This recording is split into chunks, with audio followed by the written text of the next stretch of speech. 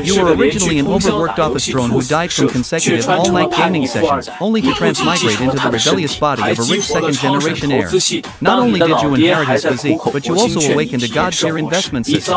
While your father was still earnestly urging you to experience the hardships of life, you had already used the system to dominate the stock market. This plot was even more outrageous than the wish fulfillment novels you wrote in your past life. Son, starting today, you're officially an adult. He had originally planned to say more, but after some thought, he decided against it. Go experience the hardships of life for yourself. Only then will you understand how hard your parents worked to earn money. After finishing his speech, the cameraman zoomed in for a close-up of the young man. The boy looked dazed, as if he hadn't expected this conversation at all. However, no one found this reaction unusual. Almost every child making their debut on this show wore the same expression, wide-eyed, bewildered, and utterly unprepared. The show was called Father-Son Role Swap. As society progressed and living standards improved, modern youth had developed many troubling habits, skipping school, causing trouble, smoking, drinking, all of which were becoming increasingly common. They often had lofty ambitions but lacked the skills to match, failing to appreciate the stability of their current lives. This led to deepening family conflicts. Fathers complained about their children's rebellious behavior, unable to comprehend why they refused to study seriously. They worked themselves ragged, juggling social obligations and business trips, all to earn a meager living for their families. Meanwhile, the children believed studying was far harder than manual labor, preferring to haul bricks at construction sites over sitting in a classroom listening to lectures. Against this backdrop, Father-Son Role Swap was born. In this episode, the participating father was Lu Yu, a department manager at a major investment firm with an annual salary of around 1 million. The son Yu had grown problematic due to a lack of paternal affection, embodying the classic rich second-generation stereotypes: smoking, drinking, fighting, chasing girls, and street racing. Lu Yu, who followed such content regularly, didn't hesitate to accept the invitation. His company, seeing it as a branding opportunity, quickly approved his lead.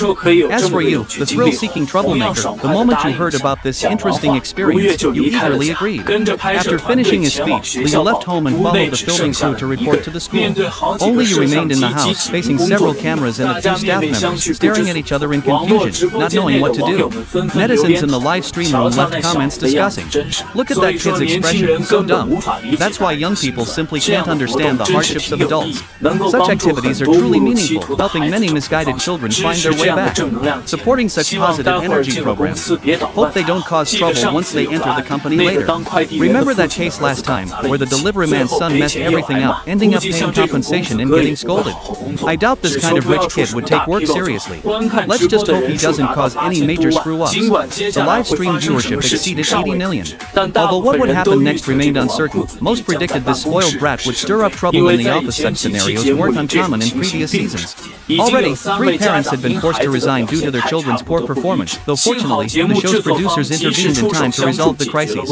For primary breadwinners supporting both elderly parents and young children, work isn't just about covering household expenses, it's the fundamental lifeline for the entire family. Regardless of the outcome, seeing their children finally wake up, the parents unanimously agreed that even losing their jobs would be worth it. Just as everyone was glued to their screens awaiting the next development, the show staff member reminded, work starts in half an hour. Being late will deduct 3 months perfect attendance bonus totaling 9,000 yuan. More than 3 tardies will also forfeit the quarterly bonus. Please be careful. Hearing this, you immediately shelved your lofty ideals and hurried off to your father's company.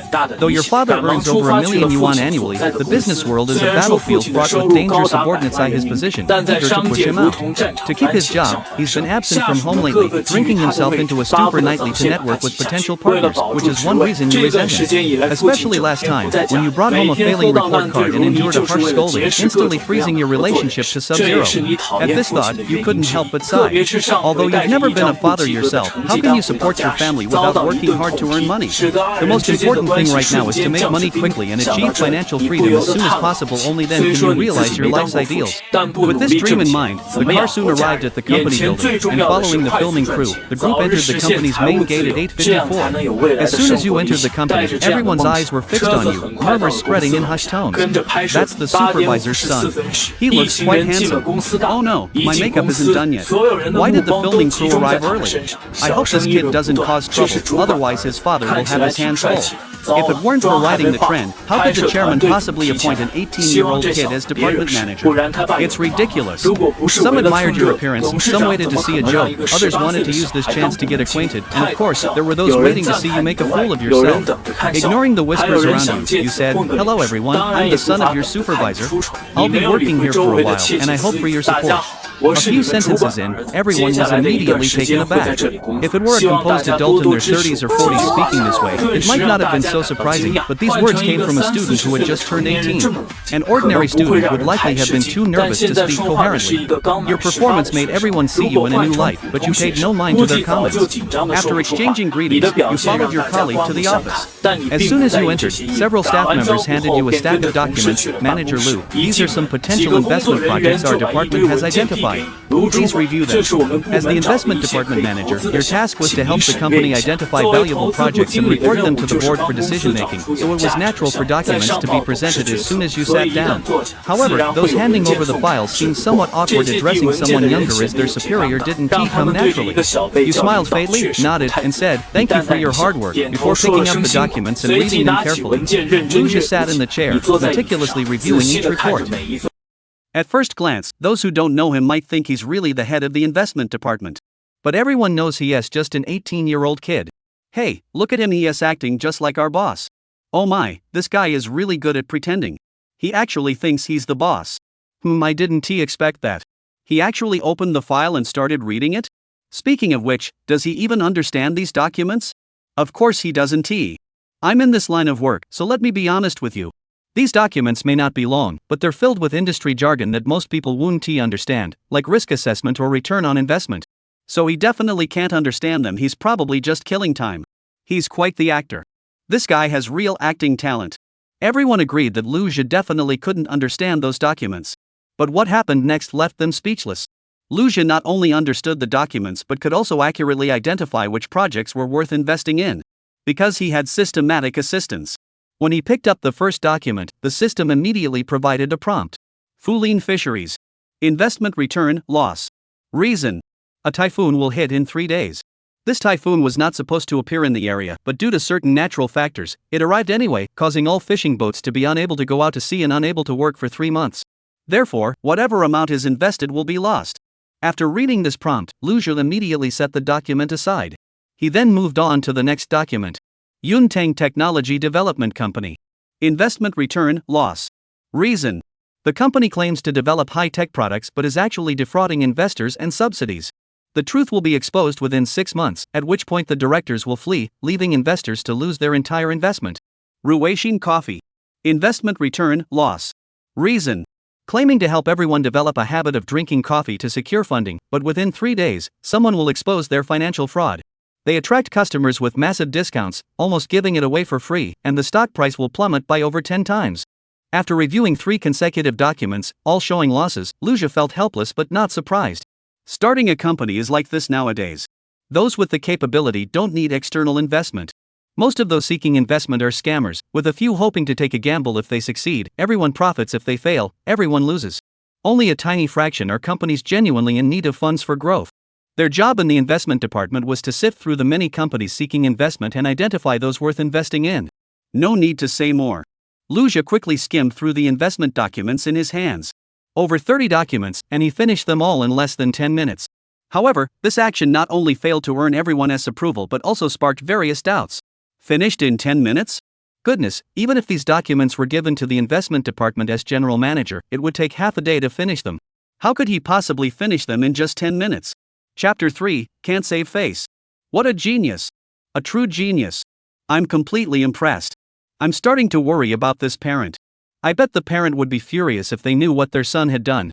As an investment specialist, I have to say that even if it's just 3 or 4 documents, I do need an entire day to read them, then search online, and verify with friends before I dare to make a decision.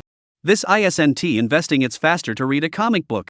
Amid the audience's murmurs of disbelief, Lucia's gaze returned to the documents he had already reviewed. These documents were all marked with rejected. Out of curiosity, he flipped through them casually, and suddenly an investment report caught his eye. Magic City Department Store Company, Ltd. Expected return, 300%. Recommended investment amount, 5 million to 20 million. Reason. Due to the typhoon, cargo ships will have to dock to avoid the storm and will not be able to leave the port during the typhoon. As a result, the prices of daily necessities will double. Department stores relying on the sale of these essential goods will make a fortune within 2 weeks. At the bottom of this recommendation, his father clearly marked "Rejected" in large characters. The reason was that no one had predicted this weather change, and there were already too many merchants supplying such goods in the market, making the investment unworthy. Especially since the company in question was stockpiling everyday items like toothpaste, salt, towels, and cups. This further solidified the belief that higher-ups would not be interested in the proposal. However, Lu Xia now realized that the typhoon was approaching quickly, and the company's inventory would become in-demand items that could be sold at a high price. Thinking this, he immediately retrieved the rejected proposal and decided to rewrite it to submit to the board. Just then, an employee knocked on the door and reported, "Mr. Lu, the meeting has begun. Please join us." Upon hearing this, Lu Xia put down what he was doing and followed the employee to the meeting room. In reality, his presence was not truly necessary in such a setting. However, the board members believed it was essential for the millions of viewers watching the program to see how seriously they took decision-making. This would attract more companies willing to collaborate. Therefore, Lu Xia became an ideal figurehead. In the meeting room, Lu Xia's seat was strategically placed in a very prominent position, right next to the president. This was clearly done intentionally. After he sat down, several department heads entered the room one after another. As soon as they entered, their eyes immediately focused on the young Lu Xia. After a moment of surprise, the atmosphere quickly returned to normal. Once everyone was seated, the president soon arrived on the scene, and everyone stood up to applaud him. The president nodded slightly in acknowledgement, and everyone followed suit, returning to their seats. Immediately afterward, the quarterly summary conference officially began. Essentially, it was a process where each team took turns presenting their work achievements. Experts could immediately tell it was just a show. Since the company had already agreed to allow media participation and recording, it was a good opportunity to promote the event as well. This went on for about half an hour. After all project reports were completed, the president spoke up and asked, "Colleagues, have any of you come across any promising investment opportunities recently?" Before he could finish, a manager who seemed to have been briefed beforehand stood up and replied, "Mr. Su, our 5th research team has found that the fishing industry shows great potential for development in the near future. Recently, Fulian Fisheries contacted us seeking financial assistance to expand their fishing operations. Coincidentally, a fishing fleet is planning to exit the industry and has several dozen vessels available for sale. Considering the city's ongoing growth in seafood consumption, particularly fish, I believe this is worth considering." After speaking, Mr. Su nodded and asked the other colleagues for their opinions. Next, experts from various departments shared their opinions, and it seemed as though everything had been pre-arranged. The market analyst presented detailed data demonstrating the increasing demand. Colleagues who had conducted on-site visits provided data on the current number of vessels and fishing efficiency to support the proposal.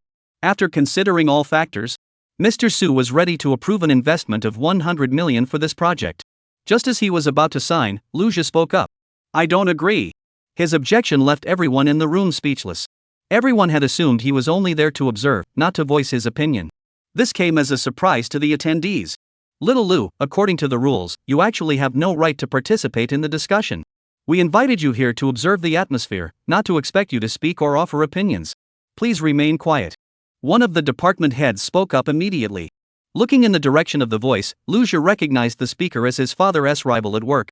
They had joined the company in the same year, but because this person was skilled at flattering superiors, he had been promoted much faster than his father. His honest father had remained in the same position for years. It was precisely their differing personalities that had strained their relationship. Seeing Lu Xia speak up, the man seized the opportunity to deliver a sarcastic remark. However, considering the cameras were still rolling, the chairman smiled and said, "No problem. Maybe he really has some interesting insights to share." After the top management spoke, no one dared to object anymore. Everyone waited with curiosity for Lu Xia to explain. At that very moment, although the company's profits or losses had little impact on him personally, he had a grand goal he wanted to achieve. To fulfill his wish, he needed to quickly earn enough startup capital. Earning commissions from his current job was undoubtedly the most direct method. After all, the project manager in charge of the project could earn an additional $100,000 in bonuses for every $1 million earned. He therefore stated his position directly. "Mr. Su, although I have never been directly involved in investment project analysis, I know a friend whose father works in the fishing industry. According to that uncle, there may be strong storms or even typhoons forming at sea in the near future. If that happens, the fishing boats will have to stop operations, and our investment will go down the drain." Regarding the source of the information, Lu Xia could only make up a non-existent friend on the spot. However, his remarks immediately sparked laughter throughout the room. Ha ha ha. How naive of a child. I thought it was something serious, but it's just excessive worry. Clearly, no one was willing to believe his warning. Especially since government agencies were responsible for forecasting weather changes. Chapter 4, True Talent. Moreover, even if there were some minor issues related to climate change, they would not affect the overall situation at all. In this situation, Mr. Su responded with a smile. That's true, it's good that you're thinking about the company, but investment matters are complex and rigorous. We can't abandon a project based on mere speculation. There has been no official notification from the authorities, and relying solely on your friend's account is insufficient to alter the decision. Alright, let's continue. Mr. Li and Mr. Zhang, please get started on this immediately and finalize the contract as soon as possible. Lu Zhi was unwilling to give up this opportunity, and immediately proposed a new suggestion. If that's the case, I won't dwell on my concerns any further. However, I have prepared a detailed proposal, and I believe the return on investment for this project could at least quadruple. I hope you will take the time to review it. His words once again left everyone speechless. Under everyone's astonished gaze, Lu Zhi handed the document to the chairman. After glancing at it briefly, he noticed that Lu Zhi's father had already signed to reject the proposal, and Su Dong's smile vanished. He believed the young man was simply naive. You still have a lot of basic things to learn. Even your father thinks this plan is unfeasible, yet you dare to bring it up. This industry isn't as simple as you think it is. Go back and study hard after the show. Today's meeting is adjourned. He ended the meeting without mercy, leaving Lu Zhi alone in the conference room, looking utterly dejected. Yes, this was a resignation letter. Lu Zhi was fully aware of this. Everyone ignored him because he was young. Under these circumstances, staying at this company was a complete waste of time for him. More importantly, getting paid here is like giving money away for free, and in the end, he has to hand it all over to his father, getting nothing for himself. He didn't want to keep working like this for nothing. So, in front of millions of viewers, he wrote this resignation letter. After finishing it, he handed it directly to the human resources manager without hesitation. The manager, upon seeing the letter, immediately grew tense and hurried to report the situation to the chairman. At first, the chairman didn't want to let Lu Zhi go. It wasn't because he valued his talent or was concerned about his father's reputation. Would a boss really care so much about the face of a junior employee? What he cared about was the show's ratings. But just as he was hesitating, the project manager of the fisheries investment project, who had a deep grudge against the chairman's father, walked in and made it clear to the chairman that he must approve Lu Zhi's resignation. The reason was simple: refusing to approve the resignation would make the company appear weak and indecisive. Moreover, the purpose of the meeting had already been achieved. Over 80 million people had witnessed the company's professionalism. Keeping him around would only cause more trouble. If something went wrong and so many people saw it, it would be a huge embarrassment. After explaining the reasons, the chairman immediately agreed to his resignation request. Soon, Lu Zhi was officially dismissed, and even Lu Yu, who was in class at the time, was caught up in the fallout. If Lu Yu knew at that moment that his son had ruined his own career, he would be furious. After all, he had worked at the company for over a decade and had made significant contributions. As for Lu Zhi, after receiving the termination notice, he didn't even have time to pack his things before leaving the company. Now he needed to figure out how to earn 1 million yuan. Then he plans to open a grocery store. On one hand, he can prove himself to those who look down on him, and on the other hand, he can earn more money. With 1 million, he could earn even more. However, the beginning is always the hardest. Even after 2 lifetimes, creating something from nothing and amassing several $1,000,000 is no easy feat. After leaving the company, he immediately went to the bank to check his account balance. Over the years, his former employer had saved quite a bit. Most of it came from his father's living expenses and various red envelopes given by relatives and friends. However, when he arrived at the bank, the viewers in the live stream had already begun expressing their confusion and disbelief. This kid is way too spoiled. That's really selfish. Wow, giving up a job that pays $1 million a year like that. I can't believe it. I wonder what his father will think when he sees this. They say he is irresponsible, but his previous behavior was pretty good. But if he is responsible, why did he throw away a job that pays $1 million a year? Does this kid even know what a 6-figure salary means? He has completely lost his mind. If it were my child, I'd definitely give them a good scolding. That's impressive, really impressive. I'm truly impressed. Why didn't the production team stop him? The director was also put in a difficult position by the numerous complaints from netizens. I never thought this kid would lose his dad's job in less than half a day. Faced with this situation, he couldn't give a satisfactory response either. So the director approached the chairman for a discussion and eventually convinced him, deciding to suspend him for 2 months, with his position reinstated after the show wraps, though he won't receive any pay during that time. This decision finally allowed the director to breathe a sigh of relief. Otherwise, if netizens were to gang up on him, that would be trouble. Children are ignorant. Can adults not understand the reasoning behind it? However, all of this seemed to have little impact on Lu Jia. After checking his bank account, he discovered there was still over 40,000 yuan in it, which was a small fortune for him in his current situation. With the money in hand, he began to think about how to invest it. With just over 10,000 yuan, starting a business was clearly insufficient, and he didn't want to make money by deceiving others.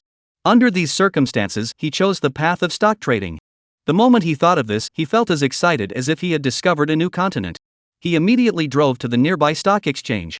The live streaming team members who witnessed the scene all thought he had completely lost his mind. However, they soon realized there was nothing unusual about it. Someone like Lu Jia, with his family background, had no choice but to seek opportunities in high-risk areas. Let alone his current situation, with no professional knowledge or work experience who would hire him. Meanwhile, on Lu Jia's side, once he entered the exchange, the trading floor was packed with people eager to strike it rich overnight. Compared to them, Lu Jia seemed like an experienced trader. Due to the presence of cameras, he immediately became the center of everyone's attention. Everyone stared at him with curious eyes, speculating about his intentions. But Lu Jia headed straight for the screen displaying rapidly flashing stock prices. Rows of numbers flashing by at lightning speed. Nancheng Industry. Expected return, 3%. Chapter 5, Factors Influencing Overall Decision-Making. Investment time, 1 day. Recommended investment amount, 101,000 million. Reason, the market is steadily rising. Haixing Technology. Expected return, 6%. Investment period, 1 day. Recommended investment amount, 0. Reason, decline within the normal range. Fuan Electronics Company. Expected return, 4%. Investment period, 1 day. Recommended investment amount, 500,005 million. Reason, stable growth performance. Lu Jia looked at the stock information on the screen. He shook his head. He ignored the losing options outright.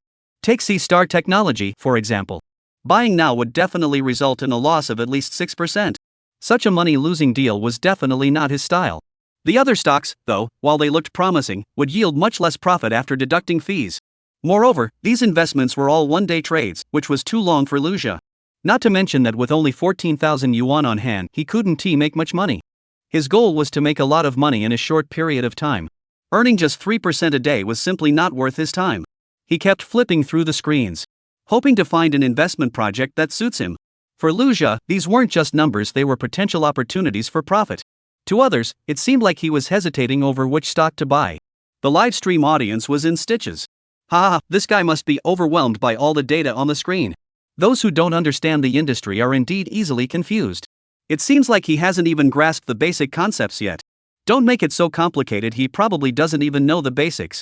I bet he's regretting quitting his job right now. When stock traders saw this live stream, they also noticed the scene from the show Father and Son Swap Roles. Soon, someone recognized who Lu Jia was. After learning the truth, everyone picked up their phones to watch the live stream. Soon they learned that he had given up his well-paying job and come to the stock exchange to take a risk on his own. So he's just a rich kid trying his luck. How ridiculous. Just look at him, he's clearly doomed. These seasoned stock traders loved the unique atmosphere of the trading floor. To them, this place was as familiar as the square where the elderly women gathered to dance. So the group of investors gathered together to discuss. Pointing and gesturing, their eyes filled with skepticism.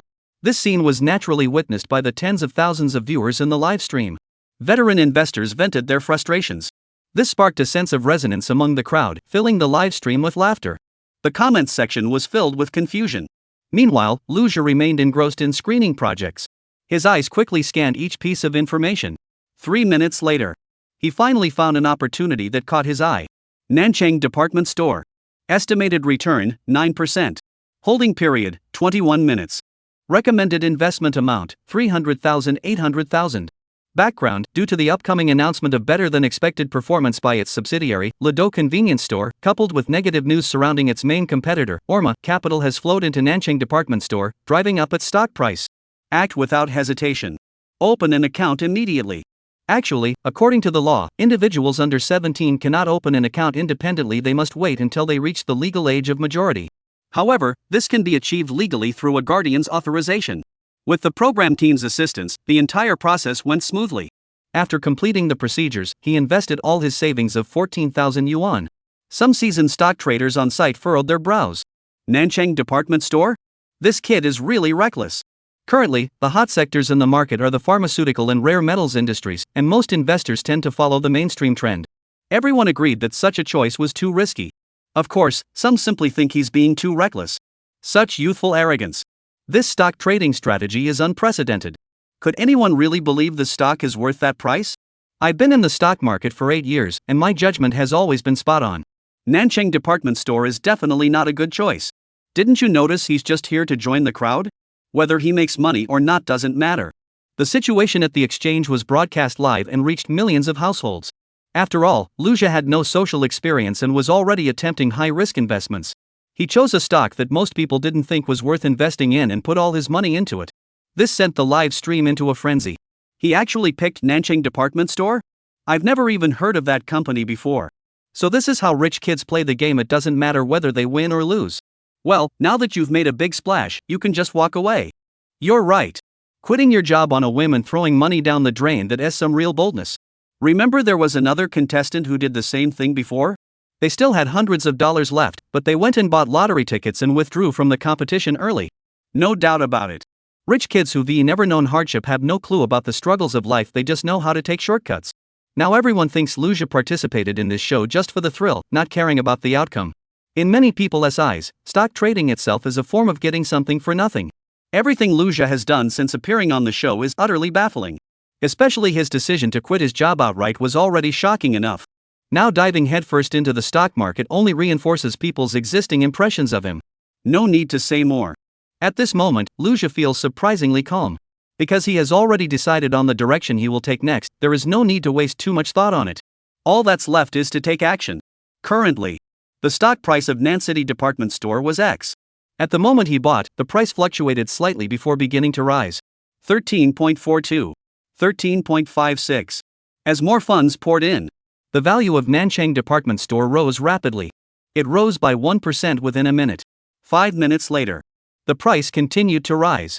Luja's wealth is also increasing. 140. 265. 516. However, faced with the rapidly rising returns, Luja did not rush to cash out but decided to wait a little longer. Because he believed that today's stock could reach a maximum increase of 9%. Before he knew it, 20 minutes had passed. The price of Nancheng department store had reached an astonishing height. Following the current trend, it would only take a few more minutes to hit the price limit. The stock price wasn't just taking off like a plane, it was blasting off like a rocket toward the clouds. However, Luja had no intention of holding on any longer and quickly issued a sell order. Chapter 6. He completely ignored it. Because he knew that this stock would only rise by a maximum of 9% today. At this high point, even if it doesn't drop immediately, it will hover at the top for a while before eventually falling back. Moreover, this market supports the T+0 trading model, allowing you to withdraw funds and reinvest at any time. Every minute you stay in, you're wasting an opportunity to make money. The stock price of Nancheng department store surged sharply, with many people eagerly waiting to buy in. As soon as he sold, someone else immediately bought in. The transaction was completed. After deducting fees and taxes, Luja's balance went from 14,000 to 15,100. Upon seeing the profits in his account, Luja didn't feel particularly excited. Instead, he quickly identified the issue. Due to the small principal amount, even if there were several more such price increases, he wouldn't be able to make much money. This clearly did not align with Luja's goal of quickly accumulating wealth. After all, once he had money, he had a host of big plans waiting to be implemented. Having lived 2 lifetimes, Luja understood that life was a journey of self-improvement, not just about pursuing money. Perhaps this advanced investment system could help him make a lot of money in the stock market, but it wouldn't fully realize his ideals. The first gains in the stock market are merely a stepping stone. At that moment, he suddenly had an idea and shifted his focus to stock leverage. In simple terms, it involves using a small portion of collateral to operate a larger amount of capital for stock trading. This is a common practice in the market. And coincidentally, this trading platform offered 10x leverage. Of course, this comes with higher transaction fees and increased risk. However, this isn't a major issue for Luja. Just as he was thinking about it, the viewers in the live stream began to discuss the matter. By all accounts, Luja should have been praised for his success, but instead, he faced a lot of skepticism. Especially after the veteran players joined in. The comments became more unified. I just checked the news from Ludo's company. This was purely luck. Exactly, this stock shouldn't have risen in the first place, it just happened to catch a sudden piece of good news. I told you so. Now Nancheng department store has dropped a point because the hype has already died down. Nonsense, it's obviously luck. The stock market is like a battlefield, it's no joke. Many people believe that Luja's success this time was purely a result of luck. Besides the skeptical voices, there are also those who support Luja's views. These supporters are mostly female fans, primarily drawn to Luja's good looks, and actually know little about the stock market. After seeing Luja make a profit, they felt annoyed by others' constant mockery and wanted to speak up for him. It's really frustrating. He's clearly achieved something, yet you keep dismissing him. I see so much negativity in the comments, it must be the toxic atmosphere from the exchange spreading to the livestream. Come on, if you're not satisfied, why don't you try your luck too? As more women joined the discussion, many veteran investors could only remain silent. Although they believe Luja's profits this time were just a matter of luck. But good luck doesn't come every day. Otherwise, there wouldn't be so many retail investors becoming victims. Faced with the female netizens' defense, the veteran investors could only temporarily back down. At that moment, in a corner of the exchange, an elderly gentleman wearing thin-rimmed glasses sat among a group of students, his gaze fixed on Luja, his eyes brimming with curiosity. This elderly man was named Yuan Dongxiao, a professor at a finance university. He had brought his students here for practical training and had begun to take notice of Luja after observing his purchase of shares in Nancheng department store. Previously, he had researched the situation of the Nancheng department store group and predicted that it would rise due to the Lu Dojia chain store. He never expected it to happen today. After watching the live stream, he developed a strong interest in Luja. There is no denying that identifying Nancheng department store as a potential rising stock demonstrates Luja's investment acumen. However, this success was largely due to luck. Like other viewers, Professor Yuan was also drawn to Luja. However, Luja doesn't care about others' opinions. His goal was clear, he was there to make money, and others' opinions would not sway him. After stretching his neck slightly, he began searching for the next stock. This time, he planned to use leverage trading. One stock after another flashed before his eyes. Soon, he locked onto his new target. Jiahong Advanced Manufacturing. Expected return, 10%. Holding period, 16 minutes. Recommended investment, 2 million. Reason: recent online reports have highlighted braking issues with Stella electric vehicles, while Jiahong specializes in brake technology development and outperforms Stella in performance, leading to an expected increase in stock price. A stock on the verge of peaking. What about the leverage effect? Seeing such expected returns, Luja couldn't help but take a deep breath. Decided.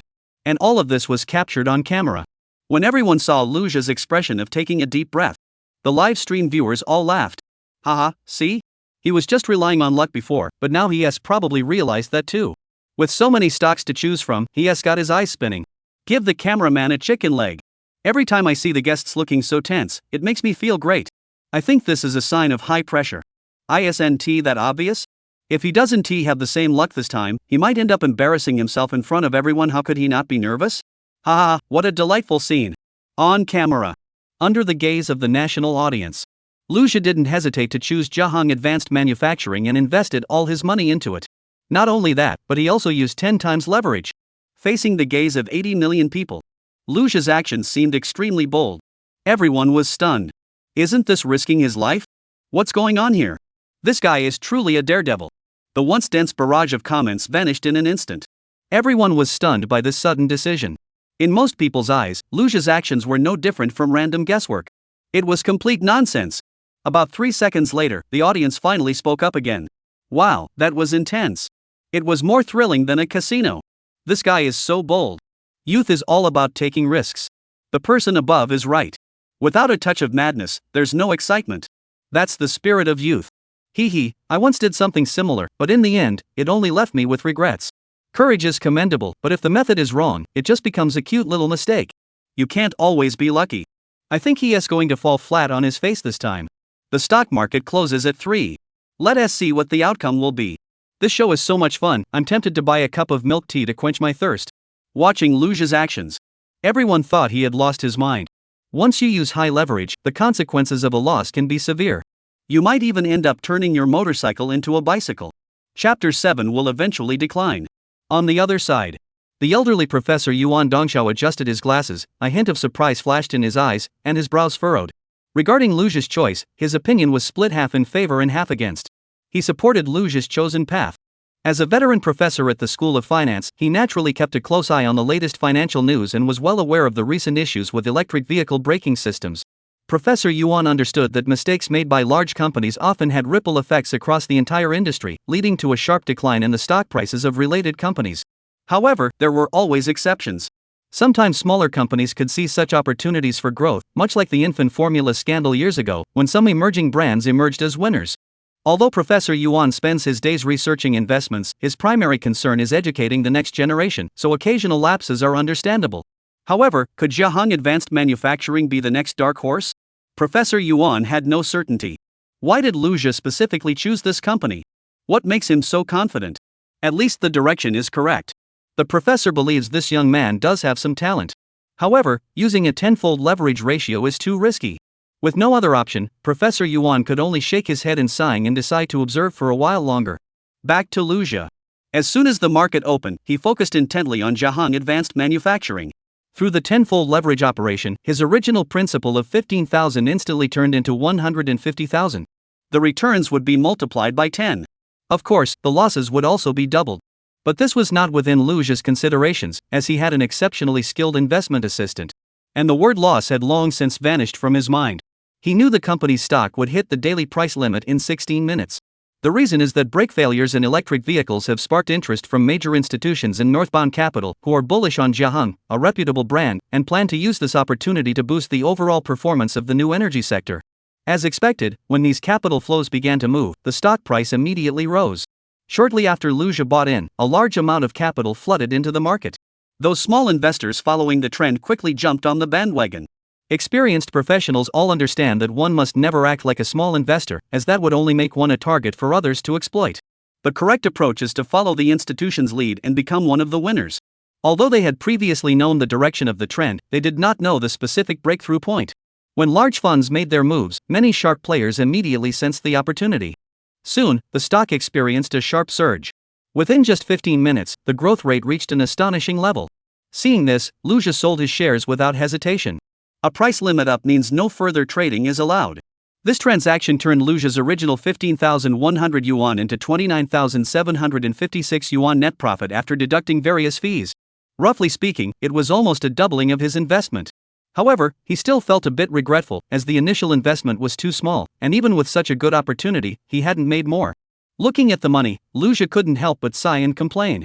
Making money is really tough. Working so hard every day to earn more money for the family, it's no easy task. These words were overheard by the viewers in the live stream, who burst into laughter. This guy is pretty funny, let us follow him. Fighting for the family? That role transition was quick, it's like he suddenly became a father, it's just one stock price surge. Is it really that exaggerated? Have you seen God of Gamblers? When he wins, he pretends to be pitiful and says he is not good at gambling. Winning the jackpot twice in a row is simply unbelievable. Luck is smiling so hard at him his teeth are about to fall out. This kind of good fortune, I've seen it in the Have Another Bottle instant noodle promotion. My little treasure is so impressive. I love you so much. Hey, everyone upstairs, our Liu Gu now has someone looking out for him. I've got some good news for you. After being single for 20 years, I've finally found someone to lean on. Only half an hour left until market close. There is not much time left for my husband. Let us go for a three-peat. Tomorrow, I want to buy a new bag. You guys, I was planning to buy a watch too. The live stream screen was filled with flying comments. Liu Jia paid no attention to this, continuing to search for his next potential investment project. However, with limited funds at hand, achieving the $1 million goal today seemed unlikely. Just then, the elderly gentleman who had been observing from a distance approached Liu Jia. He tidied his hair and asked in a calm tone, "Hello, are you Liu Jia? Could I ask how you selected these two stocks?" The young man before him filled Professor Yuan with surprise. From his tone, one could sense the excitement of discovering a talent. He thought to himself, if he can make such precise judgments at such a young age, he must not have received formal education. Perhaps I should bring him to my school for further studies. He might one day become a top-notch financial expert. Liu Jia looked at the elderly gentleman before him, with his silver hair, glasses, and the air of a scholar. He held such people in high regard. But time was precious, and the most important thing was to make money quickly. Besides, his money-making method came from a mysterious system and wasn't something he could just casually reveal to outsiders. Sorry, I really don't have time to chat right now. I just want to make more money as quickly as possible. Facing Liu Zhou's direct refusal to reveal details, Professor Yuan didn't get angry. He also realized that he might have been too direct earlier, putting pressure on the other person. He had already gained some understanding of Liu Jia through the live stream. In his view, this young man had a distinct personality and outstanding abilities, and was currently in need of funds. If he could leave a good impression on him now. Establishing a connection could not only attract him to join the academy but also allow them to collaborate on financial issues in the future, which would be beneficial for his work. Therefore, Professor Yuan adjusted his tone and smiled, saying, "Oh, sorry, I might have been a bit impatient earlier. Actually, I was offering you 50,000 as startup capital." "What? $50,000? Lu Zhi looked at Professor Yuan in astonishment, wondering what the professor was up to. Clearly, such a large sum wouldn't be given away for free. Currently, he only had over 30,000 yuan, and even if he worked as hard as he could today, he could at most earn another 2 or 3,000 yuan. But with that money, the situation would be completely different. It would greatly accelerate the accumulation of wealth. A few $1,000s was like a drop in the bucket for him, but 50,000 was a substantial sum. No one gets something for nothing. Such a golden opportunity couldn't be let slip away. Noticing Lu Zhi's expression change, Professor Yuan nodded firmly, indicating this wasn't a joke. Chapter 8 will also be a major setback. After thinking for a moment, Lu Zhi cut straight to the most critical question. How much of the profits do you plan to split? When it came to investments, he had always been straightforward. Professor Yuan seemed hesitant for a moment, unsure of how to respond. In his view, Lu Zhi was a rare talent, and if he joined his school, he would undoubtedly become a future financial elite. But how could he bring himself to say it? Just then, a group of young students gathered around. They appeared to be around the same age as Lu Zhi and were all Professor Yuan's disciples. Each of their faces was filled with confusion, as they were well aware of how strict the professor was. Which student hadn't been harshly criticized by him?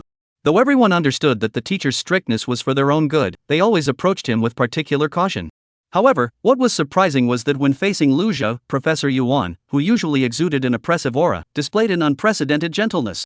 This left everyone quite stunned. Is this guy his son? Otherwise, how could he change so much? Just as the students were curious, some students watching the livestream began to frown. The chat began to buzz. This old man usually seems so proper, but it turns out he's just a money-grabbing guy. Seeing the students' reactions, Professor Yuan probably guessed it was due to the influence of the livestream. However, he didn't seem to mind and even waved his hand, signaling everyone to ignore it. He then introduced Lu Zhi. My name is Yuan Dongxiao, a professor at the School of Economics at Nanjing University. I'm willing to sponsor you because I hope you'll consider our finance department at Nanjing University when choosing a university. Our program is among the top in the country. After saying this, he added, plus, there are plenty of beautiful women there, and the Maple Grove is a great spot for dates. This remark caught Lu Zhi off guard. After hearing this, many netizens began searching for information about the elderly professor. After some investigation, they discovered. So he was telling the truth. The finance department at Nanjing University has indeed produced many outstanding talents, and the beautiful Maple Grove at Jean Erlu was also quite famous.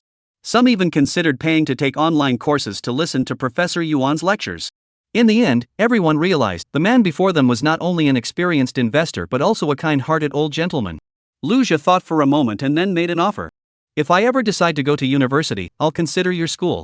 After the stock market closes, I will return the principal and give you a 10% return.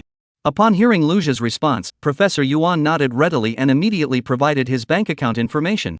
Once the funds were transferred, Lu Zhi continued to calmly monitor the stock market trends. He quickly zeroed in on the stock of Dongxing Communication Technology Company and invested all 53 million yuan. Through the leverage of 10 times, the funds instantly turned into 5.3 million yuan. The stock was about to hit a 10% price limit increase, as the company was about to announce a revolutionary new wireless communication technology breakthrough. At the press conference, buyers went into a frenzy, driving the stock price up rapidly. Within just a few minutes, the price per share had risen to 16.68 yuan. It must be said that the financial market is like a bottomless pit. No matter how much money you invest, it can never be filled. Thus, the saying goes, the financial world is full of wealth, but this mountain of gold is littered with the bones of those who came before. This isn't to say the industry is cruel, but to warn those who aren't qualified not to venture in lightly. Clearly, such words had no effect on Lu Zhi. The stock continued to climb steadily. Before he knew it, it was already past 2:30 p.m.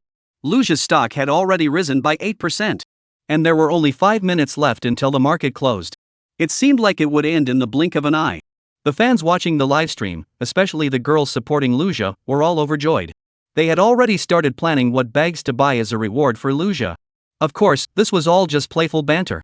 However, the market is always unpredictable and can change in an instant. The stock price of Dongxing Communication Technology Company, Limited suddenly plummeted sharply. It had already risen by 8%, but now it had dropped by 3 percentage points in an instant. The once bustling chat window fell silent. Oh my god, is the stock market about to crash? Hurry up, Lu Zhi, sell quickly. This isn't the same as the previous 20,000 or 30,000. This is a 5.3 million transaction. Sigh, we were too greedy. How careless of us. Seeing the stock price plummet, some viewers couldn't help but furrow their brows. Actually, this feeling is quite understandable. In just over an hour, people witnessed Luja go from initially earning 14,000 yuan to 15,000 yuan, and then from 15,000 yuan to 30,000 yuan. Watching the numbers climb steadily was a wonderful feeling. It felt as comfortable as if they were making the money themselves. To put it more vividly, it was as if everyone were playing and splashing around in a calm stream. But now, Luja's investment has exceeded 5 million yuan. That's no small sum. Even if you won the lottery and paid taxes, you wouldn't have that much. It feels as thrilling as riding the waves. But now, what stands before him is a cliff-diving plunge. If losses continue at this rate, it's not just about losing money. Not only would the initial 30,000 yuan he had won be lost, but with the leverage of 10 times, the losses would far exceed a few thousand yuan. Just moments ago, he had an 8% paper profit, equivalent to 420,000 yuan. At this very moment, Luja remained calm and composed. The audience's hearts were on edge. The professor's students gathered together to discuss quietly. If the professor had been trading, he would have sold at the peak, and now we've wasted a 3% profit. It's hard to say. Once you're in the stock market, it's easy to lose your rationality, especially during a big rally. It's hard to know when to cash out. Many people end up turning profits into losses this way. If it were me, I would have sold long ago. I probably wouldn't have even kept 5% of the profit. The true master isn't about when to buy, but when to exit. The teacher really made a mistake this time. Seeing Professor Yuan with a worried expression, the students could only shake their heads in frustration. After all, it wasn't a decision he made personally. The old professor was also deeply distressed. After all, there was his 50,000 yuan principal involved. On the other side, some veteran stock traders at the exchange had a different perspective. They commented in the chat, "It's about to rain. Get ready for the closing bell. In 1 minute, there'll be nothing left." Hey, is it because he's been kneeling on a washboard for too long that his knees are all red, making an old professor act so foolishly? As you get older, your eyesight fades. Investing so much money in a young person with little experience, I just don't get it. Good luck doesn't last forever, maybe 3 times at most. Chapter 9. What percentage of the profits do you want? Facing the comments on the screen, Luja couldn't care less. He had top-tier investment software that told him this stock was sure to skyrocket in the final minutes. With only 3 minutes left until the market closed, it was more than enough time for him to make his move. This was the moment the stock would explode. The words had barely left his mouth. The stock price of Nancheng Communication Technology stopped falling. After a brief pause, the stock price suddenly rebounded. Everyone was startled. The stock price seemed to have been fitted with a booster, shooting up rapidly. Within a minute, the stock price rose by 2%, with the daily increase reaching 7%. 2 minutes later, the stock price rose another 3.6%, with the day's total increase reaching 8.6%. 10 seconds before the market closed, the stock price rose another 4.7%, with the daily gain soaring to 9.3%. Everyone stared intently at the soaring red line, stunned. And the stock price continued to rise. Luja's wallet was also growing steadily. 378,621, 436,590, 510,852.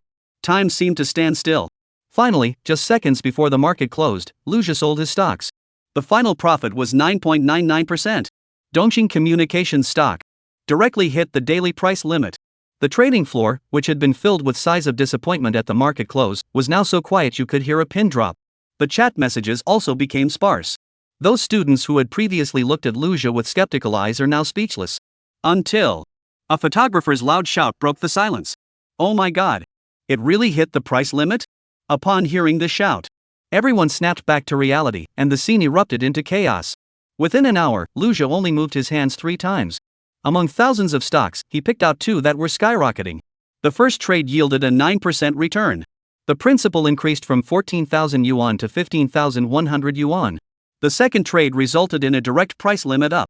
The principal increased from 15,100 yuan to 29,756 yuan. Third trade also closed at the daily price limit. Including the professor's investment, the principal grew from 29,756 yuan to 529,756 yuan. With a 10x leverage, the total profit reached 560,000 yuan. Earned 560,000 yuan in just 1 hour. Most people work hard all day and only make that much, but this guy walks into the exchange and makes money as easily as picking it up off the ground. Once could be luck, twice could also be luck, but 3 times in a row. This guy, is the stock market your family's business? Seeing all this, everyone's eyes turned to Lu Jia in shock. Completely stunned, they stared blankly at him on the screen, completely dumbfounded. Those who had been certain Lu Jia was going to lose big were left red-faced. Even Professor Yuan couldn't help but take a step back. Where did this investment genius come from? Standing beside him was sheer pressure. As the stock market closed, everything was settled. In the end, Lu Jia accomplished a major feat with minimal funds. Although other funds were involved, ultimately, everyone invested for the same reason, to make money. It was completely in line with the program's rules. He executed 3 transactions in total, first a 9% return, followed by 2 near limit up moves, achieving an astonishing return. The original 14,000 yuan has now turned into 560,000 yuan. That's a 40-fold increase. Converted, this represents a 4,000% increase in value. According to the prior agreement between Lu Jia and Professor Yuan, Lu Jia must allocate 10% of the profits, amounting to 50,000 yuan. After deducting the initial cost of 14,000 yuan, the remaining nearly 500,000 yuan is all his own profit. This return on investment is simply unbelievable. If we consider his actual investment costs, it's even more impressive. Since Lu Jia entered the stock market, he has spent approximately 20 minutes per transaction, totaling around 1 hour in total. In just 1 hour, he increased his capital by 4,000%. Such a return rate is simply defying common sense. Everyone knows Warren Buffett, the renowned value investor and business legend. Despite being dubbed the Oracle of Omaha, his average annual return over the past 30 years hasn't exceeded 30%. But now, Lu Jia has shattered that record in just 1 hour of trading. But that's not all. What if Lu Jia had invested more initially? For example, if he had entered the market with 500,000? First, a 9% increase, then reinvesting those gains, the returns would grow exponentially. It's almost unimaginable. Everyone couldn't help but gasp in astonishment. Where did this expert come from? No wonder Professor Yuan was looking at him with such astonishment. At that moment, everyone realized that once this became public, it would undoubtedly cause a huge stir in the financial and become headline news. Currently, the popular variety show Father and Son Swap Roles already has an audience base of 80 million viewers. Since Lu Jia resigned and boldly entered the stock market, the number of real-time viewers has exceeded 120 million. It instantly sparked a massive online discussion. Did I see that right? 3 consecutive profits and almost hitting the daily limit? This is too much like a TV drama. This isn't a thriller? I'm completely blown away. I have to work an extra year to earn 500,000, and Lu Jia does it in an hour. I can't take it anymore. I'm quitting my job and learning how to trade stocks like him. A yearly salary of 500,000 yuan is truly enviable. But don't forget, you're comparing yourself to Fei Gu. A 4,000% return in an hour? That only happens on a construction site. Netizens were expressing their astonishment in the comments.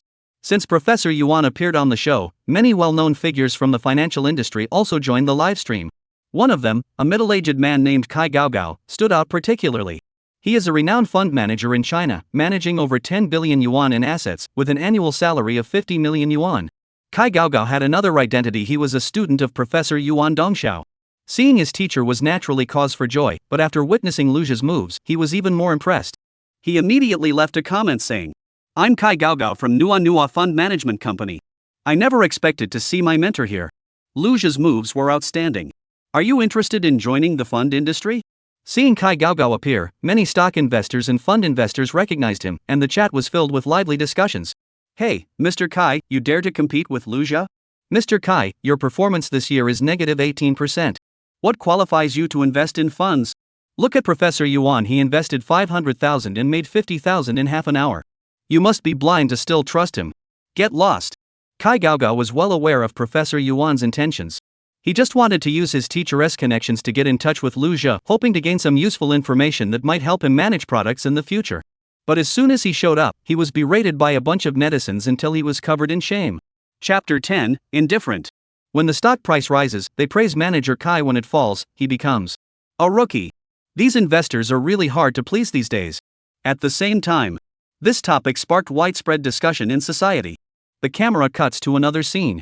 Father and Son Switch Roles is an interesting program where the father and son swap roles, and naturally, the program includes a segment where the father experiences student life. This is also the core concept of the show. Through role reversal, both parties can gain a deeper understanding of each other's challenges. After the role reversal, Lu Yu is now a high school student. However, he is completely different from his son Lu Jia, who navigates the stock market with ease. At this moment, Lu Yu is overweight, sitting at a slightly cramped desk, barely able to fit his butt in. He stares at the random scribbles Lu Jia had made in his textbook, his forehead covered in sweat. All around him are young boys and girls with innocent expressions, all staring at him. What made him feel the most nervous was the young female teacher at the front of the classroom. Lu Yu was in a fix. Standing was out of the question, and sitting on the small stool was uncomfortable.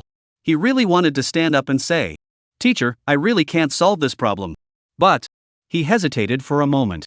After all, he used to be a high-ranking executive at a company earning $1 million a year. He was also an outstanding graduate from a prestigious university. Before participating in this show, his background had already been made public, so he couldn't pretend to know nothing now. He had no choice but to push through. Facing these high school-level questions, Lu Yu felt completely lost. He tried to recall his high school days. He thought that if he looked at them a few more times, he could figure them out. But what on earth are those strange symbols? Lu Yu looked completely lost, with more confusion than anything else. These symbols look familiar to me, but I can't recognize them at all. Did we really learn this stuff back then? It seems like my math was taught by the PE teacher. As the oldest in the class, he couldn't afford to look too stupid. Under the pressure, sweat began to trickle down Lu Yu's forehead. Like many people when they enter the workforce, the pressure of work and interpersonal relationships are completely different from school, making it easy to forget certain skills. Going from simple to complex is easy, but the reverse is as difficult as climbing a mountain. The female teacher beside him was also at a loss for words. She had never encountered such an older student before. However, she had already reminded him several times. This problem is very simple. You can solve it using the descriptive method or a Venn diagram. Is this student mentally challenged? Why is he still stuck after half an hour? At that moment, the female teacher walked a little closer. Her fingers tapped lightly on the textbook, pointing to a formula. This was the fourth reminder, and there were now 7 or 8 chalk marks on the textbook. After a brief pause, Ms. Zhang looked at Lu Yu and said seriously, "Trust the teacher, and trust yourself. Use this formula, and you will definitely be able to solve the problem." Oh dear. These words left Lu Yu even more at a loss. The teacher is so scary. Although these were high school concepts, Lu Yu had been out of school for over 20 years. Helping her child with homework was manageable, and elementary school problems were no problem for parents. But by the time they reach middle school, many parents are already overwhelmed. As for high school problems, unless you're an educator, most people are completely at a loss. Looking back on himself, Lu Yu had hardly ever tutored Lu Jia's studies. Every word in the textbook seemed both familiar and foreign to him. He was panicking. In the end, Lu Yu decided to admit defeat, feeling a bit embarrassed as he wiped the sweat off his forehead, already thinking about how to get out of there as quickly as possible. His mind raced, like a student scrambling for an excuse to skip class. For example, "Mr. Zhang, I'm feeling a bit unwell today and would like to ask my parents to call in sick for me." As soon as he thought of this, Lu Yu shook his head. This excuse was absolutely out of the question. Solving problems was just a matter of using your brain, it had nothing to do with your stomach. Plus, his mischievous son was pretending to be his parent. He'd never agree to make the call. After all, in the past, whenever Lu Jia tried to find an excuse to skip school, his father Lu Yu never agreed. So, in this situation, Lu Jia would definitely seek revenge. Or try a different approach. "Mr. Zhang, I haven't touched this type of problem in a long time. I'd like to go home to review it and do some practice problems tonight to get familiar with the approach." This excuse is good. It leaves room for maneuver, and Mr. Zhang should understand.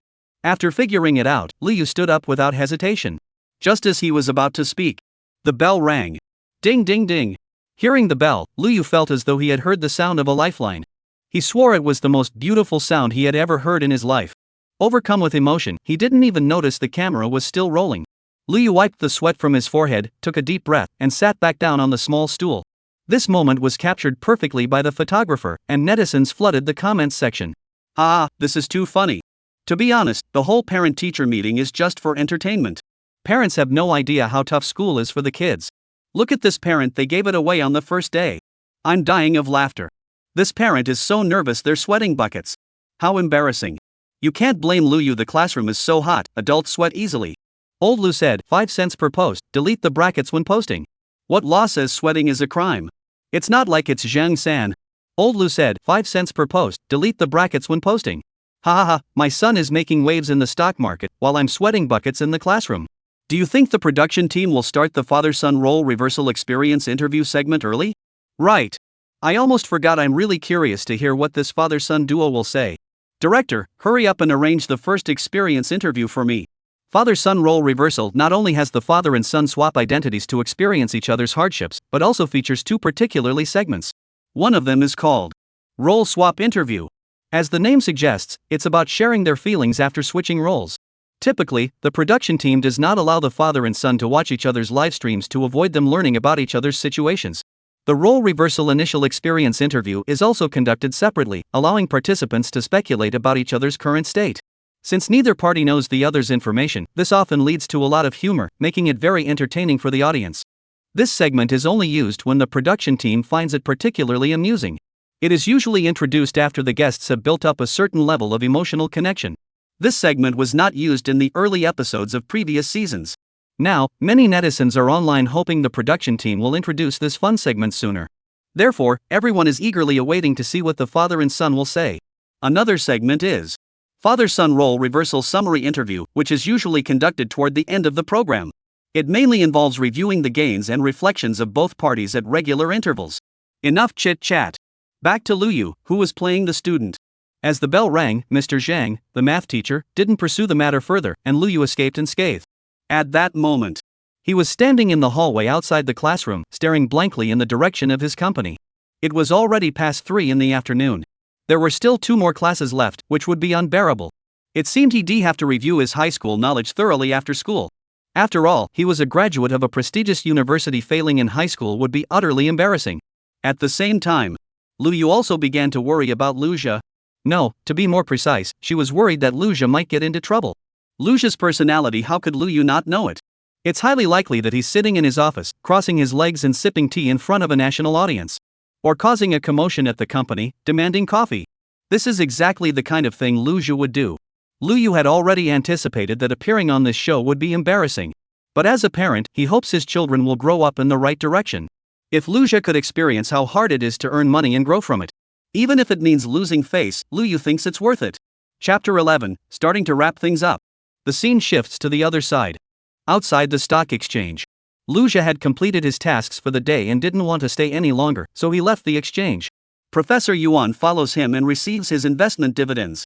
Professor Yuan doesn't care much about the dividends. He'd rather exchange contact information with Lu Zhu and even expresses interest in continuing to invest. However, Luja did not want to owe anyone a favor, so after transferring the 550,000 yuan, the financial matter was settled. Luja held the elderly scholar in high regard and left his own contact information, assuring the professor that he could reach out at any time. The matter at the exchange was temporarily resolved. Just then, the host appeared on camera holding a microphone. Hello everyone, I'm host Bing Bing. As you all know, father and son role reversal will feature a role reversal first experience interview segment.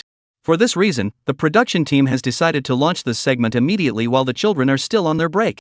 As host, Bing Bing joined the scene. The chat exploded with excitement. This segment always gets people talking. Previously, there was also a father-son guest pair, who brought plenty of laughs during this segment. However, that time, they had built up 3 days of popularity before starting the father-son role reversal segment. Surprisingly, the show's effect was outstanding, going viral instantly. Now, the performance of the Lu family, especially Lu Jia, has left the audience eagerly demanding that the role swap be done earlier. The screen is flooded with comments, all urging them to hurry up. Bing Bing is here. The production team better hurry up and arrange it. I'm dying to know what Lu Jia will say. He just made 500,000 yuan.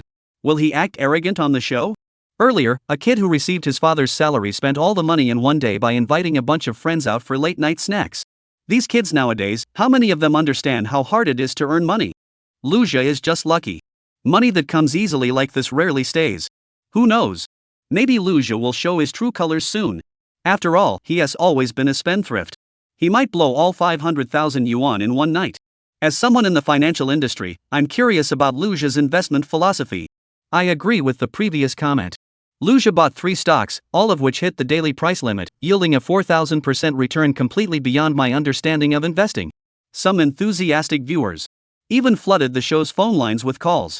Feeling the pressure, the executive producer realized Lu Zhu's uniqueness and immediately ordered preparations for a role reversal interview. The director also had some other tricks up his sleeve.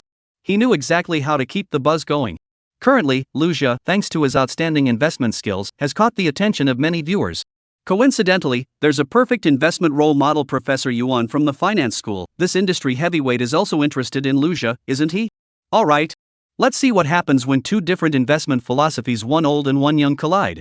The director's eyes sparkled with excitement. Considering the students' tight schedule, it was decided to start filming at the school first, which would also allow sufficient time to communicate with Professor Yuan. So, the director quickly directed the production team to get to work. Soon, Lu Yu appeared in front of the camera. At that moment, he was standing in the corridor outside the classroom, quietly breathing in the fresh air. The area around him was empty, with no classmates coming over to invite him to the restroom. Lu Yu felt quite at ease. Compared to the oppressive study atmosphere inside the classroom, the corridor outside seemed more suited to him. At that moment, another host approached him. The camera crew followed and began the interview using the characters' original identities. Hello, Mr. Lu, I'm Ding Ji, the host of the father and son role reversal program. We'd like to conduct an initial experience of role reversal interview with you.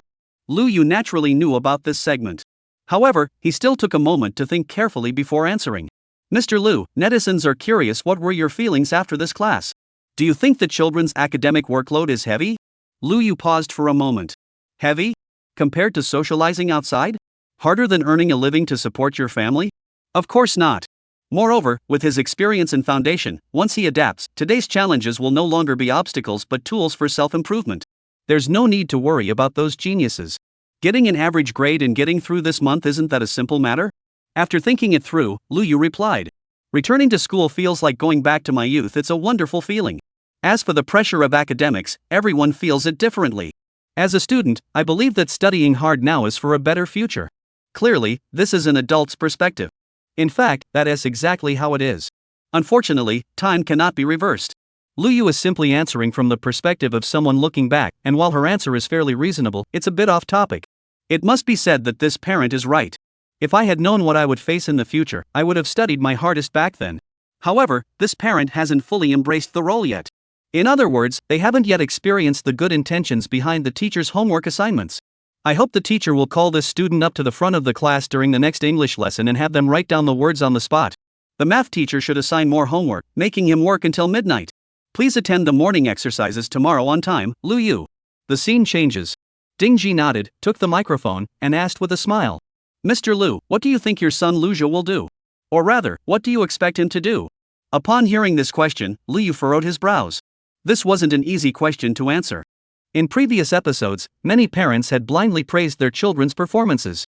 However, the actual situation was completely different, and they ended up becoming the butt of everyone's jokes.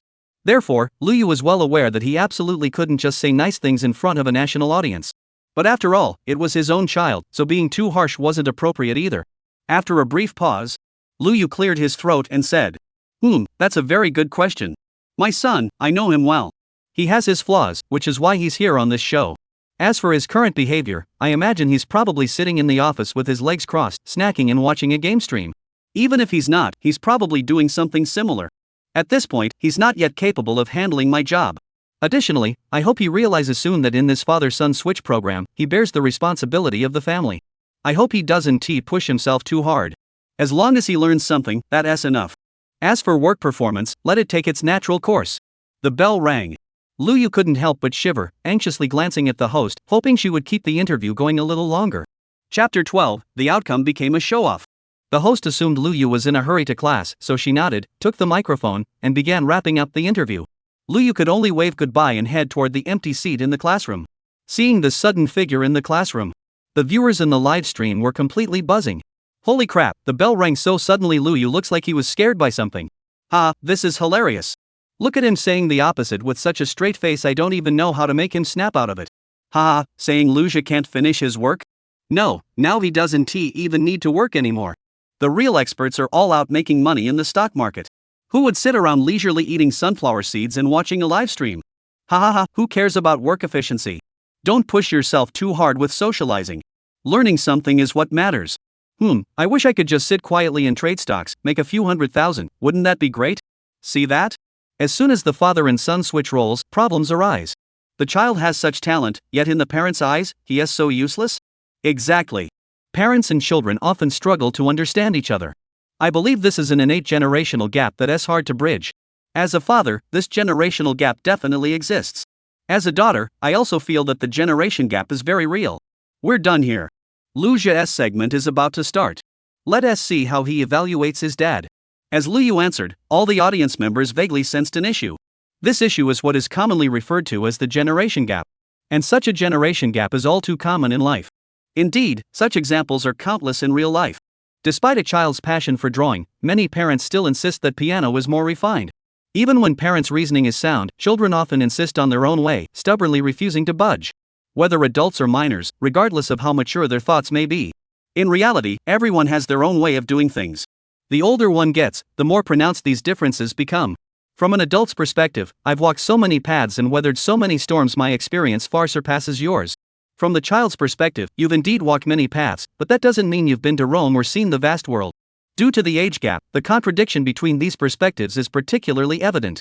As life experience grows, everyone becomes accustomed to viewing issues from their own perspective and finds this endlessly fascinating. The reason why the audience feels this way is closely related to Luja. The reason is simple. This is thanks to his experience of living two lives, which allows Luja to quickly adapt to different roles, possess strong empathy, and act with exceptional caution. Additionally, thanks to that divine investment system, he excels in the investment field and never makes mistakes. His performance on the show was so outstanding that he quickly caught everyone's attention and sparked discussions. At this very moment, all the viewers are eager to hear what Luja has to say, to prove that their views were correct. Adults don't understand children, and children don't necessarily understand their parents. That's right. I think the gentleman just now made a very valid point. Although Luja spoke very diplomatically, he still didn't want to disappoint others. That is true. There are many things children may not understand yet. I want to see what kind of big talk this child will spout after making 500,000 yuan with his cleverness. At this point, the production team had already contacted Professor Yuan in advance and specially arranged a cafe as the filming location. The shop owner and customers were aware that this was a TV show and were happy to provide space for everyone gathering around to watch. At the coffee table, Luja and Professor Yuan sat side by side, both appearing composed. After the host, Bingbing, finished her introduction, the role-swapping experience interview officially began. Professor Yuan, Luja, hello. Luja, many viewers are curious, have you ever invested in stocks before? In fact, the many viewers mentioned by the host. Many viewers actually referred to the questions Professor Yuan wanted to ask. This is also one of the reasons why the elderly professor agreed to the interview. He is very eager to know the answer and also wants to understand Luja's investment logic. Additionally, he is curious about Luja's investment mindset to validate his own financial theories. Talent needs to be thoroughly evaluated. Faced with such an opportunity, the old professor would naturally not miss out. Thus, the interview began. Professor Yuan listened intently with a serious expression. Haha, look at Professor Yuan's serious expression, he must be unable to resist his curiosity. Wow, this old man is so adorable. The spirit of learning until old age is truly rare, especially for those engaged in academic research. It deserves a thumbs up. Luja looked a bit puzzled. How many times? Bingbing, having caught the key point, hurriedly added. Are you saying this is really your first time buying stocks? Yes, this is my first time. This was indeed true after coming to this world. This was Luja's first time investing in stocks. Upon hearing this answer, the live stream chat exploded with comments. Are you kidding? I don't believe you. You're clearly a seasoned pro, you must have made a precise, decisive move on your first try. Typical of a seasoned stock market veteran. Bingbing didn't respond, and Luja nodded, explaining. This is indeed my first time buying stocks, but it was a decision made after thoroughly understanding the market conditions. A reminder to all viewers, don't enter the stock market lightly. Once you're in, you might lose everything and end up ruining your family. In his previous life, Luja had also been a stock investor, with a solid grasp of the basics. Even so, he wasn't spared from being trapped during the stock market crash. For the stock market, experienced investors can at least handle some situations. However, for newcomers who have just started, rushing into the market after watching the program is likely to result in losses. In such a situation, Luja naturally had to convey the correct principles and urge everyone to remain rational. However, most viewers remain skeptical of his statements. The big shot is right. A single bullish candle can get everyone excited. But in the A-share market, you often end up losing both your principal and your interest. Are you sure the person above is talking about retail investors and the kind that get completely wiped out? What's going on? After 3 consecutive trades and easily making 500,000, he still dares to say he doesn't understand the stock market? Is there really anyone who believes this? Does anyone really think the stock market is difficult? The money is ready. If Luja goes to the exchange tomorrow, I'll be the scout, checking the situation for everyone. Fei is so mean, making money while warning everyone. Chapter 13, the press conference is today. Luja felt a bit helpless. He had shared his personal experience to warn everyone about the risks of the stock market, but it ended up sounding like bragging. At that moment, the old professor's phone rang. Considering that they were live, the old professor felt a bit embarrassed and confirmed with the production team that they could continue before answering the call. It was an unfamiliar landline number. The call was answered quickly, and the voice of another elderly man came through. Upon hearing the voice, Professor Yuan immediately recognized it as his old rival Professor Li from another finance school. Seeing his old rival on TV, engaged in a discussion with a financial genius, Professor Li didn't hesitate to call and ask, Xiao Lu, why did you choose Nancheng Department Store Jiahang Advanced Manufacturing Dongxing Communication Technology? As far as I know, these 3 stocks rose purely by luck. Clearly. The other professor was so excited that his voice could be heard clearly in the live broadcast. Seeing this, Professor Yuan grew displeased. What are you doing? Old Li, shut up. This is my question, you don't need to interfere. Click. Professor Yuan hung up the phone angrily and turned it off. Seeing this, the viewers in the live stream guessed what had happened and laughed heartily. Lu Jia merely smiled. He knew the old professor's thoughts all too well. Generally speaking, people like them, who are experts in finance, can make profits in the stock market at any time. However, Professor Yuan's interest in him was primarily driven by curiosity about academic issues. Thus, Lu Jia calmly explained his reasoning. Actually, the reason I chose these stocks is very simple, mainly for 2 reasons. At this point, upon hearing that Lu Jia was about to share his investment secrets, everyone perked up their ears.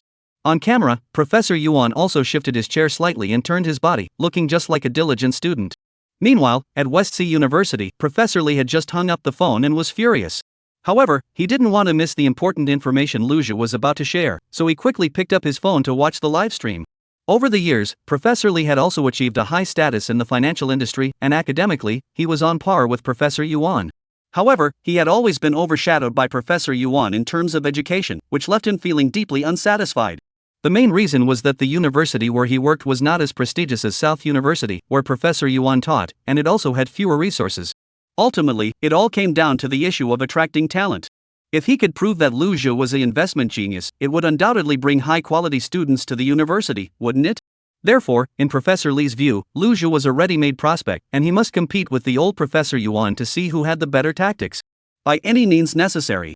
We must bring Lu Jia into our own college. No need to say more. Back to Lu Jia. He opened up and began explaining the reasons for choosing those 3 stocks. Because he has an incredibly advanced investment system, the information he provides must be accurate, and combined with his own understanding, everything sounds very reasonable. I chose Nancheng Department Store because there's a small supermarket called Le Dojia underneath it. If you pay attention, you'll notice that Le Dojia has opened many new stores this year, and business is booming. Additionally, this is usually the time of year when Le Dojia releases its annual report, so I thought I'd give it a try. Soon, some netizens started investigating. Soon after, they found last year's news about Le Dojia. Coincidentally, the date when Le Dojia released its annual report was exactly the same as last year. Wow, it's true. Last year on this day, Le Dojia released its annual report. Wow, Lu Jia makes so much sense, I can't even find a counter-argument. That's right. There are 3 new Le Dojia stores that opened on the street below our office building in just 1 month. I often go there to buy Coke. The new waitress at the store keeps telling me to work less and drink less Yuanqi Forest, saying sugar-free drinks aren't reliable. Professor Yuan frowned beside him. Lu Jia's analysis was almost identical to his own. He already had a clear idea in his mind. Lu Jia was being modest when he said it was all about luck. His logic was clear, and he couldn't find a single flaw in it. Meanwhile, Professor Li slammed the table and immediately called over a graduate student. Get me all the information on Lu Jia, the sooner the better. At that moment, Lu Jia didn't stop. He continued. As for Jiahang Advanced Manufacturing, this is even easier. The issues with Stella's brakes have been exposed for 3 days now, and the negative news should have already been absorbed. As long as we can find a similar outstanding company, it will attract buyers. I just happened to time it right. As soon as Lu Jia finished speaking, the viewers in the live stream were stunned. That sounds pretty reasonable. I'm no expert, but I know this is the kind of situation where prices could spike. I just didn't expect it to be Jiahang. The logic is clear. I just looked up Jiahang Company, finding such a company isn't easy. This guy isn't just lucky he is a seasoned pro. Hearing you guys talk like this, I realize stock trading isn't as simple as I thought. I just thought it was all about buying low and selling high. Impressive. Lu Jia is truly amazing. Even the information from the isn't as reliable as yours. Even Professor Yuan couldn't help but nod in agreement. He had also considered the electric vehicle braking issue, but hadn't noticed Jiahang Company. Who would have thought that such a small company would become the target of buyers? Clearly, Luja isn't ordinary. Not only is he quick-witted, but his insight is also incredibly sharp, even more so than someone with decades of experience like himself. The look in Luja's eyes was filled with admiration.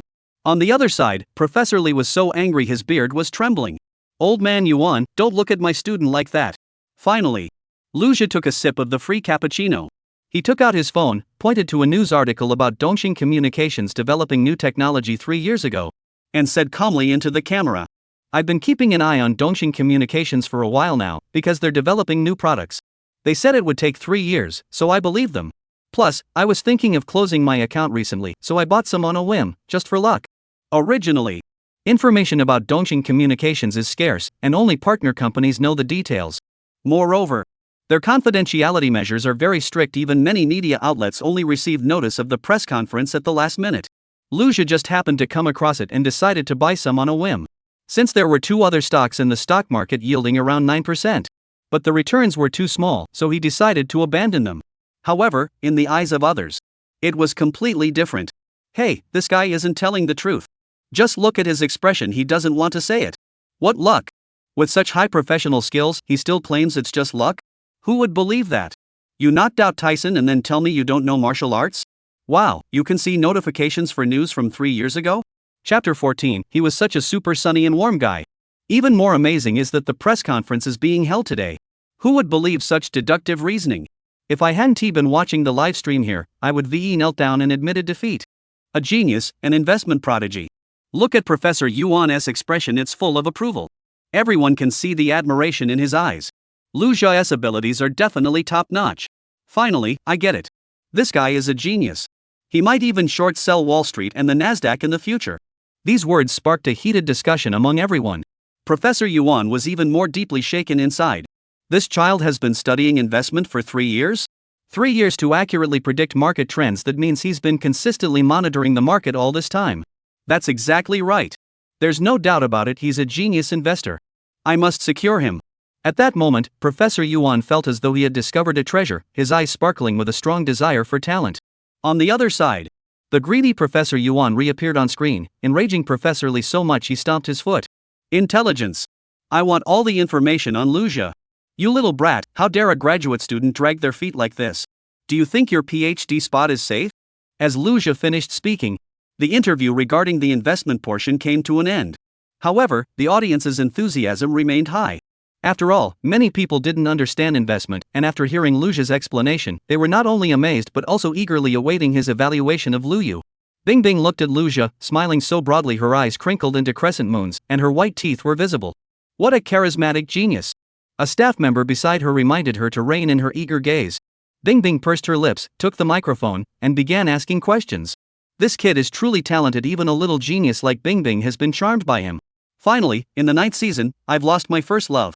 Shut up, this kid may have a knack for investing, but he might not understand human nature deeply. He probably doesn't even realize how hard his parents worked. That's true. Geniuses often lack emotional depth. Many geniuses have a touch of autism, don't they? Skill distribution seems a bit unbalanced. Luja definitely leveled up the wrong skills. The next phase is probably going to be a mess. This role reversal experience segment, Luja was well aware of it. He took the microphone and answered without hesitation. For an adult who has been in society for many years, the issues faced by an older father are actually quite numerous. First, he's been out of school for over 20 years, just like someone who's been away from a city for 20 years. The city has completely changed. The knowledge he learned in school is completely different from what's needed now, and he's surrounded by students. I imagine he must feel completely lost in this unfamiliar environment, facing significant challenges both academically and socially. Sometimes, taking a step back is harder than moving forward. Sigh. Sometimes, taking a step back is harder than moving forward? A touch of emotion flashed in Bing Bing's eyes, and her heart melted. After hosting so many seasons, this was the first time she heard Sun describe his father after role reversal. Father. Luja. Such a sunny, thoughtful young man. Meanwhile, Professor Yuan nodded approvingly. This child's personality is truly rare. He believed that at Luja's age, having such a mindset was truly remarkable. With such an attitude, Luja will surely remain steadfast amidst the temptations of the financial world. How rare! If he were a student in his own department, he wouldn't have to keep a stern face around him every day. However, Professor Yuan didn't expect that Luja hadn't agreed to become his student. At the same time, The viewers in the live stream fell silent. After a while, people started leaving comments. Wow, after hearing Lu Zhi's words, he is really only 17? I'm blown away. Sometimes, taking a step back is harder than moving forward. Youth is a one-way street with no turning back, unless you meet someone like Lu Zhi, a little angel. I get it now. I should be more understanding of my parents. Instead of complaining about how they spoil us, I should try to understand the hardships they've gone through. Where are you? Come out. I'm waiting to hear. Come out everyone, I'm waiting to hear. At the same time, in a room in a high-end residential complex. This woman was Lu Zhi's mother, Li Mu. Although the show is about father and son roles being swapped. Therefore, in the crucial segment titled Role Reversal First Experience, Li Mu is the focal point of attention. Just moments ago, after hearing Lu Zhi's remarks in the live stream, Li Mu couldn't believe it at first and fell silent. Moments later, she stood up, walked to the floor-to-ceiling window, and looked in the direction of Lu Zhi's school. How many times had she done this? As a mother, she had gazed in this direction countless times, hoping to see her son grow up. This window had witnessed so many disappointments. Finally, today, the sky seemed to hear her heart's cry.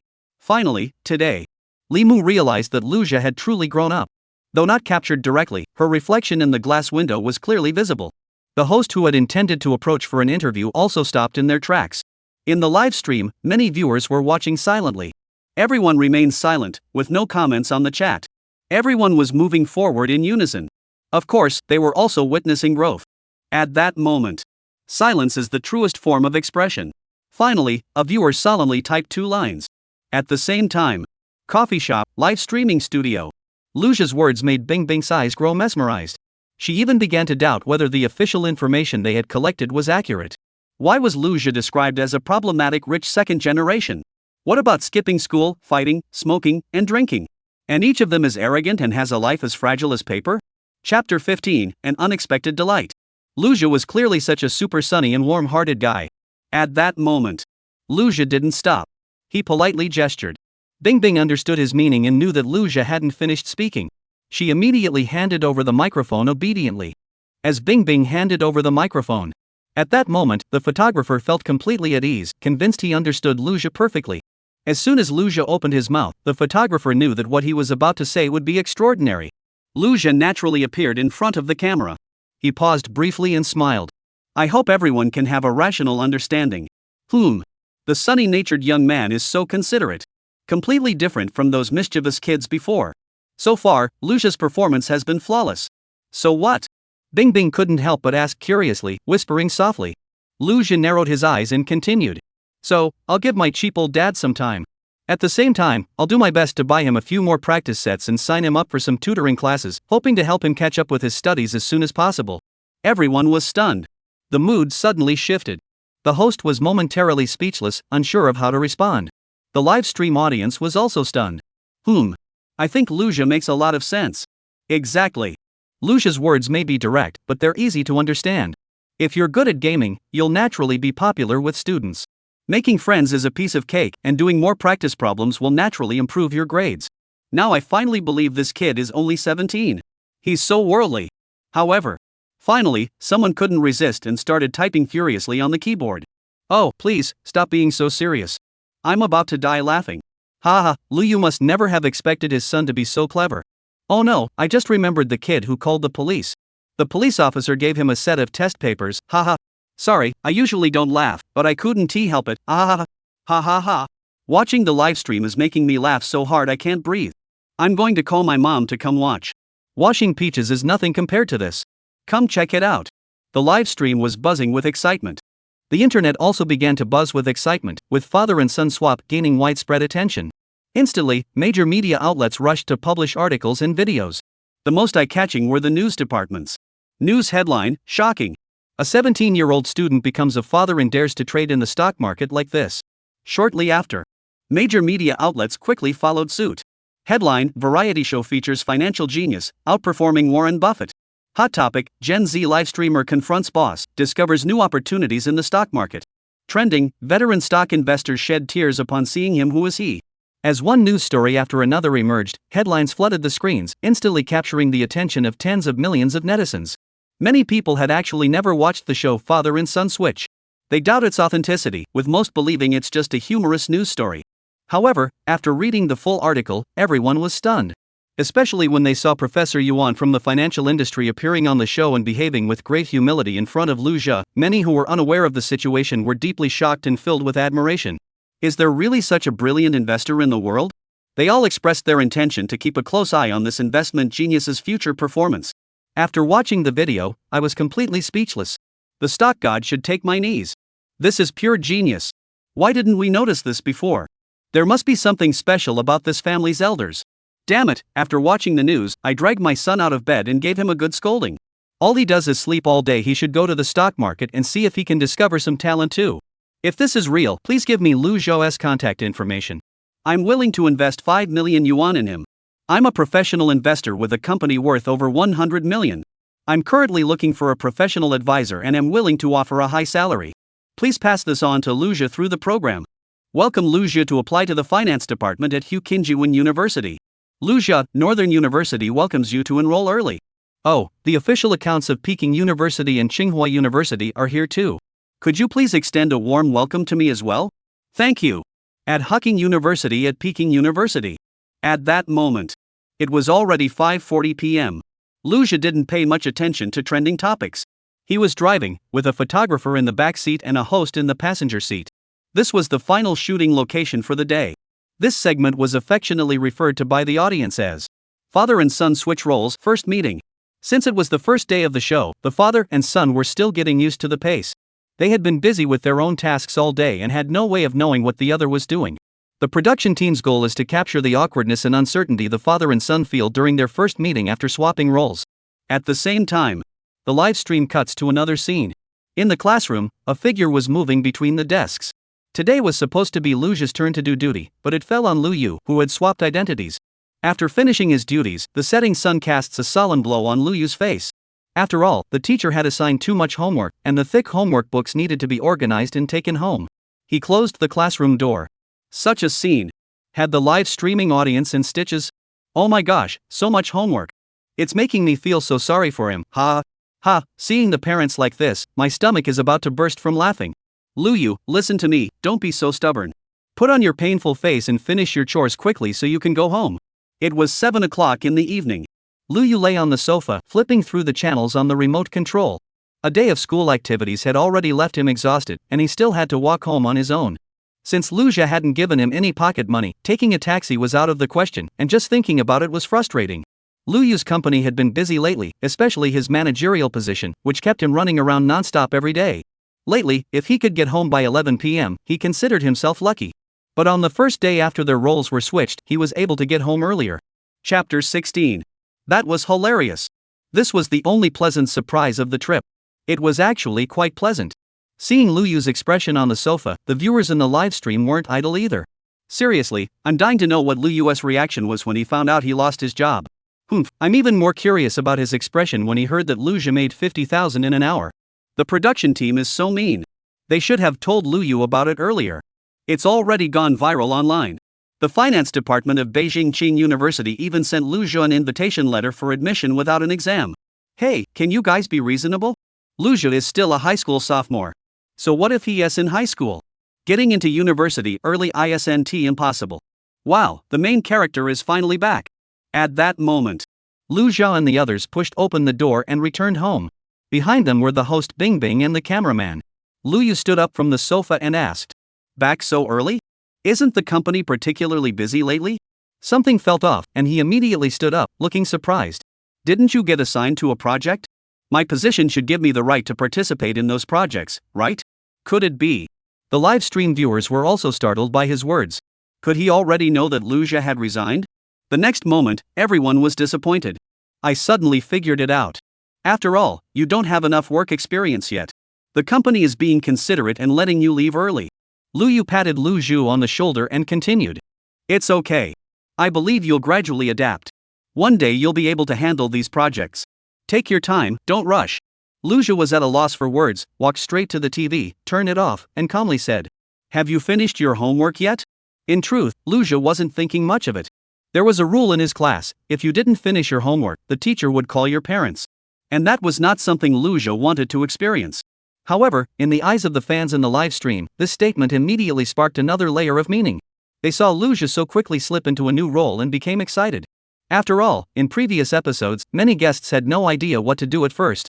But when it came to Lu Jia, he had only been there for less than a minute. This is so real. I've always dreamed of being able to scold my dad like this. That's true. Once the roles are reversed, many people feel lost. Because everyone has their own habits. Laughing is a habit, getting angry is a habit. Observers find it fresh, but the person involved finds it particularly annoying. Exactly. For example, someone might gain weight slowly and not even notice it themselves. But an old friend who hasn't seen them in a long time can spot the difference right away. At that moment, Lu Yu had no idea what was happening. A staff member pulled him aside and reminded him, "We're currently recording the show. Remember, you're playing each other's roles." Upon hearing the prompt, Lu Yu finally realized. He realized he was actually in the program. The rules he had set as a parent were now rules he had to follow, which meant he couldn't just watch TV anymore. He sighed helplessly and followed the show's rules, heading toward the room. Upon checking his homework, it was indeed piled up like a mountain. 1 a.m. Lu Yu sat at his desk, deep in thought, with the desk covered in draft papers filled with numbers, but he still couldn't solve the problem. For someone with no foundation in the subject, math problems were a complete mystery. Even problems that a calculator couldn't solve left him completely stumped. At the same time, the sound of the TV outside was distracting him. He immediately got up and went out. From the living room came the sound of a football commentary. Oblak blocked the first shot, and the second one too, but he couldn't stop the relentless attacks. He can't stretch his neck or make his nose longer to block the ball, he can only use his head to barely block it. However, it's already too late. At this moment, Felipe must be deeply regretting it.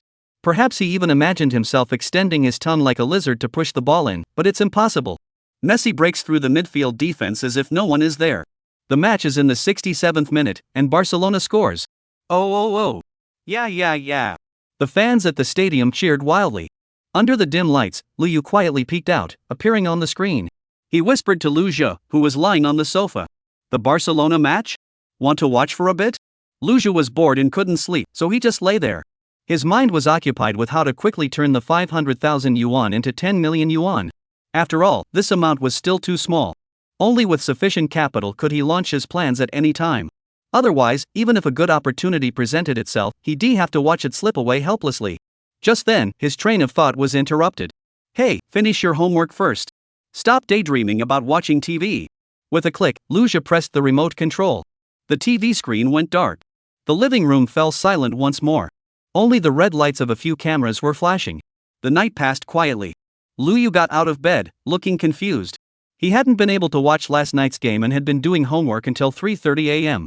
Now, before dawn, he had to get up early to go to school for morning exercises and prepare for the afternoon exam. On the other side, the reports about Lu Jia continued to gain momentum, not only failing to slow down but growing even more intense.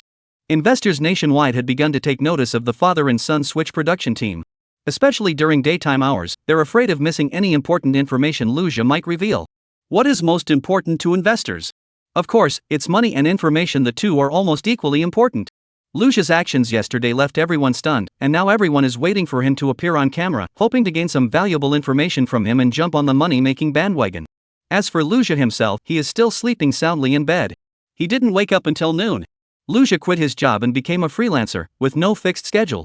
The production team is also helpless and can't ask him to get up early.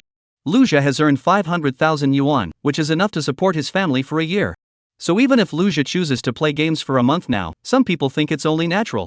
But the production team won't do that. They split into two groups early in the morning. One group followed Lu Yu to school.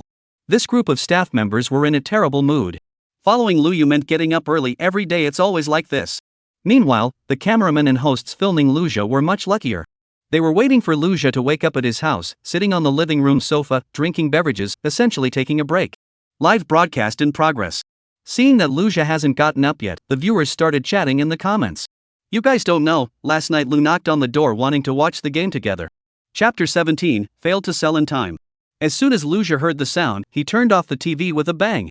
"Forget about watching the game, we didn't even catch a glimpse of it." "That's hilarious." "Exactly, you didn't see Lu Yu's excited expression, it was hilarious." "Haha, it's hilarious. The meme was already out last night, and it kept me up all night." When is Lu Jia getting up?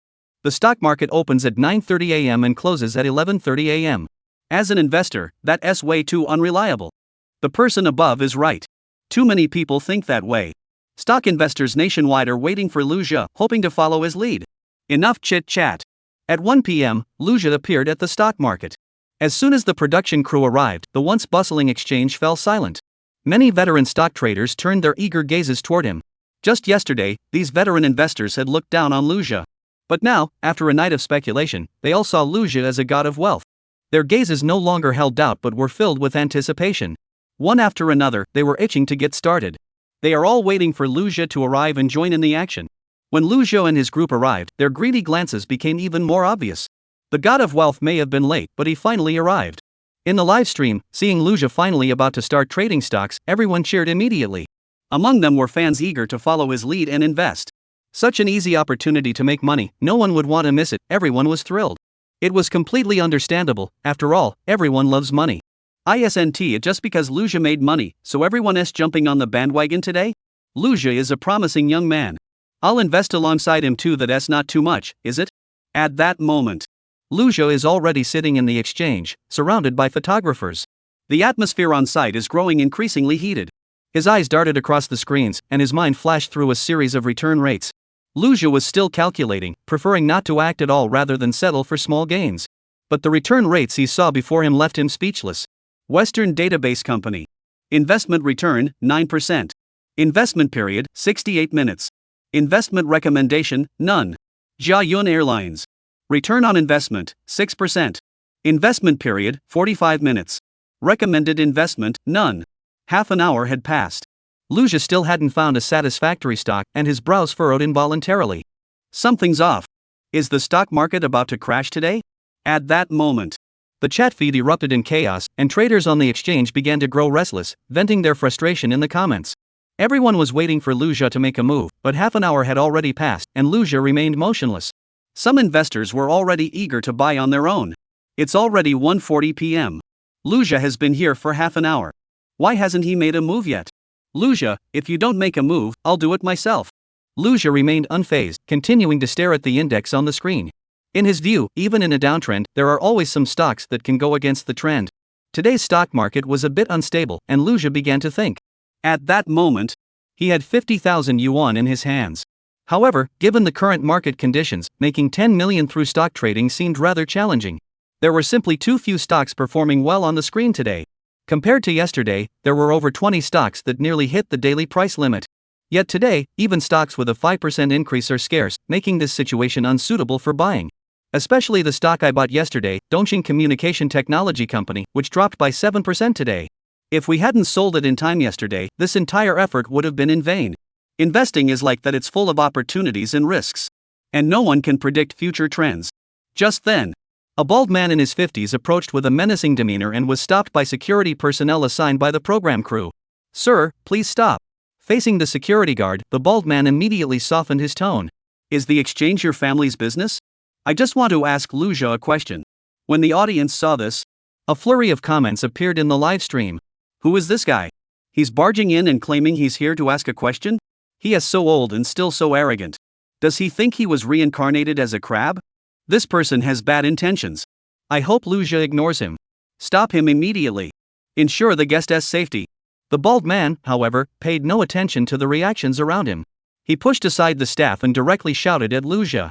"I just want to know your opinion on Jianan Pharmaceutical."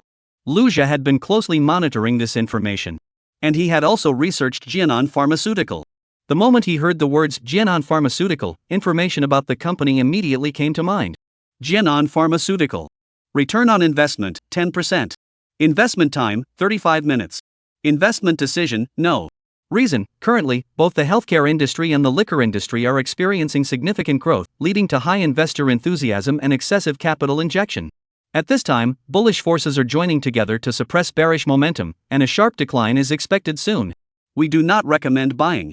To wrap up the conversation quickly, Liu Jia smiled and said, "In my opinion, Jianan Pharmaceutical might hit the daily price limit."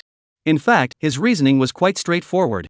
He had encountered many such investors before, who would never accept advice and instead become even more stubborn.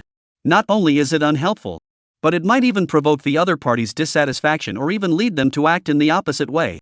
As expected, the bald man flew into a rage the moment he heard it. He had been trading in the stock market for 5 years, mostly losing money. And this year alone, he had lost a staggering 50 million yuan.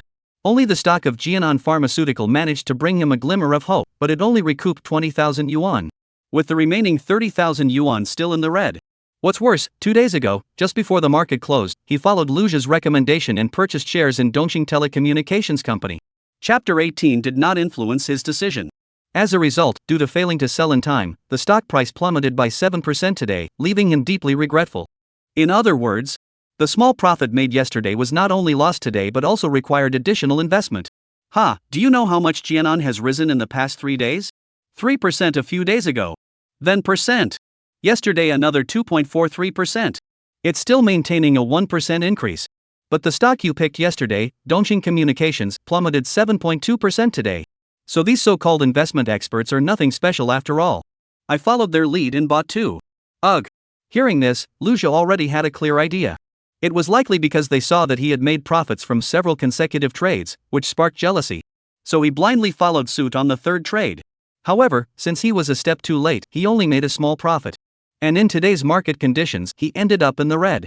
That's why he was so angry. But Lujia showed no signs of anger. Instead, he responded casually. Oh, I see. That reminds me, I made about 560,000 yuan on Dongxing Tong yesterday. His investment strategy typically focused on quick, efficient, ultra-short-term trades. And Dongxing Communications undoubtedly met those criteria at the time. In Lujia's view, Dongxing Communications still had at least a 9% growth potential in the coming days. Therefore, even if he incurred losses today, he could make up for them in the coming days. Unfortunately, retail investors always love to chase gains and cut losses. Sure enough, upon hearing this, the bald man turned red-faced and declared he would immediately sell Dongxing Communications and switch to Jianan Pharmaceutical. And then left the scene in anger. Watching everything unfold before him, Lujia couldn't help but laugh. What was originally just a small loss will now result in greater losses selling a potentially rising asset and investing in one that is likely to collapse. As this farce unfolded, the online platform erupted into heated discussions. How ironic. Someone else made 560,000 and you still have the nerve to get angry? I think that guy had a point. What's so great about Dongxing Communications? A stock price of 6 yuan that can't even rise for 3 consecutive days? It's hilarious. If it doesn't T-surge continuously, it's junk, stay away. How dare they go public without hitting 3 consecutive daily limits? I followed and bought Dongxing Communications last night, and by this morning ID already lost 5 percentage points and sold it. This guy is really misleading people. Oh my goodness, this is hilarious. People with such low intelligence deserve to lose money. When you're making money, you call them sir, but when you lose money, you blame Lujia. Did they grow up eating your food? In real life, there are indeed many novice investors who like to seek advice from experienced players. Once they make a profit, they call everyone big brother or big sister. But when they lose, they secretly curse them behind their backs. Often, the problem lies with themselves, yet they prefer to shift blame and make excuses. Such individuals typically lack independent judgment and tend to follow the crowd. Time flies quickly. And there are only about 10 minutes left before the market experiences significant fluctuations. Lujia stretched lazily, feeling that today was hopeless. Since there were no good opportunities left, he was about to leave. He accidentally noticed another screen flashing continuously. He immediately clapped his hands excitedly and stood up. That's it. If the stock market isn't working, let's try futures. This exchange also offers commodity contract trading services, and the electronic screen next to it displayed related information. Compared to traditional equity forms, the former does not involve physical delivery. Spot goods are actual commodities that can be traded directly, while futures are agreements for the future buying and selling of various commodities. For example, cotton, soybeans, precious metals, and oil, etc. The delivery date for futures can be set for 1 week, 1 month, or even 1 year in the future. The documents signed when buying or selling futures are called futures contracts, and people can use this method to invest or seek returns. Since it involves predicting future trends over an extended period, futures trading particularly tests an individual's ability to anticipate market movements. Compared to stocks, this is much more complex, and the risks involved are multiplied. Even in the past, Lujia didn't dare to touch this area. However, in this parallel world, despite differences in the specific regulations governing futures, Lujia now holds a highly powerful investment tool. He is certain to uncover profitable opportunities.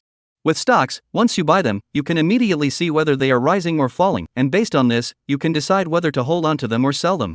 But futures are different. You have to wait until a specific future date to see the outcome. This means that once funds are invested, they cannot be withdrawn immediately, making the risk much higher. After all, no one can predict the future. As Lujia pondered this, The stock traders in the exchange were already starting to complain. After all, these people had arrived early in the morning, waiting for Liu Jia to select the stocks to trade. They never expected Liu Jia to be so indecisive today. Yesterday, he had made 3 trades in less than an hour. Now, Liu Jia was even showing signs of wanting to leave, leaving everyone deeply disappointed. Seeing Liu Jia delaying his moves, the investors in the trading hall can no longer contain their impatience, their hearts itching with anticipation. Sometimes it's just like that. With money in their hands, some people simply can't resist spending it, feeling that spending it brings them comfort. Especially in a place like this, everyone feels like they're in a casino. They can't sit still without putting some real money on the line, eager to place their bets immediately. So, a group of seasoned investors looked at Liu Jia with disdain. They didn't want to wait any longer and had no intention of following Liu Jia to join the crowd. They all pulled out their notebooks, selecting a few stocks to place orders. Meanwhile, Liu Jia stared intently at the screen. He was determined to find a viable opportunity among the sea of information. Soon, a series of data on the screen caught Liu Jia's attention. Gold futures. Profit 5.5 million yuan. Time 8 days. Investment 500,000 yuan. Reason: since Apple announced the discovery of a gold mine 46 days ago, the market has been speculating about the actual gold production, leading to a decline in gold prices. Recent confirmation that Apple's so-called gold mine was a false claim has led to a return to normal production levels, causing gold prices to naturally rebound. Looking at the newly emerged data, Liu Jia felt a stir in his heart. However, he quickly understood the situation, as there are various investment methods, each with corresponding information panels. After analyzing the data, Liu Jia found that while gold futures offered decent returns, the cycle was as long as 8 days. Considering the high time cost, he decided to abandon this option. He then continued to explore other opportunities. Cotton futures.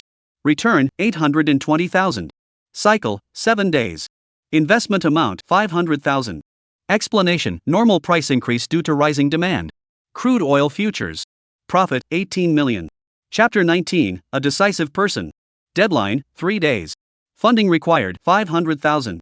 Details: 2 months ago, due to the collapse of OPEC negotiations, crude oil prices plummeted sharply, with the price per barrel dropping to as low as $37.63, representing a decline of 305.97%. In recent 4 consecutive meetings, prices have stabilized and shown a strong rebound trend.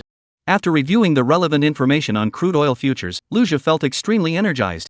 Such high returns were unprecedented in his experience. Additionally, the investment period is only 3 days, and although the operational rules differ from his previous experiences, this does not affect his decision-making.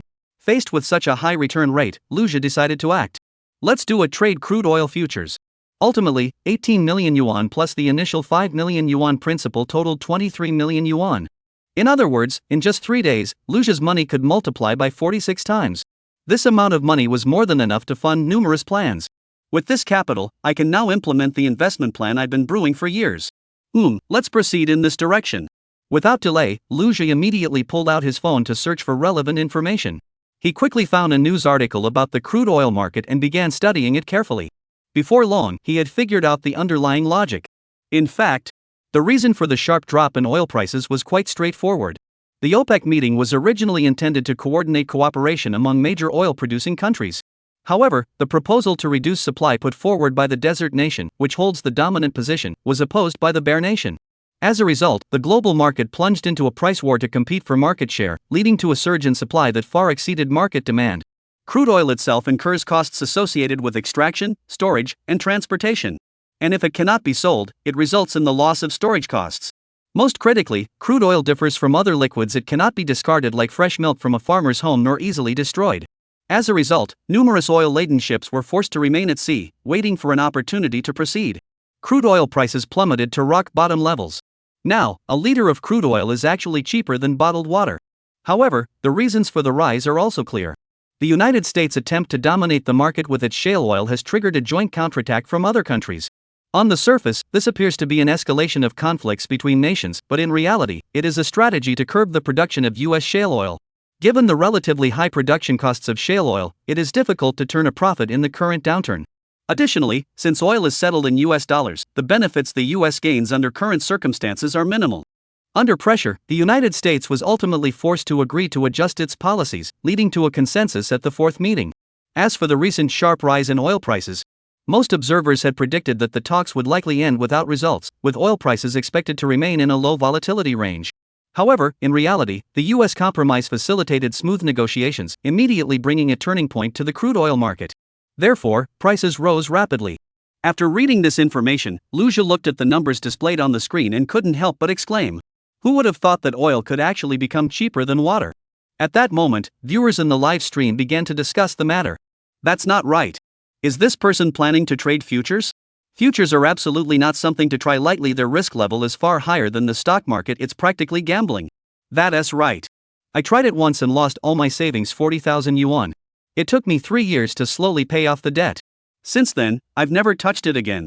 I switched to stocks and ended up in debt again. At the same time, the entire hall was filled with voices of dissatisfaction. A sudden stock market crash began. Lucia stared intently at the crude oil futures, ready to make a big move. He knew that while a 46-fold return in 3 days sounded good, it wasn't nearly as tempting as making 40 times your money in an hour. However, he glanced at the stock trading screen and immediately understood the crux of the matter. Over the next 3 days, most stocks would decline. Of course, some would rise, with a few even reaching a 6% increase, but it would take an entire day to achieve such a gain. In other words, achieving a 46-fold return through stocks was not realistic. In contrast, by choosing crude oil futures, he could temporarily put it out of his mind. This way, over the next 3 days, Lucia could focus on finding more investment opportunities. Once the 23 million is in place, his plan can officially begin. Therefore, Lucia has made up his mind. He has decided to bet on crude oil futures and use 10 times leverage. At that moment, the viewers in the live stream saw Lucia's focused expression and immediately grew concerned. The more you study futures, the more money you lose. It's all about luck. This is way too risky. First stocks, now futures? Can you just try that stuff on a whim? I'm worried Lucia is going to get burned this time. Futures trading is really tough. The slightest fluctuation can cause massive swings, and with leverage, if you bet wrong, the losses are calculated as a percentage. It's even easier to lose money. Haha, didn't either have a global top-tier futures trading competition last time? The top 3 were those who forgot to participate. Please, just pay attention to the stock market.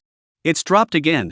As everyone was chatting animatedly, the cameraman quickly adjusted the camera angle, first showing the state of the stock traders at the exchange, then immediately shifting the focus to the stock screens. As a professional live broadcast cameraman, he was highly attuned to hot topics. They were always on the lookout for compelling content to capture on camera. For this cameraman, Lucia was undoubtedly the central figure in the frame. But the current stock market plunge was clearly more deserving of attention. Because Lucia had not made any stock trades today. Is there a connection between the two? It's obvious. Could it be that Lucia has sensed something and believes that buying stocks today is not a good idea? At this thought, the cameraman broke out in a cold sweat and immediately decided to focus on the entire stock market rather than Lucia. When the fans who like Lucia noticed the camera was no longer on their idol, they immediately became dissatisfied.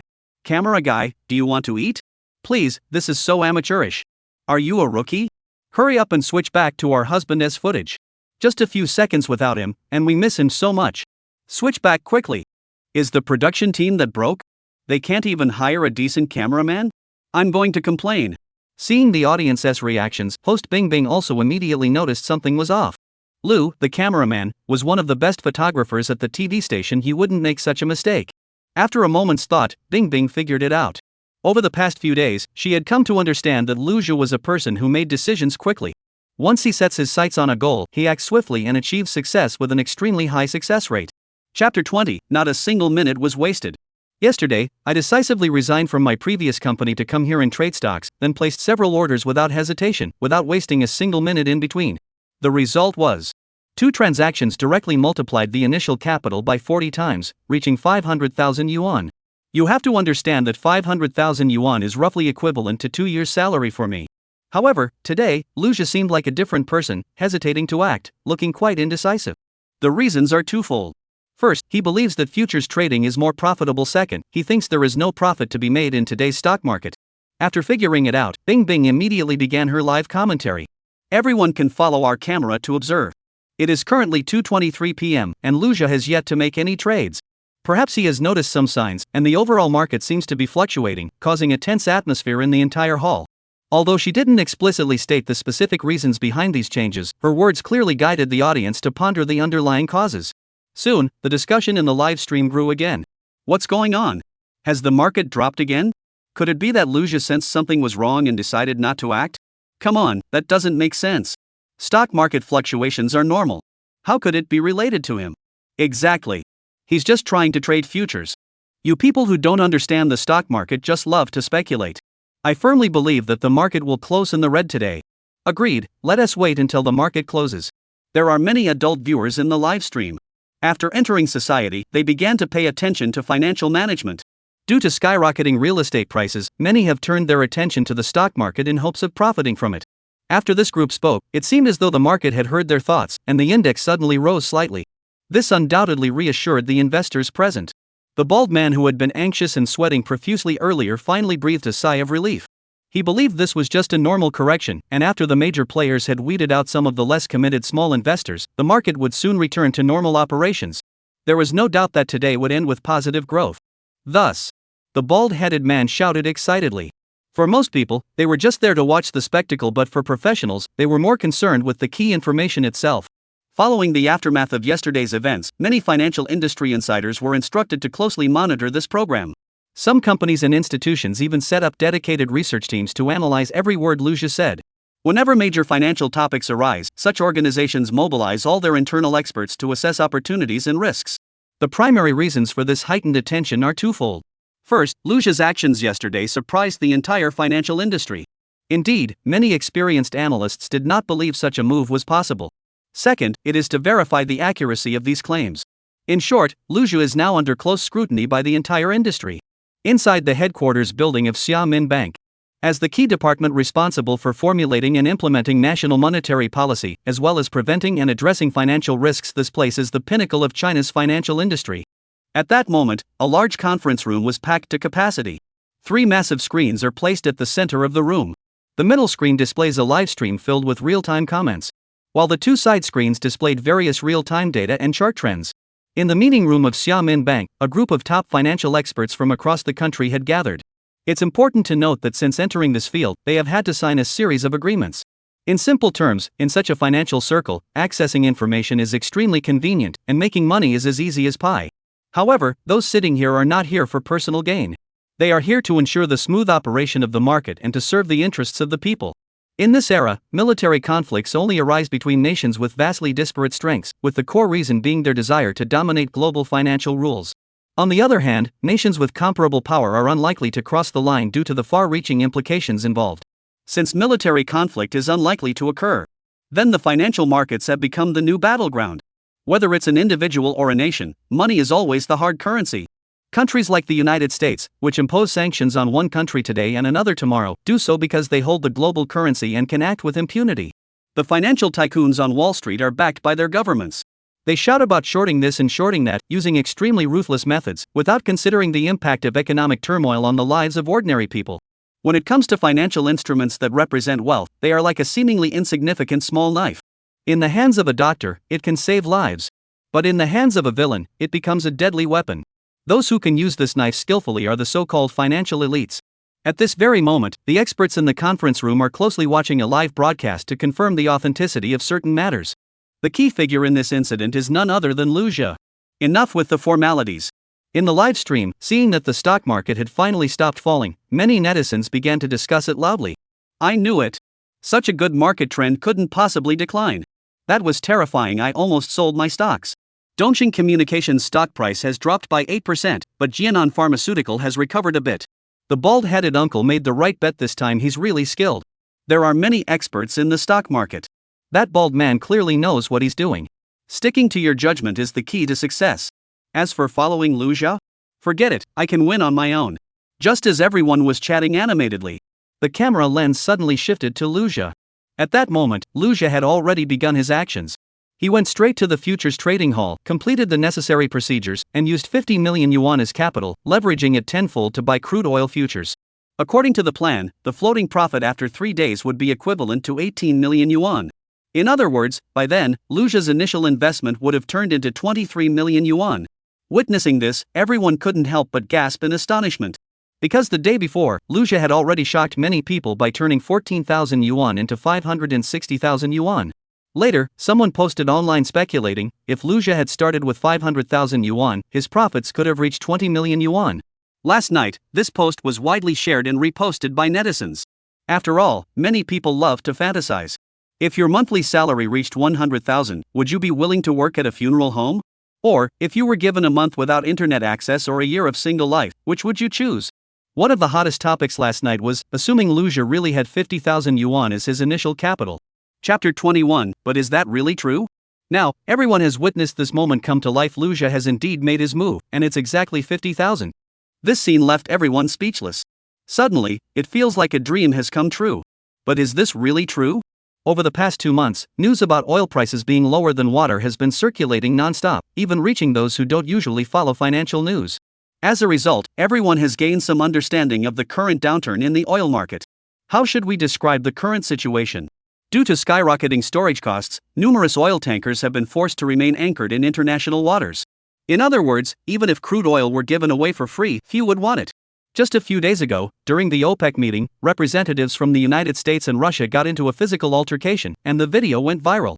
From the leaked video, it appears that the party that was attacked even made insulting remarks. Both sides have stated that negotiations have broken down and they will make no further concessions. As a result, oil prices continue to decline today. At least in the short term, no one is optimistic about the crude oil market.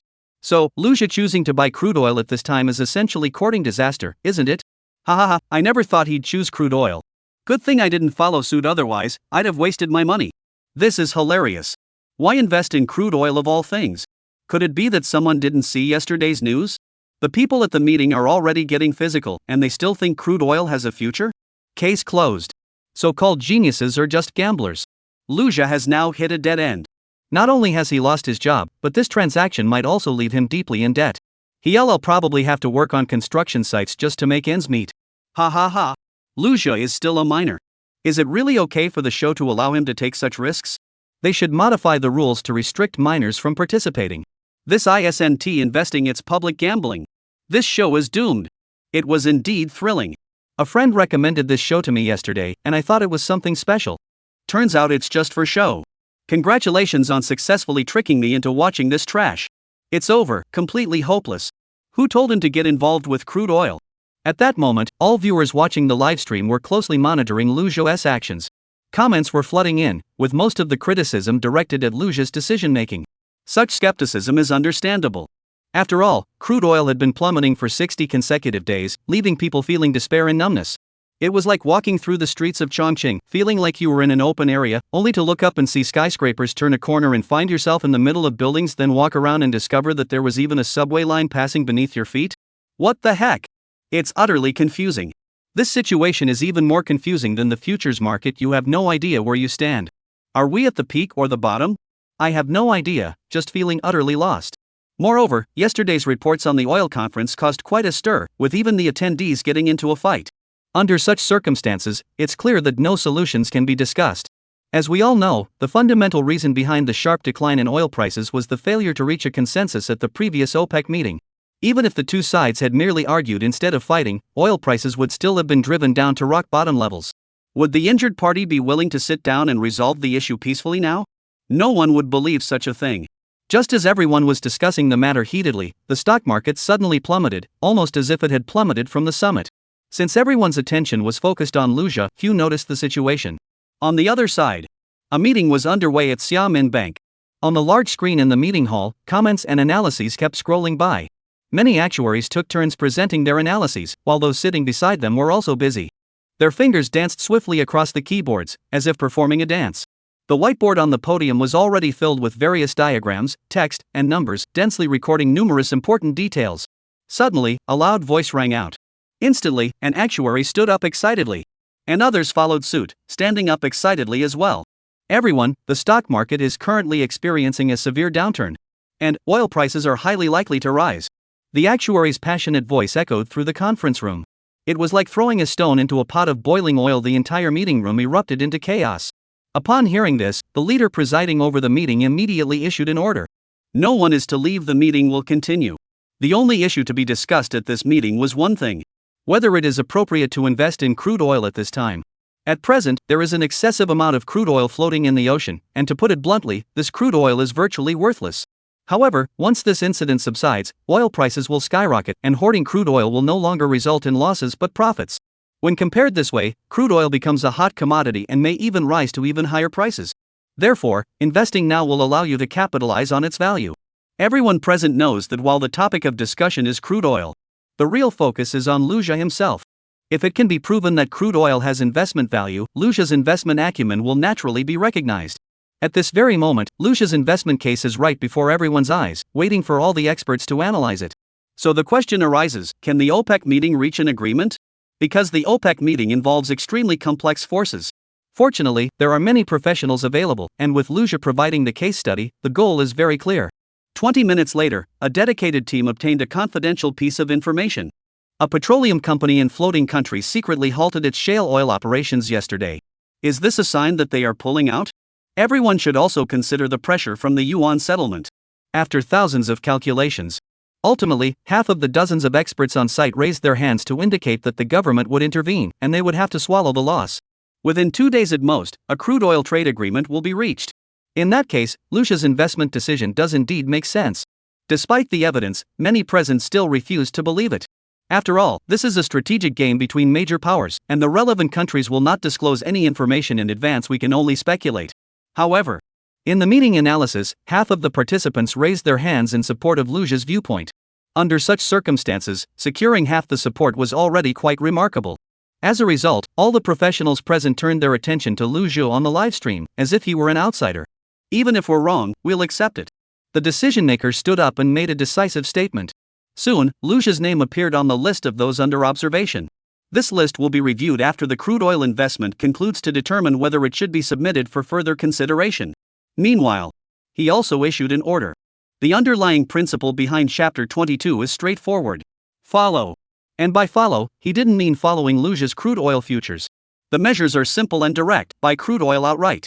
The underlying principle is straightforward. It's like ships floating at sea loaded with fruit. If you don't sell it quickly, the fruit will rot. The fruit merchants are eager to offload their cargo and actively seek buyers. In such a situation, buyers and sellers will establish new trading rules to facilitate transactions swiftly.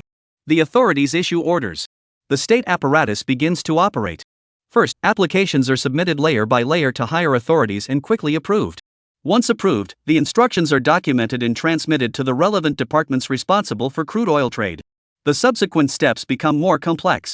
The documents are distributed to a specific department within the two oil companies, where an emergency meeting is convened. This is an urgent and important document, and its importance goes without saying. The responsible official had also watched the live broadcast out of curiosity. As an expert in the crude oil sector, he was well aware that crude oil prices would eventually rebound.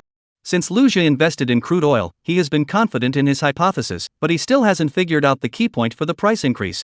Therefore, without concrete evidence, he couldn't report back, and he was growing increasingly anxious. It's like a general with thousands of troops at his disposal, eager to march into battle and achieve glory. All that was missing was that one command. Now, the higher-ups have issued the procurement order. It's like a timely rain. He immediately activated the emergency plan, gathered professionals, and the meeting began swiftly. After the two oil giants conducted a swift calculation, this financial machine began operating at full capacity. Coordinating the allocation of crude oil resources, compiling resource allocation plans, and signing procurement contracts. Negotiating procurement volumes, selecting trading partners, calculating time costs, and more. The current timeframe is prior to the OPEC meeting, with the location being a floating vessel in the Pacific Ocean, and both parties are extremely urgent.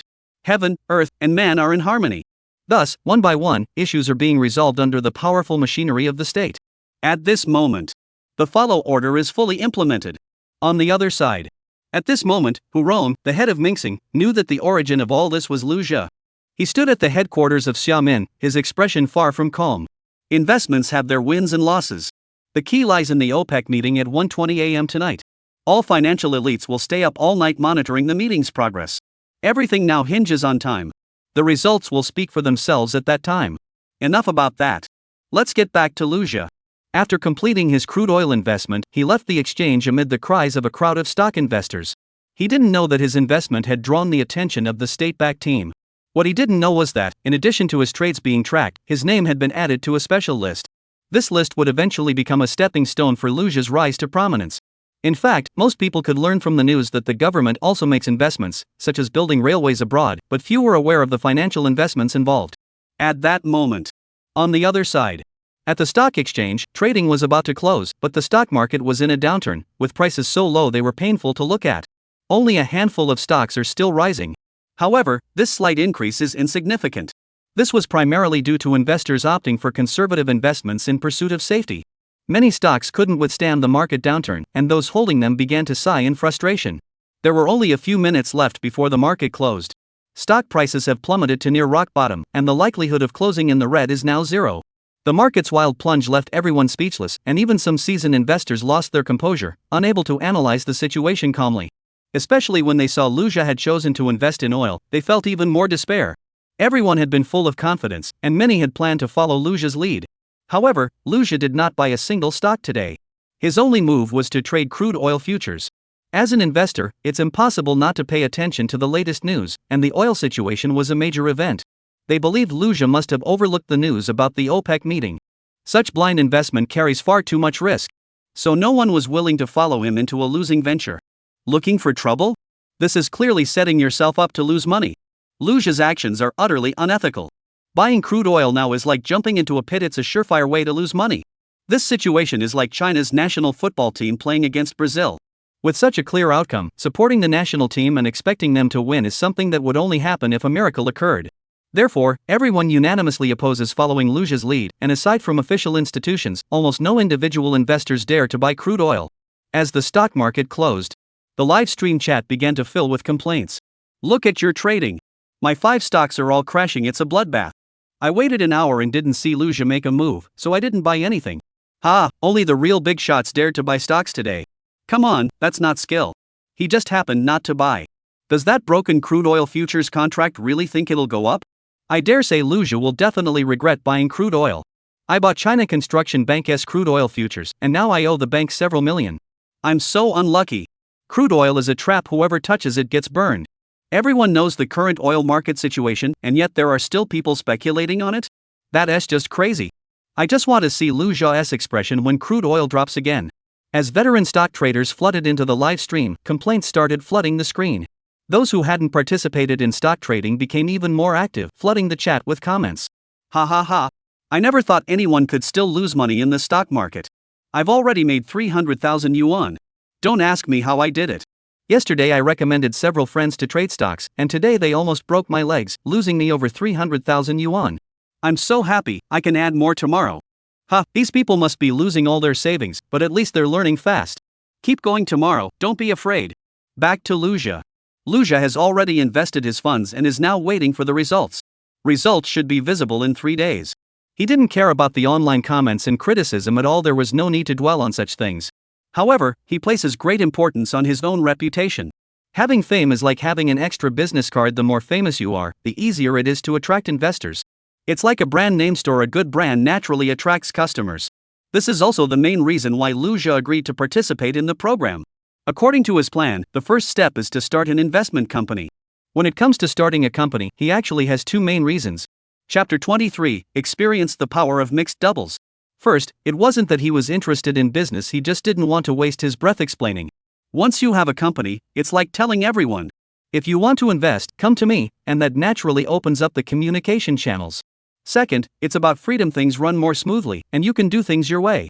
An hour later, Luja had already returned home. Meanwhile, host Bing Bing had already begun preparing for the interview with Luja. Bing Bing had already arrived at Luja's home to prepare for the interview. This interview was not required by the production team but was her own decision. The production team stipulated that each host has 3 opportunities to interview guests per season. These questions are entirely based on the host's personal perspective. The reason is that the audience needs a spokesperson to interact with the guests, thereby enhancing the program's impact. Therefore, this interview represents Bing Bing personally, not the production team. Bing Bing chose to use this opportunity because she is genuinely curious about Luja. For investments, each made without hesitation. Especially the 500,000 yuan Luja invested it without batting an eyelid. How much courage does it take to make such a decision? This sunny young man is indeed quite charming. At the same time, she was also a bit worried about Luja. Yes, she was worried. Actually, her concerns are quite simple. In Bing Bing's view, investment inevitably involves both success and failure, which is a common occurrence in business activities. Regarding this concern, she specifically looked up information about the OPEC meeting on her way back. Just as everyone had anticipated, crude oil prices had plummeted to an all-time low, turning the investment into a money-losing venture. The situation was dire. If she could get even a little confirmation from Luja through the interview, she would feel more at ease. As the saying goes, people communicate more smoothly when they're in a good mood. If Lu Zhe is making money and still maintains his sunny disposition, it will be much easier to work with him on the show. But if Lu Zhe is deeply in debt and constantly looking gloomy, it will be tough for the show going forward. As a host, she naturally has to consider more things. She saw the host Bingbing preparing to start the interview. The camera is already focused on the two people on the sofa. The scene appears on screen. The live audience was immediately stunned. No way, it's only the second day, and Bingbing is already using her interview privilege? Oh my gosh, this must be a mistake. After watching 9 seasons of the show, I don't think this is the first time Bingbing has ever used her interview privilege. Wow, I almost forgot Bingbing actually has interview privileges too. The other hosts, on the other hand, seem to use theirs up every season. I knew something was off. I thought Bingbing was just a guest host. The cameraman took his position, and everything was ready. Bingbing picks up the microphone, ready to speak, but suddenly hesitates. Because she realized that if she asked about investments, it might make Lu Zhe feel awkward. She wasn't the kind of host who lacked tact. Therefore, she decided to change her plan at the last minute. She decided to start with a few simple questions. For example, has he felt any pressure participating in the program these past few days? For example, besides investing, what are Lu Zhe's hobbies? Bingbing's questions didn't touch on the core issues. The audience was completely confused. What's going on? Everyone looked completely confused.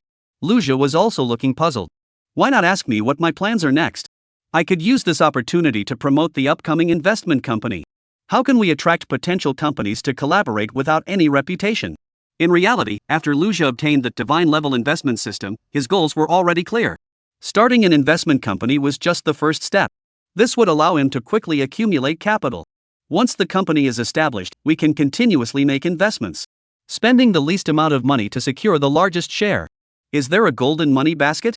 Thinking of this, Lu Zhe couldn't help but smile. And Bingbing was a bit at a loss. Fortunately, she had a solid foundation in hosting. Within the time it took to ask a few questions, she quickly regained her composure and asked with a smile. Lu Zhe, after 2 days, have you thought about what plans you want to achieve next? Great! Seeing Bingbing ask the question this way, Lu Zhe immediately perked up. He took the microphone and started talking enthusiastically.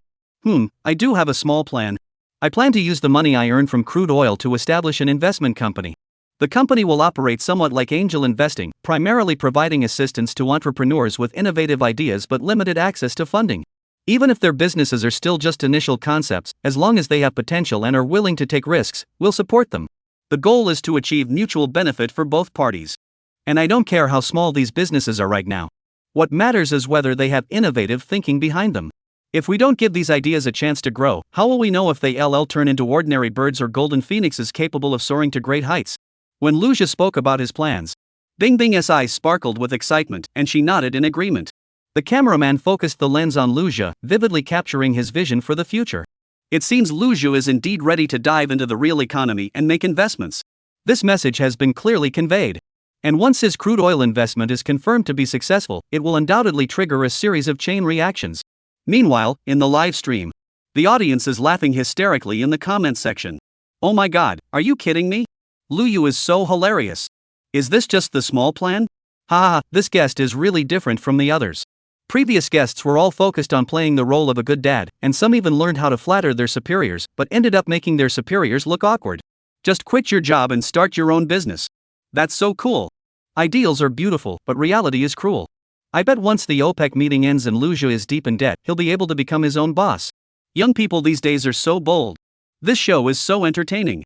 I've collected some funny lines and plan to edit a video to post later. He only has 500,000 in capital, and with oil prices possibly continuing to drop, if he can keep a few thousand, that's already good. Now he actually wants to start an investment company? This is hilarious. I'm staying up late to watch the OPEC meeting live tonight. Agree with the post above. No more comments. Let's check out Lu Zhe's side. He has already been interviewed by Bingbing.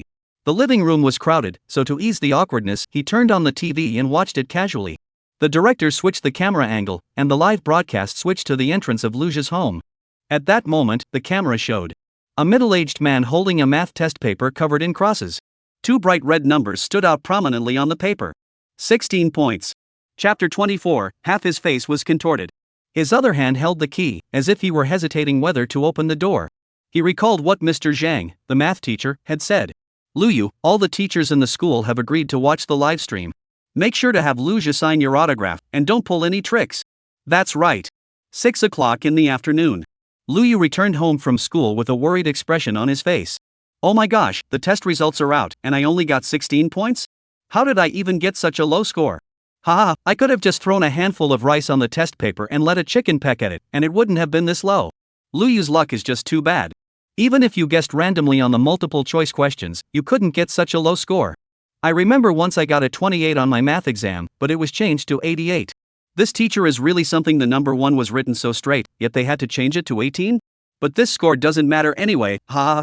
Ever since the TV crew arrived, parents have to sign the test papers every time. I can already imagine Lu Zhou's expression when he sees this test paper.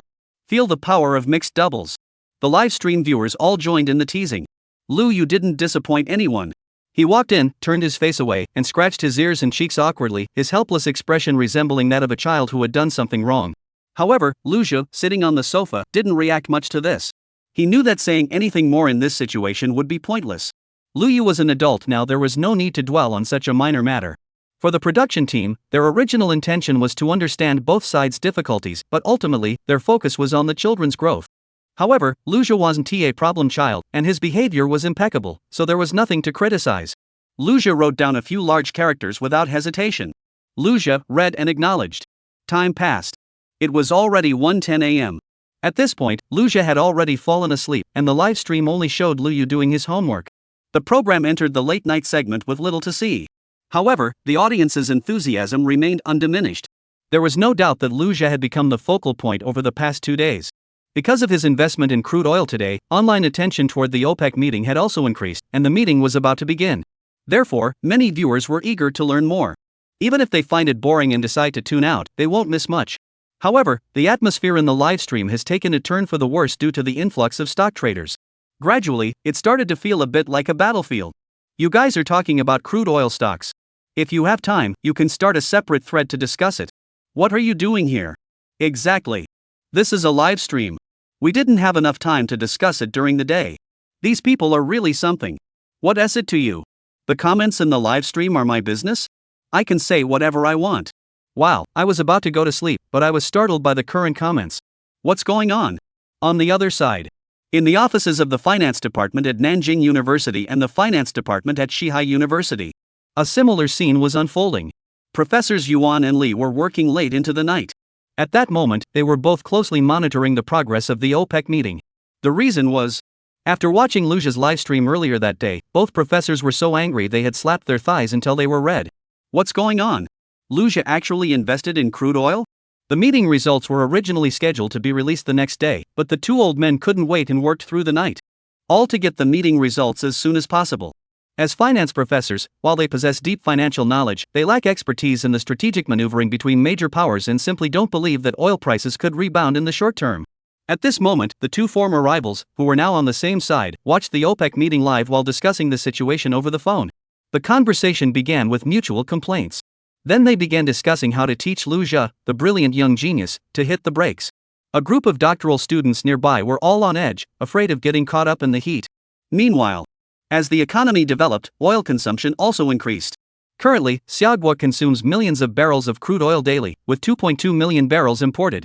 A supertanker can transport 200 to 300 million barrels of crude oil.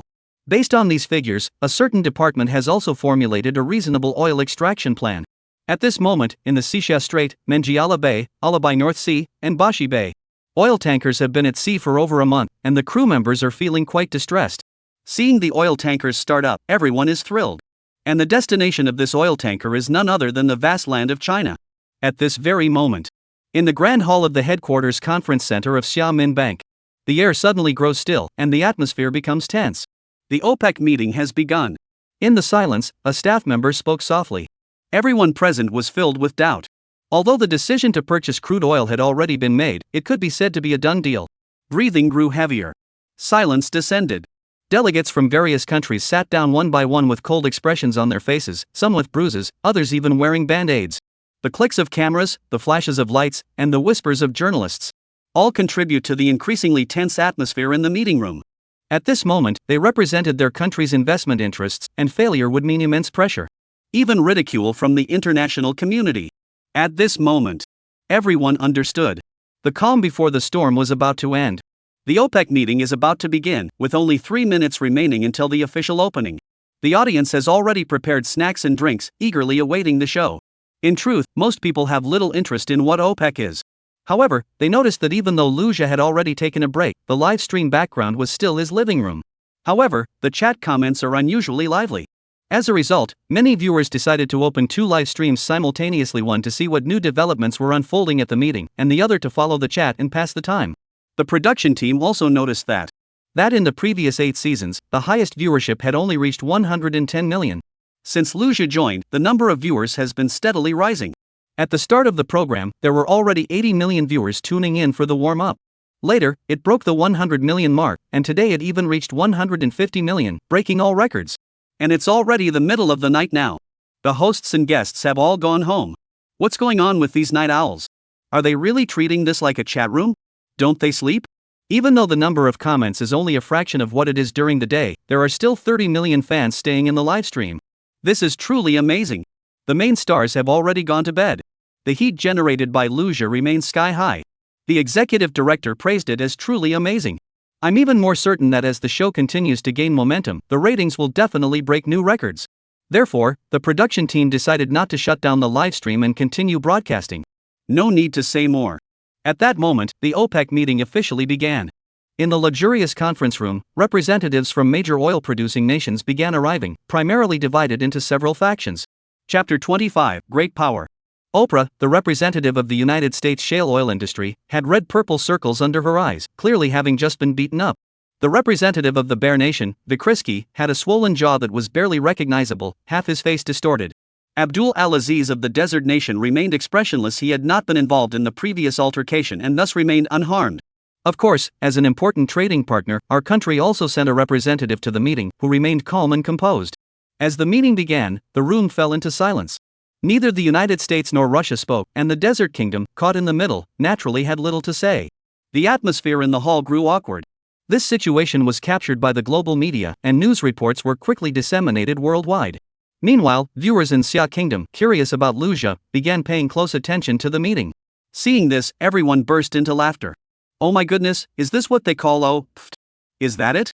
Is that all there is to it? I thought it was a high-level discussion meeting, but it looks more like children pretending to be adults. Even our school parent-teacher meeting isn't this grand. This meeting isn't worth watching. The comments section is way more interesting.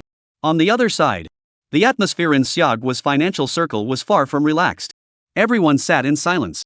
Especially Hu Rong, the main organizer, who was the driving force behind this oil investment and bore the heaviest burden. While it's true that any investment carries the risk of loss, this time they've really gone all in. The pressure was immense. What's going on here, in the meeting? Let's just get this resolved already. Oh my god. Oh my god. This is driving me crazy. Hu Rong's mood was extremely complicated, filled with pent-up frustration that he wanted to vent, yet his heart was also filled with anxiety. The situation was like 2 children who had just finished fighting and were being forced to make up. Now the 2 of them were sitting down again, but the scene remained silent. How can they talk like this? It would be better to let them keep fighting. At least fighting could release some emotions, and maybe things would be easier to talk about afterward. Right now, a large ship loaded with oil for trade is heading toward us at sea. If the negotiations collapse, what will the country do? Those international speculators will surely jump out to mock us and use every opportunity to slander and attack us. At this moment, a sense of oppression weighed heavily on his heart like a massive ship at sea. In silence, the first phase of the meeting came to an end. Apart from the opening greetings, nothing else was mentioned. This left people around the world who were following the matter deeply puzzled. Meanwhile, the live stream was buzzing with discussions. It's over. Oil prices will plummet. I don't care anyway, I don't even own a car. Naive, do you think cheap oil is just lying around for anyone to buy? Ships can't come in, and even if they do, they'll be subject to restrictions. It's like diamonds, there are plenty of them, but they're still sold at exorbitant prices. It's all determined by market laws. Exactly. Unless an agreement is reached, the situation won't improve. Tonight was definitely worth it. It looks like Liu Jia is in big trouble now. He's secretly losing money is one thing, but at least he's suffering himself. But losing face in front of a national audience is hard to recover from, especially since he's lying there. He's probably lying in bed watching the live stream on his phone, crying and cursing. A bunch of sour grapes. Even if he really lost money, so what? If Liu Jia needs money, his sister can always invest 30 million yuan in him. Exactly, believe in Luja he'll succeed. One failure doesn't mean anything, it's just a lack of funds. As long as he's willing to work, his sister will support him. What is going on? These rich women aren't even sleeping? Sis, can't I just give up trying? Second sister, can I just pick small tasks? My stomach isn't good. As several wealthy women appeared, the live stream erupted into chaos. Some were there to mock, while others remained loyal supporters of Luja. It was clear that this group still had faith in Luja's abilities.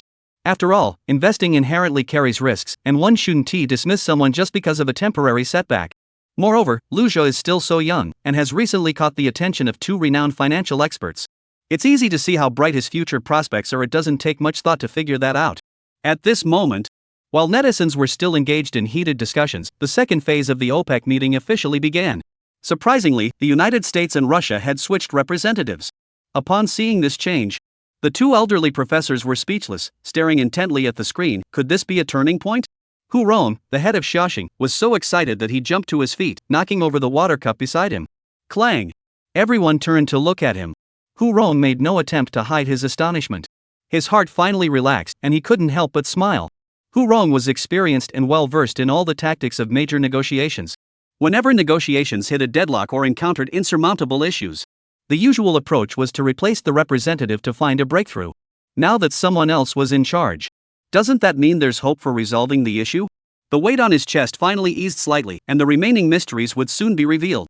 In his mind, Hu Rong had already envisioned the oil tanker arriving safely at port, a moment that would undoubtedly be glorious. At the same time, he recalled the figure of that young man, the one who had boldly bought crude oil in the futures market. The night was dark and the rain fell gently. It was already past 3:30 a.m.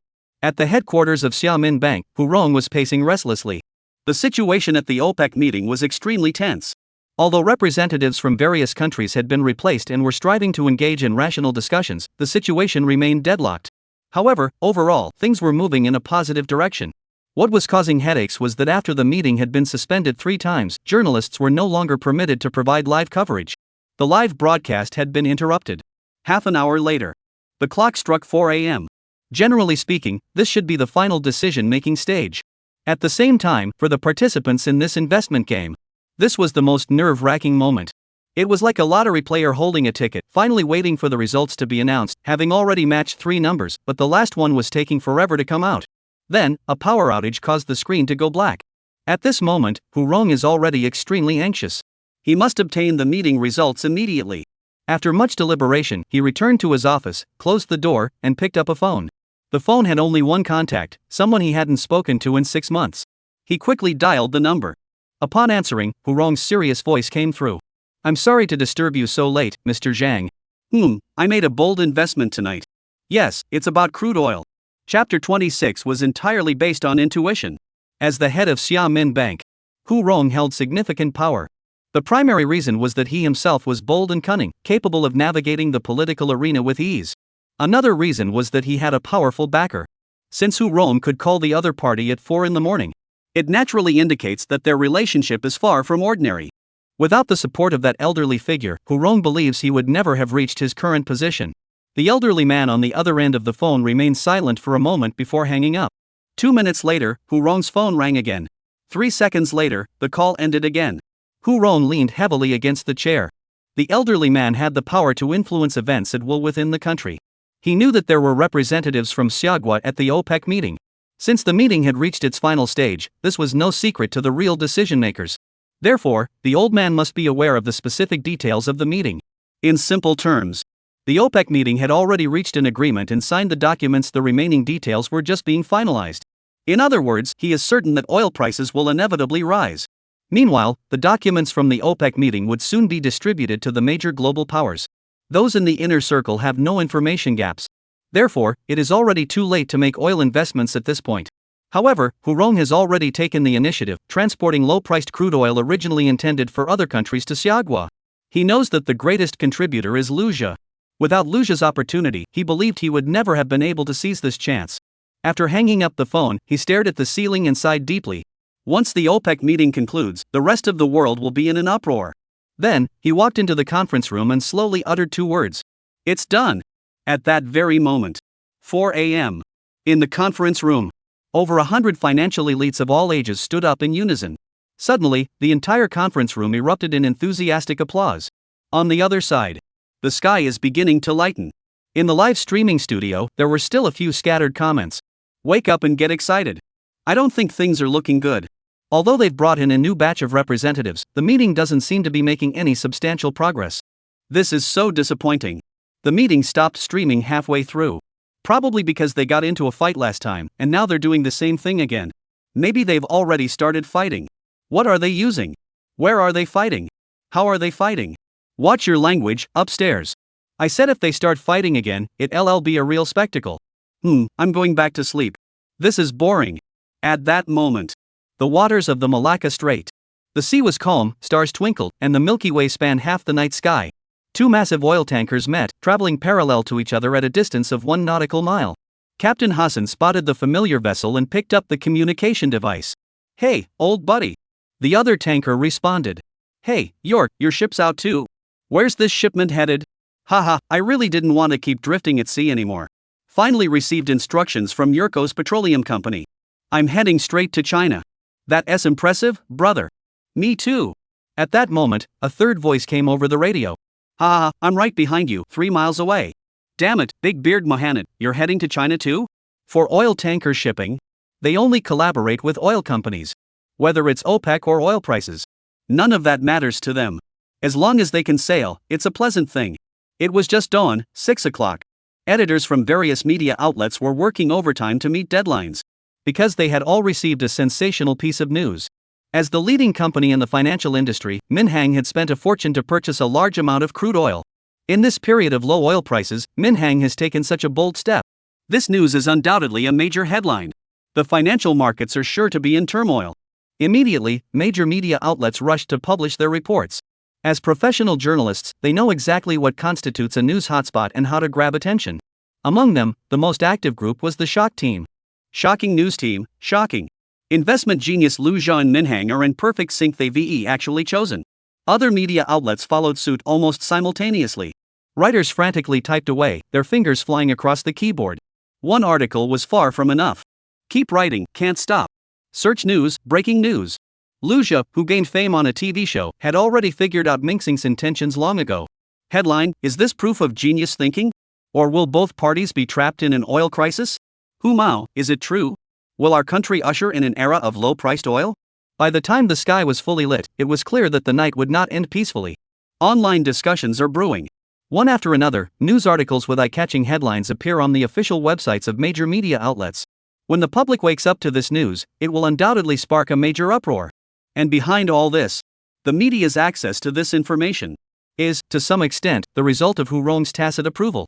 Hu Rong is the head of the Xiamen National Bank, and he has the power to silence these reports at any time. Allowing the media to report freely is undoubtedly the result of careful consideration. Firstly, the imminent surge in oil prices is already a foregone conclusion. As the nation's chief decision-maker, this investment has yielded enormous profits. For him personally, it was also an achievement worth boasting about. Exposing it publicly only benefits him. Second, the most critical reason is Lu Jia. Ultimately, the reason Hu Rong places such importance on Lu Jia is because the nation's thirst for talent far exceeds the imagination of ordinary people.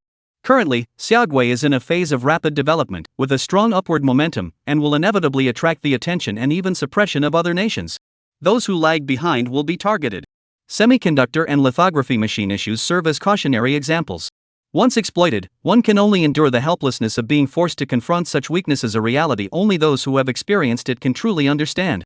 Those self-serving individuals care nothing for others' opinions. Their methods are utterly without scruples. In the face of such shameless behavior, the only solution is to make our country stronger. However, a strong nation requires talent in all fields. Although Hu Rong knows nothing about technology or how to build aircraft carriers, he understands finance. He knows that if used properly, finance can be a more powerful tool than military force. Lu Jia's performance in the field of financial investment left Hu Rong deeply impressed, especially after Lu Jia invested in crude oil, making him an unimaginable figure in Hu Rong's eyes. Hu Rong had also studied abroad in his youth and had met top financial experts from around the world, some of whom had become world-renowned billionaires. Some had become his rivals in international strategic games. He acknowledged that these people were the cream of the crop, and there were many who were more outstanding than him. Chapter 27, Non-critical documents are impenetrable. However, based on his own experience, Hu Rong had never encountered a genius like Lu Jia. He held Lu Zhou in such high regard. It was purely based on intuition. This sharp intuition cultivated over years in the financial industry. With the mindset of rather being wrong than missing out, he clings tightly to this fleeting inspiration and is determined to pursue it further. Therefore, he plans to use this opportunity to bring Lu Zhou into the spotlight of senior management and will closely monitor this individual himself. Everything he does is merely laying the groundwork for his ultimate goal. The morning air carried a hint of chill. Hu Rong stood by the window, the cold wind blowing against his face. He held a list in his hand. He referred to this list as the scalpel list.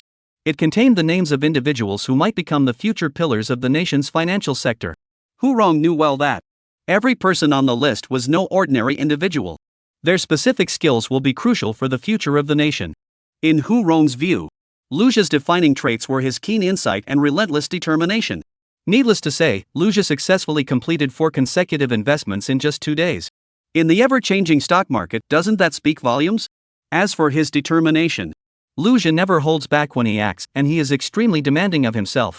Hu Rong can imagine that when facing enemies in the future, Lu Zhou's attitude toward them will be ruthless and merciless. Such a person, if utilized by the nation, would be a sharp blade piercing straight into the enemy's heart. Every move is a fatal blow. Therefore, today he added Lu Zhou's name to the list. And the position is right at the top. After speaking with the elder, Hu Rong confirmed his decision. Perhaps among them, there will be someone who will become a prominent figure in the financial world in the future. This man, who had already reached the pinnacle of the financial industry in Xiagua, had already made up his mind. This surgical knife list must be submitted in advance. 7 o'clock in the morning. A van was driving on the road, heading toward the school. Do you know how I spent the past few days? My house is too far from school, it takes half an hour to walk there. Wow, this is great. The production team actually arranged a private car for me. Sitting in the production team's car, Lu Yu couldn't help but marvel. He felt pretty lucky, because when he watched the previous seasons of the show, he noticed there was no transportation service. This time, the production team had actually said they would arrange a private car for transportation. You have to understand, other parents had been walking their kids to school for an entire month. Now that it was his turn, he felt so proud. Seeing this, the driver couldn't help but tremble slightly and mutter a few complaints under his breath. The live stream viewers flooded the chat with comments. Ha, Lu Yu is so funny. It's clearly because Lu Zhou went viral online and became an internet celebrity, so the production team arranged a private car for him to prevent him from hearing about Lu Zhou outside. However, this parent is truly dedicated, they didn't even secretly check online information. The production team did a good job. I was worried Lu Yu would run into an old lady selling vegetables on the street, and she'd pull out her phone and say, "Go home and ask your son to take a look for me. I've been waiting for 3 years. Is this investment salvageable? Take these eggs with you for the road, and remember to ask him for me." This young man is indeed adorable, he's better than the guests from previous seasons. 3 p.m. After the morning's buzz, the news about Minxing Investments' crude oil deal had already appeared on major news websites, even making it into the morning papers. The news came out with Lu Zhou's name attached. Through media manipulation, Lu Zhou's name appeared in almost every news article. At that moment, as the show's host, Bingbing was pacing back and forth in the living room, looking very anxious. The reason was simple. First, it was already 3 o'clock. The news about Minxing and Lu Zhou had gone viral online, and the live stream viewers had been discussing it since morning, constantly urging for updates. And Lu Zhou was still asleep. Bingbing clenched her fists, desperate to rush into Lu Zhou's bedroom, pull back the blankets, and wake him up. Second, Bingbing also wanted to tell Lu Zhou about the news of Minxing's investment in crude oil. This news came at just the right time, indirectly proving Lu Zhou's investment acumen. After all, the other party was Xia Minxing. Although the OPEC has not yet reached a conclusion, and there are no specific details about the meeting online, whether oil investments will be profitable remains uncertain. Precisely because of this, Bingbing wanted to tell him even more. This was enough to be exciting and boost confidence, wasn't it? The live stream viewers also became more active. Sesame ball. Bingbing is getting anxious. Bingbing is getting anxious. Come on, aren't you in a hurry? If you're not in a hurry, why have you been sending messages since 8 a.m.? Have you calculated how many words you've typed today?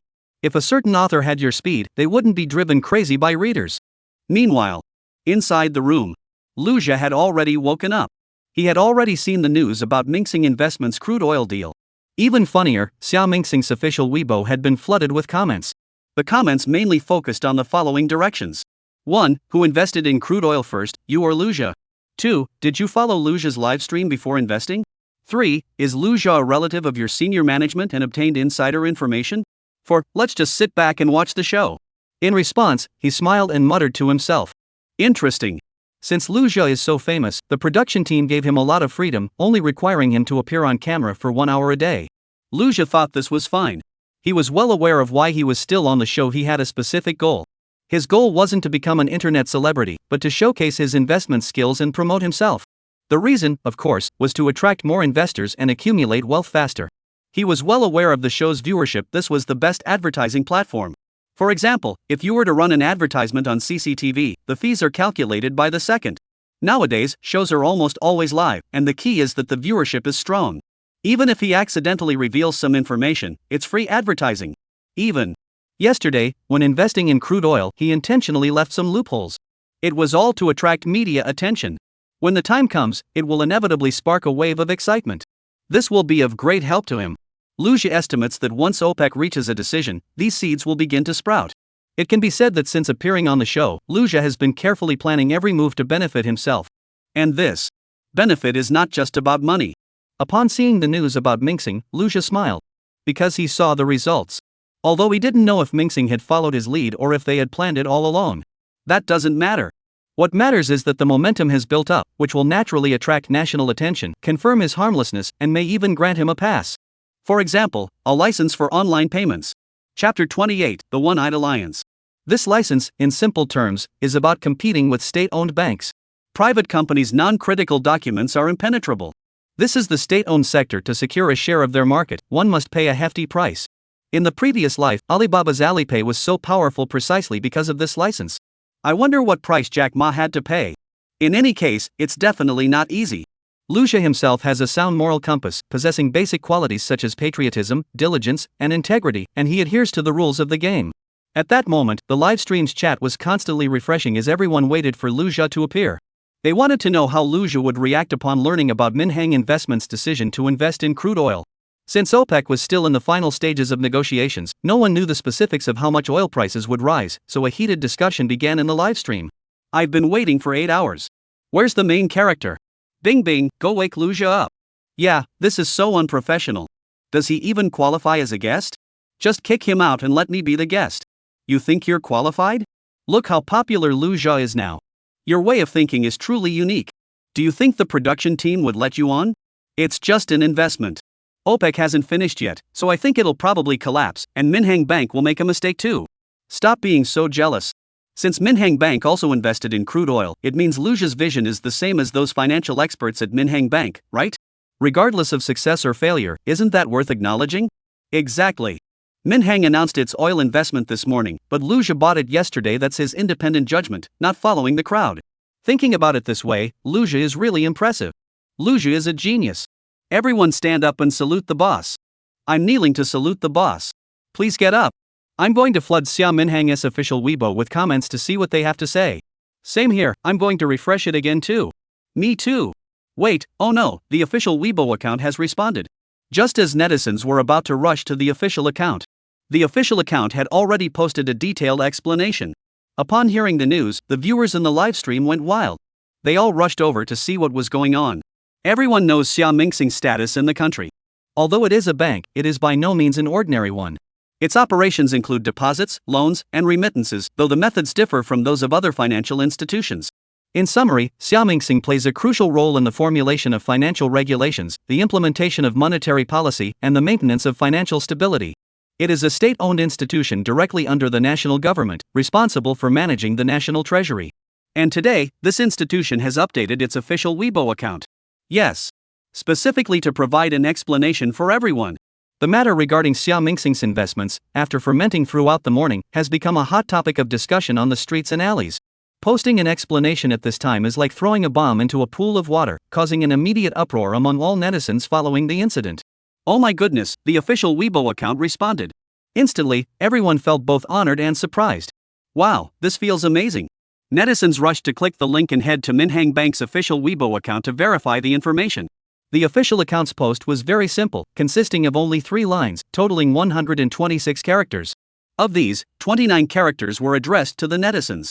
Yesterday, our financial expert gained investment inspiration during a program.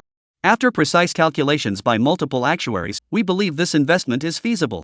Therefore, after an hour of discussion, statistics, and analysis, the decision was finally made by the main responsible party to proceed with the crude oil investment. Additional note, we kindly ask all netizens not to overemphasize this matter, as it is merely a routine investment. The official Weibo response from Minhang Bank was brief and did not mention any specific details, fully in line with its usual style. However, this brief response sparked an immediate backlash among netizens. Within just 1 minute of being posted, it received 30,000 comments, with the number continuing to rise. Each refresh brought thousands of new comments. Within just a few minutes, this response made it to the trending topics list. The official account actually replied to me. I'm not very educated, but one swear word can get me by.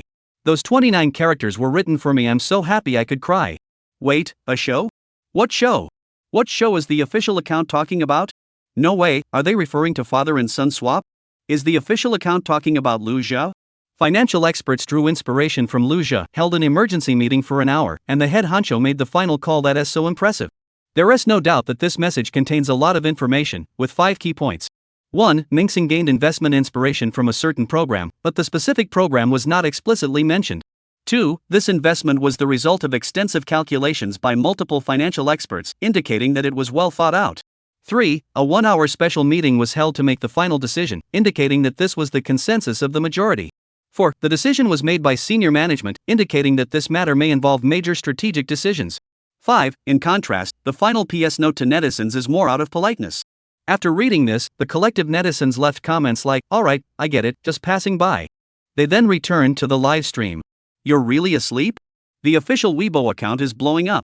Hurry up and admit you're behind this. Lu Zhe, get up. The sun is already high in the sky. Please, the official account has already explained it.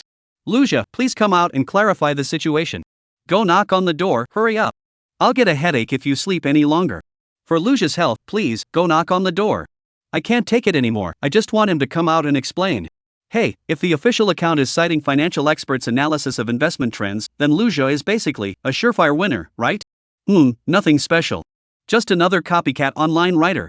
I thought the official account would reply to me, but all he talked about was Lu Zhe. He's just a clown. This place isn't worth it. The live stream is way better. Everyone, calm down. This isn't something to rush. Hurry up, bing bing, go break down the door. On the other side of the world, a meeting room with a distinct Western style. A video conference was underway. This meeting is called the One-Eyed Alliance Conference. Initiated by the United States, it has gathered followers from all over the world. What were once followers are now engaged in a heated argument with the leading nation via video. The atmosphere on site is extremely heated. The reason is simple. Because Xiaogui intervened yesterday and purchased half of the crude oil available on the market. Chapter 29, the remainder is for you to divide among yourselves. It gives the impression of, I'll take the first bite, and you can have the rest kind of attitude. It's actually quite easy to understand.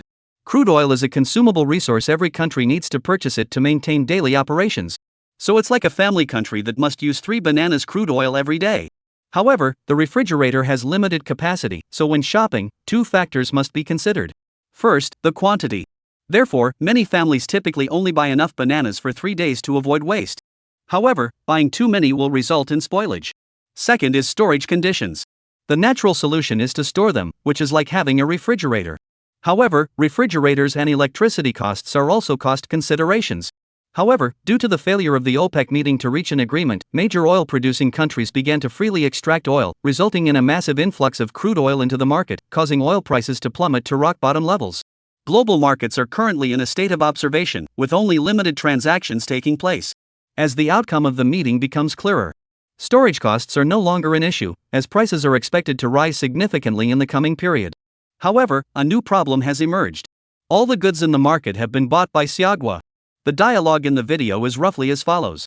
U.S. Representative. Let me reiterate, we are the world's largest crude oil importer. Our people rely on cars for daily use, and our oil consumption is enormous. Please do not hoard supplies. Prioritize sales to the United States. Japanese Representative. Our railways are completely overcrowded. Plus, there are so many perverts on the trains. I was harassed yesterday, and it was really unpleasant. Please, this can't happen again. Australian Representative. Without crude oil, there are too many wild animals in our country. We get bitten by venomous snakes when we go out. Please, leave some for us. An anonymous person in the shadows said. What's all the fuss about? What's yours is yours. After this meeting, the crude oil market is sure to be in chaos. Many countries are rushing to call oil tanker companies, hoping they can prioritize their own orders. The crude oil market suddenly became tight, and prices skyrocketed. The reason for this is that Xiaogua did not purchase everything at once. The main reason is a matter of degree, and Xiaogua has carefully considered this. This was not out of humility, but to prevent other countries from taking advantage of the situation. If too much is purchased at once, storage becomes a major challenge. No need to say more. Speaking of Lu Zhu at this time. Finally, amid the eager anticipation of countless netizens, he opened the door and slowly appeared before the live camera. Host, go ask him. Oh, wait, just ask him directly. Oh my god, everyone stand up and salute the big shot. Lu Zhu, you're finally awake. Everyone's talking about you online. Mingxing followed you and invested in crude oil too. As soon as Lu Zhu opened the door, Bing Bing rushed in. She pushed Lu Zhu against the wall and asked urgently. The production team arrived at 8 in the morning, and it was now 3 or 4 in the afternoon. The host, cameraman, and audience were all getting a bit impatient. As soon as they saw Lu Zhu, the cameraman started filming and even gave him a close-up. What? Mingxing followed me in investing in crude oil? The sudden question caught Lu Zhu off guard. Earlier, he had shut down his laptop and hadn't seen the official Weibo response from Mingxing. At that moment, he heard Bing Bing say that Mingxing had invested alongside him? Lu Zhu also found it hard to believe. However, upon further reflection, wasn't this exactly what he had planned?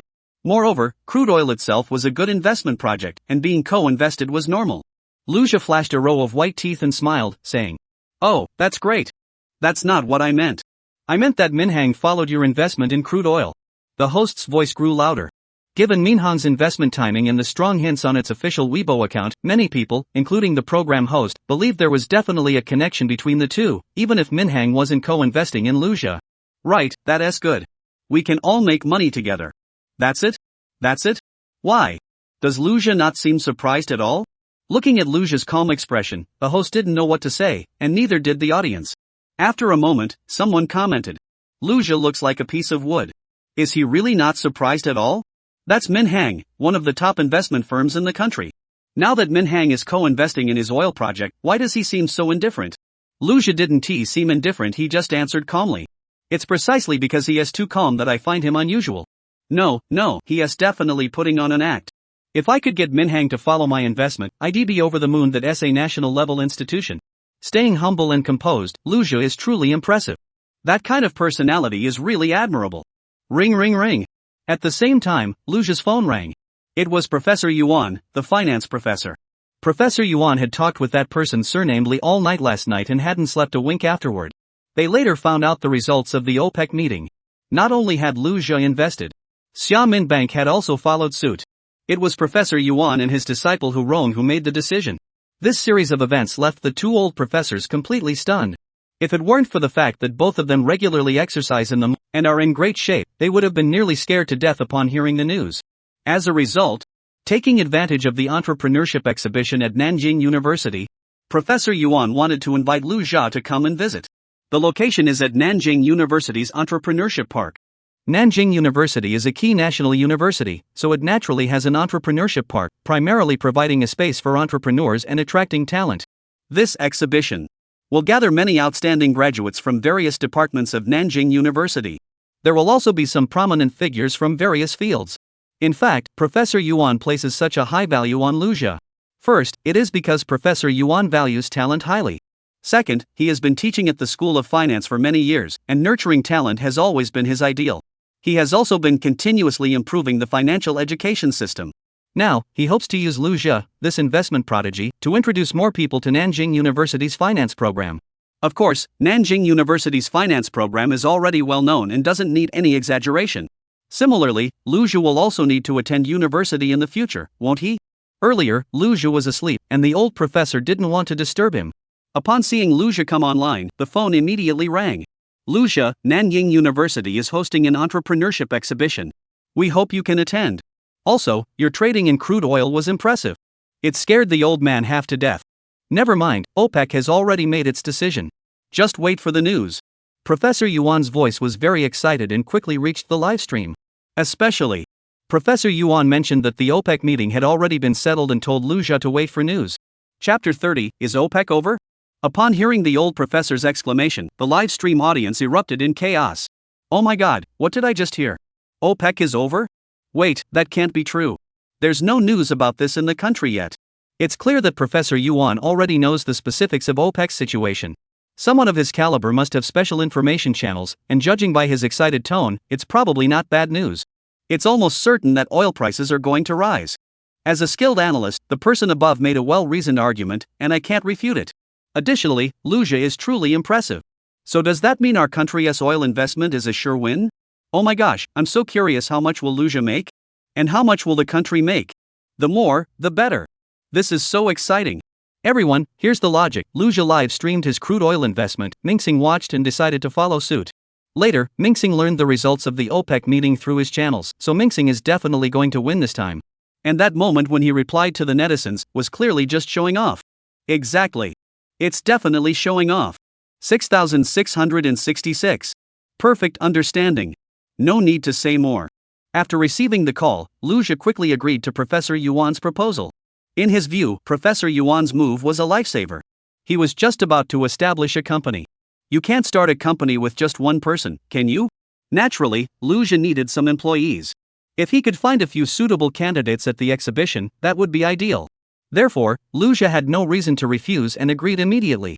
On the other side, in a certain area of the capital, 2 rows of guards stood at attention in military formation. They watched as a black Hongqi car slowly drove into a specific residential complex. Inside the car sat Hu Rong, his expression calm as he held a document folder in his hands. Inside was the very list of names marked for execution. At that moment, in a certain residential complex, inside an old-fashioned house, an elderly man sat in a rocking chair, his eyes closed as if deep in thought.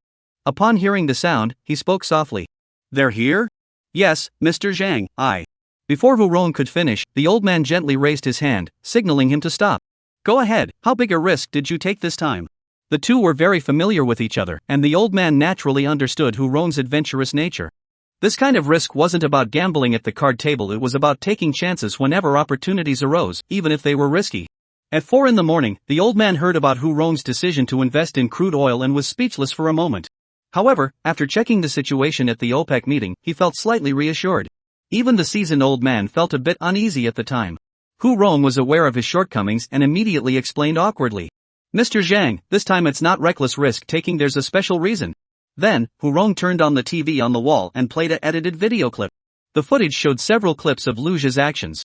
Seeing Luja on the screen, the elderly man's interest was piqued. He stood up from his chair, and Hu Rong hurried forward to support him. The old man didn't usually pay attention to such live programs and only knew a few examples about Luja. He didn't expect Hu Rong to have specially edited this video. Clearly, he intended to recommend Luja to him. As time ticked by, when the video reached the moment when Luja made his third stock investment, Professor Yuan's figure also appeared. He expressed his admiration for Luja in the video. "So, this kid started investing in crude oil afterward? Is that why you decided to invest?" Yuan Dongxiao was a renowned professor in the field of finance. The old man had met him once before. Upon hearing the question, Hu Rong answered directly. "That's right.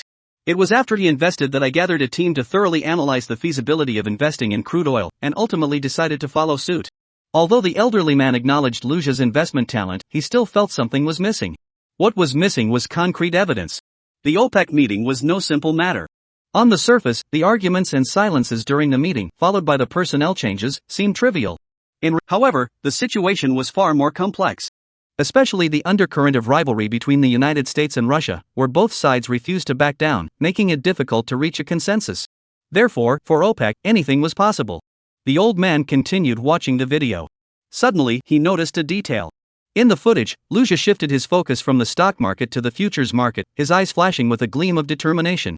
Immediately afterward, Luja began to look something up on his phone. This moment was clearly recorded. The old man's eyes flickered, then he immediately gave instructions without hesitation.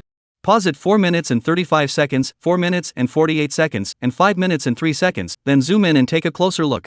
Hu Rong was a bit confused but followed the instructions. Following the old man's instructions, he zoomed in on each of the specified time points. Finally, the content on Luja's phone screen was fully displayed. At 4 minutes and 35 seconds, Luja appeared to have entered OPEC meeting. At 4 minutes and 48 seconds, the keywords he entered changed to U.S. Bristol-based shale oil. At 5 minutes and 3 seconds, the final keyword entered was .7 Bear Country crude oil representatives heading to the desert nation. Good. Good. Good. After reading this content, the old man repeated the word good 3 times, his entire body trembling with excitement. Hu Rong, standing beside him, was speechless with astonishment.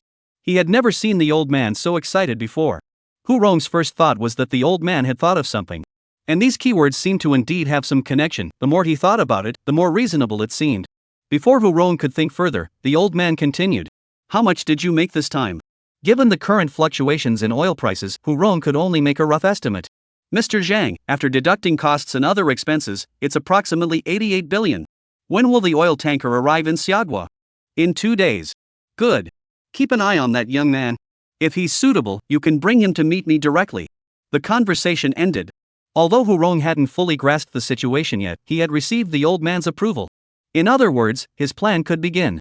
At the same time, in a room, thick blackout curtains were drawn tightly, as if to block out the outside world.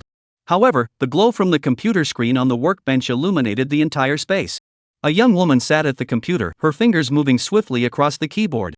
Her eyes sparkled with intelligence. Jiang Xiaoyu was naturally gifted as a hacker, but she wasn't particularly well known in the field. She didn't care about that, as she preferred analyzing things and exploring new and interesting gadgets. She had started a column on a video sharing website called Traces of the Spider. This series has accumulated over 100 works. Each video receives over 1 million likes, and the comment section is filled with unbelievable. Chapter 31, How come I haven't heard about this? Her video content includes, for example, using just a high-speed rail video containing time information, she can deduce the country of origin, train number, and route of the train. Or, by analyzing a video of a plane landing at an airport, she can accurately identify the airport's location. She uses various details in the videos to deduce the correct answers. Due to her expertise, she has 18 million followers on her website. Fans frequently send her materials for analysis. Each time, she is able to provide a quick response. As a result, netizens have dubbed her a natural-born analyst. Now, she is currently editing a new video using footage provided by her fans. Soon, the video is completed. She writes the title and clicks post. This time, she titled the video clues, Luja, the most bold investment genius. Recently, Luja's series of moves have left everyone speechless. Later, following public discussions, Luja's online popularity skyrocketed, even surpassing that of current top celebrities. Any information related to Luja was eagerly clicked on by netizens. On the other hand, Jiang Xiaoyu uploaded the video online. Fans who had been following her began watching, and as soon as they clicked, they started watching the video. Within just 5 minutes, the view count skyrocketed to 100,000. 10 minutes later, the view count took a roller coaster ride, breaking through the 500,000 mark. And the number continues to grow. Many viewers were initially stunned, then one by one felt shocked. Everyone left comments saying, I can't believe it. After watching Xiaoyu's video, I'm completely blown away. This edited video retains the most important parts, despite being condensed into just 10 minutes of highlights. The content is direct and clear. It includes visual demonstrations, explanations and analysis, and a summary of conclusions. Scene 1, within the first hour of Luja entering the trading hall, he repeatedly shook his head while observing various stock information. This part of the video has been sped up. Interpretation: this isn't just random head shaking, it's an expression of disappointment, indicating that Luja had indeed considered investing in these stocks but ultimately decided against it, possibly because he foresaw a significant stock market decline. Conclusion: as Luja had anticipated, the market experienced a significant downturn. Second scene, a bald man appears, and Luja states that a certain pharmaceutical stock is definitely going to drop. Explanation: by observing the man's personality traits, those with a rebellious personality often do not believe the truth, even when told directly. Therefore, it can be inferred that Luja deliberately told him the truth to mislead him, and as a result, the pharmaceutical stock did indeed plummet. Act 3, next, we see Luja shift his attention to the futures market and enter some keywords into his phone, such as OPEC talks, Bristol oil field development project, Russian delegation visits Middle Eastern oil-producing countries, etc. Background context: last year, Russia had already made contact with Arab countries, intending to use this year's OPEC meeting to stage an oil crisis to force the United States to halt shale oil extraction activities.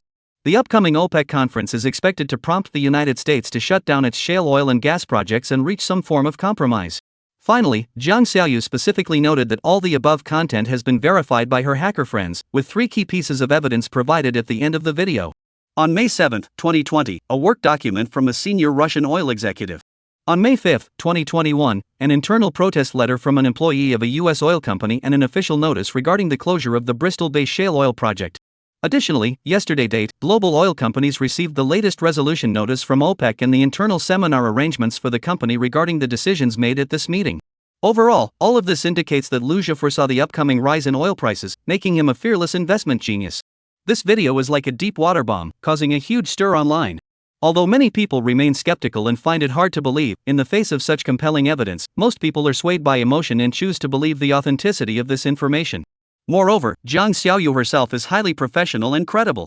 She invested a significant amount of time and effort into investigating and gathering evidence, even going so far as to dig up private information about foreign key figures to support her claims. That's amazing. Lu Jia actually predicted international developments? I think Lu Jia relies more on luck, but the blogger's hacker accomplice is no joke. They found the ironclad evidence so quickly. After watching the entire live stream, I also looked up related reports to understand the situation. At least at the time, Lu Jia did seem quite dejected, but once he saw news related to crude oil, he suddenly became full of anticipation. The entire process makes perfect sense. Thanks to this blogger for helping me understand OPEC. The person above is wrong. When it comes to understanding OPEC, no one can match Lu Jia. On the other side, the live chat in the TV studio was already buzzing with comments. Everyone was hoping Lu Jia would come out and respond. But, just at that moment, Lu Jia remained completely unresponsive. The comments kept pouring in, so the production team had no choice but to announce that they would arrange an interview segment after the outdoor segment. Upon hearing this news, the audience was temporarily satisfied, but they also grew even more eager to see how Lu Jia would explain this sensational news. Actually, Lu Jia had merely intentionally created a few loopholes to attract attention. Enough chit-chat. At that moment, Lu Jia's car had already arrived at the innovation base of Nancheng University. The cameraman traveling with him couldn't help but peek out the window, silently marveling. This location, such a vast area South University really isn't short on funds. What lay before them was a modern 23-story building with a striking all-glass curtain wall design. Though not particularly tall, its footprint was undeniably vast. Possessing such a luxurious academic building fully demonstrated Nanjing University's robust financial strength. As the car came to a stop, Professor Lao Yuan had been waiting at the entrance for some time. He holds this young man in high regard. Since he had personally invited him over, it was only proper for him to come and greet him in person. The old professor smiled warmly and said, "Here you are, Lu Jia, please come this way." The old man walked up, patted Lu Jia on the shoulder, and greeted him with the warmth and friendliness of an old friend he hadn't seen in years. After exchanging a few polite greetings, he also introduced the two doctoral students standing beside him. The two also greeted Lu Jia in turn. In addition to their academic responsibilities, these two students also served as teaching assistants. After a brief exchange, they followed the elderly professor into the building for a tour. Chapter 32, An Entire Floor? Ding! As the elevator doors opened, the group immediately entered the exhibition hall. This was the largest exhibition hall in the entire Innovation and Entrepreneurship Park, spanning an area nearly the size of a football field, but divided into several sections. Rather than an exhibition venue, it was more of a space for Nanjing University faculty and students to showcase their research achievements and engage in collaboration with external parties. At that moment, the hall was already bustling with people. Everyone was engaged in lively discussions about various topics. Meanwhile, numerous display cases showcased various cutting-edge products yet to be released to the public.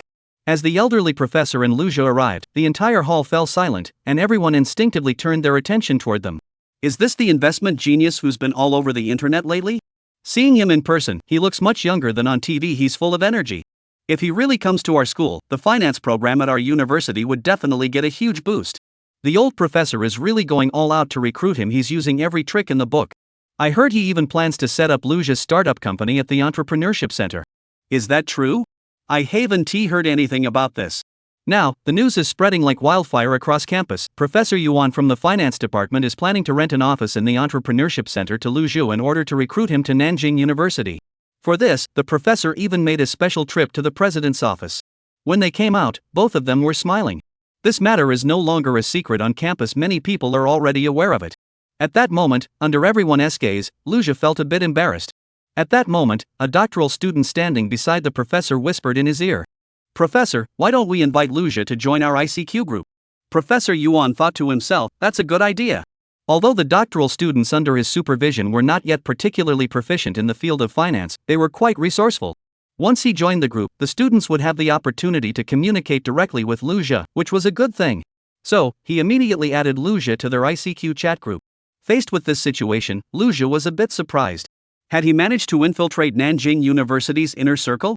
But upon further reflection, it felt more like being surrounded by a pack of hungry wolves. But then again, the purpose of coming to the exhibition was to recruit people in advance, so this was a perfect opportunity. Looking at the chat interface on his phone, Lu Zhi suddenly realized something. There was no Tencent in China yet, and everyone was still using this foreign instant messaging app. Compared to Tencent's future products, there is still a significant gap in every aspect. And to develop such a social media platform in the future, professional technical personnel are undoubtedly essential. There are over 2,000 people in this group, and among them are undoubtedly some outstanding IT professionals who might be of assistance in the future. With this in mind, Lu Zhi greeted the group. Hello, friends from Nancheng University. It's an honor to join this group. I hope we can all work together harmoniously in the future. Upon seeing his message, the group immediately became lively. Within just 1 second, the entire screen was filled with chat messages. At Lu Zhi, welcome. Looking forward to working with you. There is a great project here. Would you be interested in investing? At Lu Zhi. He's not even a student. Plus, the kind of terminal device you're talking about is probably only something someone like Wang Doi would invest in. With so many people and so much information, it was impossible to tell who was saying what. After a brief exchange, Lu Zhi was led by Professor Yuan to another building. Nanjing University Entrepreneurship Center, building 21st floor. When the elevator doors opened, a yet-to-be-used space came into view. Apart from the newly installed floors and glass windows, there was nothing else in the room. The live-stream viewers were momentarily confused, unsure why the professor had brought them here for a tour. It wasn't until Professor Yuan began explaining the situation that everyone gradually understood. Is Lu Zhi preparing to start his own company? If this were used as an office space, it would be quite suitable. Moreover, this is after all the innovation and entrepreneurship incubation base of Nanjing University. Not only does it have abundant resources, but the rent is also cheaper than in external commercial areas, and utilities like water and electricity are subsidized by the government. The underlying meaning was already quite clear. The reason for this decision was primarily based on considerations for future development. The senior professor has a long-term vision and believes it is worth investing resources and effort into Lu Zhi. If the plan is carried out as envisioned, it would be extremely beneficial for the entire university. And that is precisely why he is willing to establish a good relationship with the other party. In fact, a single professor cannot make such decisions on their own. Therefore, before making a formal decision, he specifically reported the matter to the school administration and ultimately obtained approval. Initially, the school leadership did not fully agree with the proposal, but after hearing the professor's explanation, they quickly changed their stance. In summary, there are 3 main reasons. First, there is the widely recognized view that Lu Zhi is indeed a young person with exceptional investment talent. Second, considering the personal brand influence he possesses, which can help enhance the overall strength of the startup park and benefit the campus. Lastly, there was a personal connection, as the professor's most accomplished disciple, Hu Rong, was involved. Who exactly is Hu Rong? As the head of the institution, he is well aware of this. Moreover, both belong to the inner circle of the same institution, so private interactions are quite normal. To be honest, whenever Hu Rong returns to his alma mater, even the principal himself goes out to greet him personally. Needless to say, the contributions this individual has made to the school are immense. Therefore, upon learning that the other party was also interested in this young man, the principal immediately expressed his approval.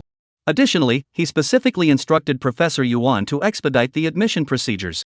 As for Lu Zhi's side, he was naturally both surprised and delighted to hear of such an arrangement. After all, this location is top-notch in terms of transportation convenience and surrounding facilities. Establishing one's own business here would undoubtedly be a wonderful opportunity. The professor was simply doing everything in his power to keep such a talented individual close by. After careful consideration, Lu Zhi felt that since this university was also quite renowned domestically, with both its overall strength and single subject rankings being very high, obtaining a degree here would be quite advantageous. After some discussion, the two basically reached a consensus. However, there was still one pressing issue to resolve. That was that Lu Zhi needed to establish not just one company, but several. Professor Yuan, would it be possible to rent the entire floor? Chapter 33, Wandering Around the Stalls. Upon hearing Lu Zhi's words, the old professor calmed down and asked in astonishment. An entire floor? Do you know how big that is? It's 3,000 square meters. The old professor thought to himself. Lu Zhi had only opened an investment company. Why does he need such a large space? 300 square meters would be plenty. Alright, I'll give you 500 square meters for the office space. Even with 500 square meters, we'll still charge rent. Even with subsidies, it's still an expense. Now, Lu Zhi wants an entire floor? To be honest, Lu Zhi's demands are a bit high, leaving the old professor somewhat at a loss. After all, this isn't his own property, and he's not the landlord. Lu Zhi smiled faintly, understanding the old professor's predicament. But in the long run, he can't keep running back and forth in the city just for this company matter, can he? If possible, he even plans to rent an entire building. A small room isn't worth renting. Nevertheless, he was grateful for the old professor's kindness. Yes, the entire floor. Don't worry about the rent, my oil investment will be secured soon, and I need more space to expand the company. Alright, I'll try. I'll do my best. After listening to Lujia's explanation, the old professor roughly understood and agreed for now. A student nearby, upon hearing Lujia mention crude oil profits, curiously asked, Lujia, how much do you expect to make from your crude oil investment? This question immediately made the old professor furious, and he hurriedly scolded. That's someone else's private business, mind your own affairs. As for you, if I have to invest any more money in you, I'll be heartbroken. The old professor was known for his strictness and never spared his students. If he had a student as capable as Lujia, he would have treated him like a treasure. The doctoral student was so frightened that he dared not speak another word. Lujia tried to smooth things over. There's nothing to keep secret. Oil investments can make around 20 million. The old professor heard this and was startled. Really, 20 million? That's impressive. This young man can even calculate the profits so accurately. Could he have predicted the oil price trend for the next few days? The old professor quickly did some mental calculations. 500,000 yuan in principal, 10 times leverage, minus various fees. How could that possibly yield 20 million yuan in profits? Yesterday, when Lujia bought in, oil prices were only 28 yuan per barrel. With 500,000 yuan in principal and 10 times leverage, how could he make 20 million yuan? Oil prices would have to rise to 68 yuan per barrel? The OPEC meeting hasn't even decided yet. Unless something extraordinary happens? How much oil did Hurong buy? Oh my god, something big is about to happen in the world. Looking at the silent old professor with a bewildered expression. Lujia is truly amazing. He's a real expert on oil. Congratulations, 20 million? Lujia really made 20 million this time? That's amazing. Have you all seen Xiaoyu's analysis video? Guys, let's talk after the show ends. Let's first congratulate Lujia. He deserves to make 200 million. Fantastic. The finance department at Nancheng University extends its warmest congratulations. Congratulations on having such a genius student. Congratulations to Lujia. After the tour, he can secure an entire floor of a 3,000 square meter office building. With 20 million, hasn't his principal increased by 46 times? That's incredible. I don't know what to say. I'm completely in awe. Professor Li from Shihai University, after reviewing Jiang Xiaoyu's analysis, already knew the outcome of the OPEC meeting. Upon hearing that Lujia had made 20 million, he was so furious that his beard trembled and his fingers shook as he typed the comments. Old Yuan, you cunning and shameless scoundrel. Old Yuan, you cunning, shameless scoundrel. The chat was buzzing with activity. After bidding farewell to the old professor, Lujia and his group were already walking down the street. Today had been fruitful. First, they had resolved the office building issue, and everything had fallen into place smoothly. The company would be able to be established soon. Additionally, the new chat group platform not only helps him quickly establish his own WeChat account but will also be useful during recruitment. There was still 12,300 yuan left in his wallet, but that wasn't enough to start a company. The previous investment won't be available for another 2 days, which won't solve the immediate problem. The stock market isn't a good place to invest right now. So, what else can be done with over 10,000 yuan? Suddenly, Lujia had a brilliant idea. On the way here, he had accidentally caught sight of an antique market. It was nearby. Thinking of the antique market, he had an idea. Now was the perfect time to check out the antique market. With a bit of luck, he might find something valuable. That way, he wouldn't have to worry about money anymore. Not long after, Lujia and his friends arrived at the antique market. Narrow streets lined with antique shops, the entire street exuded a classical atmosphere. The items in these shops didn't hold much appeal for Lujia. The reason was simple. The prices of the items in these shops were quite high. With only over 10,000 yuan in hand, it was hard to buy much in these shops. So, Lujia decided to wander around the streets. When he had nothing to do, he would sit on the ground and look at the odd little trinkets on the stalls. Though he appeared careless, he was actually searching for opportunities to make money. Lujia was completely immersed in his search for treasures. His eyes never stopped moving. He quickly scanned each item on the stalls. Pure copper mask of the Olympic mascot Huan. Actual value, 5 yuan. Investment period, unknown. Suggested investment, 0. Reason, you know why. Blue and white porcelain vase. True value, unknown. Investment period, unknown. Investment recommendation, 0. Reason, counterfeit, a fake from the Republican era. Peppa Pig riding a bicycle pattern bull. Actual value, 11 yuan. Investment period, unknown. Investment recommendation, 0. Reason, cute design, but it's only worth this much. This place has everything. The person who made these look vintage is truly talented. Luja looked at these trinkets and couldn't help but marvel at their craftsmanship. It wasn't just him, the audience was also having a great time. Luja, since you're here, why not buy a few a mass? Lu, you can use it for Halloween. I found something interesting, that Peppa Pig bowl is pretty cool. Let's go to the pet market and buy a cat to use it as a cat bowl. I just realized this show isn't the investment program it used to be, it's turned into a comedy variety show. Before they knew it, 2 hours had passed. On the street, the viewers in the live stream had grown tired of all the oddities and were nearly blind from staring. The key is that Luja hasn't bought anything. Especially those people pretending to be antique experts. Every time Luja approached a stall, they would start talking non-stop, almost taking over the entire chat feed. But they were too serious, like they were giving a science lecture. What's the point of that? In the chat, viewers are urging the production team to change locations quickly. Bing Bing, following the production team's instructions, carefully reminded Luja several times. But Luja didn't listen. Chapter 34, as the saying goes, cash on delivery. He continued to wander around the stalls. Today, his luck was indeed a bit off. Either he came across valuable antiques, but the stall owners recognized their worth and quoted high prices, looking very confident. In such situations, Luja had no intention of haggling. Seeing Luja's lack of response, the onlookers couldn't contain themselves either. It's not like he was out shopping with his girlfriend, no one wants the other person to drag their feet. Everyone hopes Luja can find something good to show everyone and broaden their horizons. Or, let Luja lose a lot of money. Such thrilling events were also the audience was eager to see. But not buying anything at all? What does that mean? That's too boring. Come on, it's such a big antique market. There must be items worth at least several 100,000 yuan. 2 hours have passed, and Luja hasn't found any treasures? Exactly. With my eye for antiques, I spotted 2 great pieces. But Luja didn't even ask about them. What a disappointment. Sigh, this is so boring.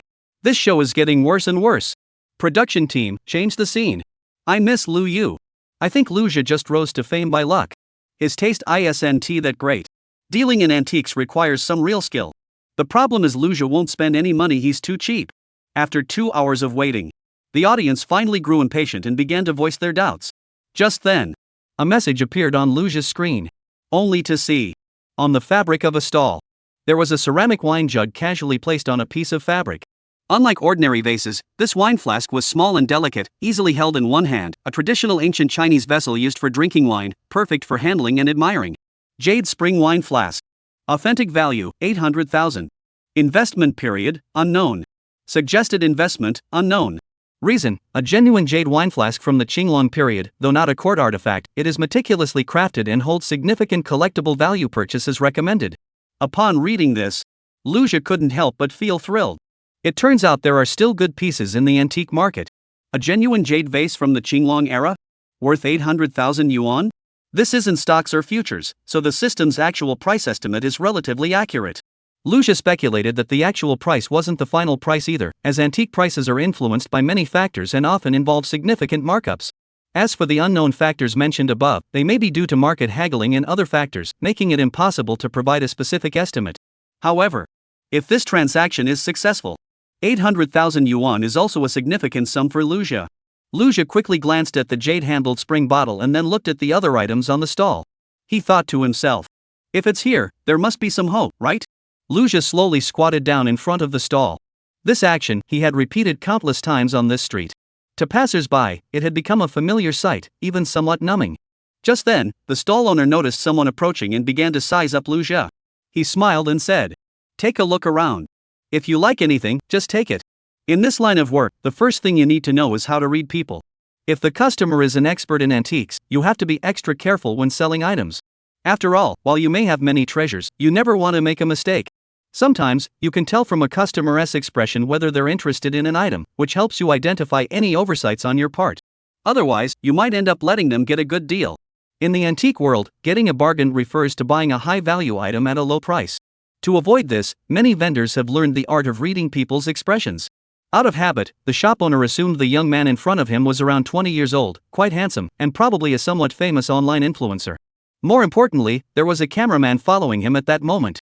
Unfortunately, this information means nothing to me, as I don't pay attention to such things. Meanwhile, Luja seemed unconcerned by all this. His gaze didn't linger on the jade vase. He began to examine the various small items around him in detail. There were various copper coins, ancient currency, wooden and copper crafts, and more. Every time he picked up an item, especially the copper coin, he would play with it in his hands for a moment. He would gently touch it, as if trying to feel its texture. He knew not to rush things, doing so might alert the other party. Hey, boss, how much is this Shangfu Tongbao coin? Oh, you have a good eye. This is a coin minted during the Northern Song dynasty. It's very rare on the market. How about 800 yuan for one? The shopkeeper chuckled and quoted a price. In reality, he knew that most of the items here were counterfeit or replicas, though there were a few genuine pieces among them. For example, among these piles of copper coins, while there were indeed some genuine Shangfu Tongbao coins, the best quality ones were only worth around 600 yuan on the market. The one Lu Jia happened to be holding was a counterfeit. The wholesale price was only 2 yuan each.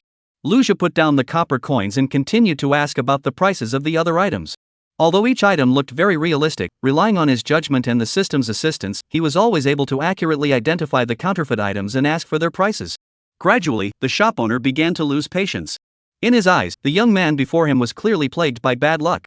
Finally, Lu Jia reached out for the jade-colored vase. Sir, how much is this vase? At this point, the shop owner had little interest in him. What do you think? Like it? How about 1,000 yuan? This Yu Hu Chun vase had once caught the vendor's attention, but it was still far inferior to the exquisite porcelain pieces that had once been used by the imperial family. The most critical issue was that the item was simply too new. No matter how you looked at it, it didn't seem like an antique at all, just a modern, finely crafted object. I'll take it for 500 yuan. After hearing the offer, Lu Jia still didn't rush to make a move.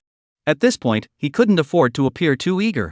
The vendor was inwardly fuming. He has asked about 7 or 8 items already. So the vendor's tone turned sarcastic. Oh, how about 800 yuan? Why don't you think about it some more? All right. Hearing the vendor's growing urgency, Lu Jia knew the time was right and agreed immediately. The transaction was quickly completed. Afterward, the cameraman, Lu Gu, finally caught up. As an experienced photographer, Lu Gu knew exactly what to shoot and when. After all, there were countless eyes watching on the live streaming platform. Moreover, this time Lu Jia had purchased an antique, so it was even more important not to display it carelessly. Even if he knew Lu Jia might just be doing it for fun, professional ethics wouldn't allow it. Therefore, up until that point, the camera had only captured Lu Jia's back, and the important details of the item were naturally not shown on screen. Chapter 35, Asking Price of Only 1,000 Yuan. It's all about cash on delivery, right? Once Lu Jia completed the purchase, Lu Gu followed suit and continued filming. Seeing that Lu Jia had finally bought something, though it was just a small transaction of a few hundred yuan. But for the people waiting anxiously in the live stream, it was enough to pique their interest. Therefore, when the jade-hued spring vase appeared in the live stream, the audience immediately turned their curious gazes toward it. Hey, spending 800 yuan on this thing? You could have bought your girlfriend a bottle of perfume instead. Ha, I thought it was something else. This vase looks brand new, not like an antique at all. It'd be perfect for a girlfriend, but I don't have one. Come on, Lu Jia is a millionaire. 800 yuan is nothing to him. The person above said it well. We're just worrying for nothing. Just as the audience was engaged in lively discussion, suddenly, identical messages began flooding the screen. The production team is relaying this message. I'm willing to pay 1 million yuan for the jade bottle that Lu Jia is holding. The production team is relaying this message. I'm also offering 1 million yuan for this vase. The production team is relaying this message. I will bid.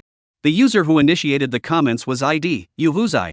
Yuhuzai is a well-known antique shop in North City, a must-visit spot for antique enthusiasts, with a prominent reputation.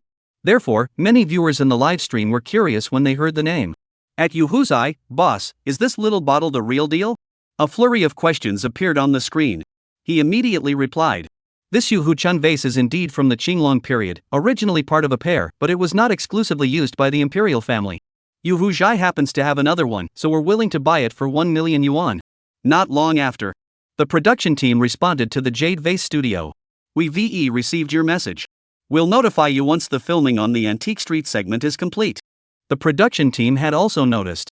To put it bluntly, Lu Jia seemed to carry an aura of wealth, and wherever he went, people could sense the scent of money. Such information involving money was something the production team couldn't afford to miss. The previous episodes had indeed received a lot of criticism, but since Lu Jia joined, the situation had completely changed. As a result, while maintaining the program's original objectives, the executive director had no choice but to make some special arrangements for Lu Jia. To put it nicely, he serves as a mediator. In simpler terms, he is specifically there to serve Lu Jia.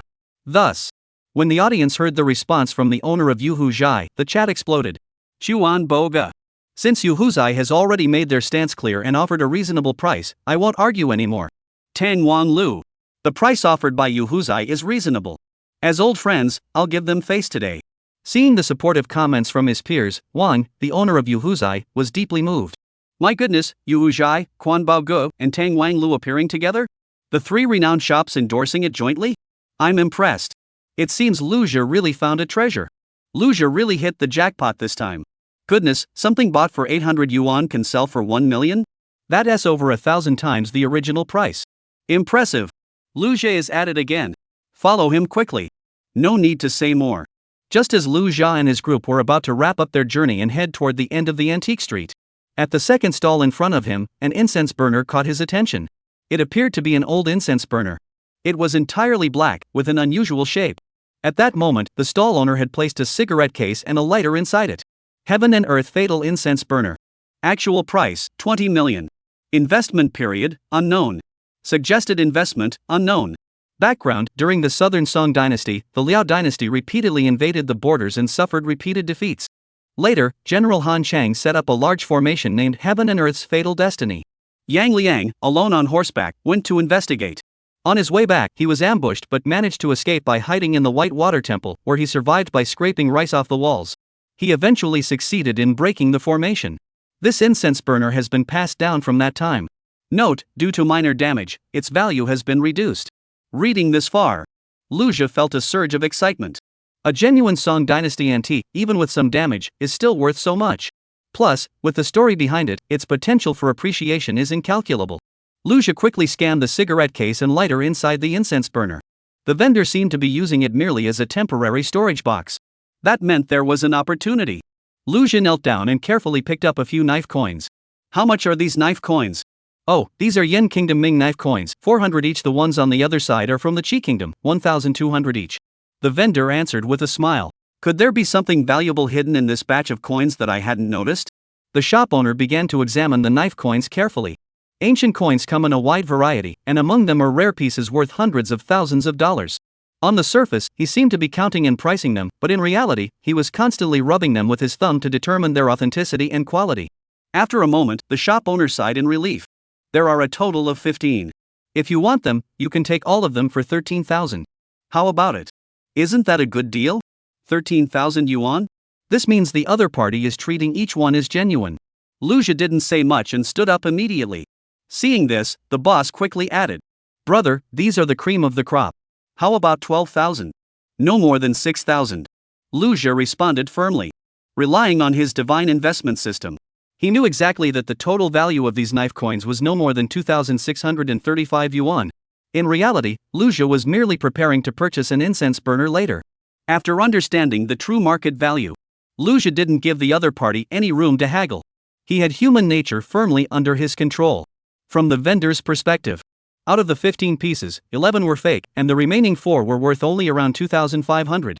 If he agreed to Lu Zhe's offer of 6,000, he could still make a profit of 3,500. For a small vendor, this deal was quite favorable. Just as he was about to agree to the deal. Chapter 36, You're amazing. Lu Zhe spoke up. If it's 6,000, I'll accept it. However, the incense burner next to it is quite nice. Let's use that to hold these coins.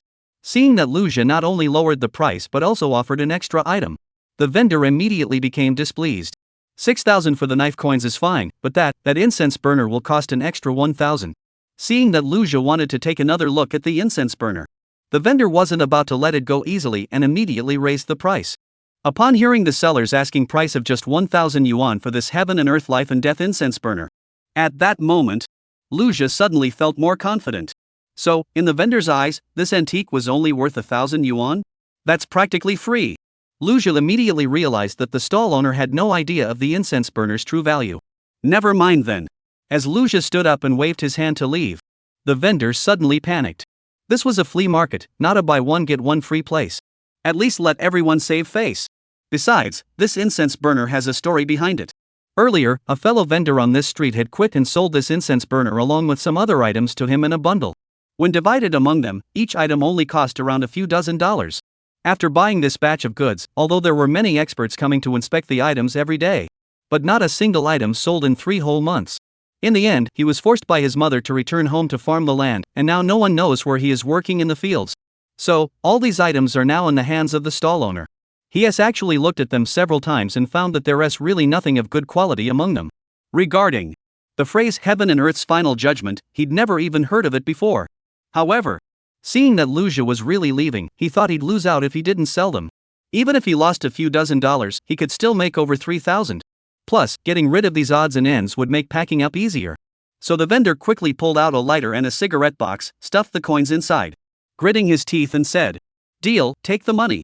Soon, the two exchanged money and goods, successfully completing the transaction. Luja took the incense burner and examined it carefully, only to see 4 ancient characters engraved on the bottom of the incense burner. Heaven and Earth, Final Judgment. The production crew had already left. Earlier, the incense burner vendor had noticed Luja examining the incense burner but completely ignored the coins, thinking that the man must have been interested in the incense burner itself. He was confused. Had he misjudged the situation? Is this buyer a newbie? That can't be. Just then, the vendor selling jade inlaid water jugs walked over. "Hey, buddy, how much did you make this time?" The incense burner vendor smiled. "Much better than me. I made 3,500 this time." "That's impressive. I only made 700 and some this time, not even half of yours. But as long as we make some money, it's okay. After all, opportunities to make a quick buck don't come around often. Want to grab a drink later?" At the same time, a shop owner hurried out of a store.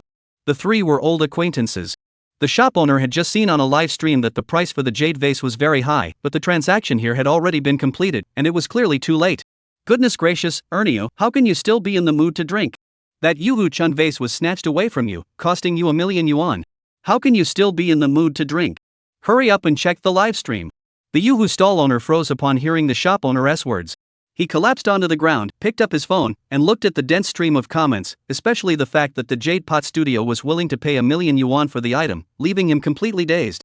The incense burner stall owner beside him was also at a loss for words. He had made more than the jade vase stall owner, but that was already enough to make him feel dejected. Now he's lost 1,000,000? He didn't know how to approach him to offer comfort. Should he go help him up? What if he collapses? Should I offer to buy him a drink? Forget it, looking at him, he doesn't seem in the mood to drink. The incense burner vendor had just made some money and wasn't too busy at the moment, so why not open his phone and watch a live stream? Once I understand the situation, I might be able to find a way to comfort the jade vase vendor. No more words. Back to the live stream, the scene is now in Luja's living room. Lu, the photographer, has adjusted the interview camera. On the tea table, there are 3 treasures Luja recently acquired. 15 knife coins, a jade-handled spring bottle, and a Heaven and Earth Absolute Destiny incense burner. A little further away, Luja and Bingbing are sitting side by side on the sofa. The interview was about to begin. Luja had already watched the video sent by Jiang Xiaoyu. He wasn't surprised that she could make such an analysis, but he hadn't expected her to do it so quickly. He had assumed it would surface after the OPEC matter had been resolved. However, Jiang Xiaoyu's abilities were truly impressive, almost completely exposing Luja's actions. The only mistake was a deliberate flaw left by Luja. As for the hacker friend she mentioned, if he has a good temperament, Luja is considering recruiting him in the future. The cybersecurity company he plans to establish will need such specialized talent. Additionally, exposing vulnerabilities on the exchange was also a strategic move to demonstrate his capabilities and attract the attention of higher-ups. As a person with a mature mindset, Luja understands what strategy means. As long as it doesn't involve harming others for personal gain, so-called scheming is nothing more than careful planning and steady execution. No need for further ado. Soon, Bingbing asked the main question at the scene. "Luja, what are your thoughts on the content of that blogger's video?" Getting to the point. Instantly, the live stream viewers were all listening intently. They were all waiting for Luja's response. Among them, there were not just casual onlookers, but also 2 elderly professors, Huron, and another elderly gentleman, all paying close attention. Their purpose, of course, was to learn more about Luja. It was somewhat like a group of elderly fans. Additionally, the owners of 3 shops were also curious about Luja's future actions, and were even considering how they could acquire the treasures he possessed. Even the video creator, Jiang Xiaoyu, was curiously keeping an eye on Luja. A single video had drawn her in emotionally. At that moment, this program is capturing the nation's attention. The number of live viewers is skyrocketing. It eventually reached 300 million viewers. This number is truly staggering, surpassed only by the Spring Festival Gala. The difference is that the Spring Festival Gala is more about the spectacle, While at this moment, people are more interested in hearing what Luja has to say. On Luja's end, upon hearing Bingbing's question, he naturally had his own way of responding. Since there was already a detailed video explanation available, he saw no need to elaborate further. Luja smiled and picked up the microphone with composure. I watched that video analyzing the clues. At the time, I did indeed think that way and acted accordingly. So you wanted to get into crude oil futures trading from the start? Bingbing asked curiously. In Bingbing's eyes, Luja was indeed quite capable. However, in front of so many viewers, she still wanted to ask more clearly so that everyone could understand more easily. Chapter 37, How does he know so much? This is also a basic skill for a host. Actually, no. I just thought of it on the spot. Stock exchanges don't usually deal with futures, do they? I just happened to see it and started thinking about whether it might be possible to invest. Ultimately, it's because I feel a connection with crude oil. Generally speaking, stocks and futures are separate. But some exchanges offer both. No wonder, Luja, you're amazing. Seeing Luja's confident response, Bingbing was thrilled. The audience, hearing that it was an impulse decision, marveled at his ability. Luja's reputation as an investment expert was once again confirmed. I have to admit, I now believe Luja is truly an investment genius. No, he's a financial genius. Whether it's stocks, futures, or antiques, Luja has proven his skills. I wonder what his company will be like in the future. Will it make it into the Fortune 500? On the other side, seeing Bingbing so excited, Luja quickly changed the subject. Well, my funds are already in place. I'll start preparing for 2 companies tomorrow, with the main businesses being investment and computer networking. At that moment, on the screens of various live streaming platforms, the keywords Luja mentioned: funds in place, 2 companies, investment, computer networks. These keywords caught everyone's attention. Is this the start of a major expansion? Does that mean Luja's company is about to hire a lot of people? Many observant viewers have already started to get excited. Minxing headquarters. Hu Rong couldn't help but praise Luja. This kid has some ambition. At Nanda University, Professor Yuan was also feeling a headache.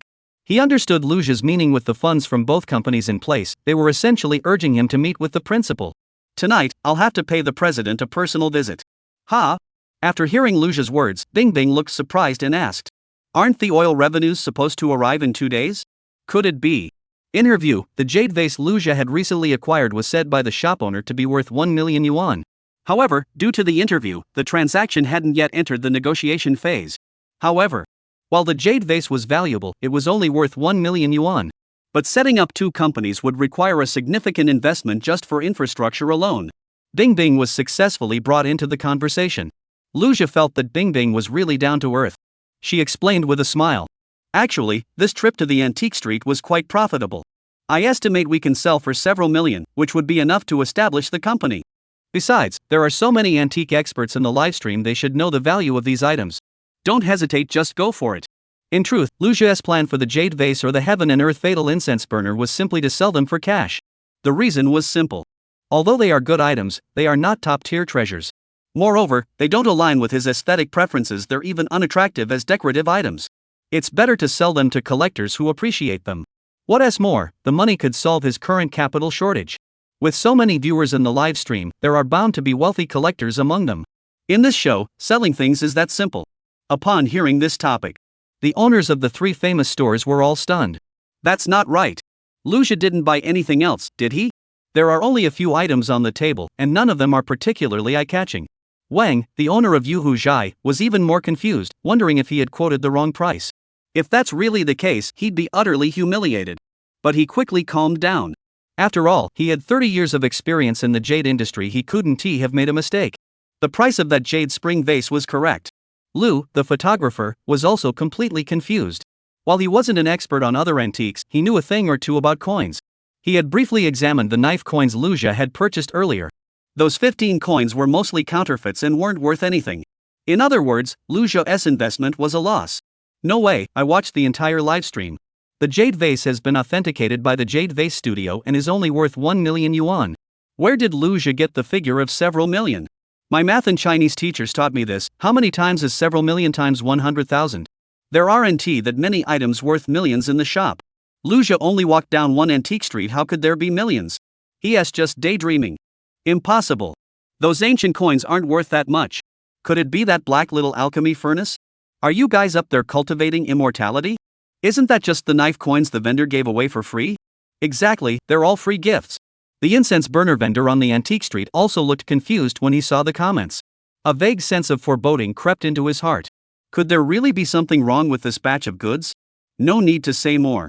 That heaven and earth fatal incense burner looked like a small incense burner at first glance. Though its design is simple and old-fashioned, it doesn't stand out when placed among other objects. It looks more like an iron product, not only unattractive but also poorly designed. However, it had one most distinctive feature that the audience couldn't see from their perspective. Luja rose slightly and reached out to pick up the heaven and earth fatal incense burner. He quickly flipped it over. The top of the incense burner was placed face down on the table. Lu, the photographer, was highly professional and immediately followed the camera.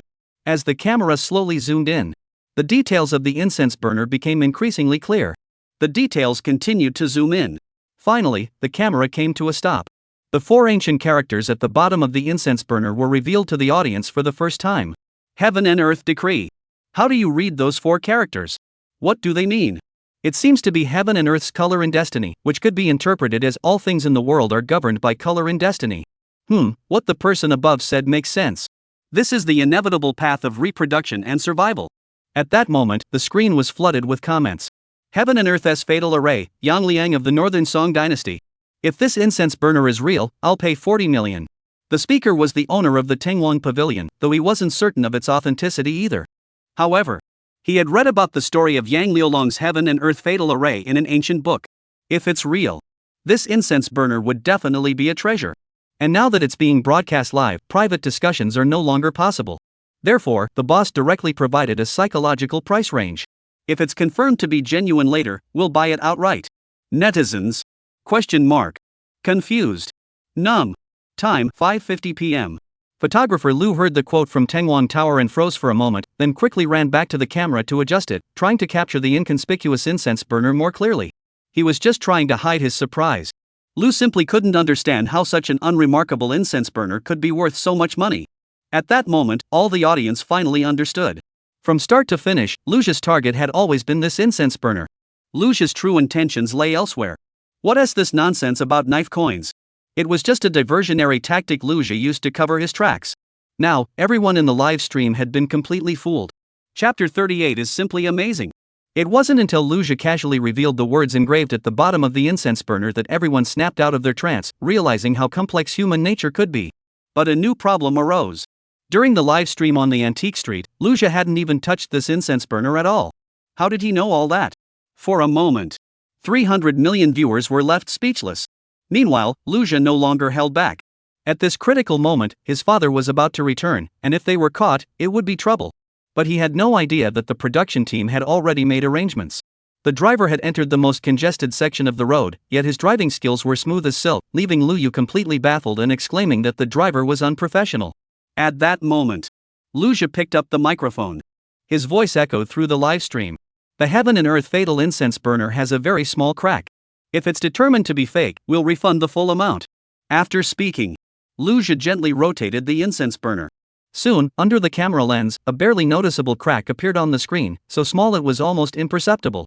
After all, Luja wanted to get the money as soon as possible, so he had to show the details that needed to be shown. As for whether others would accept it, that was their own business. At that moment, Luja's voice sounded again. During the Northern Song Dynasty, the Liao Dynasty repeatedly invaded the borders. After several failures, the Grand General Nancheng set up a heaven and earth death array. Fortunately, his horse found a piece of wall plaster, and Yang Liang discovered it was made of flour paste. For 4 days and 4 nights, the man and his horse survived by eating the wall plaster. After narrowly escaping death, Yang Lulang returned to his unit and fiercely charged into the enemy ranks. He broke the array, defeated the Liao troops, and achieved a remarkable feat. The name Heaven and Earth's Fatal Array thus originated from this event. As Luja recounted the story, the audience felt as though they were transported back to the Northern Song Dynasty, witnessing Yang General's strength and bravery firsthand.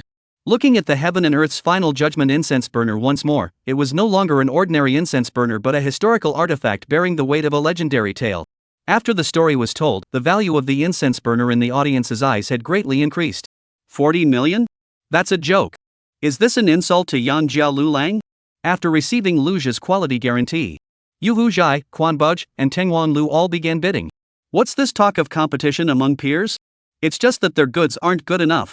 The Heaven and Earth Fatal Incense Burner made its debut. The three renowned shops completely abandoned their previous courteous demeanor. This auction was nothing short of all-out warfare. The live stream viewers were thrilled, wishing the scene were even bigger. They kept cheering on the bidders. No one dared to back down.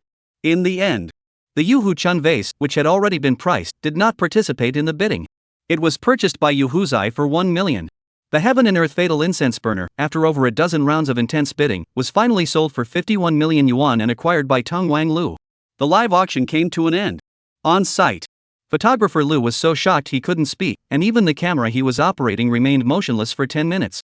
Bing Bing's admiration for Lu Zhe grew deeper and deeper. What kind of talent is this? It can only be described as extraordinary.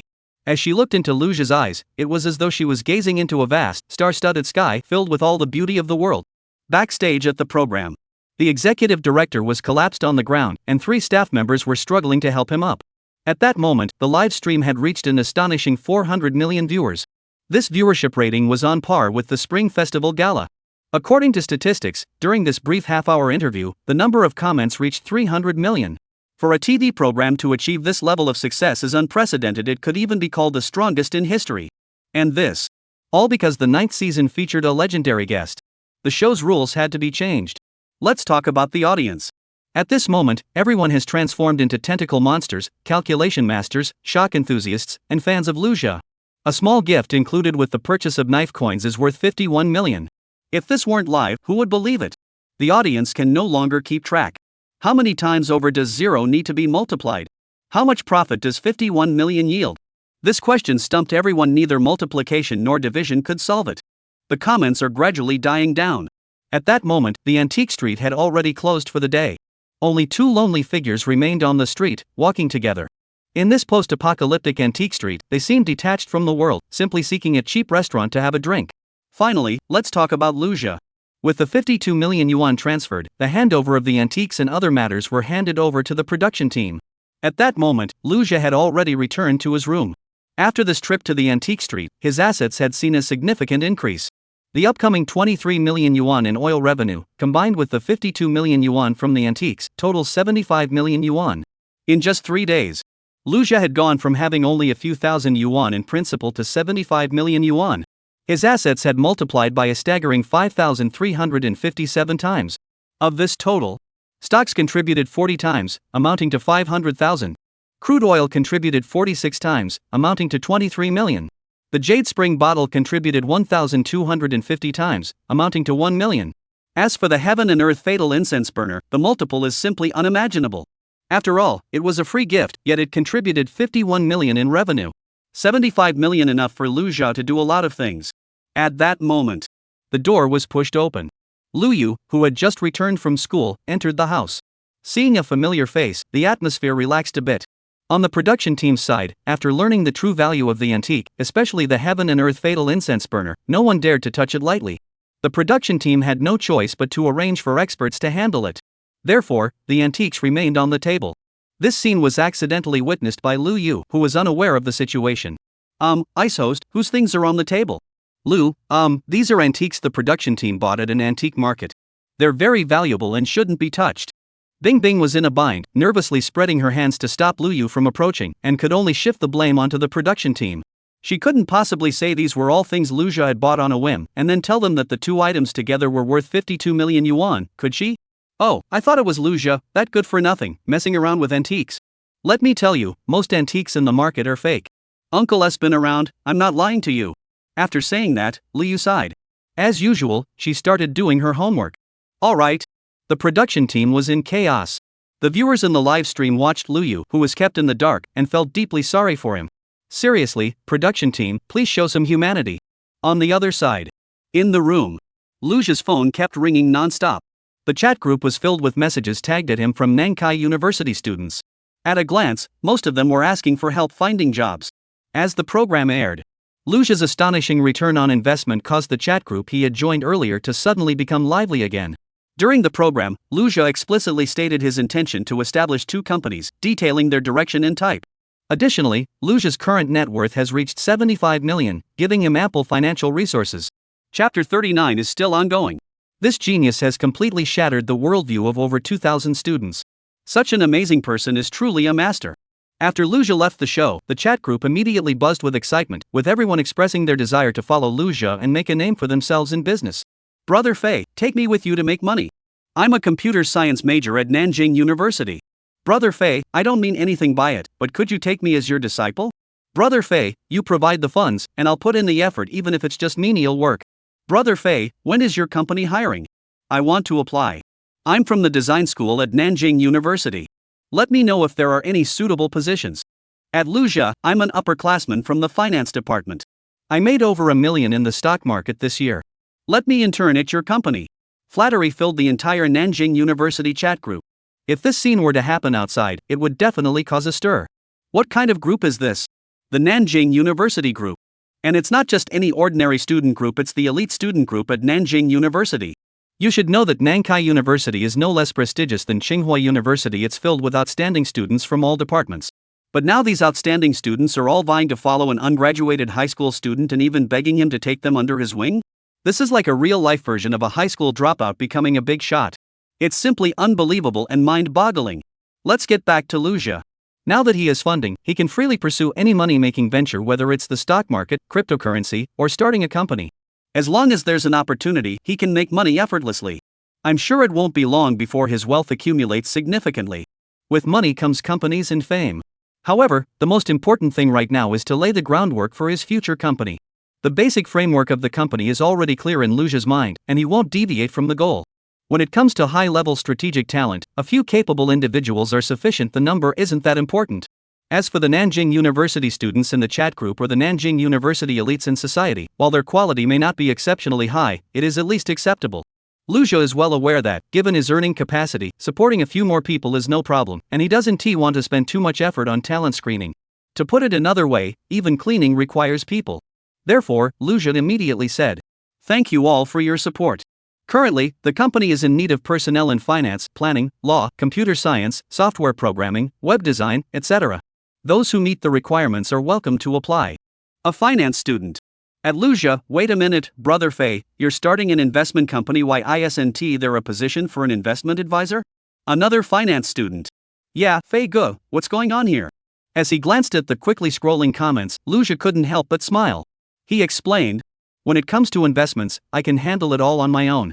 In Lu Jia's view, apart from auxiliary roles like market research and financial secretary, he could handle the investment work entirely on his own. Why? Others need to analyze the market and consider various factors before investing, which might take days or even a year of research to decide whether to proceed. But Lu Jia can assess the returns at a glance and make a decision in a second. Compared to ordinary investors, his efficiency is simply millions of times greater. More importantly, every investment is guaranteed to turn a profit. Therefore, this investment company is essentially just a front for its own benefit, using the name of an investment company as a facade. The group members finally understood Lu Jia's meaning. Ah, so that's how it is. Lu Jia's investment company was mainly for his own amusement. That's incredible.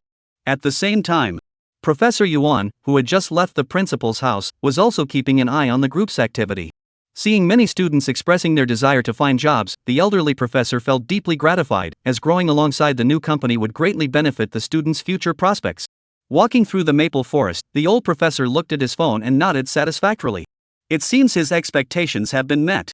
As long as Nancheng University students can interact with Lu Jia, they can recognize the gaps, which is also a way to motivate them. However, what does Lu Jia mean by saying the investment company isn't hiring? If they're not hiring, where will the finance students be placed? Suddenly, Professor Yuan felt he had miscalculated and quickly typed in the group chat. At Lu Jia, it's settled. The 21st floor is yours. At Professor Yuan, thank you. Since this is your first time starting a company, you might not be familiar with the process. I'll send 2 people over tomorrow to help you. We'll get all the paperwork done in an hour. Great. Thank you, Professor Yuan. The investment company must allocate 20 job openings to the finance department. No problem. The elderly professor estimated the scale of Lu Jia's company and quickly made his demands, ensuring that students from the finance department were not overlooked.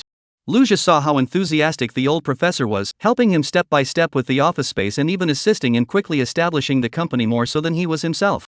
In reality, hiring more people wasn't a problem for him. Thus, he agreed to the elderly professor's request. In the chat group, the students saw the old professor interacting with Lu Jia and dared not interrupt. It wasn't until they finished their conversation that the Nancheng University elite group chat became lively again. Everyone expressed their gratitude for the old professor's hard work. That evening, Lu Zhe lay in bed. Regarding hiring staff and establishing the company, after communicating with the elderly professor, the plans had been largely finalized. The computer company would need time to adjust gradually, but Lu Zhe was not in a hurry. He just wanted to get things up and running first. Whether it made a profit or not was temporarily irrelevant. In other words, the goal was to cultivate a team of people for future preparations. The investment company, however, could begin operations tomorrow. Lu Zhe was very much looking forward to it. The next day, in the afternoon, since the startup center's office space was already fully equipped, there was no need to worry about utilities or internet access. Additionally, during Lu Zhe's live stream yesterday, he announced plans to establish the company. Naturally, many savvy companies spotted the business opportunity here. As a result, they began taking action that night, rushing to prepare all the necessary office supplies. In the morning, all the necessary documents were processed smoothly. By noon, all the office equipment was in place. By the afternoon, the investment company had officially commenced operations. It was truly remarkable. At that moment, Lu Zhe was sitting in his office, deep in thought. As he had expected, there were indeed many investment applications today. In just 1 hour, he had already received 30 applications. Before long, Bing Bing brought in a few more documents. Mr. Lu, these are the new documents. Please take a look. Just call me by my first name. Your current position is only temporary, so there's no need to be so formal. Lu Zhe nodded. Speaking of Bing Bing, she had become Lu Zhe's secretary. The production team noticed that Lu Zhe's popularity was too high. According to the original rules, Bing Bing's status restricted her interactions with Lu Zhe.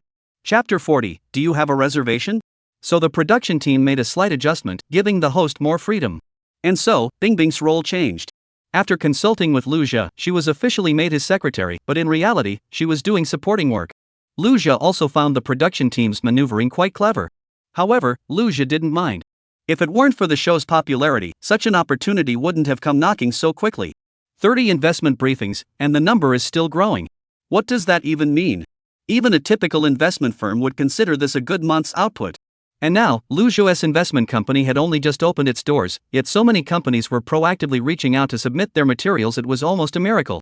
Not long after, Lu Zhe picked up the documents and began reading them seriously. This really gives off a boss vibe. Although there aren't many documents, the content is quite substantial. Will Lu Zhe be able to read through them all? Of course, he might just be bored in flipping through them to kill time. On his first day as a boss, will he have a lucky start? While the audience was scrolling through the comments, Lu Zhe wasn't idle either. When he picked up the first document, the screen displayed a prompt. Zhangtai Fisheries. Return, loss. Cycle, 3 days. Reason. 2 days later, Typhoon Shahar suddenly struck, preventing fishermen from going out to sea and delivering goods on time, resulting in inevitable investment losses.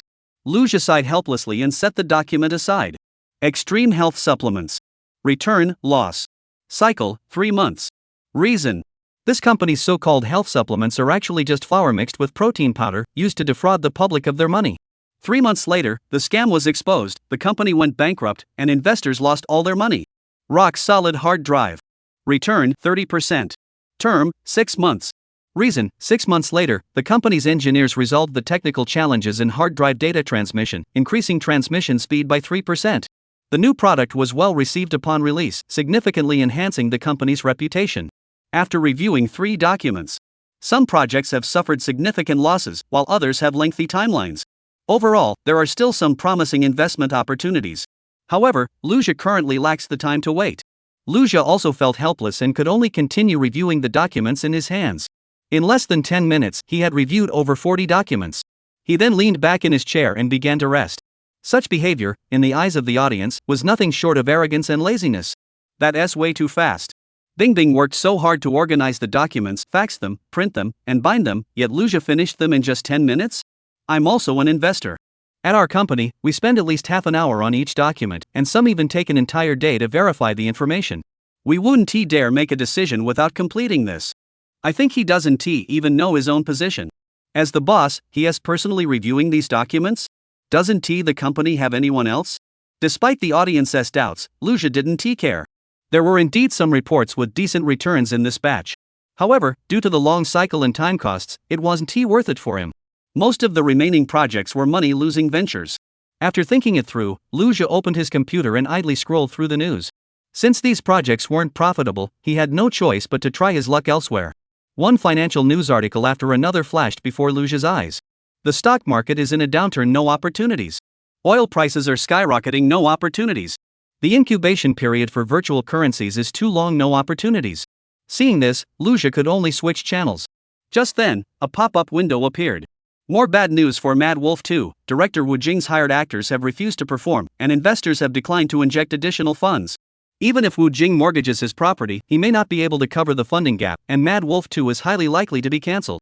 Netizen comments. Director Wu Jing, give it up. The first Mad Wolf was a flop, wasn't it? Now everyone prefers to watch young heartthrobs. No one wants to see military-themed films anymore. Netizen comment. Exactly. If people want to watch muscle movies, they'll watch Arnold Schwarzenegger from abroad. Who wants to watch Eastern cute guys? After reading a string of comments, Luja couldn't help but shake his head. Mad Wolf 2. Return 500+%. Cycle, short. Reason, Mad Wolf 2 has entered the final stages of production but cannot continue due to insufficient funding. If funded, it will be released quickly and generate significant box office revenue. Investment is recommended. A 500% plus return rate? Others may not know, but Luja understands that this film has the potential to gross $5 billion at the box office, making a 5x return absolutely worthwhile. As for how much exactly can be earned, it depends on how much is invested. This return rate of 500% plus means a minimum of 5 times the investment, with potential for further returns.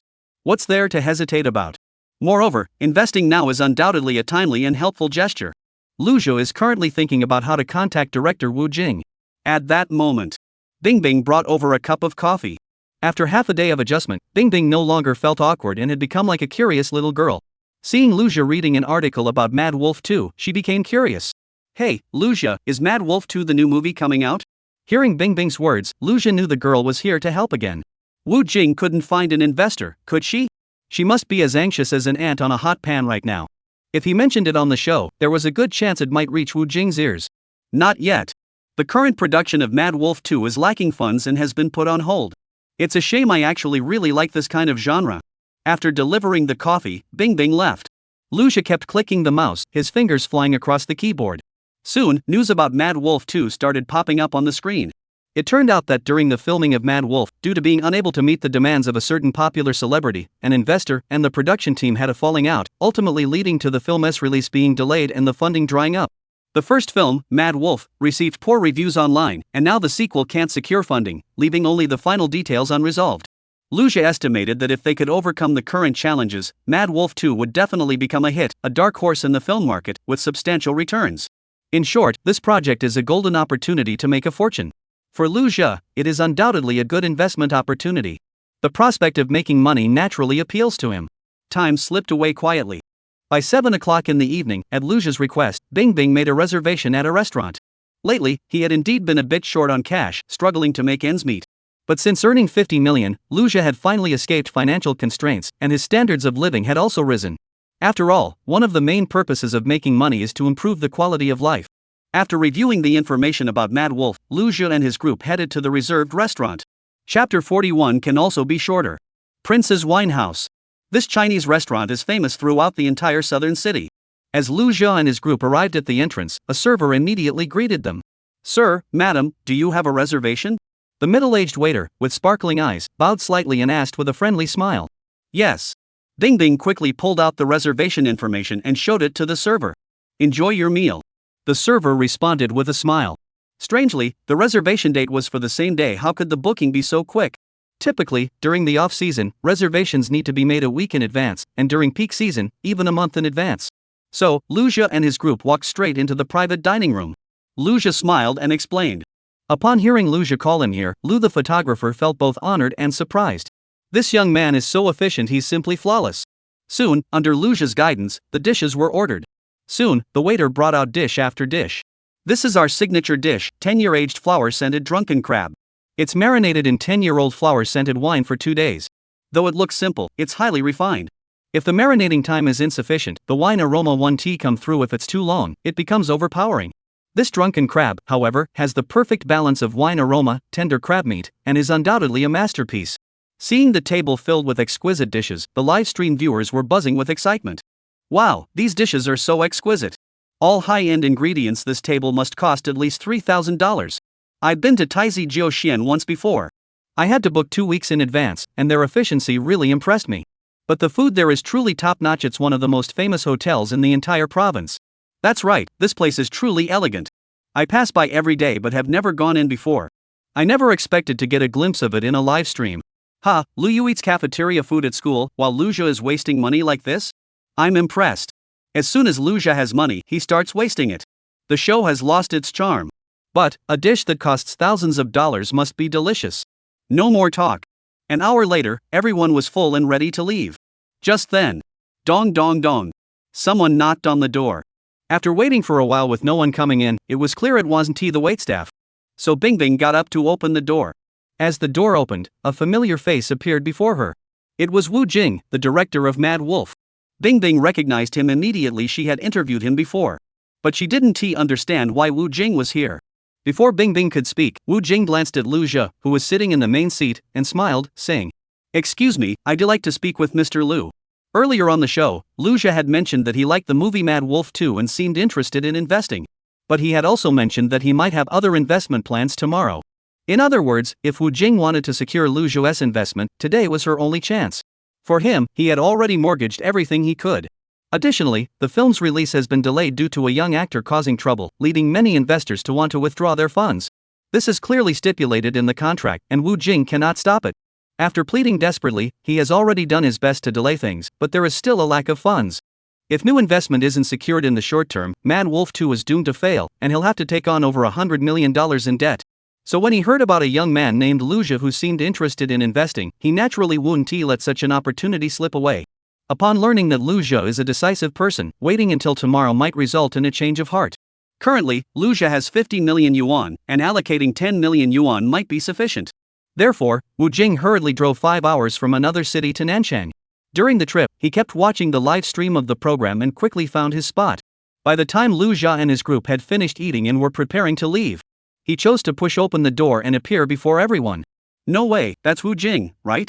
To be honest, his acting isn't bad, but I've seen Mad Wolf 1, and it was just average. This is the trend now. Actors are switching to directing just to make money. Although actors get high salaries, directors make money faster. Ha ha. Didn't there used to be a movie called Chasing Dreams in the esports circle? The director's skills were nothing to write home about. They reportedly invested 100 million yuan, but the box office only brought in 8 million yuan. They lost a fortune. I guess Wu Jing is in the same boat. He is pushing himself too hard. What do you think Wu Jing is doing here? Did he just happen to be eating here and ended up in the wrong private room? Speaking of Wu Jing, he traveled all the way here, not stopping once on the highway. Isn't this all for this moment? He nodded to Bing Bing, looked at Lu Jia, took a deep breath, and said solemnly, "Mr. Lu, I heard you like the movie Mad Wolf, so I hope you'll invest in Mad Wolf too." Looking at Wu Jing's sunburned, dark face and his exhausted expression, Lu Jia had already guessed the situation. Seeing Wu Jing so eager, he naturally wouldn't hesitate. This was a rare opportunity. Lu Jia had originally planned to discuss it elsewhere, but at Wu Jing's repeated requests, he could only ask the waiter to tidy up the table and refill the teapot. "I'm truly sorry, but here is the situation." In a moment, Wu Jing explained the purpose of her visit. At that moment, Lu, the photographer, finally noticed something was off. This was an investment negotiation involving commercial secrets, so it couldn't be broadcast directly. He hurriedly moved the camera out of the private room and placed it in a secluded corner of the corridor. This corner was quite secluded and couldn't hear any sounds from the private room, so it didn't cause any issues. The live broadcast showed a blank screen. However, faint sounds from the restaurant could still be heard. The microphone was still on, and the live stream continued. After finishing these tasks, Lu, the cameraman, lit a cigarette. No way, is Wu Jing here to seek investment from Lu Jia? During the live stream earlier, Lu Jia mentioned that he liked this kind of content, right? I guess Wu Jing must be in big trouble, which is why she's so desperate to ask Lu Jia for help. Investing just because he likes it? That is not rational at all. It's like he has gone mad. But now Mad Wolf has poor reviews, and its release is a money-losing venture. The rating might even drop to 2.0. Under these circumstances, Lu Jia definitely won't invest any money. The audience was buzzing with speculation in the chat. The conversation in the private room had already begun. "So you're here to ask me for an investment? How much do you need?" Lu Jia handed Wu Jing a cup of tea. "Thank you, Mr. Lu. As I mentioned earlier, aside from production costs, actor fees, and other expenses, the remaining box office revenue will be distributed proportionally based on the investment amount. We've already secured a significant amount of investment, with the total investment reaching 100 million. In other words, the more you invest, the larger your share of the profits will be in the future. Chapter 42, I'm putting everything in.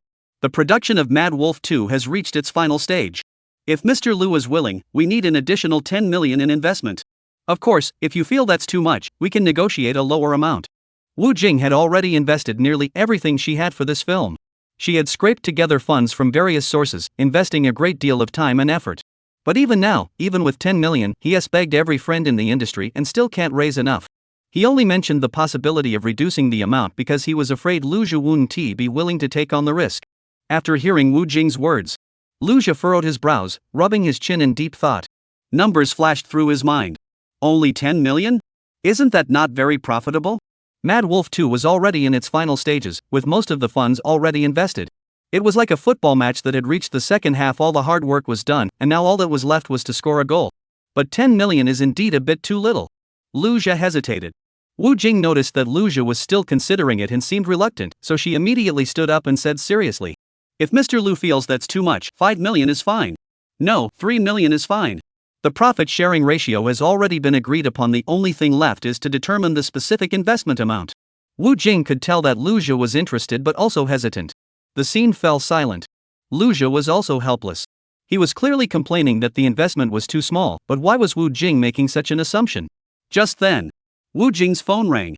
It was an investor calling. The contract was clear: if the film was delayed, as the director, Wu Jing would have to bear all the losses. Was the investor pulling out? This was something Liu Zhi shouldn't know about. Wu Jing already had a bad feeling about this. She briefly explained the situation and stood up to leave the private room. In the live streaming room, the audience was curious about what Liu Zhi and Wu Jing had discussed in the private room. Even though the screen was black, no one left the live stream. Scattered comments continued to float across the screen. Just then, a voice rang out. "Hello, Mr. Yao Xin. Wu Jing, I've already told you. You missed your chance. According to the contract, I've decided to withdraw my investment today. The 10 million must be returned within 3 days. Please cooperate." What? Wait, Mr. Yao, I already have investors ready to fund the project. The funds will be in place shortly. We just need to reshoot a few scenes. 3 days. The movie can be released in 3 days. Before Wu Jing could finish speaking, the other party had already hung up the phone. Damn it! The sound suddenly echoed into the live stream. The chat in the live stream exploded instantly. Woo, that sounds like Wu Jing's voice. Maybe it was accidentally recorded while he was making a call. No way, Liu Zhi is really going to invest in Mad Wolf 2? And some investors are pulling out? That means the movie might be cancelled. I checked, and the Yao Xin mentioned by Wu Jing is indeed one of the investors for Mad Wolf 2. We're doomed. It's completely over. This movie probably won't get made after all. No need to say more. When Wu Jing entered the private room again, her face was as cold as ice, and she was utterly disheartened. The Liu Zhi in front of him could now only provide 5 million yuan or even less. The funding gap was growing larger by the day. Upon seeing Liu Zhi, Wu Jing forced a smile. Wu Jing had arrived, so Liu Zhi didn't intend to delay any further. After all, it was a decent opportunity. 10 million was better than nothing. Wu Jing, with a grim expression, spoke first. Mr. Liu. Director Wu, please sit down. I'll invest the 10 million. Liu Zhi tapped the table and said indifferently. Upon hearing Liu Zhi's words, Wu Jing was taken aback. Then she became extremely excited. But soon, he thought of the practical issue. Mad Wolf 2 still needed 20 million. With Liu Zhi's 10 million, they still needed another 10 million. Wu Jing had barely sat down when he stood up again. No, Mr. Liu, I'm sorry, but some unexpected issues have arisen. This film still needs 10 million. Hearing this, Liu Zhi smiled. Could it be that some investors had pulled out? I've seen it online. Some investors of Mad Wolf 2 have publicly disclosed the contracts, stating that delays in production allow for withdrawal of investment. It seems that this situation has indeed arisen. The information provided by the Divine Investment System was indeed accurate. Liu Zhi smiled to himself, thinking he had really hit the jackpot. Don't underestimate the extra 10 million. The returns will at least multiply several times over. But Liu Zhi's smile took on a different meaning in Wu Jing's eyes. Liu Zhi's smile felt like a knife piercing his heart, causing him immense pain. Had he already become a man of no integrity in Liu Zhi's eyes? The 10 million that was almost within his grasp was now in jeopardy. Just then, Wu Jing's phone rang again. He had no choice but to step outside and answer the call. Mr. Li. We've already discussed it. The movie has been postponed, and Captain America is also set to premiere. Let's proceed according to the contract. That's final. Beep beep beep. Hello, Mr. Zhang, Mr. Wang, Mr. Li. Are you all together? Can you please reconsider? Really, just wait 3 more days, and the movie will be released. The box office will definitely. Beep beep beep. The other party hung up again. Sigh. These guys. When it came to investing, they all talked about their passion and ideals, but when things get tough, they run away faster than a rabbit. We're still short 8 million. Where am I supposed to find that money? Damn it. This is enough. Wu Jing's shout echoed through the live stream. However, by this point, the audience had lost interest in saying anything more. Mad Wolf 2 is doomed, isn't it? Yeah, it's over. Actually, you can't blame the investors entirely. Captain America is about to be released, so they can use the contract to cut their losses. It just goes to show that Wu Jing couldn't find investors who truly supported him, they were all just after the money. Anyway, I'm not interested in Mad Wolf 2 either. After all, the director lacks talent, so it's no wonder others are acting this way. When Wu Jing returned to the private room, his eyes were bloodshot, his hair was damp, and there were droplets of water on his chin. He must have spent a long time in the bathroom. At that moment, Wu Jing realized he had been set up. Otherwise, in the entertainment industry, people wouldn't be so ruthless. There was a long silence. Wu Jing finally spoke in a hoarse voice. Mr. Liu, I'm sorry. Mad Wolf 2 Foot has suffered massive funding cuts. It looks like the movie is cancelled. I'll be on my way. This scene. Even the secretary standing beside her, Bing Bing, felt a pang of sadness. Wu Jing's voice was too loud, the door of the private room couldn't block it out.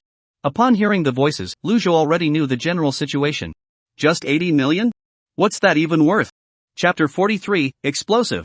Liu Zhou pushed another cup of tea over and said calmly. Director Wu, don't rush.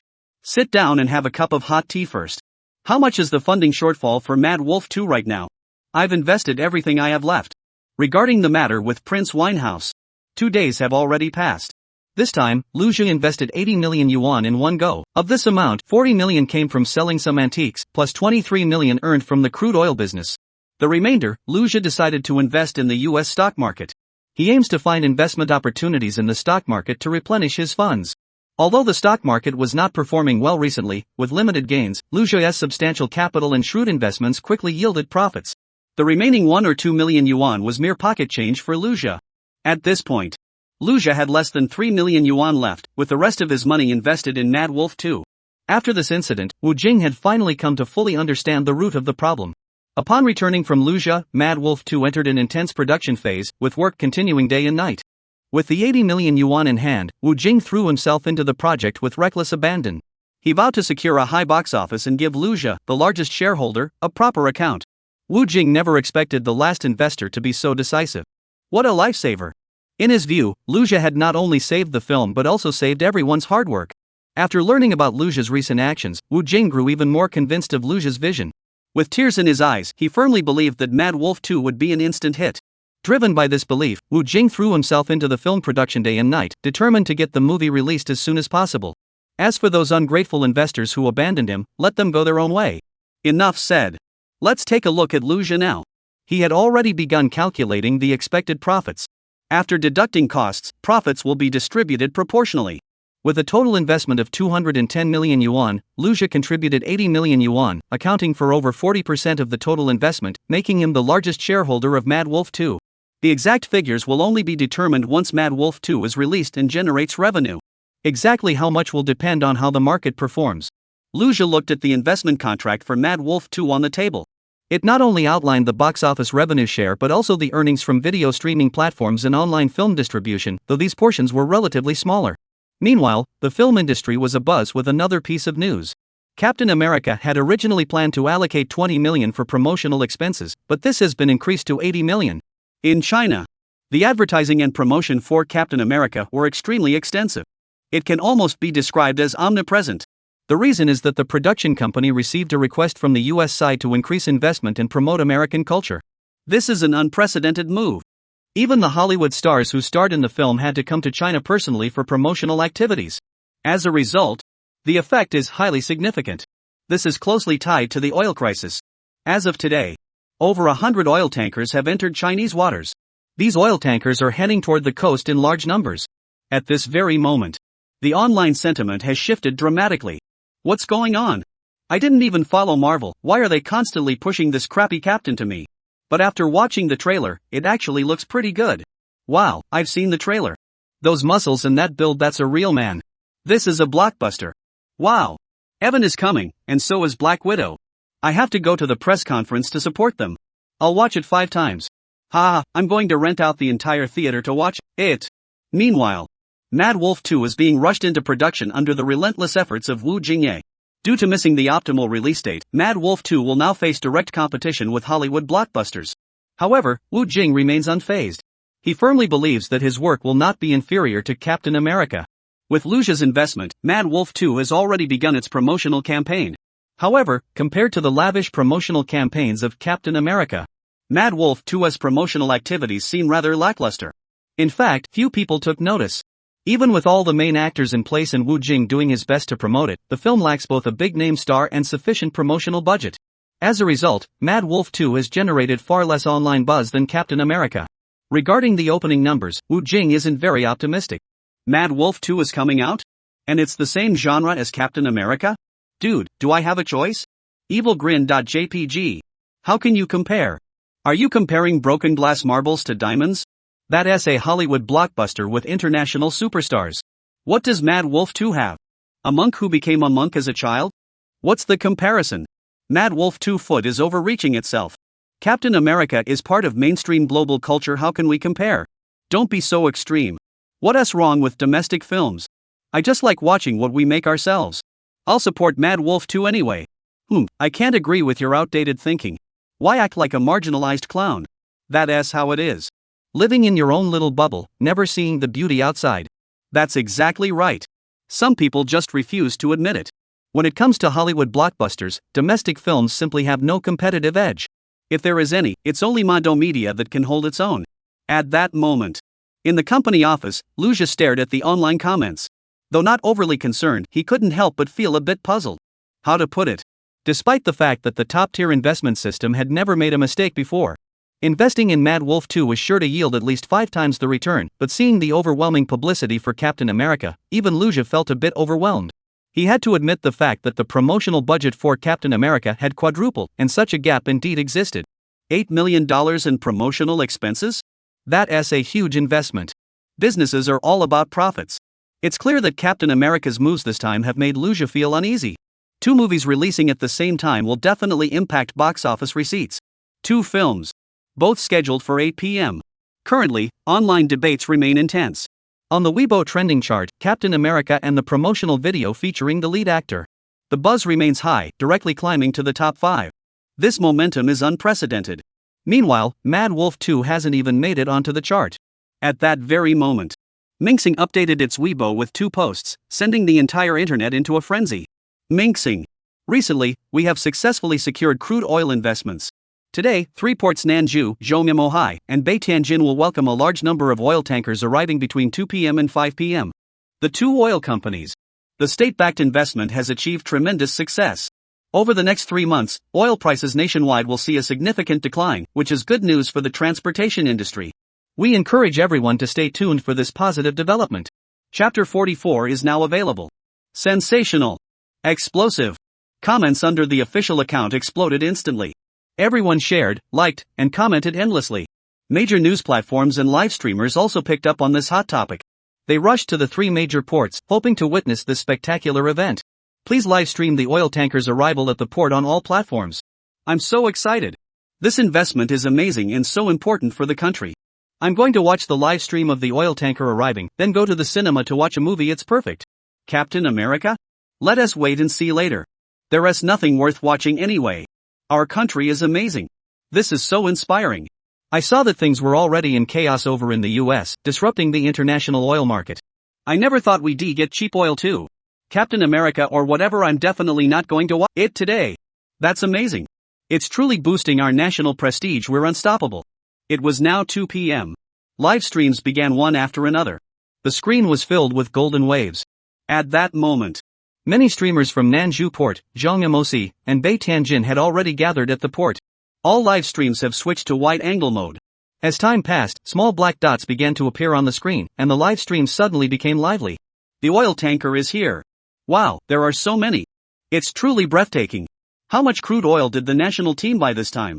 They won't buy up the entire global inventory, will they? Soon, the small black dots grew to the size of a thumb. A little while later, the thumb-sized oil tanker grew to the size of a fist. The number kept increasing, and they grew larger and larger. 3 live streams showed the same scene, with people across the country witnessing this spectacular sight. Originally, this was just a routine oil tanker entering the port, something residents living near the port saw every day. However, such a large-scale scene was unprecedented. Those who control the world's oil tankers occasionally release news about oil pipelines being targeted by ransomware, but they had already laid the groundwork in the futures market long ago. It's just a petty scheme to exploit the world. Now, our country has actually played such a card. It's not a major victory, but it's enough to boost morale. The oil tankers that used to come in scattered groups are now arriving in China in large fleets. That's amazing. I counted them, there are over 30. Are you blind? Go get your eyes checked, there are at least over 100. It's breathtaking. These oil tankers are floating fortunes on the sea. The government is doing a great job. No, Luja is truly amazing. By the way, where is Luja? He is probably watching the live stream. After all, the whole country is watching, so the program must have paused. The oil tankers are getting closer. Although they are cargo ships, their size is no smaller than an aircraft carrier. The sheer scale finally arrives, leaving everyone in awe. Their emotions surge, and they fix their eyes on the live broadcast. This moment was truly a spectacular sight. Meanwhile, there are always troublemakers. The live stream was quickly disrupted by some malicious individuals. Damn it, Xia Nation is a bunch of thieves. This crude oil should have been ours. This is terrible, it's all been stolen by Xia Nation. I agree. Xiagua has stolen the world's crude oil resources. The global economic downturn is definitely Xiagua's fault. I never thought the United States would be exploited by Xiagua. This is infuriating. Wall Street must step in and teach them a lesson. I can't stand this. I'm going to tweet about this to make a big deal out of it. Exactly, please have Wall Street intervene, short sell Xia Kingdom, and compensate for this loss. Sorry, are these foreign netizens? It's just a business deal, there's no need to take it so seriously. Exactly, it's just a commercial transaction. No need to overreact. This is infuriating. My knees are shattered, I can't even stand up. You're all trash, go back and fight among yourselves instead of causing trouble here. You're just losers who can't take a loss. If you're so brave, bring out someone like Luja. This time, your so-called Wall Street was completely defeated. If you can't see clearly, go back and eat more milk to nourish your eyes. Get out of the live stream. Get out. Thousands of netizens were watching this spectacle, their mood ruined by these troublemakers, and they all angrily told them to go back. Especially after being attacked, they retaliated forcefully. The live stream administrators acted swiftly, banning and kicking out any troublemakers they spotted. Back to Luja. Over here, the oil tanker is already unloading at the port. Indeed. That's a major operation. Luja turned off the live stream, stood up, and stretched. Mingxing's move was brilliant. Not only did it confirm the success of the investment, but this campaign has also ignited everyone's love for the country. Soon, discussions about this event will flood the internet, and the buzz won't die down anytime soon. Stirring up patriotic emotions naturally requires an outlet for release. The data for Mad Wolf 2 is expected to skyrocket. Meanwhile, Luja was also a bit surprised. Who is behind this initiative? What a bold move. The determination and courage are truly impressive. No need for further discussion. Time flew by, and the sun had already set. Night fell slowly, but for the bustling metropolis, it merely added a touch of mystery to the city's already dazzling lights. At this hour, movie theaters began to fill up with people. More and more people gather. Everyone is chatting excitedly. Even in the restrooms, people are discussing the movies while using the facilities. Hey, buddy, why are you here smoking alone? Oh, don't mention it. My girlfriend insisted on watching Captain America, and we had a fight because we disagreed, so we broke up. Look, I have 2 tickets for Mad Dog 2. Want to go together? Sure, I couldn't get tickets for the 8 p.m. showing of Mad Dog 2, only the 11 p.m. one. Let's go together. Bro, are you still planning to go to the 11 p.m. show? I can't get tickets. Bro, I was planning to watch it again, but since we're on the same page, I'll give you my tickets. No need to say more. It's 8 p.m. At that moment, Mad Dog 2 was released simultaneously in theaters across the city. As the audience began to enter, they quickly split into 2 groups. One group headed toward Captain America. After all, the promotional budget for this film was quadrupled, reaching 80 million. Such a massive investment, coupled with the presence of many Hollywood stars promoting the film in China, has indeed sparked a box office frenzy. Many tickets had already been booked in advance. The other group opted for Mad Wolf 2. In the afternoon, over 100 cruise ships entered China, and major live streaming platforms rushed to the scene for live coverage, creating a breathtaking spectacle that ignited the enthusiasm of many. Online debates even erupted. The discussions grew increasingly intense, with the focus shifting to patriotic sentiments. Such intense emotions naturally needed an outlet. Chapter 45 is closely tied to him. Therefore, Mad Wolf 2 was also enthusiastically received tonight. Soon after, both films were released simultaneously. For director Wu Jing, choosing to release them at the same time undoubtedly required great courage. At that moment, he was nervously watching the movie's data fluctuate, his brows furrowed. This wasn't for any other reason. The movie had already started 5 minutes ago. Even with such strong public support, the theater was not yet full. In other words, there are still many empty seats in the theater. For a movie, if it doesn't sell out on opening night, it may struggle to gain momentum afterward. Unless the word-of-mouth buzz explodes later on, it will be difficult to turn the situation around. Although Wu Jing is confident in her film, box office success ultimately depends on the audience. As long as it appeals to the audience's tastes, the box office will naturally surge, otherwise, it will be difficult to build a positive reputation afterward. Therefore, Wu Jing, who had been awake for 2 days and 2 nights, was extremely exhausted, but he remained in the data center, staring intently at the numbers on the screen. At that moment, the back-end data showed that people were starting to buy tickets and enter the theater. This means that people are willing to buy tickets and enter the theater even after the movie has already started. Wu Jing jumped up excitedly. Soon, more and more people started buying tickets. Data from countless theaters across major cities nationwide began to surge, quickly making the overall numbers look impressive. Magic Sea is sold out. Beijing is sold out. Nanzhou is sold out. Domestic films also receive preferential treatment in terms of screening schedules, which means that Mad Wolf 2 is not at a disadvantage compared to Captain America in terms of release timing. Therefore, opening night. After a nerve-wracking wait, both films sold out. Both films grossed 120 million yuan. Sold out. Upon hearing the news, Wu Jing was overjoyed. She immediately called Lu Jia to share the good news of the first-round box office success with the major investor. According to Wu Jing's calculations, if this trend continues, the investment would be recouped in just 3 days, with the rest being pure profit. However, despite the good news, Lu Jia remained calm, simply. Oh, and hung up after a few brief words. Wu Jing was puzzled. Isn't this good news? Why isn't the investor happy? He didn't think much of it. Instead, he continued to stare at the data on the back end. If the premiere was a sellout, the next step would be to check the reviews. Film reviews are the audience's impressions after watching the movie. This is also an important indicator for future box office performance. Positive reviews naturally attract more viewers. If the film is well received by the audience, more people will go to the cinema. Conversely, if the reviews are poor, the film will quickly decline in popularity. Getting stuck in negative reviews isn't a good thing. Wu Jing was very worried at this moment. The main actors were also waiting nearby. Everyone had been working hard without proper rest these past few days, and now they were all there with the director. Suddenly, a staff member shouted out, "Director, the first film review is out." Upon hearing the news, Wu Jing immediately took it seriously. She grabbed her phone and flipped through the pages, searching for any critical remarks, fearing that the anonymous critic might have something negative to say. After reading the content, Wu Jing sighed in relief. There were no obvious negative comments. The reviewer's ID was Squirrel, and they praised Mad Wolf 2 highly. Of course, they also compared it to Mad Wolf 1 multiple times. And this was exactly what Wu Jing had hoped for. Comparison is the key to improvement, after all. As a producer, Wu Jing is well aware that Mad Wolf 2 is much better than the first installment. Growth must be demonstrated, and he made numerous improvements for this purpose.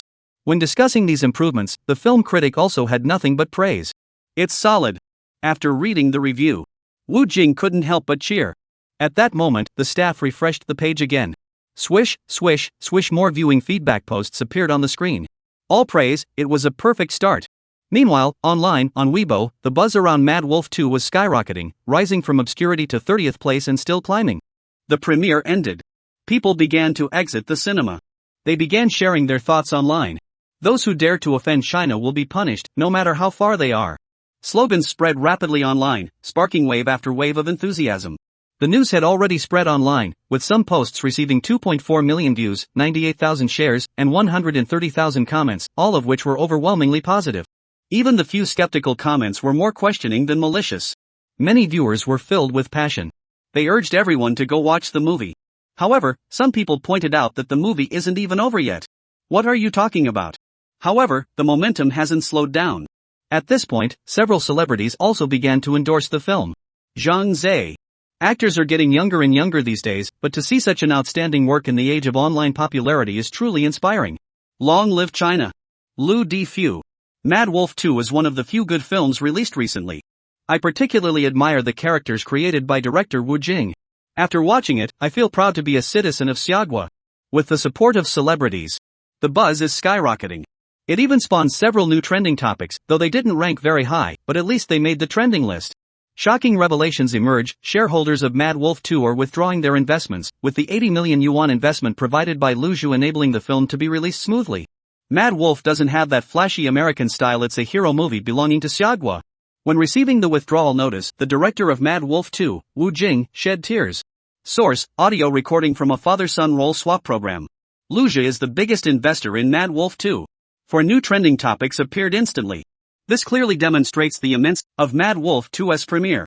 It's like a bomb that was thrown out and exploded with a loud bang. And at this moment, major media outlets seemed to catch wind of the buzz. They quickly jumped on the bandwagon, continuously updating content based on netizens' feedback, causing the same hot topics to appear repeatedly on everyone's phones.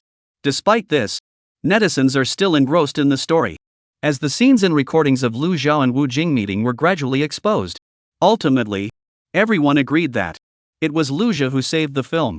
He invested 80 million yuan, enabling Mad Wolf 2 to be released within 3 days. Without Lu Zhao's investment, Mad Wolf 2 would never have seen the light of day. As the largest investor, how much could he have made? A series of questions followed, making the film even more mysterious and enigmatic. And today, all the hot topics have converged, and everyone has discovered that this young man named Lu Zhao is the king of trending topics. First, the private investment in crude oil is linked to Lu Zhao. Second, the successful screening of Mad Wolf 2 wouldn't have been possible without Lu Zhao. Chapter 46, You're underestimating this too much. Finally, the matter involving the 100 oil tankers is also closely tied to him. It's like a seed that's been buried for a long time, suddenly sprouting from the ground and potentially growing into a towering tree. Following the online buzz, the movie Mad Wolf 2 has become even more mysterious and intriguing.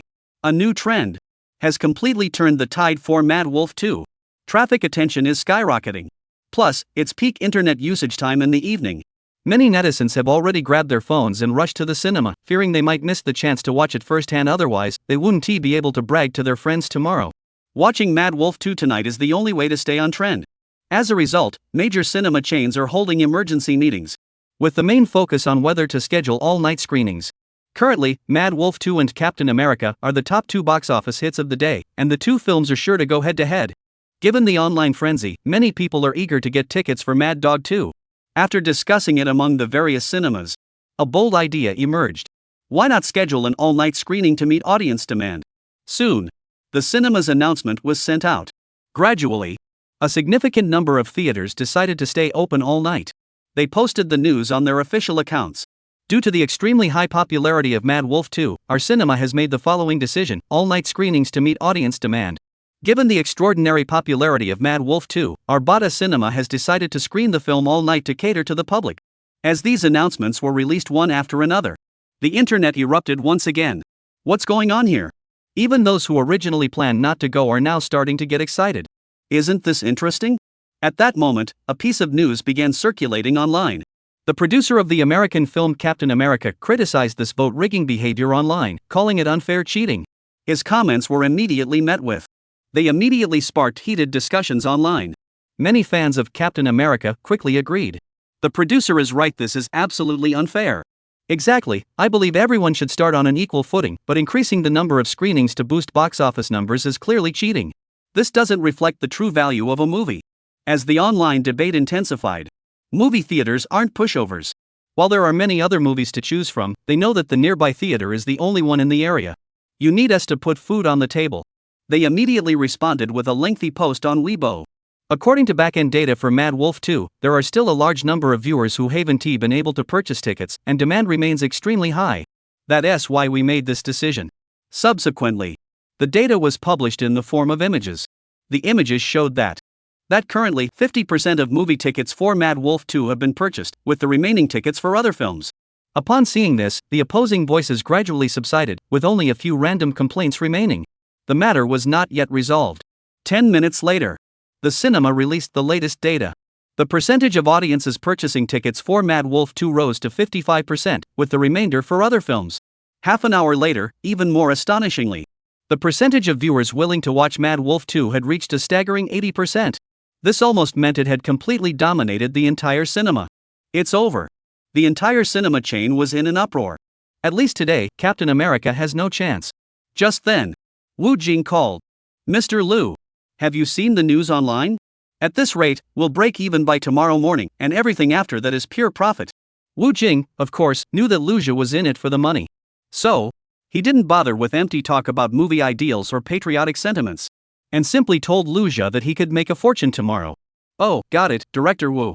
After obtaining the super investment system, Lu Jia had long since grown indifferent to matters of money. So, he wasn't particularly excited. Instead, he remained calm. The good news was that Mad Wolf 2 had just hit the trending charts upon its release, achieving a perfect result. This movie has completely taken off. Just now, several investors called asking if we needed more funding, but after receiving Mr. Lu's investment, I rejected their offers. Given this trend, the numbers will keep rising. Mr. Lu really has an eye for talent. I still can't believe all this has actually happened. Wu Jing started talking non-stop. Lu Jia didn't interrupt, just listened patiently. The total investment for Mad Wolf 2 is 200 million yuan. If the box office revenue reaches 500 million yuan, it will be considered profitable. Currently, the box office for Mad Wolf 2 stands at 120 million yuan, just short of the target. As for all-night screenings, they might bring in more revenue the next day. Additionally, profits must be split with the cinema chains. The cinema chain takes 45%, the investors receive 55%, and certain taxes must also be deducted. However, this is already sufficient. Given the current momentum, box office revenue is not a concern. After hanging up the phone, Lu Jia smiled faintly. By a twist of fate, he had originally planned to invest only 10 million yuan, but ended up becoming the largest shareholder with an investment of 80 million yuan. If Mad Wolf 2 really becomes a hit, the biggest beneficiary would naturally be Lu Jia. This incident gave Lu Jia some insights. Currently, the film market in Xiaogua has long been dominated by Hollywood. But as time goes on and the economy grows, the entertainment industry will thrive, and films like Mad Wolf 2 will become more common, presenting numerous opportunities. All we can do now is sit back and watch to see just how much impact this film will have. Enough said. As the premiere came to a close, online buzz skyrocketed, and Mad Wolf 2 seemed to take off like a rocket. Both online ticket bookings and on-site ticket purchases were flooding in. Tickets for the second screening sold out in no time. In just 3 hours, Mad Wolf 2's box office had already surpassed the 300 million mark. In comparison, Captain America only grossed 210 million. By midnight, the total box office for Mad Dog 2 reached an astonishing figure. Meanwhile, Captain America's performance remained stagnant at 240 million, with the gap widening further. The climax came at 3 a.m., at which point Mad Wolf 2's box office had already surpassed the 500 million mark. The rest of the time was essentially just waiting for the profits to roll in. Meanwhile, online discussions grew increasingly heated, roughly dividing into two main topics. On one hand, there was extensive discussion about the traffic generated by the film Mad Wolf 2. On the other hand, there is speculation about Lu Jia's 80 million yuan investment and how much he will ultimately recoup once the dust settles. Of course, many curious individuals immediately began their calculations. After reviewing a series of relevant materials, many math whizzes have joined the discussion. In my opinion, it should at least make 100 million. Chapter 47, Is Even Heaven Against Me? 100 million? You're way too low. Do you think Lu Jia spent 80 million just to make that much?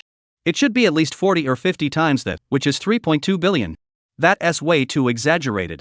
I don't believe Mad Wolf 2 can reach 3.2 billion in box office. You're talking like an amateur. Even if it does reach 320 million, it won't all go to Lu Jia alone. True, but the movie's popularity will fade over time.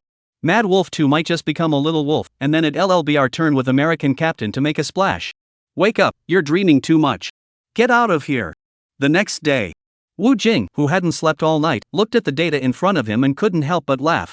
Last night, the premiere of Mad Wolf 2 was a huge success. In just one night, within 8 hours, the box office had already surpassed the 300 million yuan mark.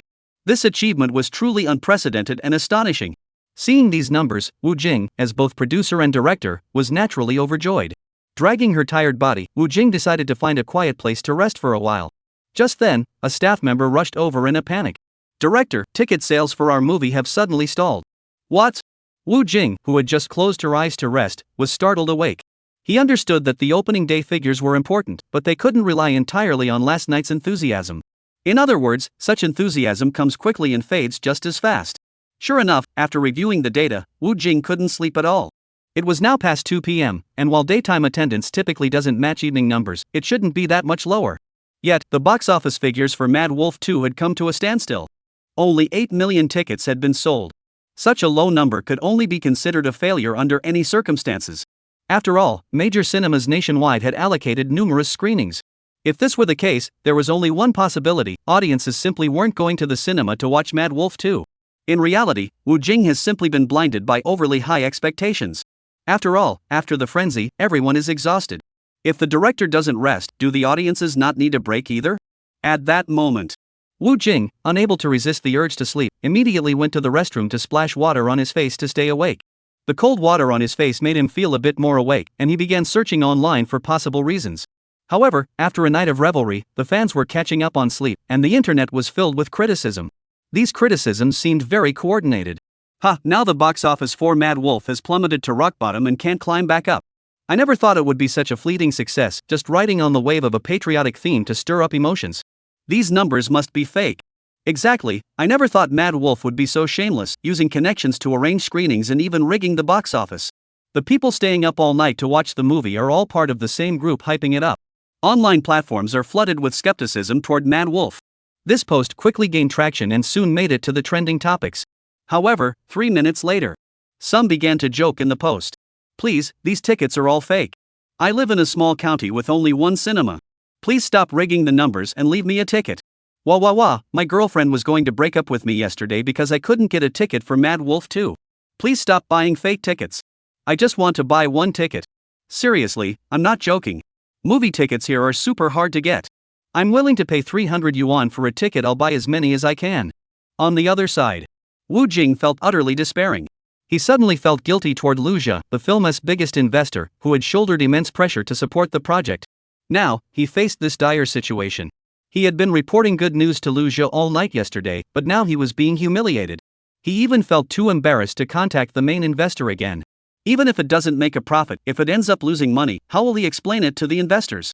Meanwhile, many viewers who watched Mad Wolf 2 last night began to wake up, only to find so many negative reviews online, leaving them feeling confused. Based on last night's experience, the film was excellent. Why are there so many negative comments online? Upon closer inspection, it seems these are the so-called trolls who specifically look for flaws. Seeing someone say that Lu Jia lost money investing in this movie, the fans felt deeply unfair. You people, you haven't even watched it and you're just talking nonsense. Do you have any conscience? This movie is really great. How can anyone come out and slander it? It's completely off base. Mad Wolf is definitely worth watching. Don't let these trolls get away with it. Mad Wolf will definitely become a hit again. Let's go. I'll watch it twice, 3 times, even 4 times to support it. Please stop rigging the votes. Give others a chance. At that moment, after a night of spreading, many schools have already started organizing students to watch this patriotic-themed movie. For the education department, they believe this film holds significant educational value for students. As a result, many schools contacted cinemas to arrange screenings. At this moment, cinema phone lines are overwhelmed, with operators swamped by calls. The reason is that many schools are seeking ticket booking channels. This has put the cinema in a difficult position, as the students are purchasing tickets at half price. At the Baida Cinema, when the owner heard that the 3rd middle school needed movie tickets, he immediately jumped up from his chair and instructed his secretary to make arrangements. It turned out that the owner was an alumnus of the city's 3rd middle school, and during his school days, the thing he looked forward to most was when the school organized trips to the movies. It was this experience that sparked his interest in the movie theater industry.